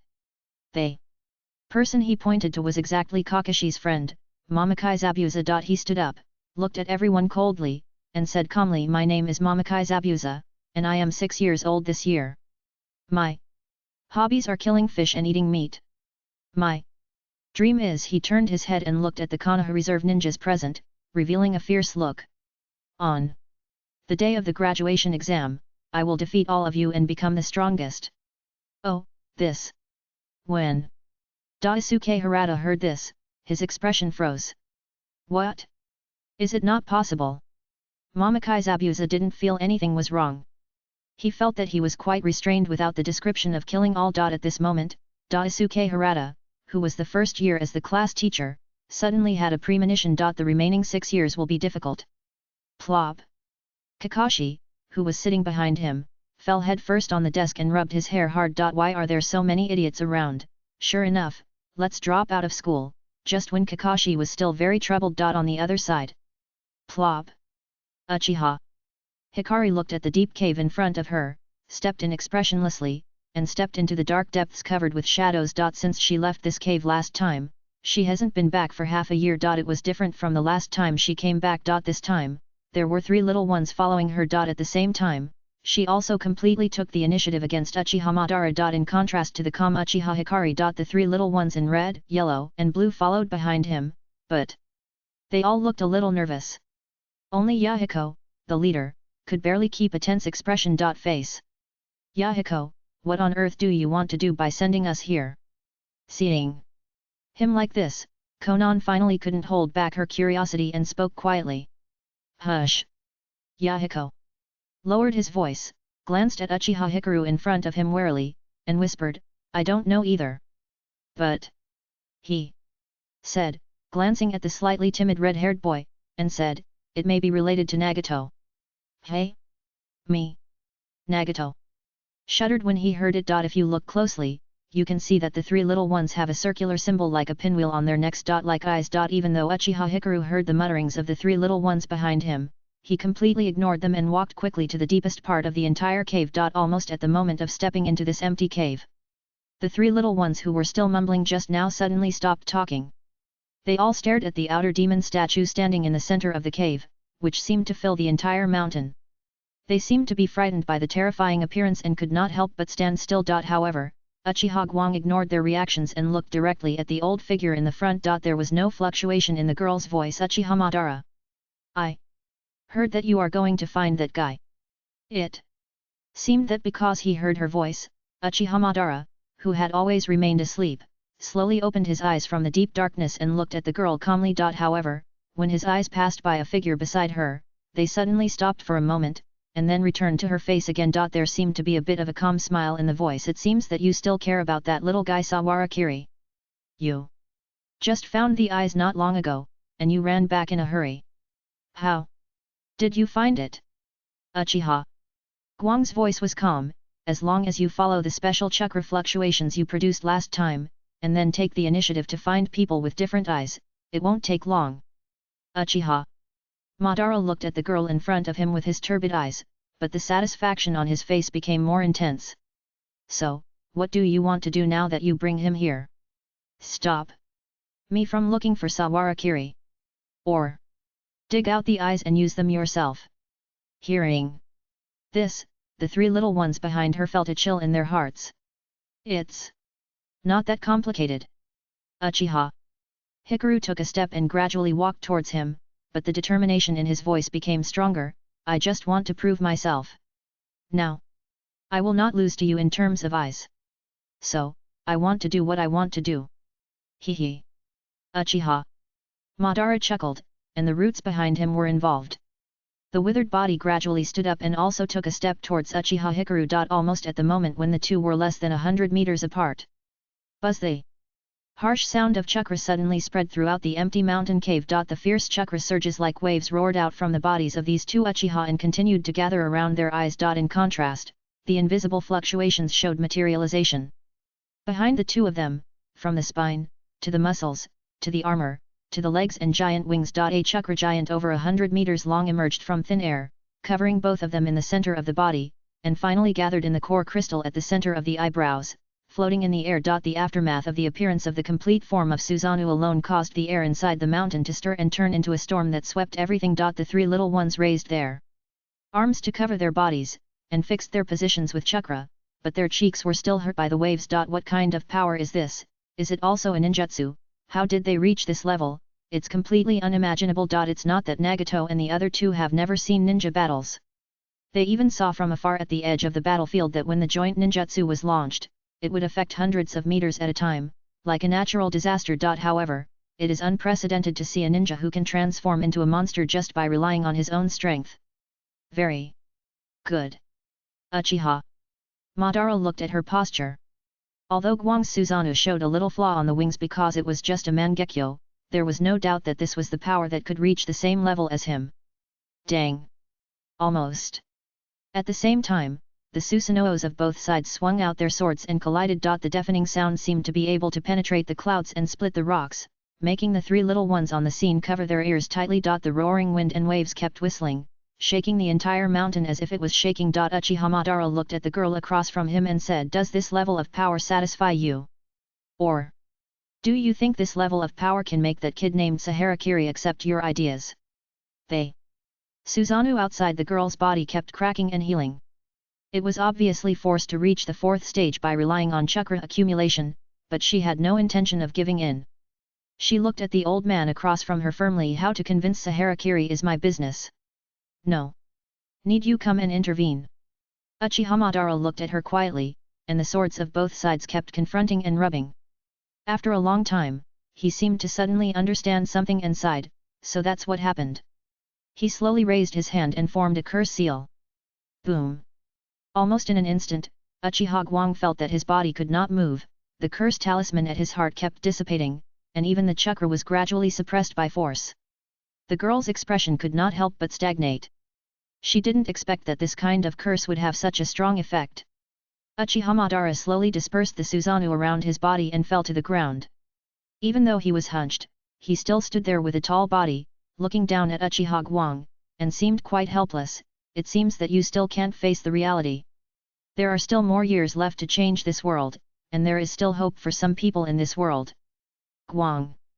In that case, I will help you one last time," he said, taking slow steps, without even looking at the three little ones, and walked out of the cave. The white Zetsu that had always been following him quickly covered his body. The originally hunched back gradually straightened, vaguely showing some of the shadow of Shura, who was invincible in the ninja world back then. Uchiha Hikaru looked at him in astonishment. "What do you mean, help her?" Today's update, 4/4, achievement achieved, 30 consecutive days of 10,000 word updates. It's really exhausting. Chapter 149 Preparation, 6K, the Land of Thunder, a remote town on the seaside. The merchants and guards who came from all directions, hiding their bodies and faces, quietly walked into the town under the cover of a group of people. and then went to various secret places under a series of agreed codes and went underground along the secret passage. It was not until she walked down dozens of meters and saw the central hall after several rounds of inspection that Jiaoluo took off the thick scarf around her neck and revealed her face. When Jiaoluo approached, the voices inside were quiet at first, and when they saw her face clearly, the people inside finally let down their guard. Everyone is here. In that case, let's officially start the meeting. The person who spoke was the current interim Hokage of the Land of Lightning, the two generals who are controversial in the entire Hidden Cloud Village. Now he looks a little paler than the last time they met, his cheeks are slightly sunken, and his eye circles are very dark. However, his voice is still steady and loud. Garuru, who had just sat down, turned around and saw that everyone present was just as the letters she received said, Ai, Tutai, Onaki, Yellow Earth, Red Stone, etc. Now with her side. The top leaders of the three countries of Wind, Thunder, and Earth are almost complete. All of them came for the Fire Country blockade written in the minds of the two generals. Of course, even the young Garuru knew that this name was just to make it sound better. The Wind and Thunder countries, which directly engaged in deep war with the Fire Country, were all defeated.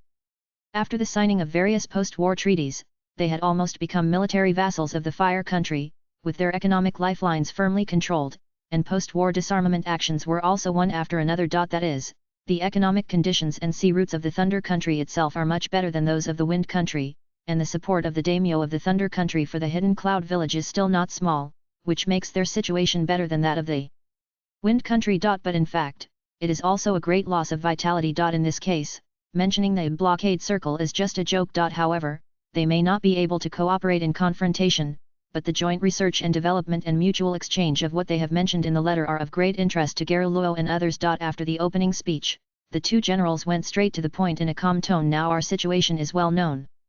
After the Second Ninja World War ended, Konoha's various industries began to suppress our countries. They continued to conquer cities and territories, collected large amounts of funds, and fed them back to Konoha village, forming a positive cycle. At the same time, Konoha village opened up secret techniques and established a high school for mass training of middle and upper ninjas. From the current situation, it can be seen that in just 20 years, Konoha will accumulate enough power to swallow up the entire ninja world. But unfortunately, most of the things they are doing now are beyond our reach. Listening to his words, everyone present looked heavy. In fact, this is indeed the case. When he failed to completely control all parties in the village and had the ability to suppress the entire village by himself, even the most prestigious Onoki could not learn from Konoha to establish a high-level ninja school. The former third Hokage had the opportunity to do this, but he is dead. The hot-tempered Onoki was already a little impatient after hearing half of it. He slammed the table fiercely, and a huge voice that was completely opposite to the words burst out from his short body. If you have something to say, just say it. If you have to fart, fart it now. I didn't come all the way here to listen to your nonsense. Almost. At the moment when he finished speaking, AI behind the two generals suddenly flashed with electricity, and the hair on his body stood up, making a crackling sound. AI. However, the two generals raised their hands slightly and signaled him to stop. Obviously, they did not take Onoki's words to heart. He continued, we all know that Konoha can now overwhelm everyone and achieve such results, all because of the monster-like young man Saharakiri. Now, he is only 16 years old, and he has such strength. If another 20 years pass, I am afraid that even the two of Senju Hashirama and Uchiha Madara combined will be defeated by him. Therefore, cooperative research and development, and sharing of what we have become our only way out. Garuru looked cold.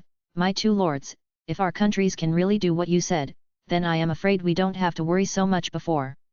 As early as the era of Sarutobi Hiruzen and Senju Tobirama, we should have divided up the land of fire. Just like last year, when we, the Wind Country ninjas, were fighting with Konoha in Kikyo Castle, the Thunder Country and Earth Country did not move, watching us exhaust ourselves until Konoha broke through the village. How do you want us to believe your sincerity? Hearing this, everyone present could not help but fall silent, and even glanced at each other with hostile eyes, which was quite tense. In fact, it was true. Before the appearance of Sawarakiri, the five major countries were hostile to each other and fought in chaos. Even on the eve of World War II, the Wind Country and Earth Country had fought fiercely in the Rain Country, but in the end, they were unable to divide the country because of the troublemaker Konoha and the existence of Hanzo Yugakure. Is it Really realistic for the ninjas who were enemies not long ago to suddenly shake hands and make peace. This is the significance of our meeting this time. The two generals were calm, not paying any attention to the complicated looks from the people around them, and looked directly at Onoki and Garuru. It is not worth expecting overall peace between villages. Even if we can do it, Konoha would not want to see such a scene. I believe you two understand this. However, limited cooperation in certain special fields can be tried. Especially in developing weapons against Sawarakiri, this is in the common interests of all of us. I'm sure you two won't object, right? Onoki was silent for a while, then said, so far, the land of Earth has never fought Sawarakiri head-on. Relatively speaking, you two little guys should know him better. Is he really as scary as you say? The two Tsuji and Garuru were silent. This question is really hard to describe to you. Seeing this, Onoki said to himself, if my dust release cannot break through the rumored invincible defense, then the Hidden Rock Village will not hesitate to cooperate with you. Of course, this depends on what price you can pay. The boastful look made him treat the two defeated nations as his subordinates, and he didn't care about the content of the cooperation at all. But both the two Saoshu and Garuru could see that the old man was just trying to get bargaining chips for the next cooperation. Onoki's shrewdness is well known in the ninja world. After seeing the battles of Sawarakiri that were built with countless lives, he couldn't say such stupid things for no reason. Garuru's temper was also not good. He sneered when he heard it. If Senior Onoki is willing to fight Sawarakiri head-on, we would be happy to see it. We just hope that he doesn't lose his life in vain and get nothing. You girl. Onoki's eyes twitched. However, he had no intention of continuing the topic of confronting Sawarakiri. Obviously, he was just testing the waters. Relatively speaking, the two general managers' words seemed much more down to earth. Regarding the research projects targeting Sawarakiri, our Thunder Country Research Department has temporarily listed several items.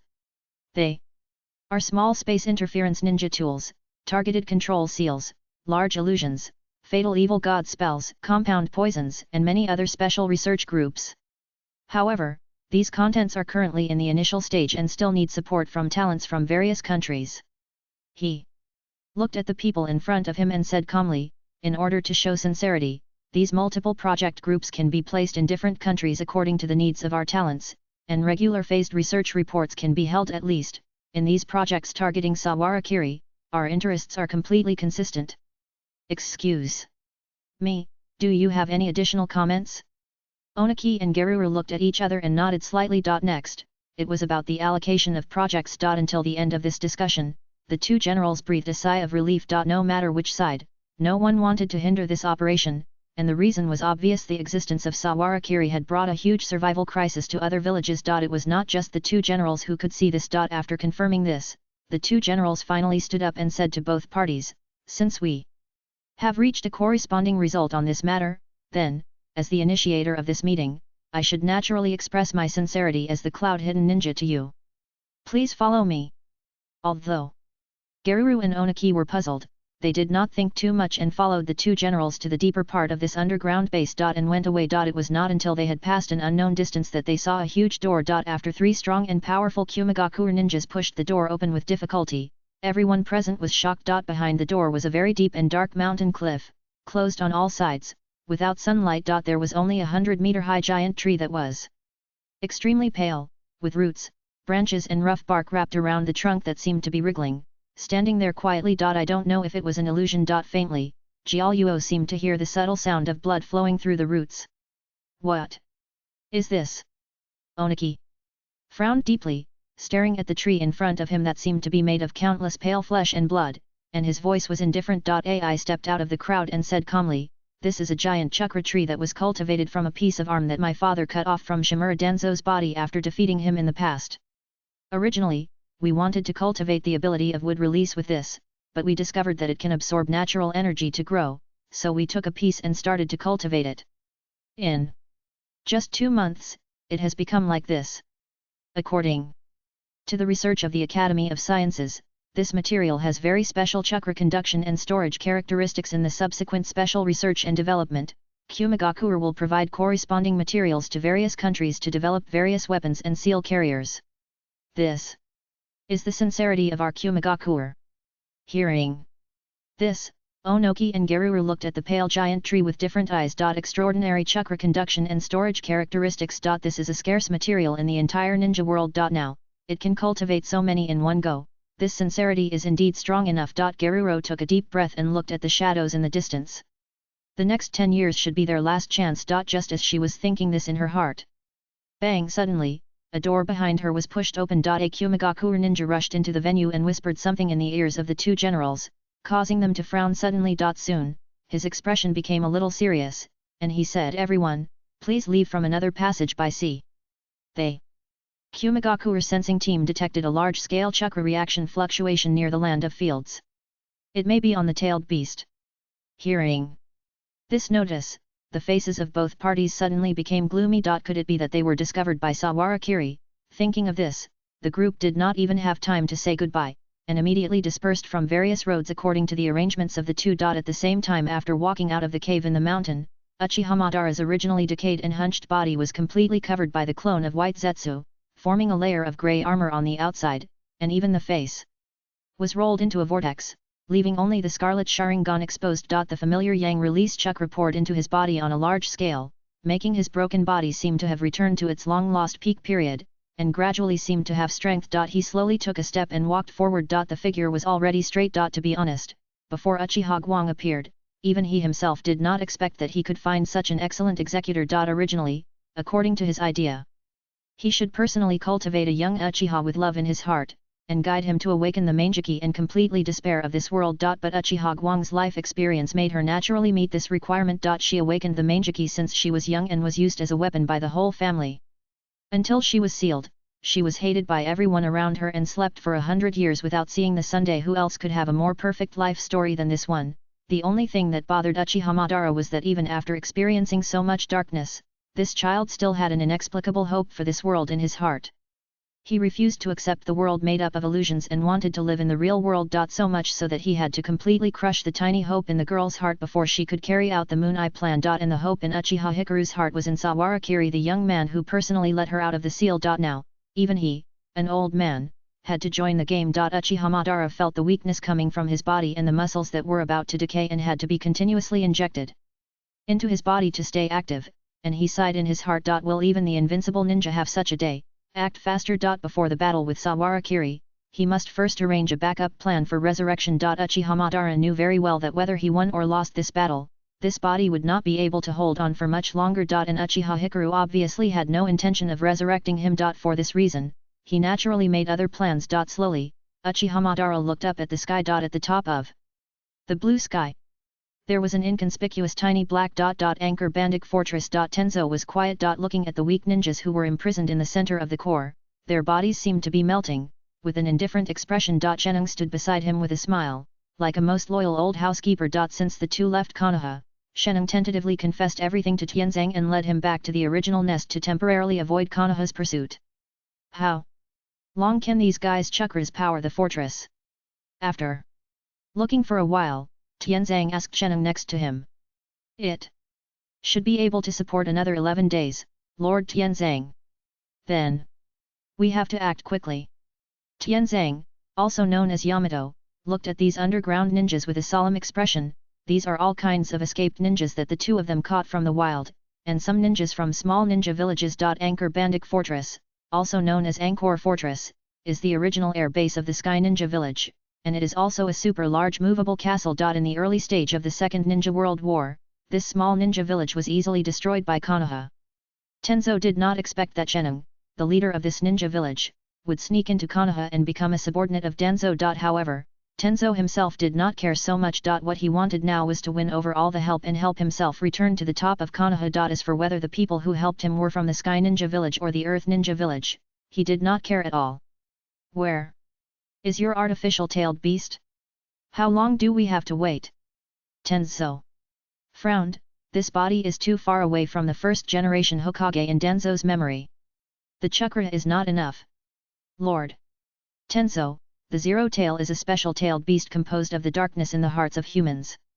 This process alone may take several years to wait. Sheneng's expression was obviously helpless. For this reason, we, the remnants of the Sky Ninja Village, have not opened this fortress for a long time. Damn it! Tenzo cursed in a low voice. His plan is not just a fortress and this wood escape that can be completed. According to the information obtained by Danzo, that Sawarakiri is clearly a monster that completely surpasses the first generation Hokage. If he wants to kill him, even if all the secrets in Danzo's memory are discovered and combined together, he doesn't know if it will be enough. Wood escape, Zero Tail, Mangeki Sharingan, the legendary immortal body of the land of hot water. Wait a minute, the darkness in people's hearts. As he was thinking, he seemed to suddenly remember something and pressed his hands on his temples. If I remember correctly, did the witch of the ghost country also seal a monster that used the darkness in people's hearts? What was the name of that guy? While thinking in his mind, he slowly walked from the core control room to the deck, facing the howling wind in the sky, looking straight into the distance. It was not until he thought for a long time that he suddenly remembered the name. Wang Liang. However, almost at the same moment when he blurted out the words, the figure, like a meteor, broke through the clouds at an extremely fast speed, drew an arc at the edge of Sheneng and Tianzang's perspective, and landed on the sky fortress with a muffled bang. The entire sky fortress was like a scale that was pressed down, and suddenly began to tilt to one side, making a series of subtle creaking sounds that were unbearable. The large pieces of debris on the deck were swept towards one place by the inertia of the tilt. And even the air ninjas on the deck were shaken. Who is it? Tenzo suddenly widened his eyes and turned his head towards the direction where the voice came from. Almost at the same time as the voice fell, he had completed the seal in his hands. Wood release, explosive gun tree. They continuous branches were like fine spears, struggling out from under the deck, piercing from all directions at a high speed towards the direction where the figure fell, and bursting into continuous empty sounds in the air. However, the figure seemed to completely ignore the tree trunks that pierced his clothes. The crouching figure suddenly jumped up, and in just a flash, he had already shot in front of Tenzo. Wood release, great forest technique. When Tianzang saw his agile movements in dodging the branches, he realized that this was a powerful enemy that was absolutely difficult to deal with. He suddenly stretched his arm forward, and countless winding trees suddenly grew on his entire arm, surrounding the dark figure, as if he would completely swallow him up in an instant. But even in the air, the sensitivity of the dark figure was still far beyond the imagination of ordinary people. With a slight roll of the abdomen, the whole body turned several circles in the air. At the same time, his body was suddenly surrounded by circles of dark blue bones, and the giant-like arm swung a sharp gust of wind in the direction of Tianzang. Bang! In an instant, countless tree trunks growing from Tianzang's arms were cut off. Almost subconsciously, Tianzang rolled on the ground and retreated several steps, and immediately formed a seal with his hands. This time, before he could finish the seal, the figure shot out like an arrow, and the hand stretched out suddenly twisted around Tianzang's neck, lifting him up in the air, and immediately interrupted his seal. Tianzang was stunned. He never thought that he had inherited all of Danzang's knowledge and mastered this body. How could he be defeated so easily by a strange guy with the power of wood release? What kind of power is this? Sawarakiri? No, his moves are not like that. What was the skeleton just now? Suzano. Tenzo uttered a word with difficulty. Oh, you have quite a good idea. Under the pale vortex mask, an old and hoarse voice sounded indifferently. As a reward, you will take the responsibility of helping me to revive. What do you mean? Before Tenzo could figure out what he meant by this sentence. Suddenly, Uchiha Madara had already stabbed his heart with one finger. Puff. 1. Update today. Yesterday's update burst made all the manuscripts go out, but I didn't expect to work overtime today and almost failed. OT2 Chapter 150 Attack, 6K. A group of 3 people walked on the trade road between the two countries of earth and fire. The trees on both sides of the road were lush and the sun was shining. The footsteps stepped on the road paved with dead leaves and branches, making a slight rustling sound. At this moment, Sheneng felt that his luck was really bad. He just wanted to find a suitable agent, train him well, and then use his power to destroy Konoha and avenge his own destruction. How could he suddenly get involved with such a peerless villain? He looked forward and looked in front of him. He saw a tall figure covered with pale coverings, carrying an Uchiha fan on his back, moving forward. As for Tianzang, he followed behind him carefully. Just this obscure look caused the tall figure in front to glance at him lightly, and Sheneng immediately lowered his head again and followed carefully and quickly. In fact, there was no way not to follow. After Tianzang, the same talisman was planted in his heart, and a series of corresponding orders were also issued. There was even a ball of that white flocculent stuffed in his ear, which would occasionally talk to him. As for Tenzo, he was even less reliable. Behind Uchiha Madara, Tenzo didn't say a word, and he completely lost the high-spirited look he had when he was standing on the deck before. He became humble and didn't even dare to breathe. In fact, Tenzo was helpless. At the moment when the tall figure took off the mask, although decades had passed, relying on Shimura Danzo's memory, he still saw the identity of this guy at a glance. The Shura of the ninja world, Uchiha Madara. In the past, Danzo had pursued the power of Hashirama's cells, and when he faced this level of strong man in person, his attitude was so humble. Almost at the moment he saw him, Tenzo lost all thoughts of resistance in his heart. It must be said that Shimura Danzo is essentially an extremely cowardly person. Thinking so in his heart, Tenzo put all his pot on Danzo. The three of them were about to break into Konoha's defense zone, so Sheneng whispered to remind them, Lord Madara, Konoha's defense troops are ahead. Excuse me, should we go around them? Being able to risk his life and speak for the Sky Ninja village alone, Sheneng was naturally a brave and resourceful man. While he was talking, he had already begun to think about how to persuade the other party with Konoha's current military force. It is already the post-war period, and development is the hard truth. However, Uchiha Madara was a little more energetic when he heard his words, and his voice was hoarse. Have we arrived yet? The moment he heard this, Sheneng suddenly had an ominous premonition in his heart. He subconsciously said, Lord Madara, what are you going to do? Uchiha Madara seemed to be a little puzzled and turned his head to glance at him, and said as a matter of course, we will go in. Sheneng and Tianzang felt nervous. There were thousands of ninjas deployed for defense. Unfortunately, Uchiha Madara ignored their little thoughts and strode forward. His thoughts were actually very clear. Since he wanted to kill Sawarakiri and clear some obstacles for his future cause, he naturally had to go all out. And to ensure that there was no interference during the battle between the two of them, they had to first clear out the high-ranking officials of Konoha and create an environment for them to fight independently. The only place where the high-ranking officials of Konoha gathered was Konoha village. Therefore, they had to lead Sawarakiri away and create an environment for themselves to clear the dust. Would release, would clone. He thought so and formed seals with his hands. Then, he saw a figure exactly like him, leaving his body and standing there quietly. So much chakra should be enough to delay for a while. Uchiha Madara looked around and nodded calmly, let's go and make a big fuss. The wood clone nodded and immediately rushed towards the defense area in front. Tianzang and Sheneng behind him were both stunned. However, Uchiha Madara did not give them time to be stunned, and said, we have to speed up the next journey. Without waiting for the two to react, he had already led the charge forward. Boom! After a while, a deafening explosion was heard from the distant Konoha defense zone. The shouts of killing, the explosions of ninjutsu, and the various commands of the crowd gathered suddenly filled the entire defense zone, and dust and smoke rose everywhere. At this time, who else dares to come to the land of fire to cause trouble? After receiving the news that a powerful ninja was attacking the border of the land of earth, Sawarakiri quickly received an order and led a squadron of 60 people to the border defense zone. Only when he was on the road, he didn't know the identity of the attacker. The Second Ninja World War has just ended, the Akatsuki organization has not appeared yet, and the villains in the movie have never been heard of going to the border of Konoha to fight, and the tailed beasts of other countries dare not go out without permission. What's more, he has already changed history. The Land of Fire has become the absolute victor of this war, and his name has spread throughout the ninja world. Which kind of scoundrel dares to come here to cause trouble? Are you tired of living?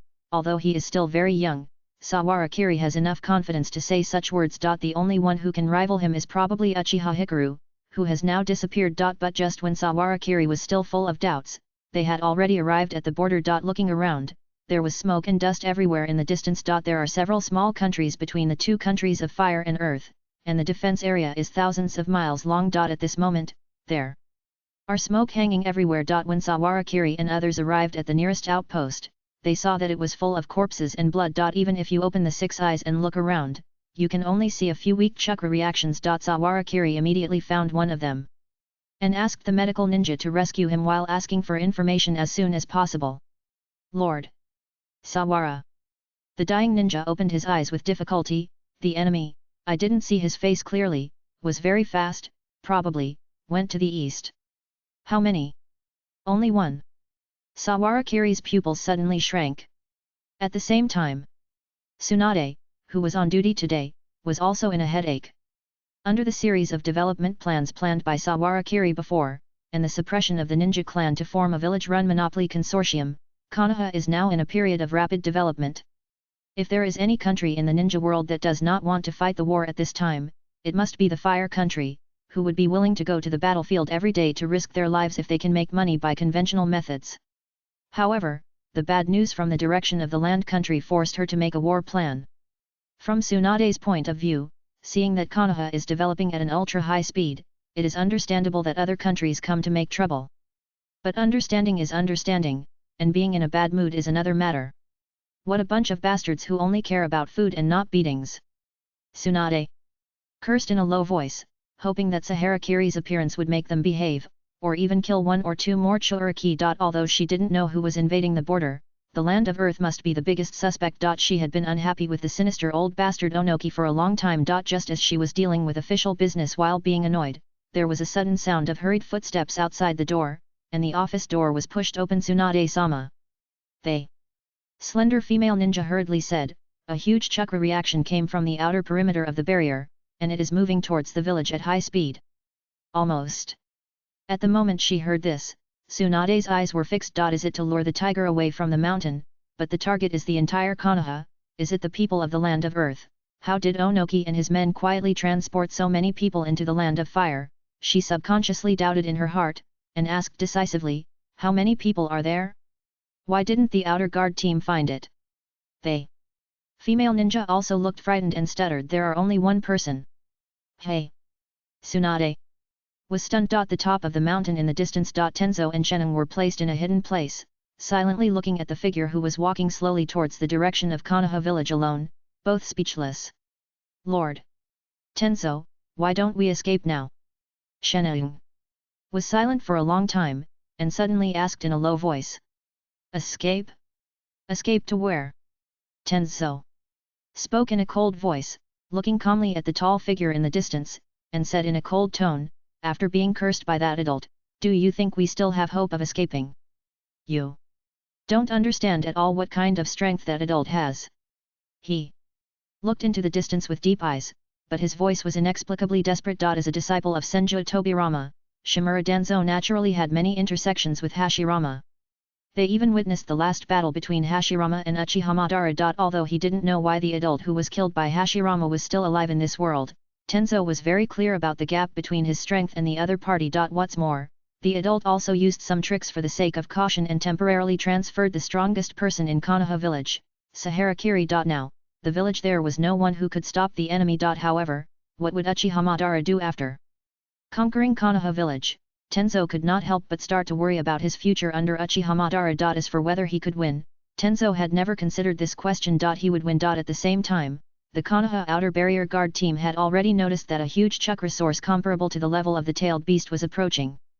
At this time, they all began to gather around the Konoha side wall, and at the same time dispersed the caravans and civilians around the gate, and evacuated the villagers into the air raid shelter. However, when they saw that there was only one enemy, they were all stunned. However, perhaps because many people had witnessed the upper limit that Sawarakiri could reach, most people did not take it lightly because of the number. When they noticed that there was a huge chakra approaching, Hitaki Sakumo, who was already guarding the door, stepped forward, blocking the door with a single sword, and behind him were dense figures. Faintly, you can see a masked kid who skipped class and ran out from the roof in the distance, taking out a telescope and looking at the figure opposite. Is that Kakashi's father? I heard he is a strong man named Konoha White Fang. Uchiha Obito's little face was pressed against Kakashi's face, staring with big eyes and rubbing his telescope to look into the distance, chattering non-stop. Oh! So amazing! I want to be a strong man like that in the future. Might. Guy squeezed on the other side, squeezing Kakashi's round and tender face flat, making his dead fish eyes more obvious. Why are you guys here too? Didn't I tell you to go to the air raid shelter?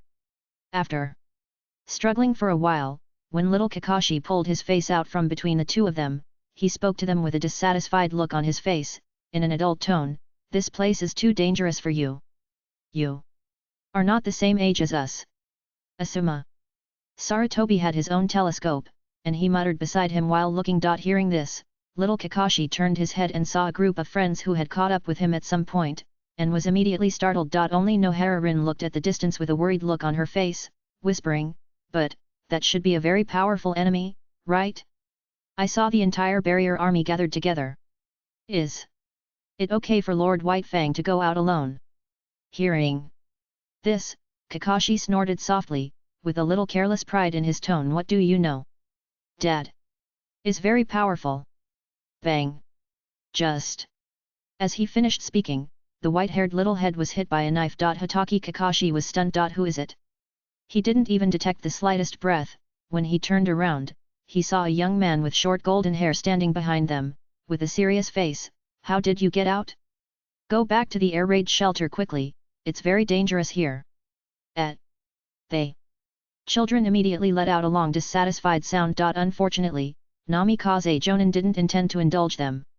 He quickly drove the group of children away and then went to the door himself with a very serious expression. He was a very good perception ninja, and could clearly sense the terrifying chakra coming from the other party. There was no end in sight. How could such monsters be everywhere? At the door. Hatake Sakumo had already drawn his short sword, looked at the other party calmly, and said in a cold voice, "Who are you?" No wonder he was so nervous. At this time, the chakra wrapped in extreme malice coming from the other party had completely proved that the other party was an enemy, not a friend. Even though there were thousands of ninja troops behind him, Hatake Sakumo still had a terrifying illusion that his hair stood up all over his body, as if the blade had been placed on his neck. The figure on the opposite side had no intention of stopping at all, and walked leisurely over, slowly pulling out the round fan. Behind him. The scarlet eyes covered by the pale shell swept across Hatake Sakumo in front of him and swept to the thousands of ninja soldiers behind him. He was not the only strong man among them. Tsunade and other 3 ninjas were all present. This level of chakra could not be underestimated by anyone. "It seems that everyone is here." The tall figure spoke indifferently, as if he did not take the people standing in front of him seriously at all. His voice was hoarse and flat. "It is much more convenient." Almost at the moment when the voice fell. Hatake Sakumo's eyes condensed, and his figure suddenly flew out close to the ground, like a trace of ink across white paper, and the white fang short knife in his hand was wrapped with pure wind chakra like jade. Step forward and draw the knife. Uchiha Madara held the round fan in his hand horizontally, just blocking the middle of the pure white knife path. Zhang! The blade and the round fan intersected, and a clear sound of metal clashing was heard. The broken wind chakra spread out in all directions, forming a circle of ripple-like lines, easily tearing apart the giant trees on both sides of the road. The cross-section was smooth. Hatake Sakumo's pupils shrank. The visitor praised, "Not bad." The next moment, he saw the fan in his hand waving violently, and the irresistible force immediately engulfed Hatake Sakumo's body and floated in the air, spinning in the air. Landing while spinning. However, before he could stand up again, he saw Uchiha Madara had already shot out at a speed as fast as an afterimage, and the round fan in his hand chopped down vertically like a giant axe. Hatake Sakumo twisted and rolled half a circle, avoiding the round fan. The exploding soil debris flew out like bullets. The clear blade seized this brief opportunity to stab straight, but an arm suddenly stretched out from the smoke. With a snap, it easily grabbed Sakumo's wrist. Uchiha Madara's hoarse voice came out from the smoke, and there was still no ripple in his tone. "But you are not qualified to stand in front of me." Without waiting for Hatake Sakumo to react, a kick suddenly flew up and hit him in the abdomen. His eyes seemed to bulge out of their sockets, making him shoot out dozens of meters away like an arrow from a bow. At the same time, Tsunade on the side wall immediately frowned and gave the order, "Attack." In an instant, the densely packed figures on the side wall suddenly charged towards the direction of the figure. However, facing the thousands of Konoha ninjas in front of him, Uchiha Madara treated them as insects and ants, and trampled forward without hesitation. His pace changed from slow walking to fast walking, and then to running. His speed was getting faster and faster. Until the end, he crashed into the crowd. The Konoha ninjas blocking him seemed like countless fragile building blocks in front of him. Just a push sent countless people flying straight into the air. The old body relied on the external white Zetsu armor to input a steady stream of yang release chakra, and the heart that was about to rot seemed to turn bright red again under the beating blood, providing the body with endless power. With the initial momentum, he rushed into the crowd, and the round fan in his hand split a path forward like a giant axe. The Konoha ninja in front of him tried to swing a knife, but his wrist was pinched in midair before he could drop it. His hand swung and folded with a crisp sound, and then it spun like a roulette wheel, sweeping past the figures surrounding him from behind and crashing into a group, and then suddenly raised his foot and kicked them away. The shuriken shot in the air had not had time to touch his body, and he dodged it sideways by hearing the sound and positioning, but his body shot to another place, and suddenly stabbed the opponent's kunai into his own abdomen. The round fan in his hand was erected behind his back to block the ninja sword of another person, and then it was swung up, rolling out the figures of several people. Uchiha Madara's figure also rushed out with the violent wind and waves, piercing into the center of the enemy group like a sharp knife, and set off a miserable wail with an unstoppable momentum. Swoosh almost. At the moment when his figure floated in the air, a trident-shaped special kunai suddenly emerged from the blind spot of vision. Before the other party had time to turn around, a golden figure suddenly appeared. At the same time, a ball of chakra was condensed in his hand, spinning at high speed. Flying Thunder God technique, Raise Nan. Boom. They. Powerful bombardment swept down, but Uchiha Madara, who was floating in the air, twisted his body with his waist strength at this moment and avoided the attack in the air. Then, the huge fan in his hand swept half a circle and slammed between Minato Namikaze's waist and abdomen. The blonde young man passed over the crowd like a meteor, and the uncontrolled Raise Nan in his hand also fell to the ground, exploding a huge hole. Taking advantage of the change in the situation in an instant, Uchiha Madara immediately jumped out of the crowd and formed a seal with his hands. Fire. Style, Great Fire Extinguishment. They. Blazing flames sprayed out of his mouth like a tide. The extremely high temperature ignited the surrounding trees with just the aftermath.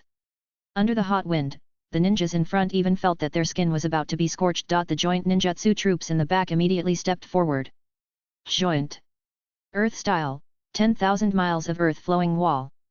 At that moment, the fire and earth collided with a loud bang, making a violent sound like piercing the clouds and cracking the rocks, and a line of fire that ran through several kilometers was torn on the road in front of the main gate of Konoha. All the ninjas present stared blankly at the scene that looked like a natural disaster in front of them. There was only one person on the opposite side, but he fought with the momentum of an entire army. Even the several meter thick 10,000 miles of earth flowing wall that blocked them seemed to be scorched and cracked by the flames, and the spreading storm made them retreat uncontrollably. Even the tailed beasts were no more than this, right, just as the wall in front of them was about to break, everyone was watching the scene in front of them quietly. Behind them, a figure suddenly emerged from the crowd. The seals in his hands were completed. Senjutsu Earth. Escape Yellow Spring Swamp. Almost. At the moment when the voice fell, the mud flow suddenly engulfed the earth wall in front of them that was about to crack, and went straight to the direction of the sea of fire, engulfing the flames with countless mud. Everyone looked in the direction of the figure. Then, they saw Jiraiya standing there quietly. On both sides of his shoulders, there were two toads, one male and one female. Even Jiraiya's face showed toad-like horizontal growth, with faint spots. Beside Jiraiya, there were Tsunade and Orochimaru. Sorry, ready. It took some time to prepare the chakra of the senjutsu. Jiraiya said in a steady voice, who is this guy? Tsunade. And Orochimaru did not react, but looked at the man in front of them with a serious expression. Although the battle did not last long, the figure just now still inexplicably reminded them of an old friend who should only exist in legends. Boom! The mud flow stopped in front of the figure and was completely burned into charred carbon. Uchiha Madara stepped on it, making a small crackling sound under his feet, and looked at the three ninjas with a pair of scarlet eyes, and said in a flat tone, "Oh, senjutsu? It's really nostalgic. Damn, after achieving the achievement, I felt like the energy was gone, and I couldn't get up when I went home and lay on the ground." OT2 Chapter 151 Scare Meth. Autumn wind was bleak, sweeping away a thin wave on the dusty battlefield, clearing a space for everyone. Uchiha Madara still stood there quietly, looking at the three little guys in front of him. Obviously facing the three famous Konoha ninjas in the ninja world, he stretched out his hand to the three of them as if teasing a cat or a dog, and waved casually, "Come."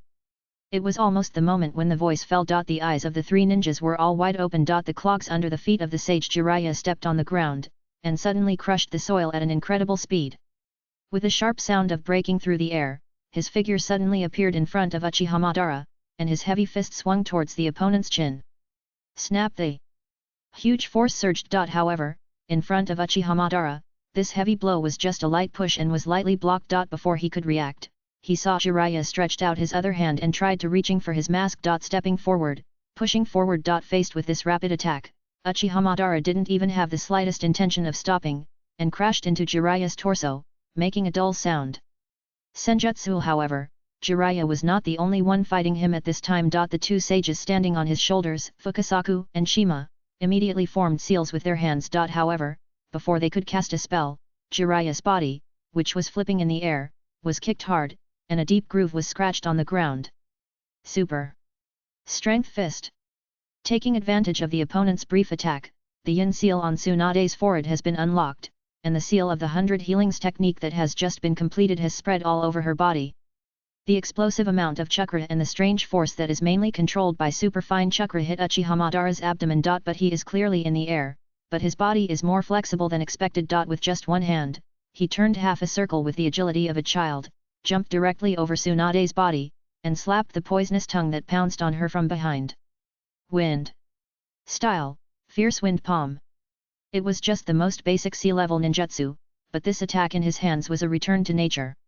With a large amount of chakra infused, the violent wind and waves immediately blew countless poisonous tongues in the air and danced finely, and even Orochimaru, who was rushing like a snake behind him, could not help but stagnate.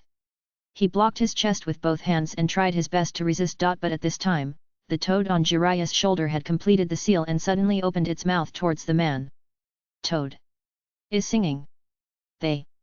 Rare fairy magic that uses sound as a carrier froze the opponent's figure for a moment. Unfortunately, it was only for a moment. Almost at the same time when the figure was fixed, Uchiha Madara's hands had completed the seal. What's the noise?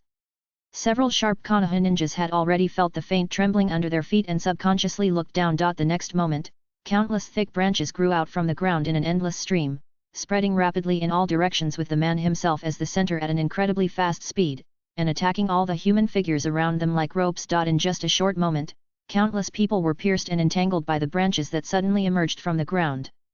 The huge forest covered the entire area of the Konoha ninja army in just a few seconds. This is seeing. This familiar scene, Tsunade's chakra condensed in her fist could not help but stagnate, and she looked at the figure in front of her in astonishment. She was not the only one who felt at a loss. In the 40 years of Konoha, there are still many ninjas who have seen the first generation of adults take action. At this moment, seeing the scene of planting trees in this moment, everyone could not help but be stunned. Wood. Release, the birth of the tree world. Uchiha Madara's voice was hoarse and dull. In this brief moment, he had already broken free from the fairy magic illusion that the two immortals had used all their strength just now. His scarlet eyes swept across the people present, and his tone was calm. Sure enough. Compared to that guy, you are still far behind. Hearing his calm voice, Tsunade could not help but get angry, veins bulged on her forehead, and she looked like an angry lion, flying towards the man regardless of anything, and punched hard. You bastard! With a loud bang, the cracked soil scattered, creating a waterfall on the ground. Tsunade's eyes were full of bloodshot, and she looked at the man opposite fiercely. After his death, the grandfather who had protected Konoha for a lifetime was killed by Theus to deal with Konoha's people. For Tsunade, who cherishes her family, this is something she can never accept. It's not just Tsunade. When everyone saw this would release, they realized that things were serious. If the guy in front of them was really like the first generation, wouldn't Konoha really be doomed? The moment they realized this, a figure flew out from the crowd. The knife in his hand was sharp. Uchiha Madara narrowed his eyes slightly, and his Sharingan with super high dynamic vision saw through all the opponent's movements in an instant. Upward slash, horizontal slash, low sweep. Just a slight move of his feet easily avoided the opponent's sharp blade. Then he swung his foot horizontally, and Hatake Sakumo rolled to the side. Following that, Jiraiya seized the opportunity and formed seals with his hands at the same time. The toad sages on both sides of his shoulders puffed up their cheeks at the same time. Suddenly, a violent column of wind, fire, and oil shot out at the same time, rushing through a blazing trail that ran through dozens of meters along the path in front of them. Senjutsu. Gomen. Boom! They. Bursting flames engulfed everything in front of them, even the soil was burned black, and it was blown away in front of them with a huge impact force and storm. Just talking about this attack, even if the tailed beast was hit head-on, it would be severely hit. Everyone looked ahead quietly. It's a pity. After the smoke and dust dissipated, the charred wooden wall blocking the man was on the verge of collapse, but it was still very solid. Only a few pieces collapsed, revealing the unharmed figure inside. How could it be? Jiraiya looked at the scene in front of him in astonishment. Crack, crack. Accompanied by Uchiha Madara's footsteps, the wooden barrier in front of him slowly shattered, letting his figure out. Is that all? His voice was still hoarse and slow, and his eyes swept calmly over everyone present. Then it's my turn. At the moment when the words fell, he suddenly increased his speed, and his figure almost turned into an uncaptured afterimage in everyone's sight, aiming directly at Orochimaru on the side. This should be the weakest. Wind style, great breakthrough. The storm gushing out of his mouth blew towards Uchiha Madara in an endless stream. Even the trees in front of him and the roots deep in the earth were turned up together, forming a wave that tore the area of dozens of meters in front of him. However, Uchiha Madara's figure only flashed and disappeared from his sight. Orochimaru's golden snake eyes could not help but stagnate. How could it be? Before the thought in his mind could pass, a whistling fist suddenly fell from the side of him. Bang! The heavy fist slammed into his pale face, and the overwhelming force stretched his entire face and neck like noodles, and his entire cheek seemed to sink into the bones, making a crackling sound. Hand knife, knee strike. The continuous attack seemed to be more violent than the storm of the previous second. Orochimaru's body was as soft as noodles in front of him. However, this abnormal feeling made Uchiha Madara frown slightly. It shouldn't feel like this. Almost at the moment when he had this thought, the softened torso suddenly rolled around his body like a snake, binding both of his hands. Well done. With the blessing of the Sage Mode, Jiraiya's speed could catch up with the opponent's figure in front of him. The moment the snake body wrapped around Uchiha Madara, it had already fallen from mid-air. Senjutsu. Toad Oil Flame Bomb. The extremely high temperature oil and fire mixture instantly turned into an exploding fireball with a diameter of more than several meters at the moment of spraying out, and rushed down towards the opponent's body, as if to swallow both of them together. However, Orochimaru's softened body was still too fragile in front of this body blessed by the white Zetsu armor. With just a moment of force, the softened body was completely shattered under the indescribable absolute violence. Even though it was a fireball with extremely high fire escape nature changes, Uchiha Madara seemed to ignore it, and the whole person rushed straight into the center of the flame and rushed towards Jiraiya behind him. The moment he realized that something was wrong, Jiraiya changed the seal in his hand. Senjutsu. Needle Jizo. The next moment, the long silver hair suddenly surrounded his body, and each hair stood up under the blessing of the Senjutsu chakra, like a cactus. However, Uchiha Madara's kick did not hesitate at all. The extraordinary violence immediately kicked Jiraiya, who was floating in the air, and his long hair away, making a very dull sound. However, in just this flash, Tsunade's figure appeared in front of him, slamming down from top to bottom. Tensho. Kick.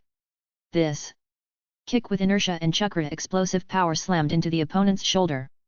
The ninjas who were slightly closer felt as if something exploded in front of them, and the blazing wind and waves even made their faces hurt. However, Tsunade, who was closest, realized that something was wrong the moment she was hit. From her angle, the opponent actually raised his arm at the moment of hitting, and took the kick and slammed it into the ground, smashing the ground rock into circles of cracked pits, and the broken stones kept flying in all directions, making a crackling sound. Humph! Only this one is pretty good. A hoarse voice of praise came from under the mask. As soon as the voice fell, he suddenly grabbed the opponent's ankle and threw Tsunade out. However, this exquisitely coordinated fierce fight finally made Namikaze Minato, who had been waiting for the opportunity from just now, find an opportunity. Almost at the moment Tsunade was thrown out, the flying thunder god mark printed on the ground flashed suddenly, and the young man's figure suddenly appeared in front of Uchiha Madara. At the same time, he still had the technique that he had prepared for a long time from just now. Space-time. Raise Nan. The highly condensed chakra ball, which was azure blue mixed with a little gold, caught the brief moment when Uchiha Madara raised his hand and his chest and abdomen were empty, and suddenly swung it towards his face, vowing to crush his head. Uchiha Madara, who had been playing with a child from the beginning, finally felt a slight sense of threat at this moment. His scarlet eyes suddenly looked at his arm, and his head tilted immediately afterwards. Boom! The violent space distortion like ripples almost brushed his head, and a diffusion wave exploded behind the two of them, as if to wipe out the entire space. The sweeping space ripples carried tiny fragments, broke through everything that blocked them, and stretched forward for more than 10 meters. At this moment, the mask on the head of the tall man who had not suffered a single scar in the battle until now finally broke into pieces, revealing a face that was so old that it was covered with wrinkles. The scarlet eyes sparkled. When Minato Namikaze saw this face, he was stunned. The next moment, his neck was tightly grasped by a big hand. Uchiha Madara looked at this young face, but couldn't help but grin with an excited and bloodthirsty smile. Do you want to dance too? Before he could finish his words, a blow broke through the vacuum ball of dozens of meters, and he was already thrown into the sky. Even Minato Namikaze in his hand was thrown aside. Ha Orochimaru, who escaped through the great snake-style substitution technique and replaced with a new body, exhaled heavily, his eyes fixed on that face. His voice was also hoarse, but with a hint of disbelief. You are Uchiha Madara. Almost. At the moment this name fell, the entire Konoha ninja army fell silent, all looking at the tall figure. Jiraiya and Tsunade were even more stunned. Even Namikaze Minato, who survived the disaster, ignored the pain in his neck and barely stood up. There was no other reason. It was really that the name was too intimidating. After the Second World War, most of the ninjas who had personally experienced that legendary era were still alive. Through their oral accounts, all kinds of mythical scenes that were completely unbelievable to the new generation still existed in their memories. Whether it was the Senju and Uchiha conquering the entire Fire Country and establishing Konoha, or the Battle of the Valley of the End that represented the end of the mythical era. It was a bit insufficient to describe all kinds of deeds as well known. Tsunade opened her eyes wide and stared at the man in a daze. After the battle at the Valley of the End, Grandpa died soon after Uchiha Madara because of the pain of killing his best friend and excessive consumption of chakra. However, this best friend who he had killed with all his strength is still alive in the world. Tsunade couldn't help but feel a strong sense of absurdity in her heart. How could you, only? Uchiha Madara himself didn't have any feelings about his identity being exposed. He dusted off his body as if nothing had happened, looked at the people in front of him, and said calmly, I haven't been out for a walk for a long time. It seems that I accidentally played too much. If that's the case.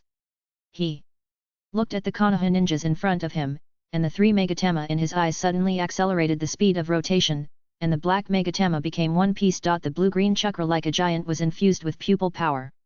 The endless chakra accompanied the trunk of the Susanoo that appeared out of thin air to build a body shape. The giant statue several meters high stood around him, from bones to muscles, to the outer armor and sword. The outer tree world was still swallowing the bodies of the Konoha ninjas. The Susanoo standing in front of them cut off all the ways to break out. There was only one person, but he had a terrifying momentum that surrounded all of them. Uchiha Madara turned his old face and looked at Minato Namikaze who had just hit him, and said coldly, let's start with you. At that moment, everyone realized that something was wrong. Uchiha Madara's figure suddenly wrapped in the huge Susanoo, and rushed towards Namikaze Minato at a speed that was completely contrary to his age and figure. Jiraiya immediately sensed his killing intent and blocked Minato's way at the fastest speed, and slapped his hands on the ground at the same time. Senjutsu Earth Style Earth Flow Wall. They suddenly raised earth wall was several meters thick under the blessing of Senjutsu Chakra, and the surface was so dense that even ordinary lightning escape could not break it. However, such a solid defense was shattered by the third stage Susanoo with a sword swing. The huge body suddenly hit Jiraiya's fragile body, sweeping him away. Behind him, the blocked Minato Namikaze did not mean to be afraid of such momentum. He suddenly condensed a raised nan in his hand again and pushed it directly towards the direction of this Susanoo. However, bang! They raised nan wrapped with subtle space chakra only twisted the outermost armor of Susanoo and crushed the muscles in the middle, chiseling a hole in front of it, and then it could no longer move forward, and the whole person crashed into the huge body. A moment of bewilderment flashed across Namikaze Minato's eyes. Uchiha Madara, however, looked calm. The so-called third power is something so irresistible. While thinking, the giant sword in his hand swung down towards the young man from Konoha without hesitation, making a sharp sound of breaking through the air. Minato! Everyone present shouted subconsciously. The next moment, boom! Boom! It was as if it was rushing from an endless distance at a speed faster than sound, but it still brought with it a monstrous wave of attack. With a magnificent and irresistible momentum, it flashed in front of everyone's eyes, breaking a vacuum channel that ran through an unknown number of kilometers. The huge Susanoo seemed to be pushed by an unimaginable force at this moment, and Uchiha Madara, who was entangled in it, couldn't help but reveal a look of astonishment, and subconsciously turned his head to look at the figure behind him. So he met the young man's azure eyes. The sword in his hand deviated, his body twisted, and with a very violent roar, he drilled into the center of the huge dense forest he created. A large cloud of dust rose. Minato Namikaze, who was almost cut in half, appeared at another flying thunder god teleportation point, but his eyes turned away in a daze, and he followed the ravine through a distance of hundreds of meters. Almost the moment the sound sounded, he understood what happened. So he turned back to the other side happily. Plop! Sawara Wu fell to the ground, squinting his eyes as he looked at Uchiha Madara, who had crawled into the trees like a head-over-heels onion. His voice was filled with an extremely cold smile. Really? I thought it was a bug that suddenly came out from the ground and I stepped on it. You scared me. It turned out to be just an old immortal. Chapter 152 Collision, 5K, Wu. Almost. At the moment when the figure appeared, everyone's eyes were cast in his direction. Minato Namikaze, Tsunade and others couldn't help but shout out loud. Not just them. At the moment when Uchiha Madara was kicked away, even the countless giant trees that were still surging like tentacles and tearing the earth stopped, as if the time in this area was frozen for a moment. Everyone's heart, which had been raised to their throats, was completely put back into their stomachs at the moment when the figure appeared. If there is anyone in the ninja world who can compare with the strongest in the world in the past, it can only be Sawara Kiri. With countless battles, countless lives of ninjas, and the faith forged by two powerful Jinchuriki, he has such power. Everyone present was looking at him. Ahem! Hatake! Sakumo struggled to get up from the ground, spit out the blood foam in his mouth, and looked in the direction of Sawara Kiri, but he couldn't help showing a touch of relief in his eyes. The student who followed him in the past has grown to such a point. However, Sawara Kiri did not look at everyone, but looked straight at the direction where Uchiha Madara flew. He got rid of the troops led by Yayoi and others all the way and ran from the front line to here. It is obvious that he could not be here for such an opponent that can be killed with just one kick. Crack! As expected. In just a moment, a series of footsteps on the dead leaves could be heard between the dense trees. When the sound was heard, the voices in the field could not help but stagnate. Obviously, the attack just now was not enough to cause him any injuries. What? An arrogant boy! Uchiha Madara walked out of the trees slowly, stretched out his hand and casually tore off the tattered black cloak on his body, revealing the deep red Warring States armor underneath.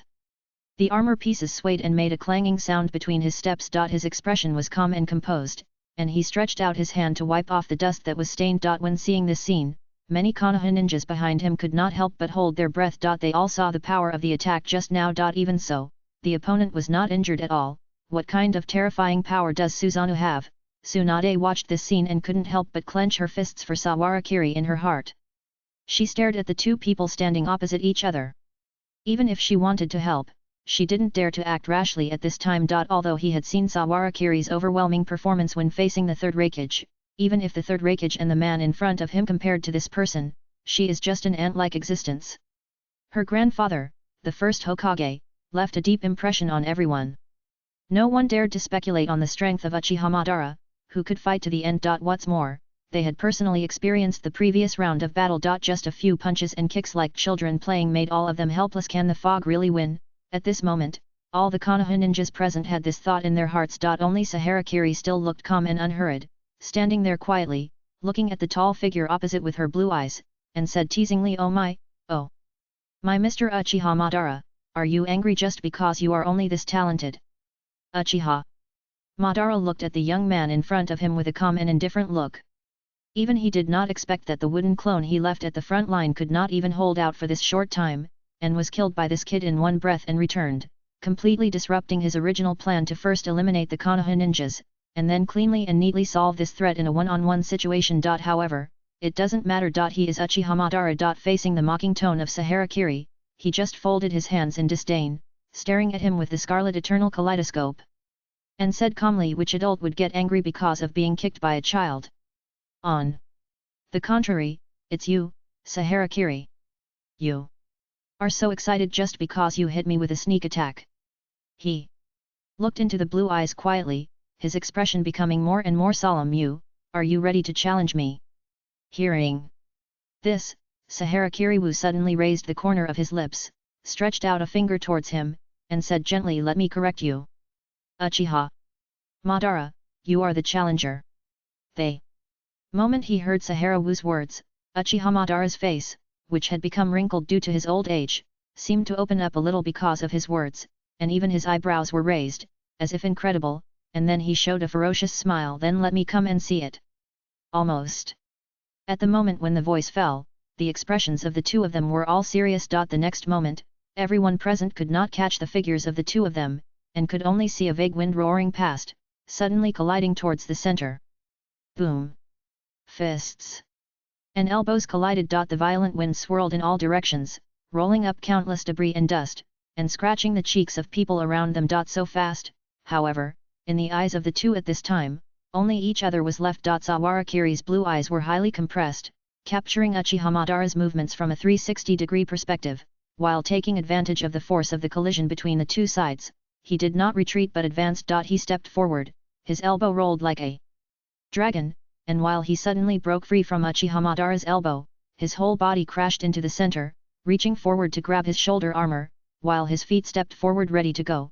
The force of the tense muscles and the inertia of the compressed space seemed to hit his abdomen in the next moment. Uchiha Madara's physical skills were also well deserved.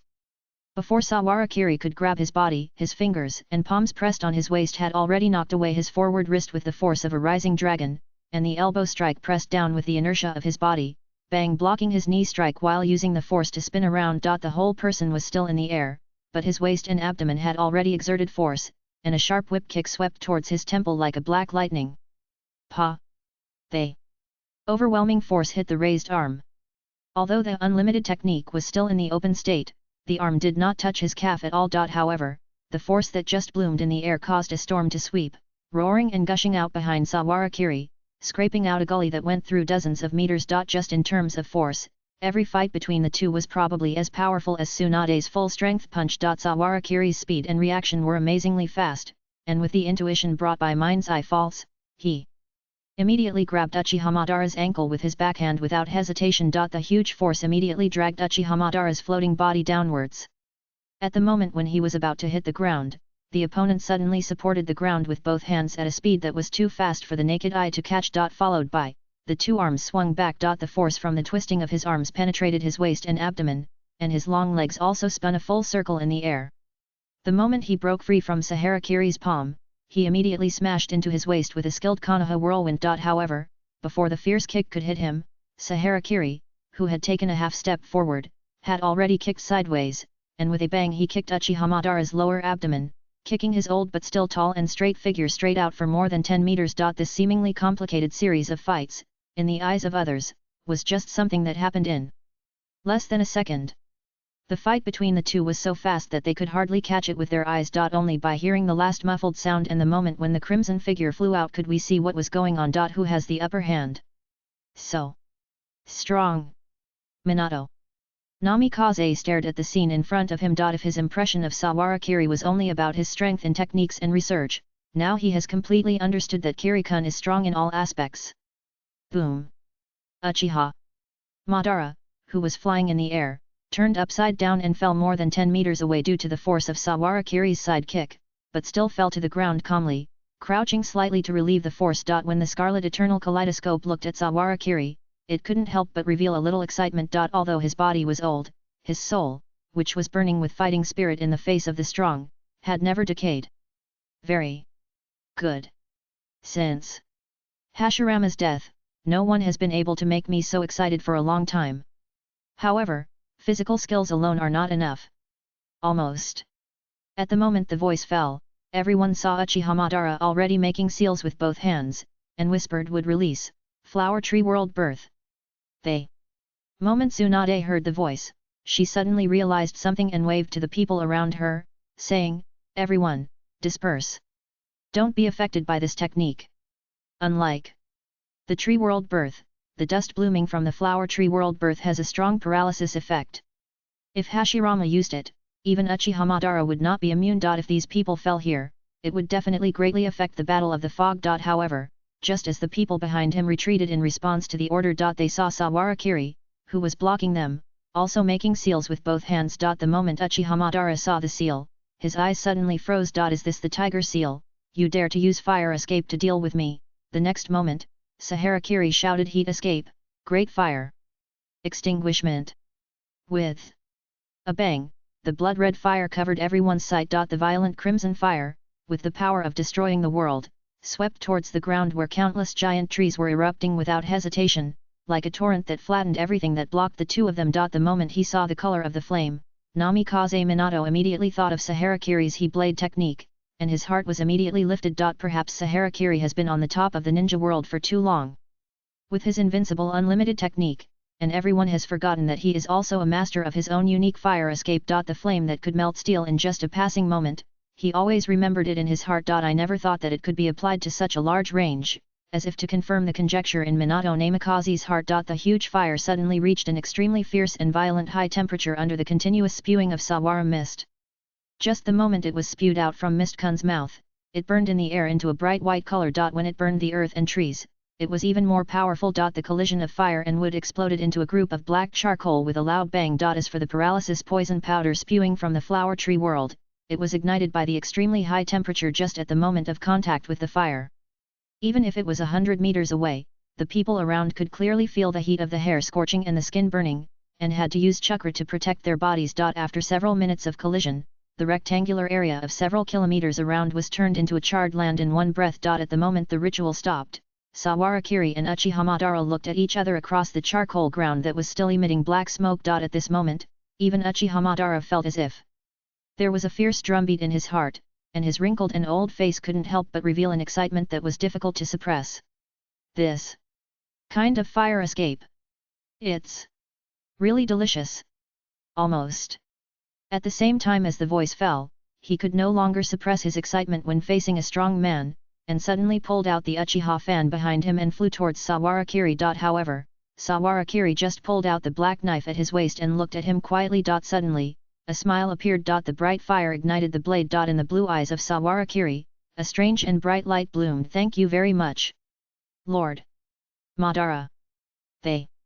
Next moment, the fan swung by Uchiha Madara had already reached a few feet in front of him. However, Sawarakiri's figure suddenly disappeared. Shave! The sudden and violent sound of the wind swept his figure away. The moment Uchiha Madara dropped the fan, his heart suddenly tightened. Is it the same space compression step just now? However, when his eyes swept over the remaining floating ash on the ground, he suddenly realized some differences. No, almost at the moment when this thought fell, his figure suddenly folded in the air, and the Uchiha fan was swung like a big axe and swept behind him. The afterimage passed by. Uchiha Madara's eyes suddenly condensed. Here.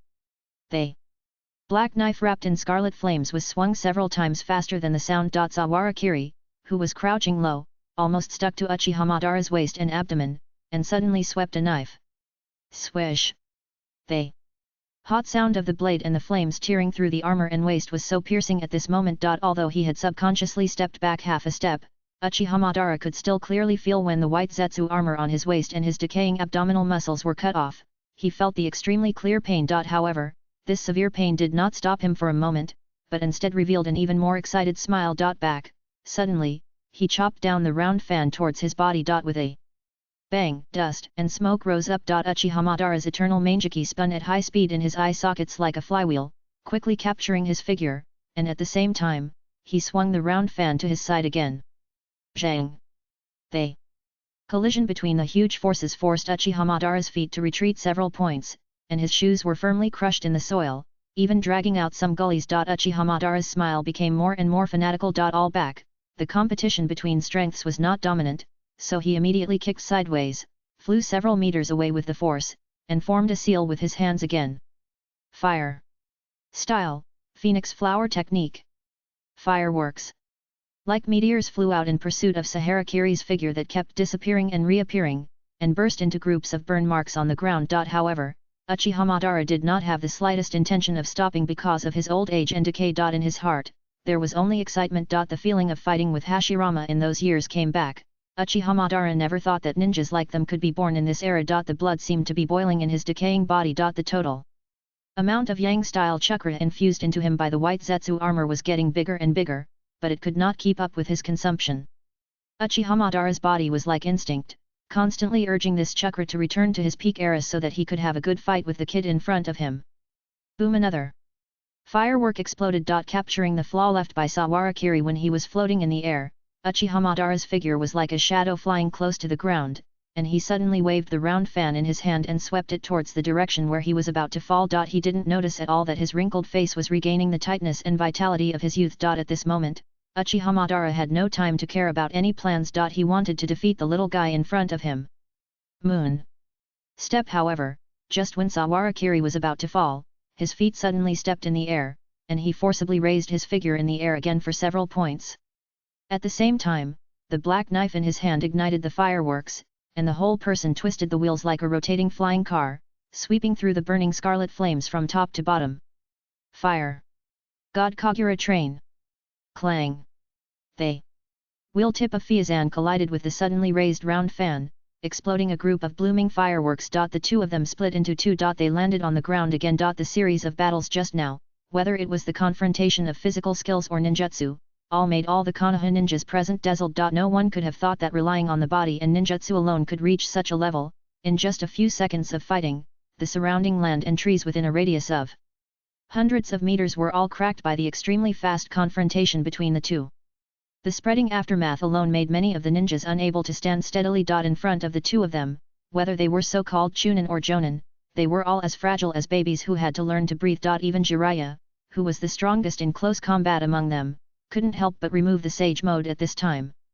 He and the two sages Fukasaku Shima held their breath and looked at the scene in front of them, with a bitter smile on their faces. No matter which side he faced, he would probably be defeated in an instant. Right, this feeling of defeat is this the real monster?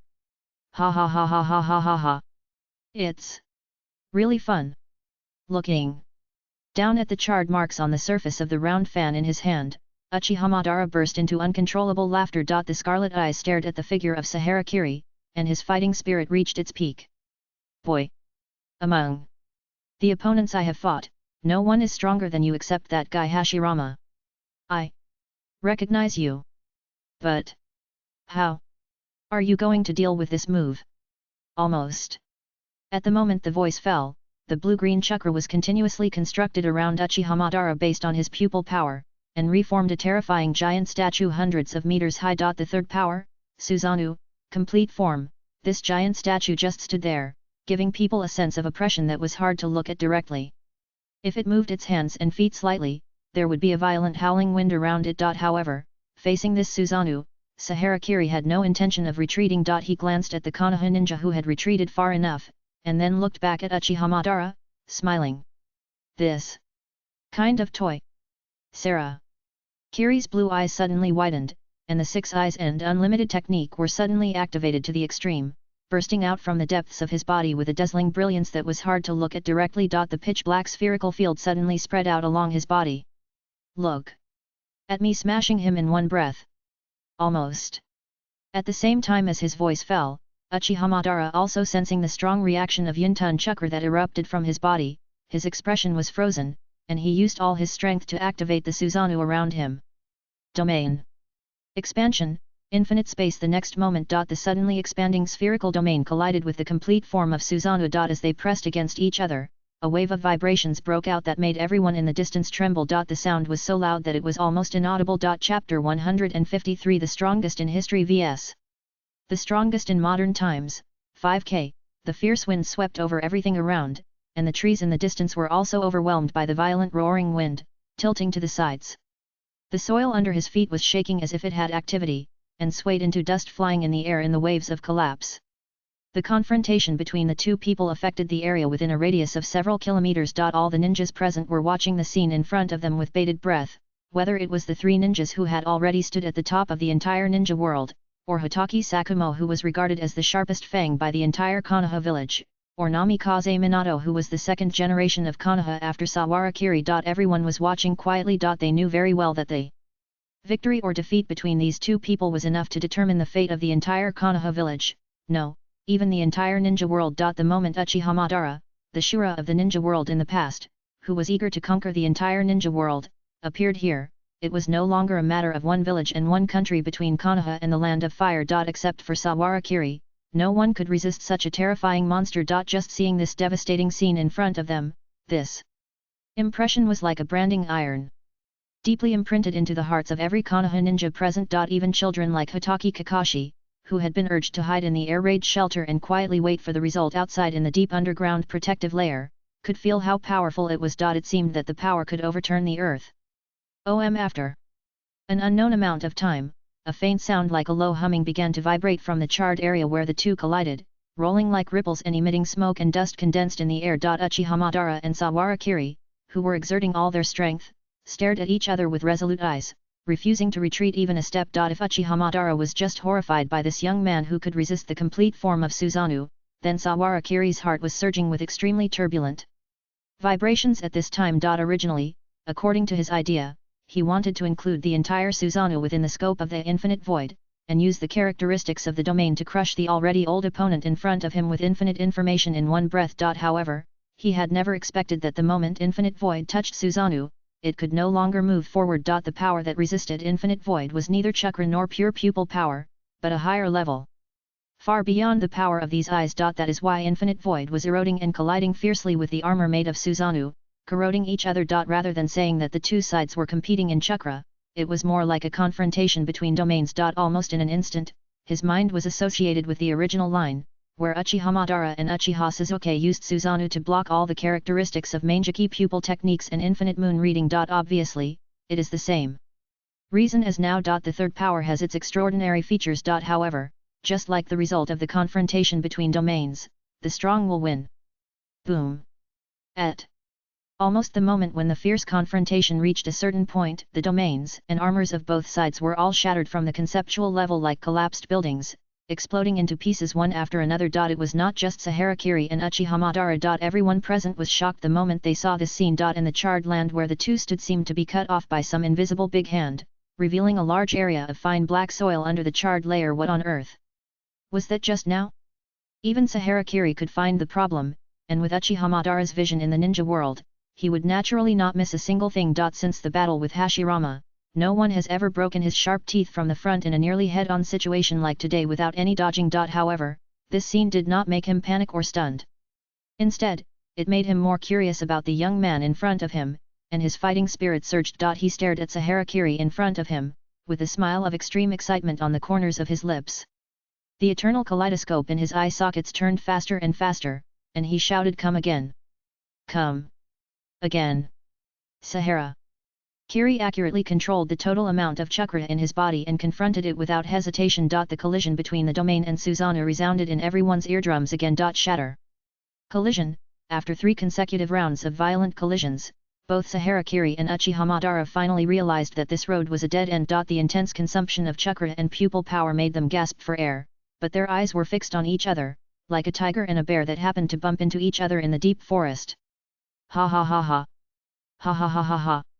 However, facing such a situation, Uchiha Madara's laughter became louder and louder. He was so wild, and the whole person seemed to be extremely excited under the excitement of the boiling blood in his body.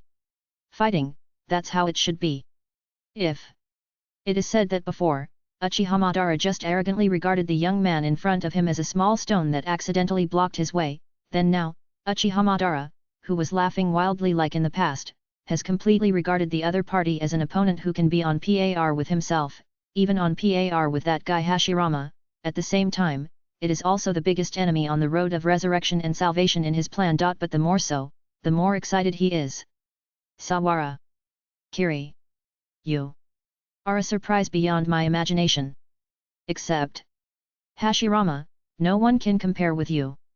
The more wild his smile, the more violent his killing intent, and the spirit of his whole body seemed to be burning, bursting out with turbulent airflow. Uchiha Madara stretched out his hand and pointed his thumb at himself. But it's a pity. Only the strong can survive in this world. The moment he finished speaking, he flew out regardless of everything. Under the nourishment of yang release chakra and his desperate pressure on his body, he didn't even realize that his body had gradually approached the peak state of his youth, and even his appearance had become normal. Naturally, his speed and strength were more than twice as strong as at the beginning. Uchiha Madara has already bet everything on this battle. However, when looking at him, Sawarakiri, who was panting, couldn't help but reveal a mocking smile. He did not hesitate at all. The intuition brought by mind's eye false made him suddenly step sideways, avoiding the round fan swinging from top to bottom, and stabbed the opponent's body in the splashing smoke and dust. The clanging metal sound of the armor was accompanied by a sharp scraping sound when the blade passed through, and the splashing fire lit up the residual image in the dust. The heavy punch swung suddenly broke through the dust, and when Saharakiri reached out to catch it with a snap, the knife and the Fan also collided synchronously. The sound of the cracking flashed and disappeared, and the figures of both sides retreated almost synchronously. In order to save some chakra, Saharakiri even withdrew his no limit and attacked Uchihamadara in the most primitive and beast-like scarlet posture. Fists, knees, knives, and fans. The high-speed collision blurred the figures of the two again, and the extreme violence was presented to everyone in the purest visual feast. The soil under their feet exploded into a group of smoke and dust between the two peoples flying, and countless flying gravel shot into the surrounding trees like bullets. No one dared to get close. Uchihamadara fought more and more bravely, and became more and more excited. How long has it been, in the empty era after Hashirama's death, how long has it been since he encountered such a strong enemy? Why couldn't you be born 20 years earlier so that I could defeat you at my peak? All these regrets turned into the purest motivation, and he chopped the fan like a giant axe. Kang!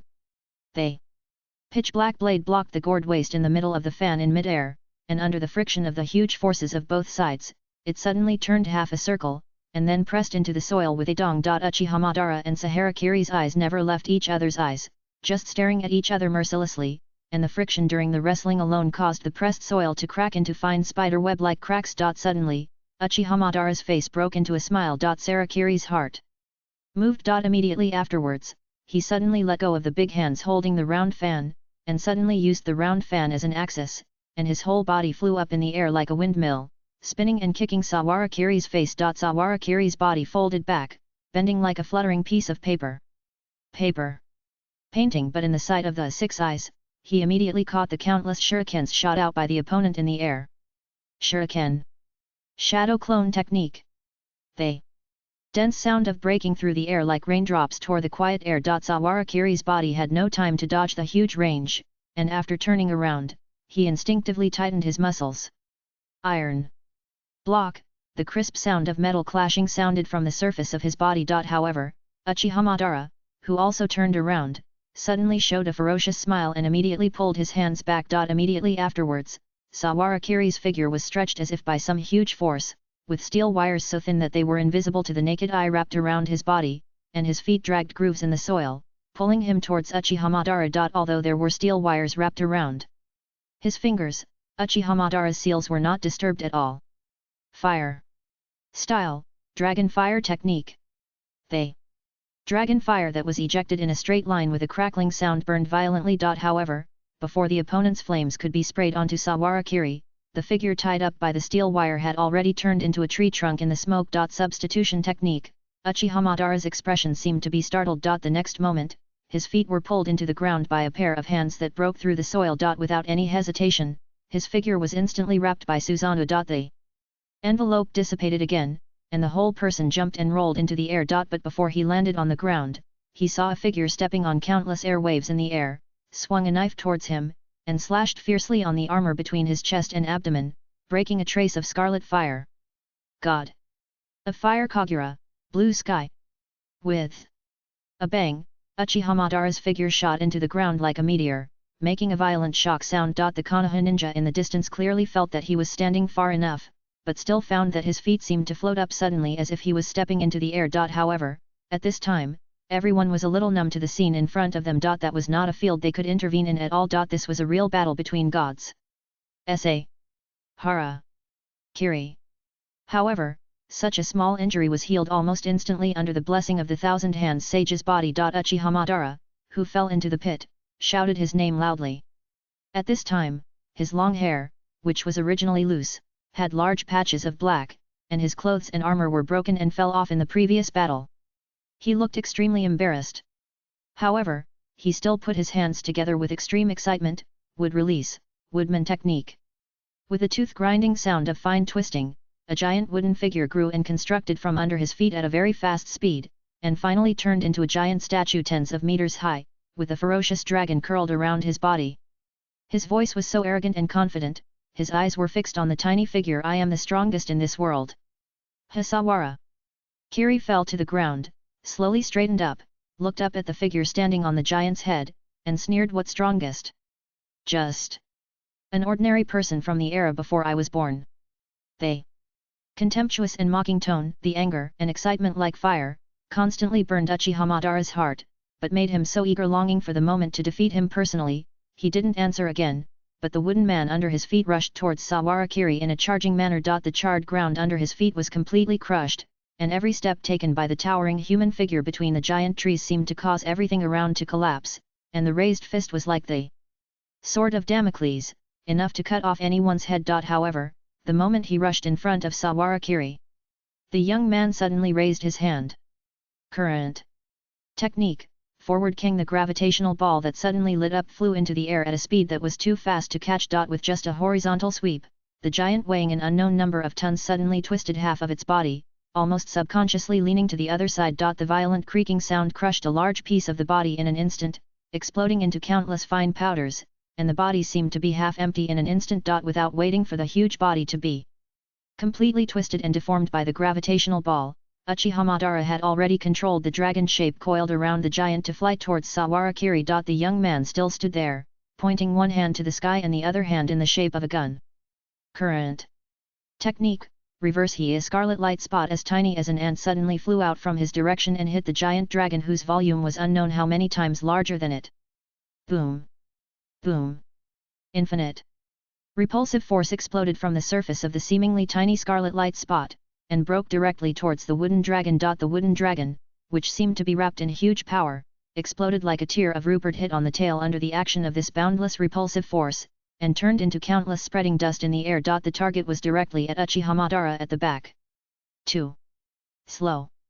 However, before the red light arrived, Uchiha Madara had already jumped up, and the seals in his hands became more and more complicated, and his expression became more and more crazy. Even the white Zetsu armor covered on him could feel that the remaining chakra was being consumed at a speed like a surging tide, as if the last bit of water was being squeezed out. The huge chakra, just the seal, made everyone feel a strong sense of uneasiness. Sawarakiri, who was shooting at the opponent at a high speed of shaving, seemed to sense something, and his body was several times faster than the previous second. However, almost at the moment when his palm was about to touch the opponent, Uchiha Madara's body was once again covered with the indestructible Susanoo. At the same time, this Susanoo was still covering the figure below him at all costs, endlessly, as if to cover the entire land. But, the next moment, the people present finally discovered the target he wanted to cover was not this land, but the one below. Buzz buzz buzz buzz dash.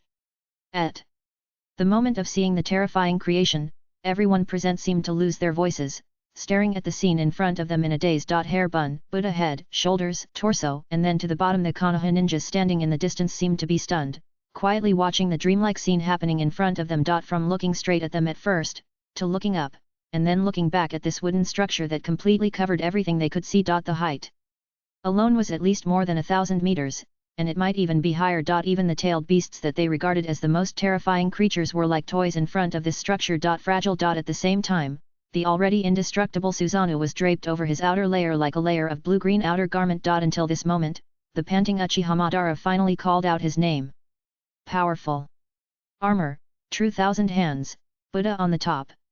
He stood at the highest point in the world, his long hair, which had just returned to black, turned pale white again, his figure changed from sturdy to thin, and even the white Zetsu armor he was wearing hung limply on his body, completely exhausting all his chakra. He opened his hands like a madman towards the young man below, his eyes wide open, and shouted with extreme excitement, Saharakiri. Throughout history, even Hashirama could not be stronger than this. In this era, only you are qualified to witness this move. Then, go to hell. When seeing this scene, not only the Konoha ninjas behind him, but even Saharakiri could not help but be stunned. He had imagined countless times the scene of himself facing the true thousand hands, but he never thought that it would be so big at the first sight. The combination of Susanoo and the Buddha on the top at this moment, he had no time to think about it. Almost instinctively, he had clasped his hands together in front of him, and the remaining chakra in his body could no longer take care of even the most basic physical blessing, and he stood in front of him with all his strength. Kyatsuna. Biased. Light. Crows. Declaration. Between the inside and the outside. If he could only barely reach an extraordinary level with his talent and rituals when he first used this move, then at this moment, after fully mastering the infinite void space, he was qualified to touch the peak of this move. A subtle crimson-purple light suddenly lit up in front of him. With the young man's gentle call, this subtle light suddenly began to float and expand, and chakra was continuously infused from the beginning like a fingernail, until it almost covered the entire body of Sawara. Kiri. The ultra-high precision chakra control made his 6 eyes feel like they were burning. Most of the power in his body was poured into this move. But it did not come out, but just stayed there, constantly distorting everything around it 200% hypostyle almost. At the moment he shouted the name. It was like a starting gun. In an instant, countless overwhelming hands, like meteors, and as if the entire sky collapsed with this shadow, suddenly fell in his direction with all their strength. The crimson-purple space glow reflected the sky, and the infinite void mass took shape steadily, colliding with the force of the sky collapsing. Boom! Boom boom boom boom boom dash! Suddenly, just the aftermath of the collision seemed to turn the air into a solid, sweeping across countless kilometers in a tide-like manner. Destroyed everything around. Chapter 154 The End, 5K. After a long time, the smoke dissipated. At this moment, the entire land where the two stood opposite each other had become a deep pit that sank as a whole. The soil within a radius of several thousand meters was all blown up by the aftermath of the shock, turning into dust and fog that covered the sky and the sun, completely blocking everyone's sight. Who? The heavy breathing sounded like a drum beating on Uchihamadara's heart, covered by shriveled flesh and protruding ribs.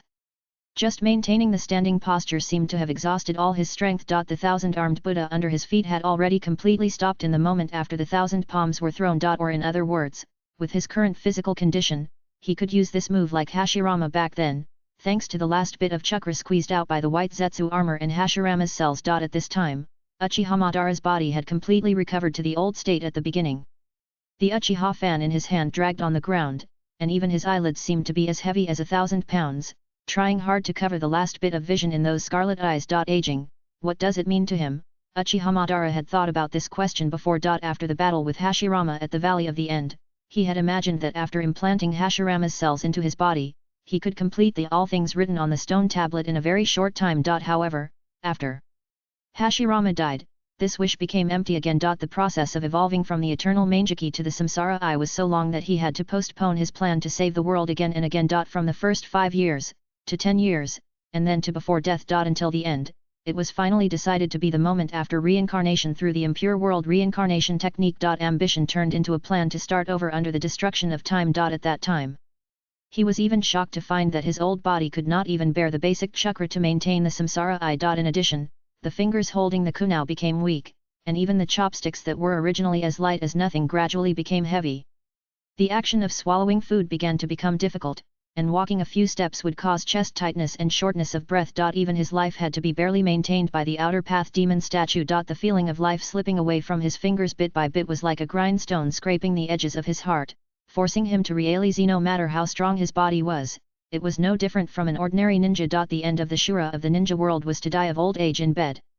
As for whether his plans after death could be completed, and whether the ability of the Absolute he left behind could bear such a heavy responsibility, he had no confidence at all. Until that moment, Uchihamadara had to admit with difficulty he was indeed going to die of old age. However, before that, he still had a unique wish that was both arrogant and made him, who was already old and weak, feel ashamed and difficult to say out loud. He wanted to die at the hands of a strong man like Hashirama. Die in a battle at the top of the ninja world. Just like now. Crack. Accompanied by his heavy breathing, the 1,000-armed Buddha statue under Uchihamadara's feet finally began to lose even the most basic form, making a difficult sound of wood breaking. Large pieces of debris fell to the ground with a rumble like peeling scales. The originally complete 1,000-hand Buddha statue began to collapse from the foundation, with cracks all over it, just like Uchihamadara's current body. However, he still looked in the direction of Sawara Kiri. The land engulfed by smoke and dust. Although it was only for a moment, he actually saw it. The space ninjutsu released by Sawara Kiri crushed all the wooden hands that were shot out at the moment the 1,000-hand Buddha touched it. However, with such a large number of them piled up. Is he still alive? Uchihamadara rarely jumped for joy because of defeating a strong enemy. Instead, he looked at the land covered by dust and smoke quietly as if he was expecting something. Boom!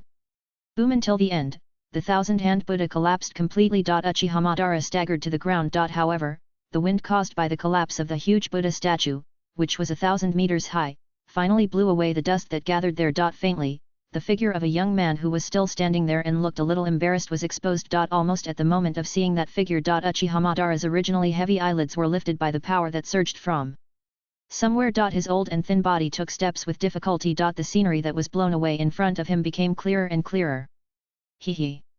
They Chakra and various aftermaths under the full-strength burst had already torn all the clothes on Sawara Kiri's body. The spatial influence brought by the hypostyle that had been maintained for too long also shattered part of his skin because of the close distance. Dense blood flowed out from the wounds torn on his body. He stood on the ground with difficulty with one arm hanging down. Only those blue eyes were still as bright as stars. Face to face those scarlet eyes. The moment Uchiha Madara saw his appearance, his face, which had originally recovered its old age, suddenly smoothed like water surface blown by the wind. The weak muscles on both sides of his cheeks pulled the corners of his mouth with difficulty, revealing an irrepressible smile. Ha ha ha ha ha ha ha ha ha. Sawara Kiri. His voice was old and hoarse, and even shouting such a voice seemed so weak, but it seemed like thunder piercing through the mist and piercing directly into Sawara Kiri's ears. Uchiha Madara. Sawara Kiri's voice was also tired and weak. The extremely high consumption brought by maintaining hypostyle for a long time has far exceeded his ability. At this time, the total amount of chakra in his body is only 1/100th of that, which can be said to be the weakest moment in his life. However, he still stubbornly looked at the old man opposite. The two calls were like the sound of a starting gun. No matter how tired, old, or weak their bodies were, they had no scruples and strode towards each other with difficulty. The black knife and round fan in their hands were so heavy, but they were still dragged by them, rushing towards each other step by step, launching the final, life or death blow. At this moment, Uchiha Madara had no fear of death in his heart, only indescribable ecstasy. Even if this was the end of him, Uchiha Madara, even if the little guy in front of him was just a young man who was born many years after him, even if he lost everything. He was willing to accept it. At this moment, Uchiha Madara completely abandoned all the concerns and plans in his heart. And there was only a desperate and brave fighting spirit in his eyes. The distance between the two sides kept getting closer. The round fan and the black knife were stretched out at the same time. Until puff! They pitch-black blade pierced through the heart and firmly pierced into the old and decayed chest. Bright red blood slowly flowed down the corner of Uchiha Madara's mouth, dripping onto the ground in a sticky and stagnant state. 1 drop, 2 drops. However, when Sahara Kiri raised his head, he saw that Uchiha Madara's arm, which had raised the fan high, was finally powerless and fell heavily to the ground. Until the moment when his chest was pierced, his face was filled with a smile of relief that ordinary people could not understand. Sahara Kiri, as if he was completely unaware of his own death, he smiled at the young man in front of him and met his azure eyes. Or perhaps, he saw his younger self in the reflection of his pupils. It's great to die at the hands of a guy like you. Next it's my successor's battle with you. His voice was so weak that he couldn't even hear it clearly. The weakness of his body was like a big hand, tightly grasping his soul and dragging it into hell. However, Sawara Kiri still caught his voice sharply and frowned. Successor? What do you mean? Hearing his voice, Uchiha Madara whispered a name. Uchiha Hikari. She will replace me and carry out my plan. Become the savior of this era. Sawara Kiri's pupils suddenly shrank. However, just when he wanted to continue asking something, he saw that Uchiha Madara's scarlet eyes had turned into a dark color like the abyss. He was completely dead. Until he died, he still had a smile on his face. I am really sorry that I couldn't let you enjoy it, little guy. Next time, I will fight you with my best. Plop. Following the heavy black knife in his hand, he fell to the ground. Seeing this, Sahara Kiri subconsciously drew out a kunao and stabbed it into his temple. After seeing no movement, he breathed a sigh of relief. Then, he sat down on the ground. Even he did not expect that Uchiha Madara, who was almost dead, could still burst out such a level of power. I am afraid that the chakra accumulated in half of the outer path demon statue would be drained by him. If he had finished the move of turning Buddha into Buddha a second or two later, Sahara Kiri felt that he would not be able to hold on. It was completely supported by perseverance and luck. At this time, after completely relaxing, the whole body felt a tearing and weak feeling, and the eyes could not help but black out. That was a sign of excessive chakra consumption. However, the moment he fell, his body was already lifted into a white embrace of justice. Tsunade and the others had already rushed into the center of the smoke when the last blow just now ended, and all surrounded Sawara Kiri. However, at that time, the two of them only had each other in their eyes, and they had completely ignored the interference from the outside world, so they ignored their figures. However, Tsunade and the others were watching them from beginning to end. What a ridiculous couple!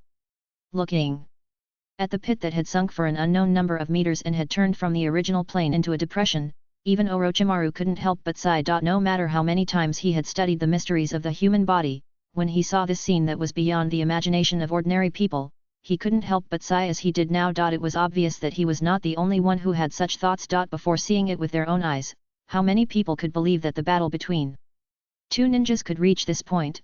The reason why there is a dead silence now is simply because the battle of just over 10 minutes from the beginning to now has brought them too many continuous shocks, so that their brains are completely numb. From today onwards, I believe that many people will permanently imprint this scene in their minds and pass it on to their descendants, right? Okay. Finally, Tsunade, who hugged Sawara Kiri, spoke first. The sealing team will go to collect Uchiha Madara's body. And the medical team will come with me and take Kiri back first. After simply giving instructions on various matters, Tsunade lowered her head and looked at the young man in front of her who had fallen into a deep sleep. A bit of helplessness could not help but appear in the depths of her eyes. They, as adults, are really not qualified. They actually put such a heavy burden on him alone. However, if Kiri was not there, the situation today would probably only end with the destruction of Konoha village, right? Thinking of this, Tsunade couldn't help but feel a little emotional. The gap between ninjas is sometimes more terrifying than the gap between ninjas and ants. Tsunade thought so in her heart, and subconsciously stretched out her fingertips to brush away the bangs covering the forehead of the sleeping boy, and gently stroked his cheek with tenderness. Thank you, Wu. Just as the Konoha ninjas behind slowly came back to their senses. The body of Uchiha Madara, who was lying on the ground, suddenly exploded with a bang and a sound of smoke. The bodies of all the people present were suddenly shocked and tensed. However, when the smoke dissipated, only Sawara Kiri's black sword and kunai were left on the ground. Uchiha Madara's body suddenly disappeared. Where are the people? Summoning technique is. It isn't I. No, my Izanami is ready. I didn't find any traces of eye power running just now. Damn. There are quite a few Uchiha ninjas in the crowd. Guarding the village is the first priority of the Uchiha guard.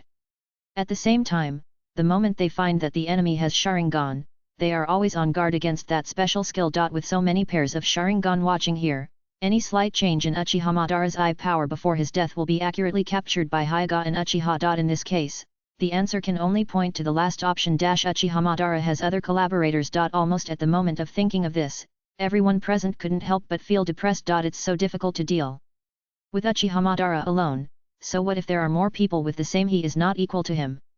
Even if he is weaker than him, he must at least be a ninja who can bear the name of Shadow to cooperate with a monster like him, right? There are many smart people in Konoha village, and most of them thought of this at the same time. So, everyone's face became a little heavy. Everyone. Orochimaru, who was the first to react, immediately realized the problem and immediately raised his voice. Now immediately send out a reconnaissance team, take the perception ninjas of various tribes to search for traces of the enemy around. Do not attack without permission, and reply to the village immediately. Others. Stay in the village.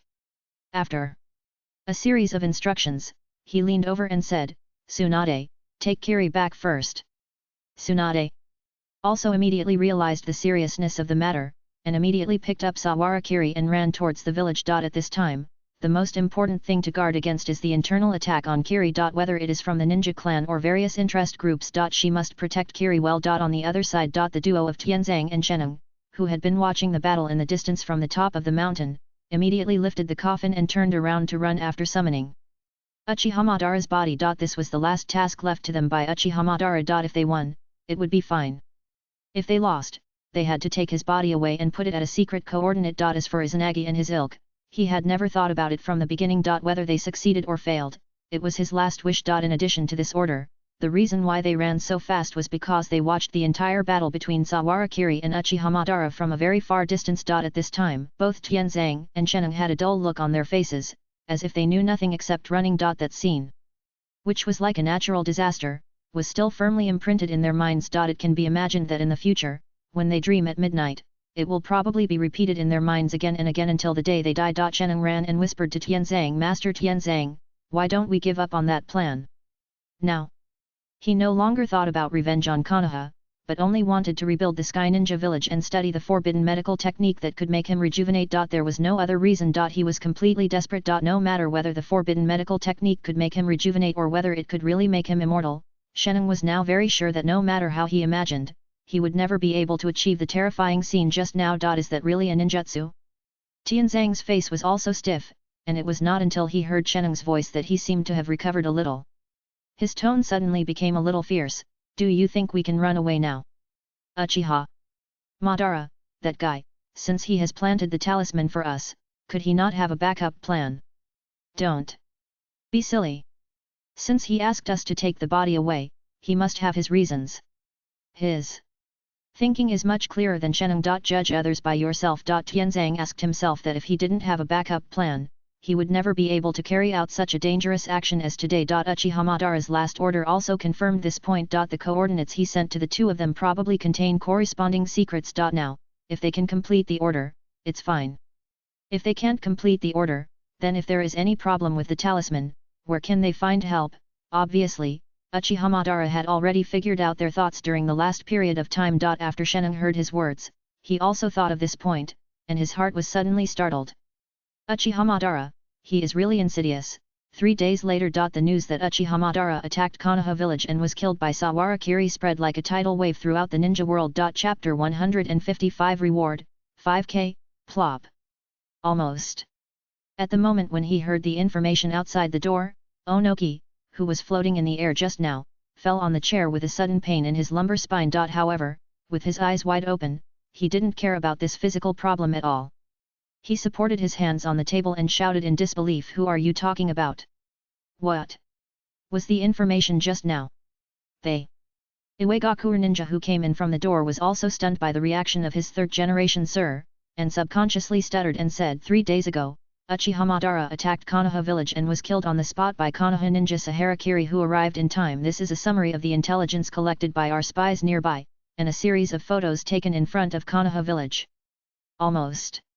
As soon as his voice fell, Onoki rushed to him like a fly, tiptoed on his small body, and snatched all the information and photos from his hands. First, he read it at a glance, and then continued with a heavy expression. Read it carefully word by word. The whole person seemed to be frozen in place. If there is anyone who knows Uchiha Madara best among the surviving ninjas, then Onoki must be one of the top 3. When people get older, they will see more things. Unlike the arrogant juniors now. Onoki, who had experienced the era of Senju Hashirama, was one of the people who knew best how outrageous those monsters were back then. Once, when he and his teacher Muse went to Konoha to participate in the 5Kage conference, they were blocked by Uchiha Madara. In just a few minutes, the teacher, who was already famous in the entire ninja world at that time, was defeated by that man. He was deeply ashamed of him, and even used this shame as motivation to develop the dust release, a bloodline elimination that had never been seen before in the ninja world. Although Onoki, as a disciple at that time, did not help at all, he also witnessed the power of the so-called Susanoo. Until now, almost 40 years have passed, and there is still a deep shadow in his heart. But now someone told him that even Uchiha Madara was defeated. The overly rapid information impact almost made him forget the fact that the name Uchiha Madara had disappeared from the ninja world for decades. Until the next moment, he suddenly reacted, frowned, and whispered to himself, "How is it possible? I have been to the Valley of the End. After that battle, wasn't that guy killed by the first generation of Hokage?" Hearing this, the Iwagakure intelligence ninja on the opposite side immediately spoke. According to the information from Konoha, Uchiha Madara should have been in a very old state at the time, and he barely recovered his fighting strength through some special ninjutsu. But what? Looking at the stuttering and unpromising appearance of the kid on the opposite side, Onoki, who was already hot-tempered, frowned and looked at him. The Iwagakure ninja pulled the corner of his mouth with some difficulty and pointed to the picture at the bottom of the photo. Onoki immediately turned over the photo at the bottom, and his pupils suddenly shrank. It was a photo that was obviously taken from the perspective of Konoha village, but because of the angle, it formed a bottom-up view. The sky was covered with dark clouds and dust was spreading everywhere. However, in the center of the dust, a 1,000-meter wooden giant statue that could give people a deep sense of oppression just by looking at the photo suddenly appeared in Onoki's eyes. The moment he saw the Buddha statue, Onoki's breathing suddenly became rapid. Would release? Or is it the final secret of the first generation of Hokage in the rumor? What's going on? He raised his head suddenly. The Iwagakure ninja then added in a low voice, according to the information from Konoha, Uchiha Madara should have mastered some of the ninjutsu of the former first-generation Hokage through unknown means when he was old, and used this style on Sawara-kiri. Then, he lost.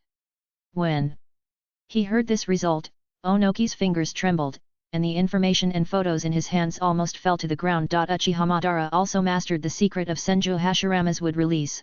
What kind of terrifying monster is this? What's even more outrageous is that such a guy actually lost to Sawarakiri again?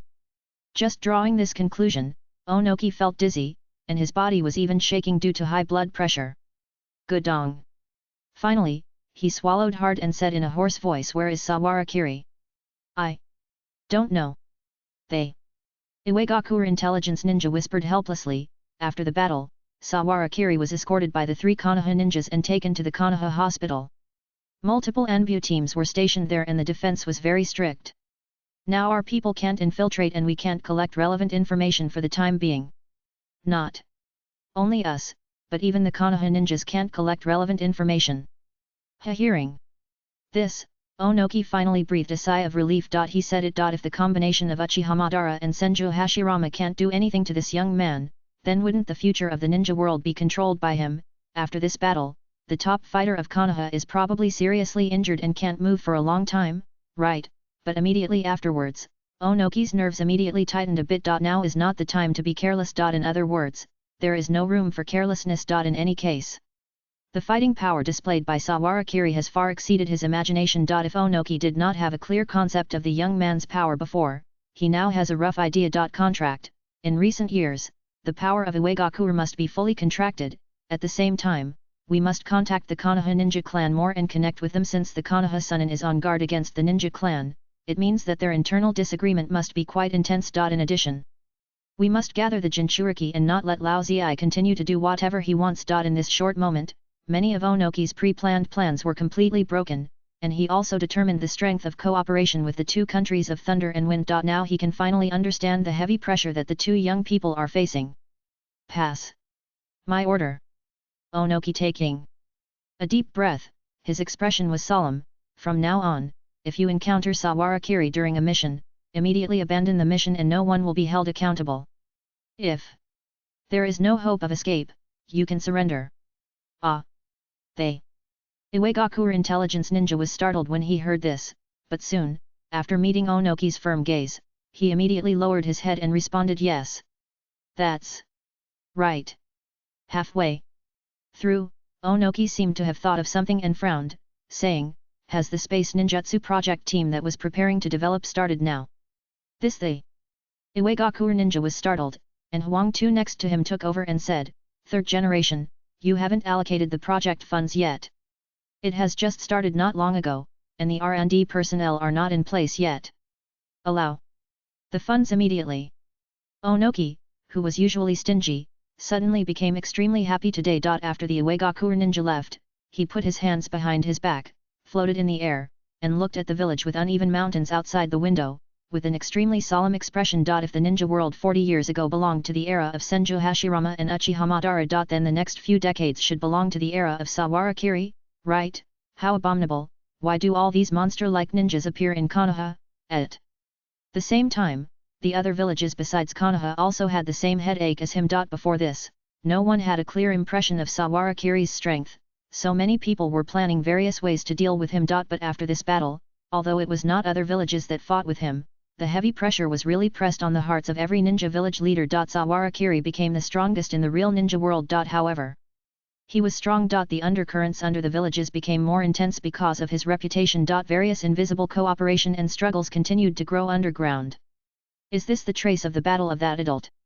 Looking at the lake in front of him that was gradually accumulated by the rain, Hitaki Kakashi, with his face covered, held his father's hand and spoke in a daze. Looking around, the front gate of Konoha, which was once surrounded by countless jungles, is now empty. The huge area of several kilometers or even dozens of kilometers around has been flattened in the previous battle, turning into a charred solid ground, and the whole has sunk for an unknown number of meters. At this time, many Earth escape ninjas are rebuilding the roads around the lake according to the construction plan, and there are busy people everywhere. Naturally, many Konoha villagers heard the news like them and came to the door to watch. Yeah, it's amazing, right? Hitaki Sakumo stretched out his hand, stroked his son's silver hair, and spoke with a smile. As he spoke, he raised his hand and pointed at the nearby places. That big lake was created by the wood release, and those holes on the other side are traces of the fight between Lord Sawara and Madara, and this black land. Hatake Kakashi listened quietly, and his heart continued to restore the process of the two people's fight in his mind as his father spoke. However, no matter how he magnified his imagination, it was difficult to understand how those big holes that were deeper than the traces of ninjutsu were created by fists and feet. At this moment, Kakashi felt that the ninja worldview that his father had established over the years was distorted. Is this still a ninja? Father. He raised his head and looked at his old father, who still had some wounds, and asked in a low voice, "Isn't that Master Sawara your disciple? Can you do that?" "I can't do it." Hatake Sakumo smiled gently, and his big hand slowly stroked his head, "But Kakashi is an amazing genius. If you can keep working hard, you should be able to touch the edge of that master's realm, right?" "I will work hard." Although he was a child, after seeing the scene in front of him, Kakashi still felt that his vision was too narrow. So, the pinnacle of the ninja world is like this?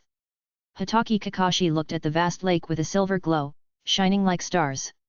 Since his father said so, he must be able to reach this level. Just as he was thinking, he heard an excited shout from afar. "Kakashi!" The moment he heard the voice, Kakashi, whose eyes were still twinkling just now, suddenly sank and turned back to his usual dead fish eyes. He turned his head helplessly and looked to the side. Sure enough, Uchiha Obito, the idiot, rushed towards him like a little wild boar. Before he rushed to him, he was stunned, and then suddenly showed a mocking expression and made a face. Kakashi is still a child. He still has to hold an adult's hand when he goes out. "Obito, you guy!" A vein suddenly bulged on Kakashi's forehead. Uchiha Obito seemed to have encountered something worth showing off. He pointed to the big lake next to him and said proudly, "You see? This is the power of our Uchiha clan. It can create a lake on the ground in one go." Tisk! Kakashi curled his lips when he heard this, but he was defeated by Lord Sawarakiri. Lord Sawarakiri is Lord Sawarakiri, they can't be compared. The lake was created by wood release, which is not the power of your Uchiha clan. Who said that? It was Uchiha Madara who used it. The two little ones started to chatter and bicker beside the lake. Hatake Sakumo looked at the two little guys with a gentle smile. Only when he was with his peers would Kakashi show this childish expression. Sure enough, he should stay in the ninja school for a while longer and interact with his friends more. Just as he was thinking this, he suddenly noticed the gazes from all around and subconsciously looked in the direction of the gazes. Then, he saw a few children about the same age as Kakashi.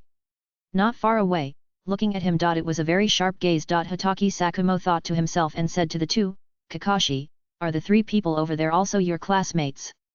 "Ah! They are in the same class." Before Kakashi could speak, Obito had already answered very actively, "They should be Momokai Zabuza, Mizukami Mangetsu, and Mei Terumi, right? They are guys who like to be alone. Is that so?"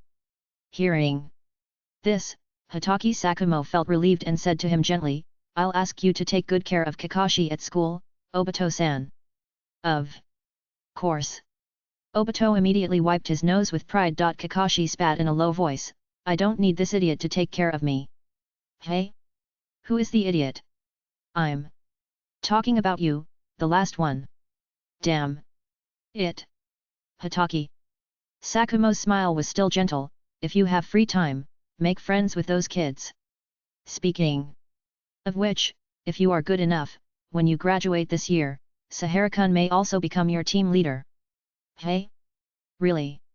Hearing this, both Kakashi and Obito couldn't help but widen their eyes. After the previous battle, Sawarakiri has completely become the biggest hero in the hearts of everyone in Konoha. Naturally, he is also one of the most admired people by children. That depends on your efforts. At the same time, a great hero praised by the whole Konoha is still lying in the ward, just woke up not long ago. In the ward, the open space at the edge is filled with flowers, various gifts and snacks, and half of the room is full. Miss Suiwai sat on the edge of the bed, holding the meat porridge cooked from home, holding a bowl in one hand and a small spoon in the other, blowing hot air gently from her mouth. Sawarakiri opened his mouth obediently. The temperature of the porridge was just right. At this time, many parts of his body were still wrapped in bandages, and the injury on his right hand was particularly serious. The entire skin and a small part of the muscle were cut off. After a major operation, he was wrapped like a dumpling and could not move at all. Looking at her elder brother's appearance, Shuihui felt distressed and dissatisfied, and whispered, next time you encounter such a thing, Kiri can't take it alone. It's not like Konoha doesn't have other ninjas. It's too dangerous. That's Uchiha Madara. There's nothing shameful about fighting with everyone. Yes, yes, Sahara Kiri responded obediently, eating the porridge slowly. Although they are all ninjas, it is obvious that there is a clear distinction between the inside and the outside in Suiwai's mind. When she heard that Kiri was seriously injured at the medical position, she felt as if the sky had fallen. Fortunately, after a careful examination, she was determined that there was no danger to her life. Otherwise, she really didn't know what to do. Now thinking about it, there are some psychological shadows. Sahara Kiri knew that this was Suiwai's angry words, so she naturally didn't take it to heart. Both brothers and sisters are ninjas, so they naturally know what kind of life a ninja lives, not to mention himself. Suiwai has also experienced life and death on the battlefield. Looking at his appearance, Suiwai knew that her stupid brother didn't listen at all, and could only sigh helplessly. After all, ninjas are such a profession. Bang!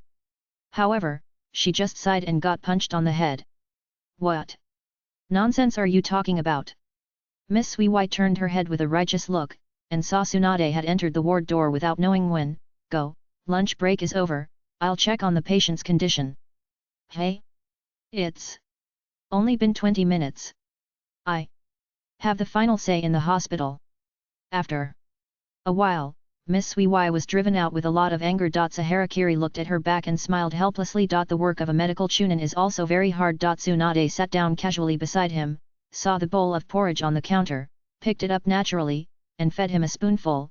How is your recovery now? Actually, it's almost there. In another 2 days, after the chakra is restored, I should be able to recover completely with my own reversal technique. Ah!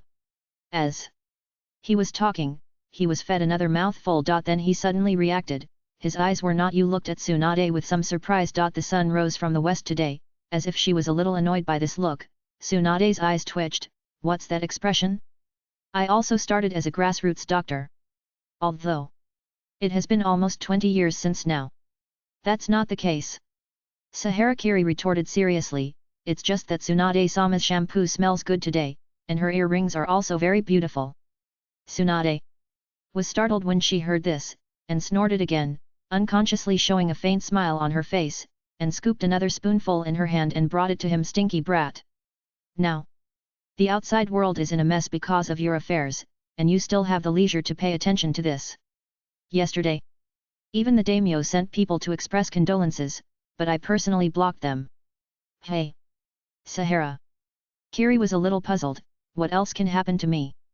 Tsunade laughed softly, do you know how much money the bounty on your underground bounty office has reached after the previous battle? 500 million taels. Someone actually dares to bounty me. Sahara Kiri was angry and amused. There are too many people who don't know what they are doing in this world. Tsunade said, gently putting the spoon into his mouth. According to the investigation of the Anbu, it seems that a small organization called the Kara Organization has issued a bounty order. We haven't tracked their whereabouts yet. Jiraiya has already sent people to investigate. Hearing this, Sahara Kiri was stunned. Kara Organization, Chapter 156 Enemies from the Sky. The moment he heard the name of this organization, Sahara Kiri's eyes, which had been a little slack just now, suddenly became a little sharper. Although he didn't watch the plot of Boruto because of some incombustible reasons, he still learned about the plot of the future chapter through some information on the internet in his previous life. If I remember correctly, it should be the process of fighting against this organization formed by Otsutsuki Ishiki. At the same time, because it was past the version child period, even the nine-tailed Naruto and the Samsara Sasuke in their prime were not a match for him. This is actually the combat power that the Otsutsuki clan should have. Although his current strength is no less than that of Uchiha Madara, there is still some gap to compare with this level of enemy. As if noticing the change in his eyes, Tsunade frowned with a spoon in her hand, puzzled, and asked, is there something wrong with this organization? Should we send the Anbu out to investigate? Sawara Kiri thought for a while, nodded and said, it would be best if we can find information, but if not, there is no need to rush. If you have the guts to put a bounty on me, you must have some backers behind the scenes. He was sure that there was no history of Uchiha Madara attacking Konoha village in the original work. Otherwise, with Sarutobi Hiruzen's strength, Konoha village would not have survived until the Naruto and Sasuke period. Sawarakiri knew that it was because of the appearance of this variable that Uchiha Madara, who was still in the process of preparing his plan, was forced to the extreme, which forced him to resort to this bad strategy. Therefore, he did not want to push his Heike Otsutsuki to that extent during this period when he was not ready. God knows how much combat power he has recovered now. Hearing him say this, Tsunade seemed to be slightly relieved. Fortunately, there is no big trouble again. Konoha is now in a period of large-scale transformation. Whether it is economic or educational reform, the time of transformation needs to be counted in years. If there is any accident again, she may still have to let Kiri continue to play. Tsunade thought in her heart, looking at the young man in front of her, with a bit of tenderness inadvertently. Just like her grandfather, as the last inheritor of the Senju clan, she actually loves this village very much. If she hadn't had no choice, she would never want to give up this land managed by her ancestors. But now, this huge pressure is not borne by her, but on the shoulders of this young man, which makes Tsunade's emotions towards him inexplicably complicated. If it is the care of elders for their juniors, it is obviously not the case. If it is the care of comrades like Jiraiya and Orochimaru, it does not seem to be enough. Instead, it is a bit like dependence. If Kiri is not there, what will Konoha be like now? With her hemophobia, will she be able to walk out of the shadows so easily? When powerful enemies such as the Third Raikage and Uchiha Madara appear, who should resist them? Tsunade has no knowledge of the things in another world line, so she can't help but have these thoughts one after another, and the subtle sense of dependence becomes stronger and stronger. She thought in her heart, but her face remained calm. She lowered her head to blow the steaming meat porridge and handed the spoon to his mouth. Sawarakiri was not shy. While thinking about how to deal with the enemy from the sky, she ate with a hum. Thank you for your hard work, Kiri. While thinking, he suddenly heard Tsunade's sighing voice. Sawarakiri was startled when she heard it and looked up at her. Then, he saw Tsunade looking straight at him, and there seemed to be light in her eyes. With ripples, her voice seemed so soft for the first time. No matter what happens in the village or outside the village, if you are not here, I will, bang. Just as she whispered, the door of the ward was suddenly pushed open. Uchiha Yayoi stood at the door with an anxious look. However, when she saw the scene in the ward, the anxious look on her beautiful face could not help but stagnate, and she stared at the woman sitting beside the bed. But the next moment, her sight turned back to Sahara Kiri, who was able to sit up by herself. Kiri, how is your injury? The moment she rushed into the room, Sahara Kiri saw Tsunade's body suddenly shook as if she had been electrocuted, and she sat up subconsciously. When she turned around and saw that the person who came in was Uchiha Yayoi, even her originally fair skin seemed to have lost some blood color, and even the movements of holding the bowl and spoon seemed a little stiff. The whole person sat there uncomfortably, neither standing nor sitting. It was not until Miss Yayoi rushed in front of Sawarakiri that she suddenly regained her consciousness as a doctor and cleared her throat. Don't worry, only the wound on the right hand needs to be healed. The rest is a matter of chakra consumption. It should be almost recovered in about a week. Even. Her voice changed from the soft sigh of the last second to the coldness of business. All the emotions that were revealed in the previous moment were restrained back, as if nothing had happened. However, what responded to her was only Miss Yaoi's scarlet eyes that turned into cold and blade-like eyes, full of extremely strong resistance. Although Tsunade's face remained unchanged, she felt a little weak in her heart. She even wondered if she was confused to say such words to a young man who was much younger than her. However, at the moment when Uchiha Yaoi's eyes swept over, she felt a strong emotion inexplicably in her heart. She stared back at the girl without hesitation, without any intention of giving in. After she came to her senses, she stepped out of the ward. Whist, did the old woman from the Senju family do anything to you? Miss Yayoi scanned Sawara Wu's body and found that there were indeed not many wounds, so she spoke with some caution. In fact, she had noticed something was wrong since the Sawara family moved into the Senju house. It was only after Wu showed his superhuman talent and strength that she gradually put her mind at ease. If Wu Jun didn't want to, let alone Konoha, no one in the entire ninja world could make him change his mind. However, the moment she pushed open the door of the ward, Miss Yaoi's heart couldn't help but suddenly tightened, and even her throat seemed to be a little tight. If Wu didn't want to, of course it would be so. But what if Wu didn't want to resist? Just this weak thought immediately made the girl's eyes reflect the Megatama, and the strong possessiveness made her even have the urge to lock Wu in her basement today to recuperate. It's okay, Sawara. Kiri also noticed the change in her eyes, forced a smile, waved his hand and said, Tsunade-sama is just visiting the ward and sharing some small information. Don't worry so much. That guy. Uchiha.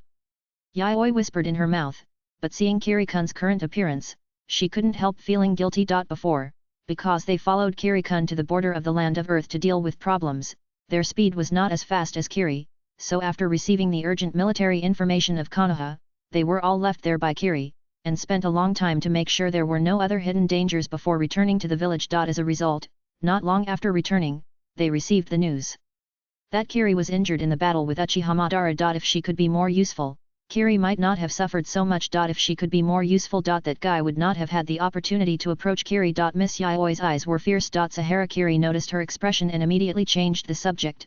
Speaking of which, have you visited the clan land after you came back? I heard that part of the South City was also destroyed by wood release, and it is now under repair. Fortunately, the Uchiha is on our side, otherwise, given my situation at the time, if Uchiha Madara used Izanagi, I really wouldn't know what to do. Well, I will keep an eye on those old guys like you and Ye. Miss Yaoi nodded slightly. If there is any trouble, I will solve it in advance. The so-called solution is naturally to kill the people who cause trouble to Kiri. In Yaoi's view, her greatest use to Kiri now is her identity and status within the Uchiha clan. Konoha will definitely belong to Kiri in the future, and she must protect this property for him. You don't have to be so radical. Sahara Kiri suddenly showed a distressed expression. The so-called Yandere is naturally extreme. It's either extreme love or extreme hatred. The balance between the two is really difficult for Sahara Kiri to grasp. But this love is directed at me. And he is a scumbag who wants to have his feet on many boats. Sawara Kiri couldn't help sweating. Don't worry, I will solve it. Uchiha. Yaoi obviously didn't listen to his words and said stubbornly. Yes, Sawara Kiri agreed helplessly. After chatting for a while by the bed, seeing that Kiri-kun was a little sleepy, Yaoi reluctantly turned around and left. However, before leaving the ward, the girl's eyes lingered on the empty bowl and spoon on the bedside counter for a long time. She fed him very cleanly. That woman, except that she looked better and Yukiko was a little older, she didn't seem to have any good points. Uchiha Yaoi thought to herself and looked down at herself. She could barely see her toes. The girl, whose inner activities were very complicated, walked away, not knowing what she was thinking. It's difficult. Sawara Kiri looked at the girl's back, and also felt a little guilty. It's like this now. If he wants to make friends with the children in the future, he really doesn't know what kind of problems he will encounter. It would be great if he could change the system. Sawara Kiri thought so in his heart, and looked at the empty zero in the heart knot on his panel, feeling very worried. After this battle with Uchiha Madara, he found another flaw of his. Lack of large-scale attack and defense capabilities. When facing the attack of Susanoo, the unlimited technique can still play a certain role, but if it is raised to the level of true thousand hands or the ten-tailed beast ball again, he is absolutely sure that the huge consumption brought by the defense of the unlimited technique will definitely not be able to withstand it. But, how to make up for it? Could he also become a Jinkraki? Just when Sawara Kiri was thinking about it, Tsunade had already stepped back to her loyal dean's office. Because of Uchiha Madara's sudden attack, the entire Konoha hospital had to be forced to work overtime. Now everyone in the entire hospital is busy, but the few seriously injured patients that ordinary medical ninjas can't handle have been roughly cured by her, and now most people just need to recuperate. Therefore, Tsunade became one of the few idle people in the entire hospital. She put one hand on the table, lifted her cheek, and stared at the human meridian structure diagram on the wall opposite the office, her eyes unconsciously absent-minded. When people are idle, they will unconsciously think about random things, and their thoughts will become wild and unrestrained. At this time, Tsunade's head was naturally filled with the scene just now, or scenes after scenes. Sawara Kiri was a very special person to her. Tsunade could truly feel that her entire life trajectory was reversed by him alone. Whether it was hemophobia, the reforms in the village later, or even the external war and the ideals of that young man. If it weren't for the huge age gap, Tsunade felt that it was not surprising that she and he had gone through the process of getting to know each other and then falling in love step by step, or in other words, this is how a lot of families among ninjas were formed. Damn it! How could she be so much younger? When she thought of the scene in the ward just now, when Uchiha Yaoi passed her without hesitation and threw herself directly at Sahara Kiri, everything seemed so natural. It made her a little angry just thinking about it. Just childhood sweethearts. Just A little younger. With the experience passed down by the Senju family, Tsunade was fully confident that after they got old, they would still look like they did now. No. Even younger, the yin seal was not just a boast. However, when she noticed what she was thinking, her expression was startled again. She immediately rubbed her delicate golden hair with her hands in a frenzy, and gritted her teeth in annoyance. Damn it! Isn't this completely turning into a man-crazy woman? Or is it a serious Shotokan? Is it because of my age? 30 years old is still a very attractive age. Obviously, the degree to which women care about their age is completely unimaginable for ordinary people, especially when it comes to marriage and love issues. Bang! Just as she was gnashing her teeth in frustration, the door of the office was pushed open loudly again. This time, Tsunade's reaction was even greater than before. She almost jumped up from the chair, and the chair legs made a creaking scraping sound on the ground. When she looked up, she saw Yuki Sahara walking into the room with a stack of medical records. As soon as she came in, she immediately noticed Tsunade's puzzled look and asked in confusion, "What? Another wounded person was sent in? You? This guy?" Tsunade suddenly got angry for some reason, slammed the table and said angrily, "Knock on the door. Do you understand? Show some respect to the young and beautiful teacher." Ms. Sui Wai stuck out her tongue at her and closed the door with a look of disgust. Task. A relative is here, so angry. Just as the dust gradually settled in Konoha. In the great desert of the wind country. A man with only a lock of long hair on his head sat quietly at his desk, looking down at the various materials he had collected in his hands, with a calm and indifferent expression, but very patient. The photos posted on the files showed the various different looks of Sahara Kiri from childhood to the present. Ji Xian read them quietly, one after another. It was not until a long time later that she finally took all the contents into her mind. Not only the strength, but also the wisdom is so extraordinary. In terms of mortal qualifications, it is already excellent. Even, it is better than the two men from decades ago. Jijin muttered to himself in a low voice. The so-called people from decades ago naturally refer to Senju Hashirama and Uchiha Madara. The reincarnation chakra of Indra and Ashura is naturally a secret for ordinary ninjas, but for people of the Otsutsuki clan, it is not worth mentioning. After all, the Otsutsuki clan already has similar abilities. The two sons of Otsutsuki Hago Romo inherited only the basics of the basics. Unlike normal people, whose souls return to the Pure Land after death. All members of the Otsutsuki clan will turn into a special energy after death. In the words of Sawara Kiri in her previous life, it can also be said to be a piece of information attached to certain specific people. This existence is named Wedge by the Otsutsuki clan. As long as enough conditions are met, the dead members of the Otsutsuki clan can rely on this data to revive in the bodies of these attached people. Just like Otsutsuki is Hiki now. Back then, when he was attacked by Kaguya and his life was on the verge of extinction, it was this body that he was attached to.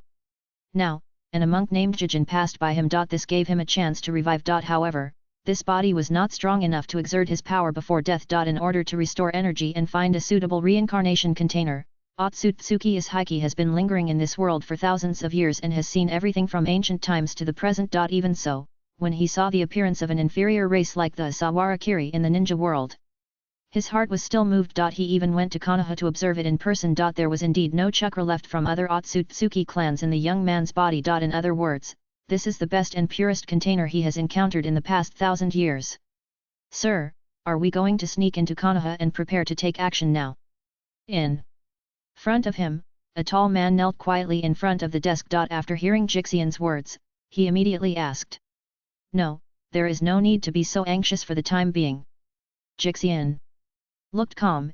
"If I remember correctly, the child is only 16 years old this year, right? Wait until he grows up a little. This container is not ready to be harvested yet." The tall man responded immediately. "Wait for him to raise his head." A pair of green pupils slowly appeared in the shadows. "I haven't posted pictures for a long time, so I'll insert a few today." Chapter 157 Cultivating Feelings starts from childhood. Clang.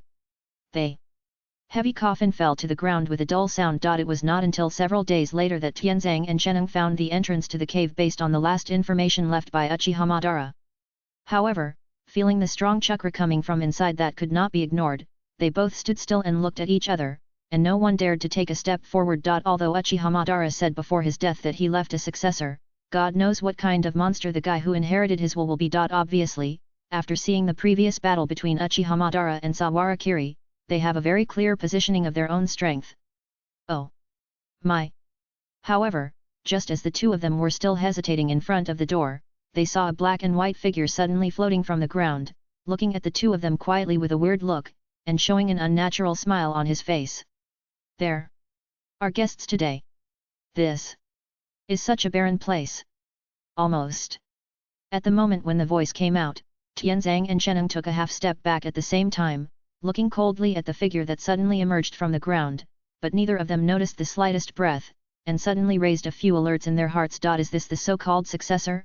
However, just when the two of them had this thought, they heard a gentle footsteps coming slowly from the deep cave. The next moment, a thin girl with a cold look stepped out of the shadows and looked at them indifferently. The moment they saw each other, both Tianzang and Sheneng were stunned. It seems that they did not expect that the proud successor of Uchiha Madara would be such a young girl. Are they the two? Uchiha Hikaru spoke calmly, but not to the two of them. Instead, his scarlet pupils turned to Zetsu, who had emerged from the ground. Yes, it's this smell. As Zetsu spoke, he turned his head to look at the coffin that the two of them had thrown on the ground. The corners of his mouth, which had originally seemed very stiff, suddenly opened a little higher, as if he had encountered something that could disturb his emotions for a long time. But it seems that Madara-sama is dead. Humph. It's expected. Uchiha Hikaru spoke in a low voice, with a bit of coldness in his voice, and turned his eyes to the ground's coffin. Letting that guy die so easily is what he wanted.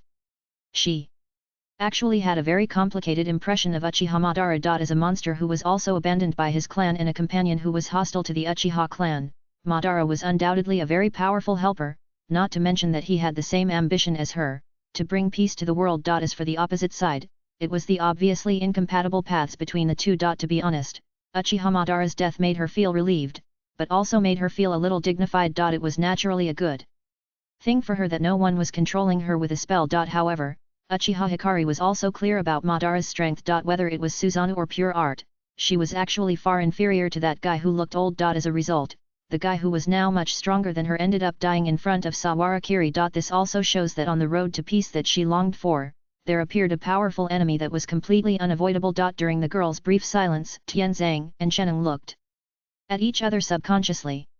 And then Tianzang spoke first. Sir, we are here to return the coffin according to the will of Lord Madara. If there is nothing else to tell you, we will go first. Before he could finish his words, he saw Uchiha Hikaru's eyes suddenly changed. The pupils of both sides, which were still dark, suddenly turned into a deep scarlet at this moment, and the Megatama in the center of the eyes connected to each other and turned into a horn windmill. Since you are here, stay. The moment they heard this, Tianzang and Sheneng were both shocked, and almost subconsciously shot to both sides, and suddenly rushed out dozens of meters away. Just this one move showed an extremely exquisite instant body technique. However, before Tianzang's eyes flashed, the petite figure suddenly appeared in front of him at a speed that ordinary people could not catch. Tianzang inherited a lot of Danzang's memories and had extremely rich experience in fighting the Uchiha clan. He immediately lowered his eyes to look at the girl's toes and formed seals with both hands. Would release, large. Before he could finish his words, the girl had already attacked with lightning speed. While holding down his knuckles with one hand, she pressed down his neck with the other hand with a snap. The overwhelming force even made a slight creaking sound in Tianzang's neck, and he raised his head to meet the scarlet eyes. 8,000 spears. Just in this brief eye contact, the sudden burst of pupil chakra, like a surging tide, hit the depths of his brain, causing all his body movements to stagnate. At the same time, a tiny chakra mark appeared on the side and back of his neck. When he let go of his hand, Tianzang was already standing still. What kind of technique is that? Shen Nong, who had no idea about the Mangeki pupil technique, felt a chill in his heart the moment he saw this scene, and even his speed increased by several points. However, even if he was the leader of the former Sky Ninja village, how could he compare to Uchiha Guang, who had been practicing for a year, before he could run a few steps? Uchiha Guang, who suddenly turned away from Tianzang, had already kicked out and stepped on his back fiercely, and the whole person was like a startled wild goose. pressing him down, and then pulling up his head again. Another attack of 8,000 spears was shot out, and Shen Nong's figure immediately stopped. In just a few seconds, two strong men who could make a name for themselves in the entire ninja world were already under the control of 8,000 spears. After a while, Tianzang suddenly recovered from his confused state. He first subconsciously felt his body and found that he had no missing limbs. Then he looked at the black-haired girl with a cold face and said coldly, "What did you do to us?" However, Uchiha Guang seemed to be accustomed to this kind of reaction and said calmly, "You are quite strong. From today on, you will be under my command." Asshole! How could Tianzang be easily overwhelmed by such an answer? It was understandable that he couldn't beat Uchiha Madara before, but now, as the future ruler of Konoha, how could he be used as a subordinate by this cat and dog who came out of nowhere? He immediately completed the seal in his hands and slapped his hands on the ground. Wood release, Great Forest Technique. With a loud bang, countless wooden roots that surged like tentacles suddenly rolled out from under the originally flat ground, aiming directly at the direction of Uchiha Hikaru. However, the girl who was as fast as lightning before completely ignored his attack and turned her head to walk away. The light in Tianzang's eyes flashed first. But the next moment, bang!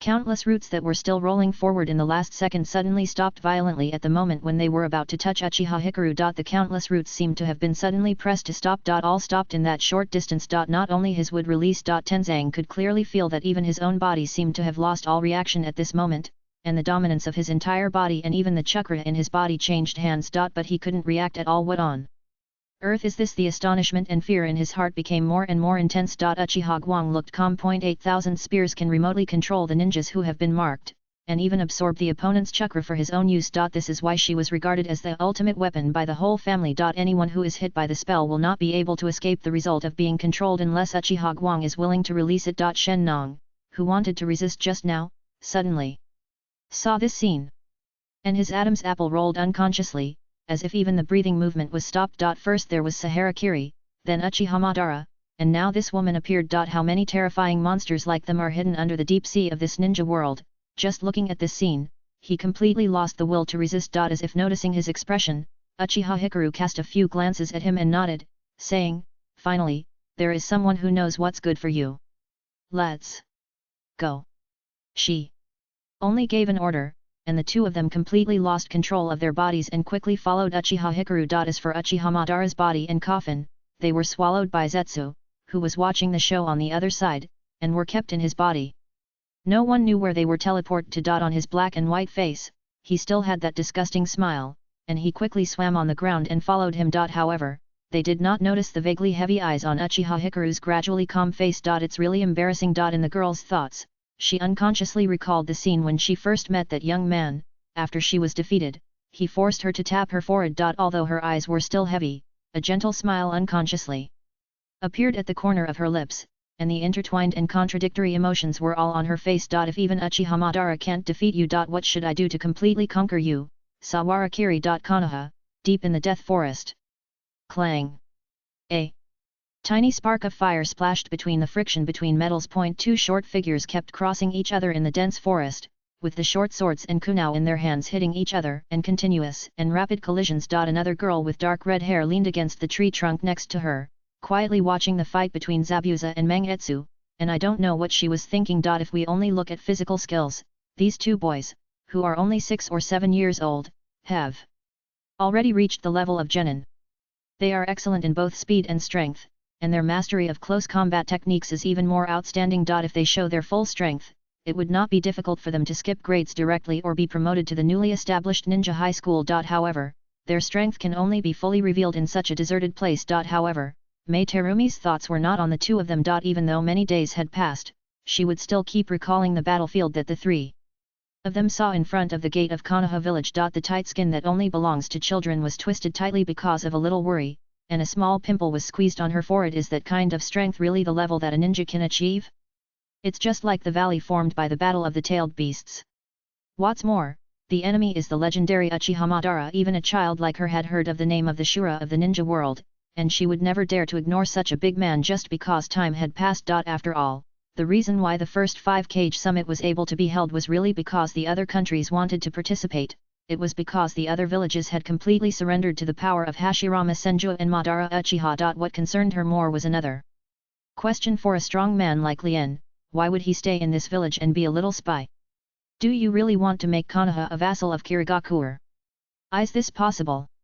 Although she was still young, Mei Terumi had already shown superhuman maturity and a vision beyond her age. She was keenly aware of this contradiction. Just as she was thinking in her heart, a slight sound suddenly sounded behind her. Mei Terumi's mind suddenly shook, and the whole person was activated from the daze just now, and almost subconsciously stabbed a kunai behind her. However, before she could stretch out her palm, a big hand had already firmly pressed on her shoulder. When she raised her head, she just met a pair of blue eyes that seemed to be smiling. It's not good to frown like an adult at such a young age. Sawara. Kiri gently stretched out her hand and massaged the little girl's brows to help her relax the small pimples that were originally frowned, and joked, but you will age prematurely. The moment she saw the man's face, the panic that suddenly rose in Terumi Mei's heart was immediately suppressed. However, how could it be? She had clearly placed so many hidden secret perception seal. Even if a bird flies through the forest, it should trigger her perception. Luckily, the person who came was Lord Lien. Mei Terumi thought so in her heart, but her body immediately lowered. Lord Lien. Don't be so reserved when you are in Konoha, just call me by my name here. Sahara Kiri patted her head gently, motioning her to stand up, and then turned to look at the two people in the forest. You two are also working hard. At this time, Zabuza and Manu also noticed his figure and immediately trotted over to salute. Lord Kiri. That's right. Sahara. Kiri smiled gently, but her blue eyes stayed on the slightly reserved face of Mei Terumi for a moment, but she said nothing. Children, it's a good thing to be a little more sensitive. Adults may not be the same. Unlike Mei Terumi, who was vaguely reserved and worried, Zabuza and Mangetsu behaved more like ordinary children, looking at him with longing in their eyes. Although Zabuza had his face covered, his joy almost came out of his eyes. Mangetsu Kizuna was more careful and obviously noticed the brisk footsteps of Sawara Kiri when he appeared silently. Mr. Kiri, are your injuries all healed? Almost, after all, I have been resting for several days. Sawara Kiri said it unintentionally, but the ears of the little guys were excited again. After fighting such a fierce battle with such a monster, it took less than a week for him to recover, as expected of Sawara Kiri. Mei Terumi's eyes became more solemn. But when he raised his head, he showed the innocent smile that only belonged to this age. Master Kiri, are you finally going to give us a mission? It should be considered a mission. Sawara Kiri still had that gentle smile on his face, and he seemed to not care about the anxious expressions of these children at all. Before coming here, I asked the teachers of the ninja school about your situation. No matter which teacher, they all said that your personality is a little bit withdrawn. This is not conducive to long-term ambush. The smile on his face became more gentle, and he said in a negotiating tone, so, as the first mission, go and make more friends with everyone in the class first. Hearing this, the three undercovers of Kirigakure were all stunned. What kind of mission is this? Is it hard to understand? Sahara Kiri looked at them and said, as a matter of course, if I hadn't integrated myself into this village and adapted to the environment here, I would have been arrested as a suspect by the route during the previous rounds of investigations. There are more than 1 or 2 undercover agents of your age in this village, and those who survive to the age of 15 are a minority among the minority. But they impatient Zabuza wanted to refute something. But Terumi Mei immediately said, yes, I understand. Zabuza and Mangetsu Kizuki turned their heads to look at her, their expressions inexplicably surprised. It was Terumi Mei who wanted to get the mission the most among them before. That's right. Sarah. Kiri stretched out her hand and rubbed the little boy's head with a smile, soft and fuzzy. However, while being rubbed on the head by him, Mei Terumi slightly raised her head and asked with an expectant look, as if she was a little embarrassed, Lord Kiri. Actually, I am also a bloodline ninja. If I have any questions later, can I ask you for advice? Bloodline development.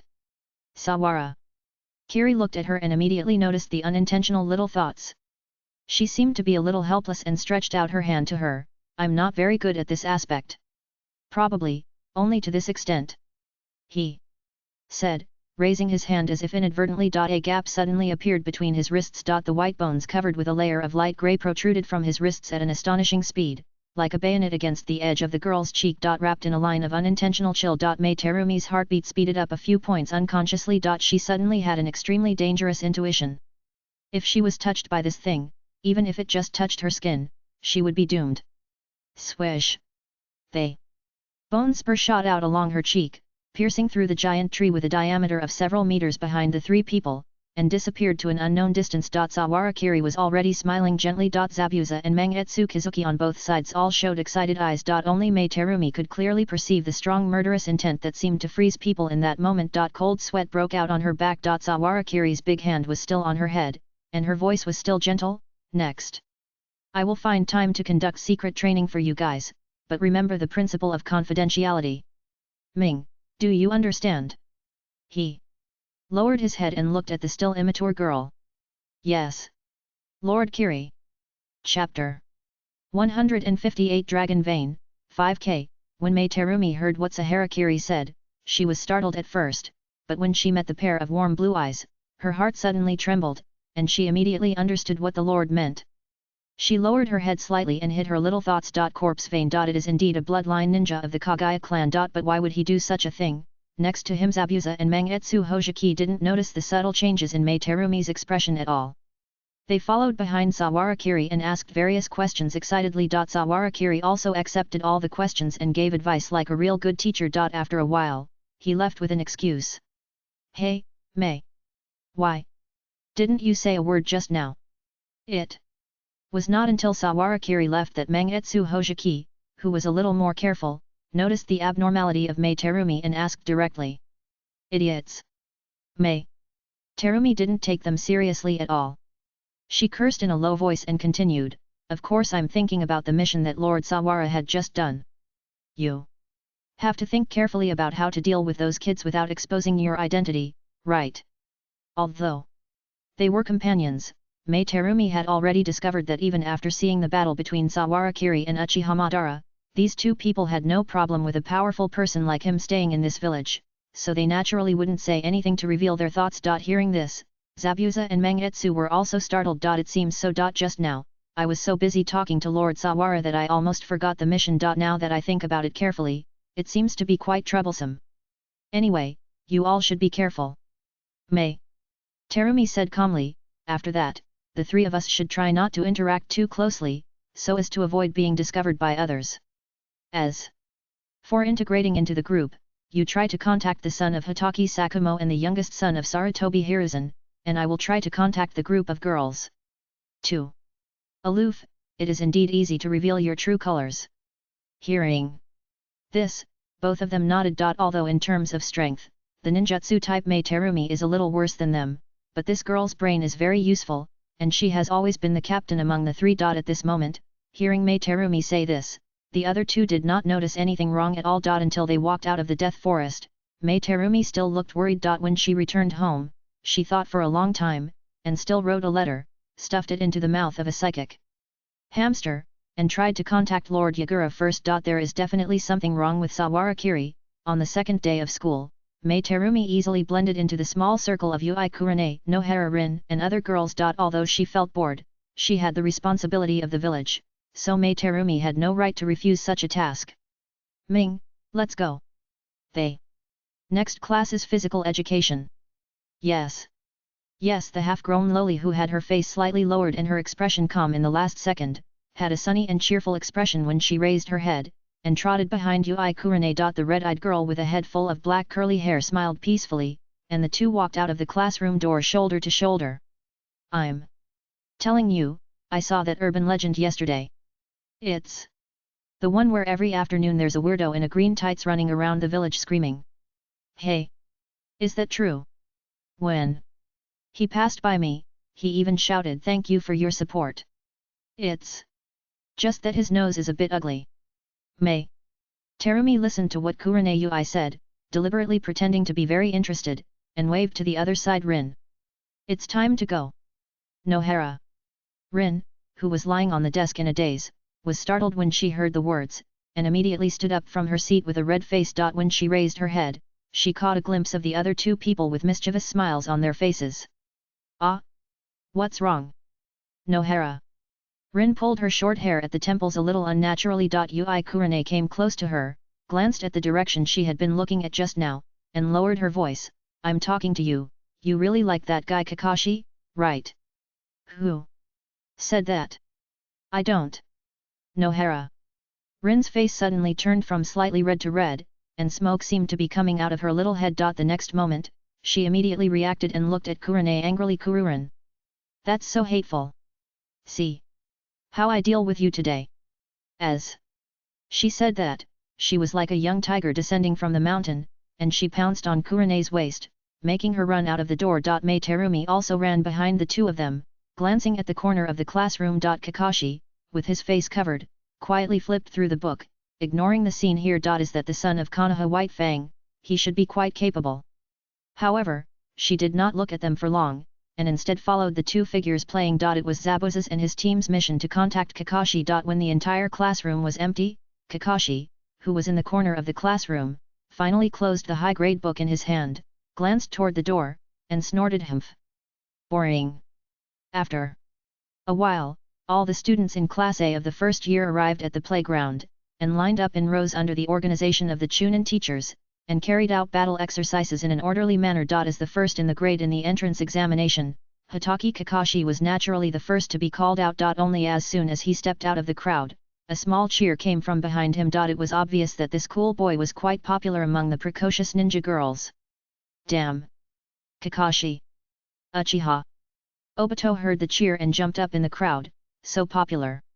First in the grade, that's not certain. Sarutobi. Asuma folded his hands, looking as if it was a matter of course. However, when he saw that Kurane had no expression, he was slightly relieved. However, in his peripheral vision, Ui Kurane tilted her head and whispered to Nohara. Rin, it's over, Rin-chan has so many opponents. Nohara. Rin's ears were sensitive, and when she blew a breath, the whole person was immediately startled. When he heard Hong's voice clearly, he immediately reached out and gently twisted her waist. Damn it! Oh! Mei Terumi also lowered her voice. Is Kakashi really that powerful? Of course. Nohara. Rin, who had blushed and refused to speak just now, immediately showed a matter-of-fact look at this time.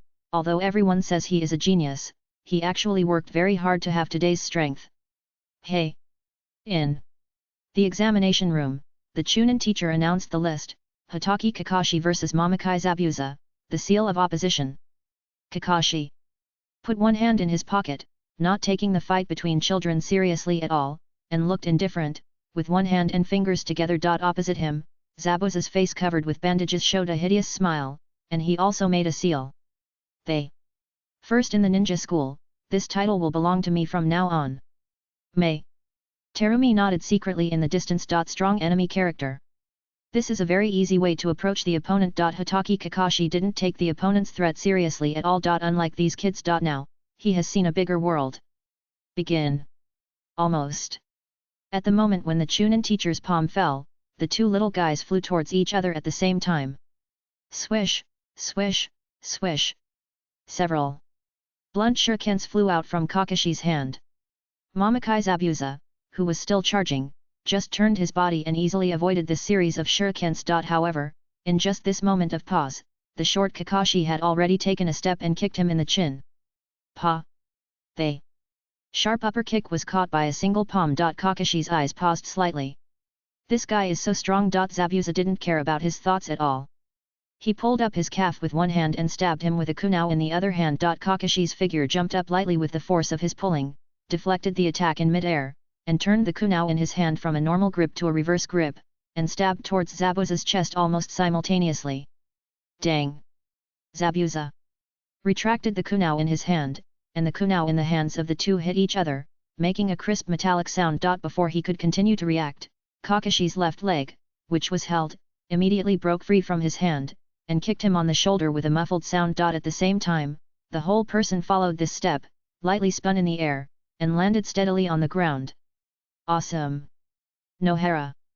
Rin, who had just entered the ninja school a few days ago, saw this scene, and her eyes suddenly flashed with a bright light. Obito in the crowd was annoyed. However, unlike these little guys who have not been trained yet. Mei Terumi's face was heavy. Outsiders watch the excitement, insiders watch the door. Just in this series of short fights just now, this kid named Kakashi has shown quite outstanding physical skills. Even if he were to take the graduation exam now, I'm afraid he wouldn't lose points in physical skills. There are really too many geniuses in Konoha. While Mei Terumi's thoughts were turning, Kakashi's movements did not pause at all. He seized the opponent's slight flaw when he was kicked just now, and rushed out from the original place. However, Zabuza, who was slightly tilted just now, smiled, and his body almost tilted and rolled half a circle on the ground, and the kunao in his hand swept along the direction of his legs and feet. But Kakashi suddenly jumped up and turned over at the moment when his legs were about to be cut. Pressing his hands on the ground. Zabuza kept his forward posture and paused. The big whirlwind of Konoha. Bang! They ninja shoes that spun around for most of the way made a sound in the wind and kicked hard on Zabuza's face, causing him to flip out under the kick. Hatake Kakashi took advantage of the situation and pounced on him again, pressing his kunao heavily on his back, while the kunao pierced his neck. Puff! Zabuza's pupils shrank immediately. Very good. The Chunin teacher on the opposite side saw this scene, and his eyes suddenly lit up. He raised his hand to indicate that the battle was over. Hatake Kakashi wins. The crowd around heard this sound, and there was a burst of cheers mixed with sighs. The cheers were naturally from the Kakashi fans on the side. The sighs were led by Obito and others who saw Kakashi was not doing well. Damn it! Why can't you give this guy a punch? Looking at Nohara-rin's shining eyes, Obito felt his heart aching. It's too damned. Mangetsu Kizuki next to him was smiling, not taking Obito's complaints to heart at all. When Zabuza finished the seal of reconciliation and returned to the team, he whispered, "Not bad." "Humph, who do you think I am?" Zabuza looked proud and didn't say that he was careless just now. That was too embarrassing. However, when Kakashi passed by, he still said coldly as planned, "I will definitely beat you next time." Oh! Kakashi still had those dead eyes and didn't take this sentence to heart at all. There were too many people who said this to him, and he couldn't remember them all. However, all these scenes were seen by Mei Terumi, who was slightly relieved. It seems that at least there will be no accidents in the process of executing this mission. When the day's classes were over. When Mei Terumi returned home, she caught a glimpse of the little hamster that had emerged from the desk at some point, and she was immediately delighted. Lord Yagura replied. However, when she unfolded the note, her heart sank. Continue to execute the mission, obey the direct online order, and do not disturb her for other matters. Obviously, Yagura Kyuji did not intend to do anything because of her little suspicion. No, looking at this little note, Mei Terumi could not help but recall the respectful look of Lord Yagura to the man Sawarakiri when they first met Sawarakiri. A dangerous idea suddenly arose in her heart. They even in the entire senior management of Kirigakure, are they all in the same group? Just thinking of this, Mei Terumi felt a chill on her back, and her pink face turned pale. If that's the case, what exactly do these people want to do? Mei Terumi didn't dare to think about it any further. Or, just follow the order. Sawara. Book of Friends, acquire character Mei Terumi bond level increased. Mei Terumi bond level, 01. Noticing the panel that suddenly popped up, Sawarakiri was startled at first, and then showed a relieved smile. I thought Zabuza and Mansuki were the two innocent kids who were easier to be caring for, but I didn't expect that kid to be the first to recognize the reality. What? A smart kid. Obviously, he noticed the slight abnormality of Mei Terumi from the beginning, but he didn't take it to heart at all. In fact, with his current strength and status, it would not be difficult to directly attack the Hidden Mist village, kill all the Hidden Mist high-level officials and all the ninja clans, and merge the two villages at once. The reason why he did not do so was simply because he did not want to destroy the current peaceful development environment of the ninja world. Of course he was invincible, but it was impossible for him to always be with every Konoha villager to prevent them from being killed by the suicide attacks of the remnants of the Hidden Mist. Naturally, he chose a relatively gentle way. Sawarakiri had already regarded the current Konoha village and the Hidden Mist village as his own things. No matter which side was damaged, he did not want to see it. The process of supporting Yagura to take the position was relatively simpler, but this would have to wait until he became the Three Tails Jinchuriki. Now, he has a more important thing. Sawarakiri lowered his head and looked at the paper on his desk. It was densely marked with various Naruto plots and movie versions that he had watched in his previous life, and circles were drawn on many characters and places. Among them, the words that were clicked the most times were Demon Country Monsters, Infinite Terracotta Warriors, Immortal Evil God, Dragon Veins, and Second 10 Tails. Now his strength level has encountered a barrier. When using the system to obtain abilities in the early stage, naturally no matter what you get, it can be of some use. The initial God of Fire Kagura and Unlimited Technique both greatly improved his strength level. But later, whether it was Black Sword Autumn Water or Marine 6 styles, the improvement in his strength was actually quite limited. So much so that in the battle with Uchiha Madara, it could only be used as a flat attack. This was not because these abilities and items were too bad, but because his strength was too strong. Based on Sawara Kiri's own estimation, even if he was in the sage mode of Senju Hashirama in his prime, he was confident that he could definitely run away even if he couldn't beat him. This is not arrogance, but the confidence brought by real achievements. He can be called the number one under the 6 paths, but unfortunately, after being invincible in the world, enemies came from the sky. The Kara organization is Heike Otsutsuki. This is a strong man that he cannot resist now. Even if it is Kagaya Otsutsuki, who is a member of the Otsutsuki clan who can't fight and only knows how to use his omnipotence to randomly use big moves, he can't beat him. So, he has to think about how to make up for his shortcomings. Among all his shortcomings, the most conspicuous one is his current total amount of chakra. Although he has learned the yin seal, it would allow him to reach the level of a strong shadow after releasing the chakra, but compared with the monsters in the future, this amount was too limited. After the options on the paper were crossed out one by one due to various side effects. Finally, his pen fell on Dragon Vein. Dragon Vein. Saharakiri scratched his head with a headache. Before this, he had asked Master Jiraiya about information related to Dragon Veins. Unlike the fan fiction he had read in his previous life, he could directly use the Dragon Veins for his own use. After he said this idea, Jiraiya only used one sentence to make him give up the idea. Dragon Veins are the purest, violent, and unstable natural energy. They are more difficult to contact than the 3 holy places. If you are not careful, you will explode and die. You must not absorb them into your body like a jinkraki. Think about it. Such a large energy source is there.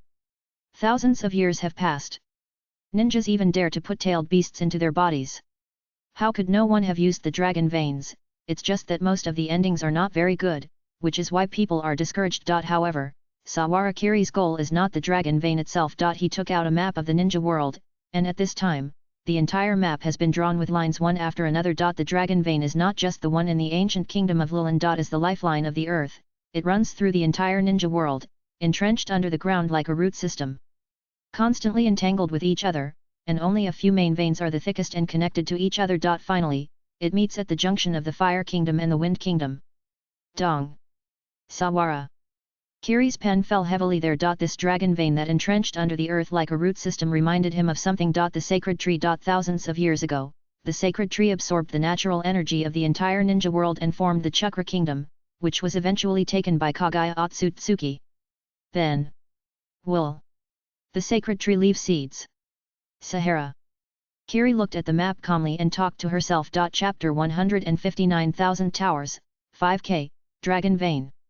In the Hokage's office, Tsunade sat at her desk, looking at the task application form in her hand. Her slender eyebrows couldn't help but frowned. She raised her head in confusion and looked at the young man in front of her, wondering, why do you suddenly want to investigate this kind of thing? Just to test some of my guesses. Sahara Kiri looked calm. If my research is correct, there may be a substance I urgently need near the kingdom of Lulan, which is located in the center of this Dragon Vein. However, this is just my guess and cannot be confirmed for the time being. Tsunade was startled when she heard this, and subconsciously said, urgent? Dragon Veins? Halfway through, she seemed to remember something, and said with a serious expression, you don't want to use this thing to increase the total amount of chakra, right? Didn't Jiraiya tell you before that this is an energy that cannot be absorbed directly? Even so, it must have other uses. Sawara Kiri was sure, at least, we have to explore it first to understand it. Looking at his determined look, Tsunade put down the application form in her hand, her expression softened a bit, and her tone was gentle. Ki, you should know very well that with your current strength, even in the era of my grandfather, you are enough to be called a strong man. At least, in this era, there is nothing that can threaten us, right? Why are you still so obsessed with getting stronger? This is not just Tsunade's concern, but also the concern of many people. Since ancient times, they know more than one or two geniuses who have gone astray in order to become stronger, but the highest bottleneck of most of them has not reached the level of Sawara Kiri. Tsunade's concern is not without reason, and she is also afraid that Kiri will make some radical moves because of this desire. He is now a real pillar of Konoha, no longer alone like before. Whether it is out of a sense of responsibility for the village or personal wishes, Tsunade does not want anything to happen to Sawara Kiri. Sawara Kiri sighed in his heart when he heard this. He must know that he will not make any radical choices, but how can others know? He thought about it, and finally slowly put on a heavy look and said softly, in fact, it was some words of Uchiha Madara before his death that made me alert. Hey! Hearing this, Tsunade was also startled. She didn't expect this answer. But thinking carefully, when Uchiha Madara was stabbed to death by Sahara Kiri, he seemed to have said something in his ear, but they were not heard by the outsiders. His expression became more serious. Did he leave any tricks? Not just tricks. Sahara Kiri's expression became more serious, and he slowly lowered his voice and whispered, all things in the universe are one. He said that this was the last sentence written on the stone tablet left by their Uchiha clan. It is rumored that it involves the secret of becoming the six-path sage. After waking up, I also asked Yayoi and others, and it is true. A family heirloom that can see through different levels of content according to the power of the Sharingan. I think he must have gotten some great secret from it. Moreover, this secret is what even a strong man of his level is constantly pursuing. I really dare not ignore this level of power. In reality, my current strength is still much lower than that of the former ninja Shura. Hearing his nonsense, Tsunade's face suddenly became extremely solemn. This is not groundless talk, but the last threat from a peerless strong man before his death, so she had to be cautious. But what does this have to do with the dragon vein? No. Power can be obtained out of thin air. Sawara Kiri's tone became lighter, but his expression was very solemn. I thought about it for a long time during the time I was in the hospital, but I couldn't figure out the solution to this prophecy, so I changed my way of thinking. If you want to get the strength of me and Uchiha Madara, it is inseparable from the energy of this world. In my personal thinking, there are only two things that can get this kind of strength of energy. 1. Is the tailed beast Jinkriki hidden in each village. They. Second is the terrifying power hidden under the world. They. Solution of the myriad things can be used to make endless and complicated methods, and it can also be used to make all things in the world. So, I began to explore the source of the greatest energy that exists in this world and can be tapped. In the end, this pointed to the dragon veins and natural energy.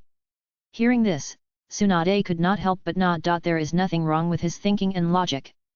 The power of all things in the universe must be united, which naturally means that the power of this world should be attributed to one person as a direct interpretation. If you think this way, the ubiquitous natural energy and even the power controlled by the three holy places must be the first suspect option. The only question is, why did Uchiha Madara tell Sahara Kiri this? Is there any trap in this matter? Thinking so in her heart, Tsunade raised her head and looked at Sahara Kiri with a serious expression. Then she suddenly understood his intention of submitting this application form to herself. It was because it was very dangerous, so he had to apply to their Hokage office. If not, he would just go there himself. Then, there is only one problem left now. Are you sure enough? Tsunade looked at him solemnly. Is there anything else that Konoha needs to provide you? Seeing her attitude, Sahara Kiri suddenly felt relieved. Of course, at least there is a chance of survival. It should be unlikely that there will be anything dangerous. Ancient ruins exploration is not a high-level task in Konoha's task list. However, I need someone who is good at natural energy and sealing techniques to go with me to study the nature of dragon vein energy. The number of people does not need to be too large, 1 or 2 teams are enough.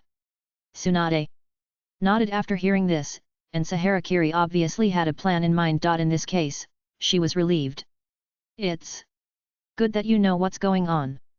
However, this matter itself concerns the safety of all villagers, and you can't just rely on one team to handle it. Since the nature of the dragon vein core is to be studied, in addition to the natural energy inspectors, it is best to add a scientific research candidate. Sawara Kiri was startled when he heard this. Then, Tsunade signed several names on the list with a big stroke of her pen.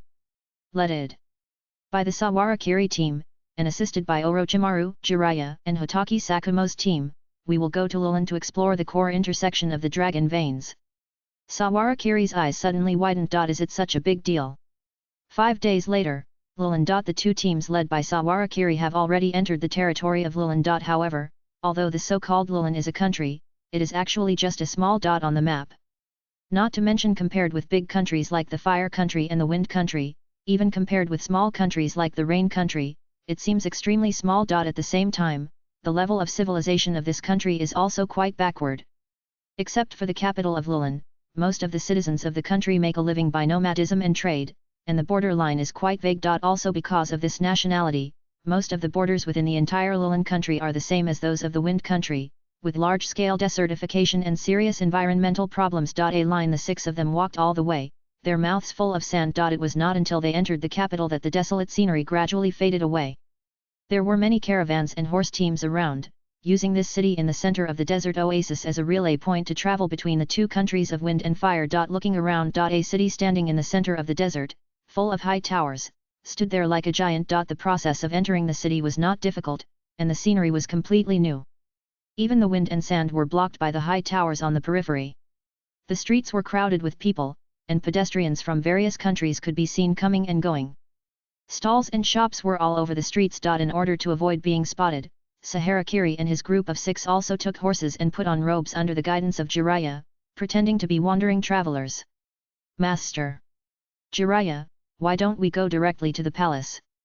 Sahara Kiri looked at him puzzledly, wondering, with Konoha's hand order, we should be able to see the Queen of Lulin directly, right? Hey!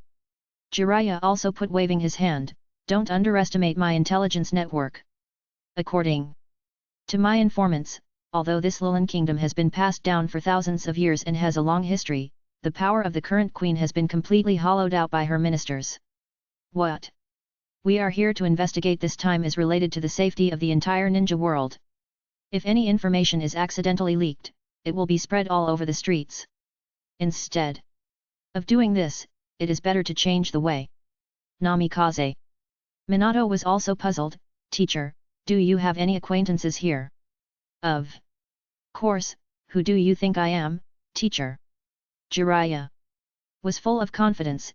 It's just that before starting the research, there are some small troubles to be solved. However, even the pale-faced Orochimaru did not mock in this regard. Although Jiraiya usually looks like an ordinary old frivolous, even he has to admit that this tail end has the ability to intel, which must be the first choice of Konoha today. Sure enough.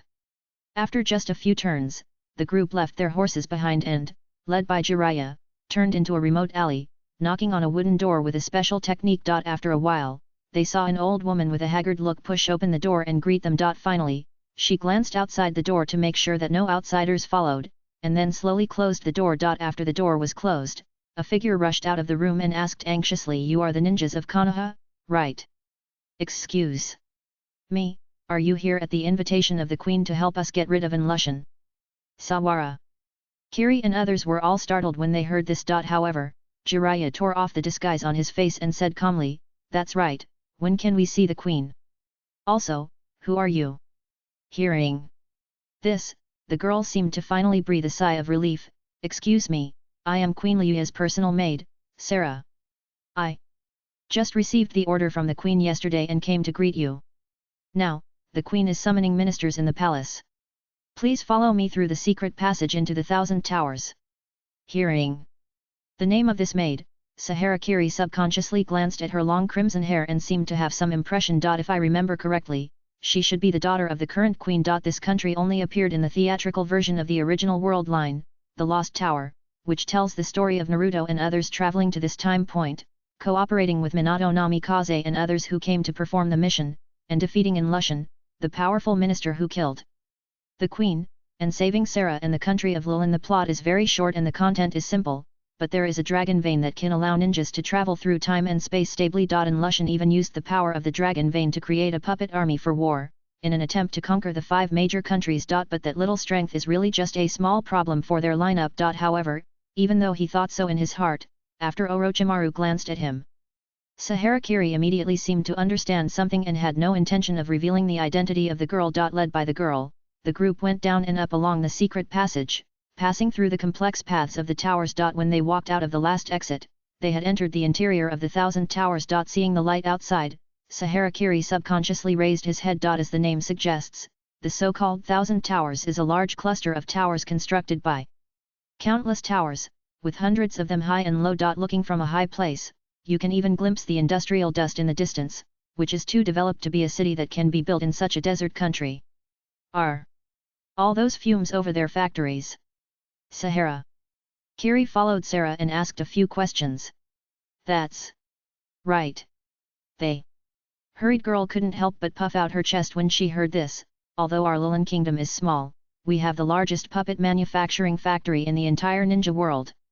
The area from south to north is all our puppet factories. Even the Wind Kingdom often places military orders with us. Are all of them powered by dragon veins? Orochimaru asked suddenly. Yes, all of them. Sahara's voice weakened halfway through, and she smiled at him angrily. Orochimaru immediately had a clue in his heart. It seems that Saharakiri's attempt to control the power of the dragon veins, as well as the prophecy that Tsunade told them, are indeed not groundless. Does the royal family of Lilin have the ability to control the dragon veins to a certain extent? Hatake Sakumo and Namikaze Minato walked at the end of the team, ready to fight at any time, and secretly memorized the path between the tower and the secret passage to avoid getting lost during the mission. Sawarakiri walked quickly while releasing his 6 eyes to observe every blind spot around with a super wide range of vision. From a distance, he had raised his head and looked at a tower in the north. He could tell that the dragon vein energy near the country of Lilin was all introduced into a room in that tower. Is that the node for traveling through time and space, if there is no accident? It will probably take at least a few more years before it is discovered. The content of the original line of the movie, right? Just as he was thinking this, his eyes could not help but stagnate. In the chakra vision of the 6 eyes, the space node where they were located suddenly had waves of strong ripples. Although the body did not feel anything, the whole space seemed to be blocked by some special force. Seeing this scene, Sawarakiri seemed to realize something and suddenly said, Sarah, which direction is your mother's palace? Hey! Hearing this, Sarah looked at him with some confusion. She didn't understand how her identity was seen through, but she subconsciously raised her finger. It's right there. Almost. At the moment when the voice fell. Boom! A blazing fire suddenly burst out from the top of a high tower at the edge of their sight, and a small half of the tower wall was blown down, and countless bricks and wood blocks flew into the sky. That they girl's voice fell with inertia, and she stood there in a daze, looking at the place in disbelief. How could it be?